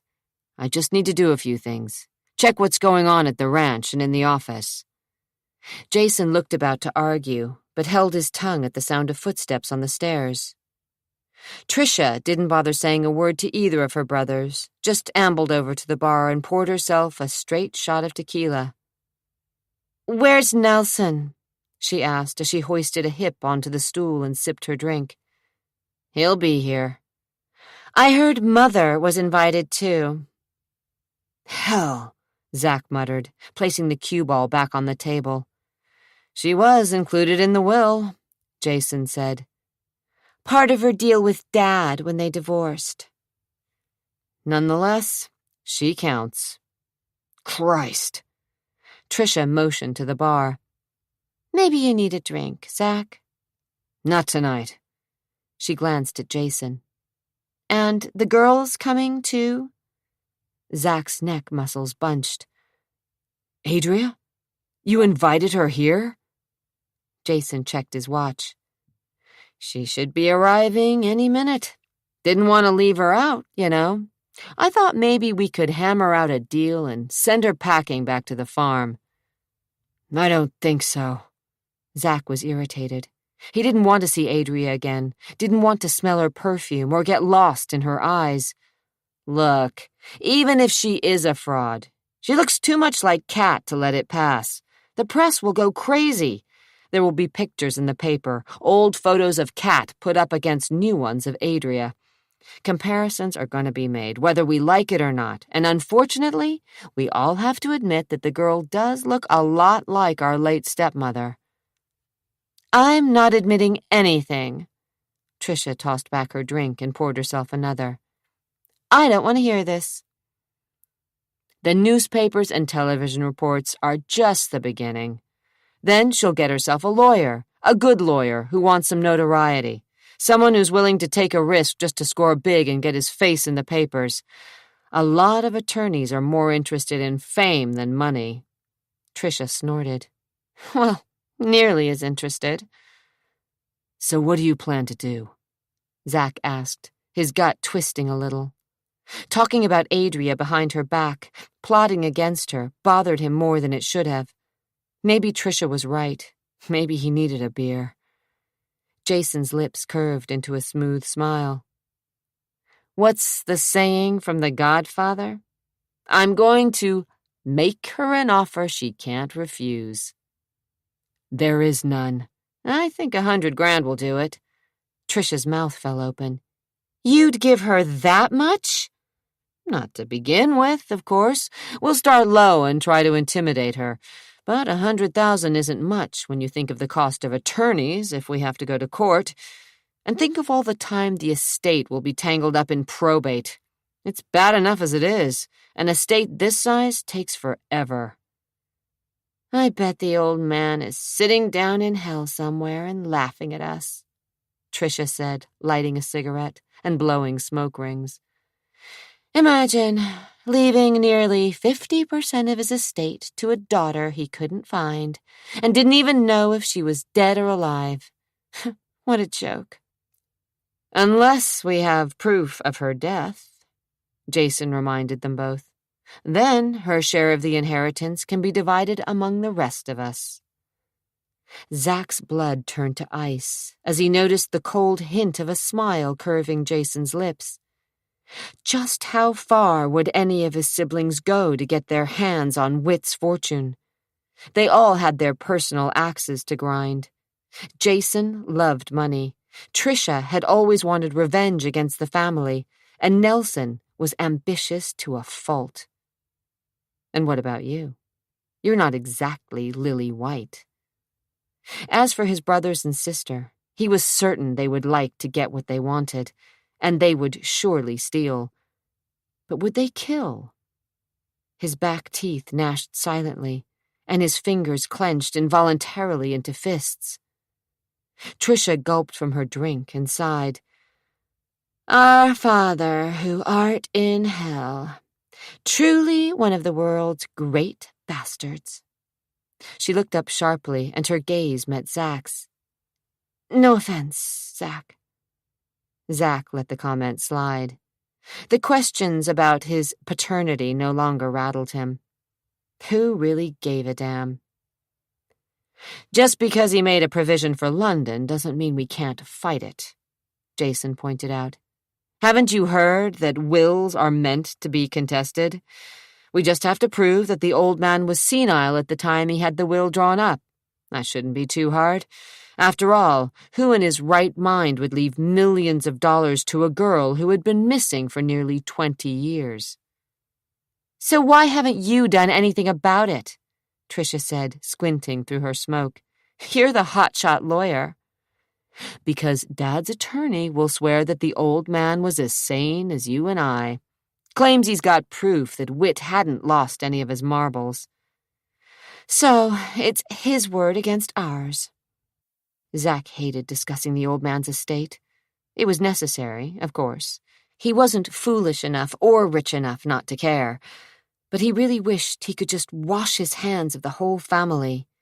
Greedy vultures. That's what they'd all become. And what about you?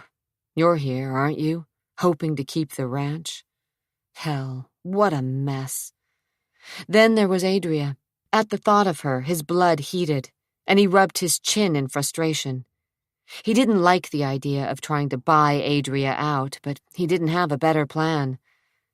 So, the first order of business is getting rid of our latest London, Jason said. Send her packing and try to break the will. I don't think she'll go for it, Zach said, his voice sounding a lot steadier than he felt. It's more of a question of pride and truth than money with her. Jason shook his head and rubbed his chin. It's always money, Zach. Haven't you learned yet that everyone has a price? Even Ms. Nash. We just have to find what it is. Zach heard noises on the stairs, and his nerves tightened. He could feel Adria's presence before she followed Nicole into the room. Have you all met Adria? Nicole said, forcing a smile on her tanned face. Adria didn't seem the least bit intimidated. In fact, she looked as if she really did belong. Her hands were stuffed into pockets of a jean jacket trimmed in leather, and she didn't bother to smile. She slid a glance in Zach's direction, and he stiffened. For a second, they stared at each other before she forced her eyes to meet Jason's steady gaze. "I got a message that you wanted to see me." "I did. Come in and have a seat." He pointed to the grouping of leather furniture positioned near the fireplace. "Would you like a drink?" She hesitated for a heartbeat, but then she managed a thin smile. "Why not? Have you got any white wine? Chardonnay?" Jason moved to the bar, as if he were willing to do whatever she wanted. Zach considered leaving, but before he could make his way to the door, footsteps sounded on the stairs, and his mother and Nelson strolled into the room. Eunice took one look at Adria, and for a split second her face drained of color, but she recovered herself. "So, you're Miss Nash," she said, extending her hand, though she appeared anything but friendly. Her eyes were cool, her mouth pinched at the corners, her skin stretched tightly over the bones of her face. "I'm Eunice Smythe." Adria knew quite a bit about the woman whose fingers felt like dry parchment, but mostly she'd pieced together rumors. She would love to know the truth. There had been gossip that Whit had divorced Eunice because of infidelity with Polidori, though, of course, no one but Eunice knew the truth. Whatever had happened between Whit and his wife, it had cost Eunice. She'd been denied custody of her children in a time when a father's rights were virtually ignored. "Well, Adria, Nelson tells me you think you're Whit's long-lost daughter." Eunice's smile was as cold as steel as she let go of Adria's fingers. Jason handed Adria the glass of wine she really hadn't wanted. She held the stem in a death grip. Her throat was suddenly dry, her fingers damp with sweat. "That's why I'm here, yes," Adria replied. "To find out the truth." "The truth," Eunice murmured as she studied Adria. "Sometimes so elusive." Without so much as a sip, Adria set her drink on a nearby table. "So, let's get down to it, shall we?" Eunice settled into a cream-colored chair. "Nicole, would you be a dear and fix me a gin and tonic?" she asked her daughter-in-law, and when Nicole poured the drink and handed it to her, Eunice patted the younger woman's slim arm. "That's a good girl." "Always," Nicole replied in a brittle voice as she shot her husband a glance that would have cut through granite. Every muscle in Adria's body was strung tight. Tension was thick in the air, and she didn't know which was worse, being stared at by the dead animal heads mounted on the walls, or by the very living beasts that congregated around her. "You asked for this," she reminded herself. "You knew it would be tough, so just hang in there." Giving herself a mental shake, she sat on the edge of the couch, directly across the glass-topped coffee table from Eunice, and refused to give in to the impulse to stare at Zachary, to silently ask for his help. Jason slid onto the couch next to her. Zachary looked bored. He leaned against the stones of the fireplace, his features composed, his gaze fixed on her, his jaw looking as if it hadn't seen a razor for a couple of days. Adria shifted a little and watched as Nelson slung a leg over his mother's chair, positioning himself near her. Nicole, after delivering the drink to her mother-in-law, caught her husband's commanding gaze and hastily said something about checking on her daughter before hurrying up the stairs. Tricia didn't join the rest of the group, but preferred to sit on a stool at the bar, where she smoked and drank and observed everyone from a distance. There was a bitterness to her, a hardness Adria couldn't comprehend. "No one here believes you," Eunice stated flatly. "I expected as much." "So you came ready to accept defeat." "I came for—" I know. Eunice waved in the air as if swatting a bothersome insect. The truth. Listen. She leaned closer. Let's get past all this talk about the truth, all right? It's tedious. Noble, I suppose, but tedious just the same. And we all know it's a lie. What you really want is to be taken seriously enough so that the family scrambles around and offers you a decent amount of money to go back to wherever it is you came from. I didn't? Cut the crap, Nelson said quietly. We're prepared to pay you, but you'd have to sign a document. Aren't any of you interested in the fact that I could, just could, be your sister? Adria asked. I know you're worried about the estate, but think about it. What if I really am London? Doesn't make any difference, Tricia said through a cloud of smoke. To us, you're a stranger. And if you fell off the earth, we wouldn't care. Her lips curved up just a little. In fact, a few of us might celebrate. Tricia, Eunice said sharply, then turned her attention from her daughter to Adria. She's a little harsh. Look, I don't need this. I thought you called me here to talk to me, to ask me questions, to help me find out the truth, but I guess I was wrong. She stood and slung the strap of her purse over her shoulder. Believe it or not, I didn't drive to Portland to wreak havoc on your lives, or steal your fortune, or hurt anyone in any way. Of course you did, Tricia said. Adria's back stiffened. I won't give up. Tricia, with her cigarette dangling from the corner of her mouth, clapped her hands. Bravo! What a fine performance. Stop it, Tricia! Zachary said so vehemently that Eunice's eyes narrowed on her second son. Jason ignored the outburst. We could make it worth your while. You still want to pay me off? She picked up her glass and sipped. Say 25,000? She almost choked on a swallow of wine. She had expected a bribe, but the amount staggered her. I don't think so. Jason's smile tightened. We'd be willing to go up to 50. Nelson visibly blanched, and when Adria shot a glance in Zach's direction, he returned her stare impassively. He was in on it. He wanted to buy her out, too. Her blood boiled silently because she'd told herself that he was different, that he would help her, that he, the rebel, cared. Obviously, she'd been mistaken. If you'll excuse me, she said, setting her drink on the table with trembling fingers. I think I'll go pack. Jason was on his feet. You don't have to move out of the hotel. Of course I do. Staying there was a mistake. Only one of many.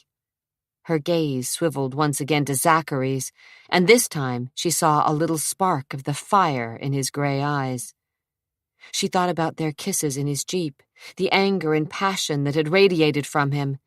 Had it all been part of the plan to break down her defenses? Would he stoop low enough to try and seduce her, just to scare her off?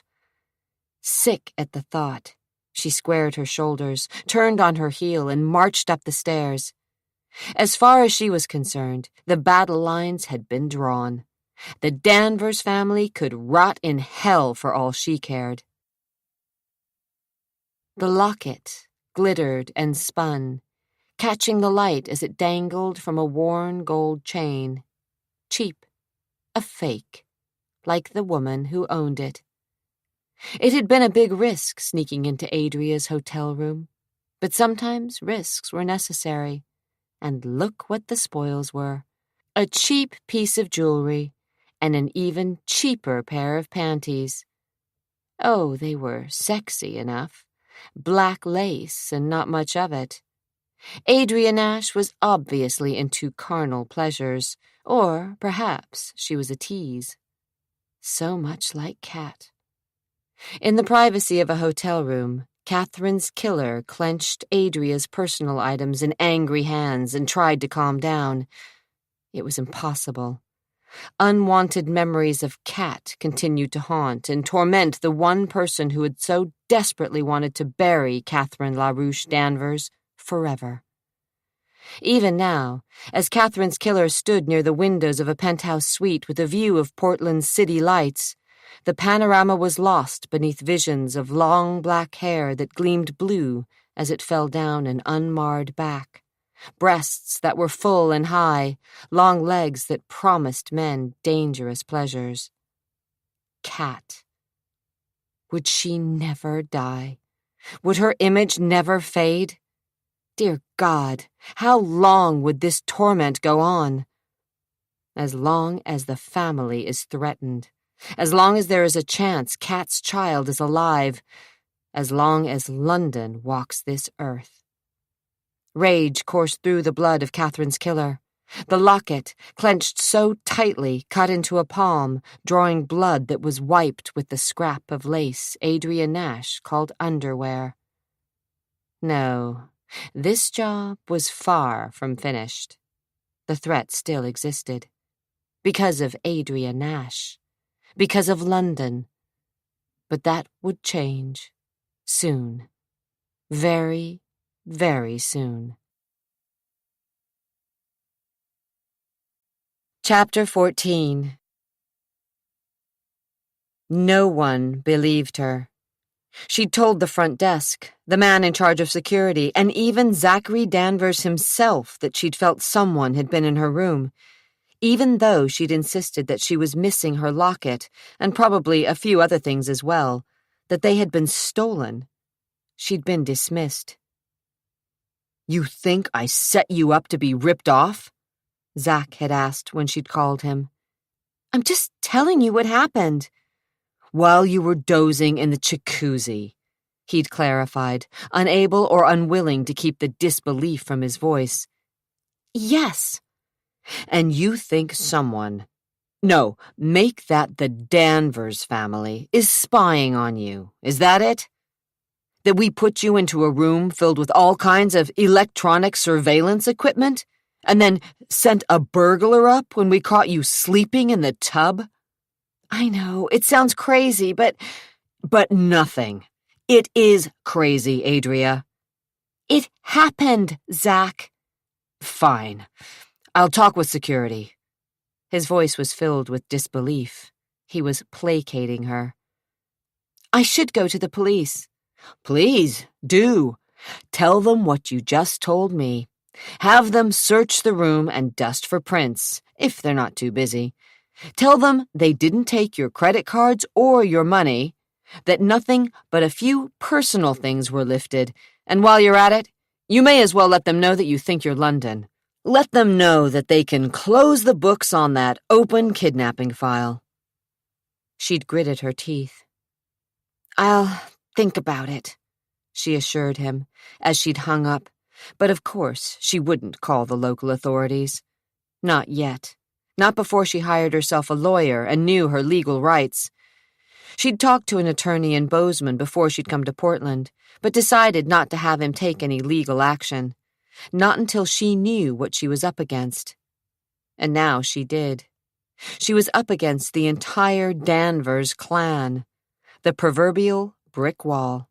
And that wall was covered with spools of barbed wire, the kind that was certain to cut a person to ribbons if they tried to scale the barricade. So who would take the locket she'd gotten from her adoptive father on her 13th birthday? Or a pair of panties? A sick feeling curled inside her stomach, and her skin crawled. What kind of a creep was she up against? "It may not be as bad as you think. Someone may be just trying to freak you out, to force you to back off. Or whoever took the objects was a real wacko, someone with several screws loose." Either way, she decided to move out of the Hotel Danvers, away from curious glances, raised eyebrows, and the feeling that she was being spied upon. away from the chance that whoever had been bold enough to break into her room would return. Putting some distance between herself and the family was just as well, she told herself, as she found a room in the Orion Hotel just a few blocks away. The Orion intrigued her, because it was the hotel where Zachary was supposed to have been beaten up and left for dead on the night London had been abducted. The Orion had changed hands several times in the last few years and had been updated, whereas the Hotel Danvers had been refurbished to offer a charming glimpse of Victorian Portland. The Orion was modern with plush beige carpeting, recessed lighting, and walls tinged a subtle shade of gold. What it lacked in character, the Orion made up for in convenience, with 3 restaurants, a pool, weight room, and sauna. She pored over her notes until 2 a.m. and tried to shove all thoughts of her meeting with the family out of her mind. At least she knew where she stood, and she didn't have an ally in the lot of them. Even Zachary. Some rebel he turned out to be. When it came to the Danvers fortune, he was as greedy as the rest. He seemed anxious to be out of town and rid of her and away from the problems of the estate. As she curled up on the queen-size bed, she wondered about him. He'd kissed her as if he meant it, and yet it had been nothing more than a test. She'd nearly been duped into thinking that he cared for her, but that notion was foolish. If she were London Danvers, then he was her half-brother, and a romance was out of the question. If she wasn't London, then he'd expose her as a fraud, and a romance would be out of the question. Not that she wanted romance, she told herself. She'd learned that lesson the hard way, and she wasn't going to fall for Zachary, not even if he wasn't related to her. No, all she wanted was to find out who she was. She'd fight tooth and nail to discover the truth, no matter how deeply the Danvers kin had buried it. As his jeep crested the Santiam Pass, Zachary reached into his pocket for a cigarette, then frowned at himself and scowled at the twin beams his headlights threw on the asphalt slipping beneath the rig's tires. He'd stopped smoking years ago, but since he'd first set eyes on Adria, he'd felt a growing restlessness gnawing at him, a restlessness nicotine wouldn't satisfy. Nothing could drive away the feeling except one thing: sex with Adria Nash. His lips tightened at the thought, and his jeans felt suddenly tight. She was definitely off limits. For Christ's sake, she could be your half-sister. He gnashed his teeth and shifted into fourth. The truth of the matter was that Adria, or London, or whoever the hell she was, just happened to be the most attractive woman he'd seen in a long, long while. Beautiful, sexy as hell, with a quiet confidence and sharp tongue that should have repelled him, he found her more fascinating than any of the women he'd known, even Kat. There had been a predatory edge to his stepmother that he hadn't liked, and during the time she'd set out to seduce him, Zachary had felt manipulated. While in Kat's bed, he'd felt primal and lost himself in her eroticism, but after the hot sex was over, he'd been empty, emotionally drained, and left with the uneasy sensation that he was being used. He'd tried to avoid women after Kat, but it had been difficult as the more aloof he'd become, the more female attention he attracted. The hell of it was, he loved sex. It was just that simple. He just didn't need the emotional entanglements that came with a night in a woman's bed, so he'd made a stab at celibacy. It hadn't worked, and he'd eventually married. He'd met Joanna Whitby shortly after Kat jumped to her death. In retrospect, the relationship had been doomed from the beginning. Zach, carrying a truckload of guilt around with him, had been devastated when Kat had committed suicide, and Joanna had been there. With her magical hands, soothing words, and compliant body, she'd helped him forget. He'd married her. He hadn't even suspected that she was after her slice of the Danvers family pie, but of course that had been her motive. When he'd told her he wasn't interested in the fortune, she hadn't believed him. "You can't be serious," she'd said with one of her beautiful smiles. "Zach, that's crazy." No more crazy than it is to sit around here and kiss up to the old man, just hoping that he cuts me into the will. When she'd finally figured out that Zach wasn't going to beg Whit to leave him so much as a dime, she'd found a reason to divorce him, and had moved on. Word had it that she'd remarried an older man in Seattle, a widower with no children, and now she was fixed for life. Zach hoped so. He'd learned his lesson about what women really wanted out of life, and it seemed to revolve around dollar signs. Adria wasn't any different. And she looked so damn much like Kat, it was scary. Jack Logan wouldn't give Adria the time of day. Retired from the police department, he lived in Selwood, a small community wedged between southeast Portland and Milwaukee. His cottage was 1 block off 13th, behind a warehouse that had been converted into one of the antique shops for which Selwood was famous. Adria had called and left messages on his answering machine, and, when he hadn't called her back, she'd decided to visit him. But she couldn't get past the gate at the front walk, where a snarling German shepherd stood guard. Obviously, the ex-police detective wanted his privacy. She didn't have any better luck with Roger Phelps, a private investigator Whit had used in trying to locate his daughter 20 years ago. Phelps was retired, living in Tacoma, and when Adria had reached him by phone, he told her he never discussed his client's cases. She'd explained who she was, and he'd laughed, telling her to join the club. Apparently, he'd seen more than his share of would-be London Danverses when Whit had posted the $1 million reward. "Strike 2, she told herself, as she hung up the phone in her hotel room. Another reason she'd stayed at the Orion was in the hopes that there might be someone working in the old building who would remember back to the night when London Danvers had been kidnapped and Zachary Danvers had been nearly killed. Most of the people who had worked there had long since left the employ of the hotel. Only a middle-aged Thai woman and a man who ran the magazine shop in the lobby remained. The maid wouldn't talk to her, explaining in halting English that she didn't understand. But the man who sold candy, cigarettes, and magazines enjoyed reminiscing. "Sure I remember," he said when she approached him. "Hell, I was right here in this very booth when I saw Whit's kid stumble out of the elevator. I knew right away something was wrong with him. Course, I didn't realize who he was at the time, not until the next day when the word hit the street." With a gnarled hand, he slapped a stack of newspapers under the counter. "The talk was fast and wild about a kidnapping or a murder of some big heist, but no one knew the real scoop. Rumor had it that the Danvers kid had been with some call girl. Room 317. No, that ain't right.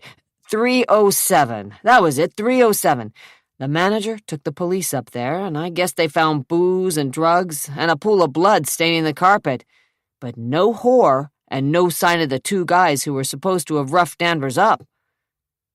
"Who was the room registered to?" she asked, leaning over the counter. That was the hell of it. Get this. The name on the guest register was Danvers. Whit Danvers. "Whit," she said, stunned. "But—" "Isn't that a hoot?" he cackled.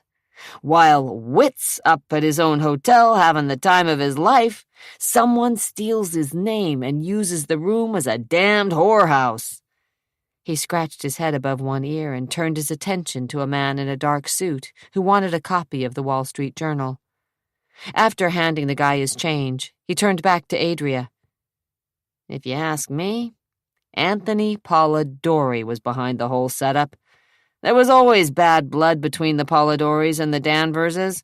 Had been for generations. It just seemed to explode about the time Whit lost his little girl. Then Zach Danvers, if you can believe what he says, claims the guys who roughed him up worked for Polidori. The man's silvery eyebrows lifted behind the thick rim of his glasses. Seems like it was more than coincidence. She knew there had been some sort of feud between the wealthy Italian family and the Danvers clan, but didn't understand how the feud affected the kidnapping. After asking a few more questions and getting nowhere, she purchased a couple of candy bars and 2 magazines about Portland, then checked with the clerk at the desk for messages before heading up to her room.